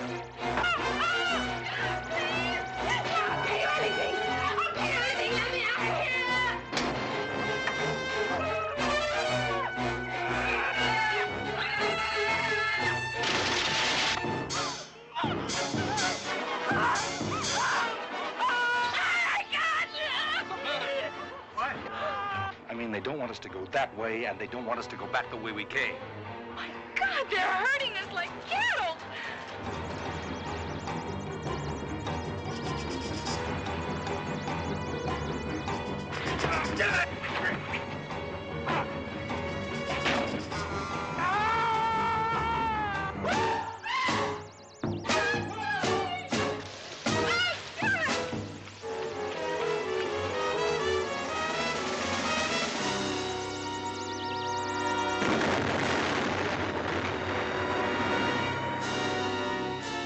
H.G. Wells' Empire of the Ants. For they shall inherit the earth sooner than you think.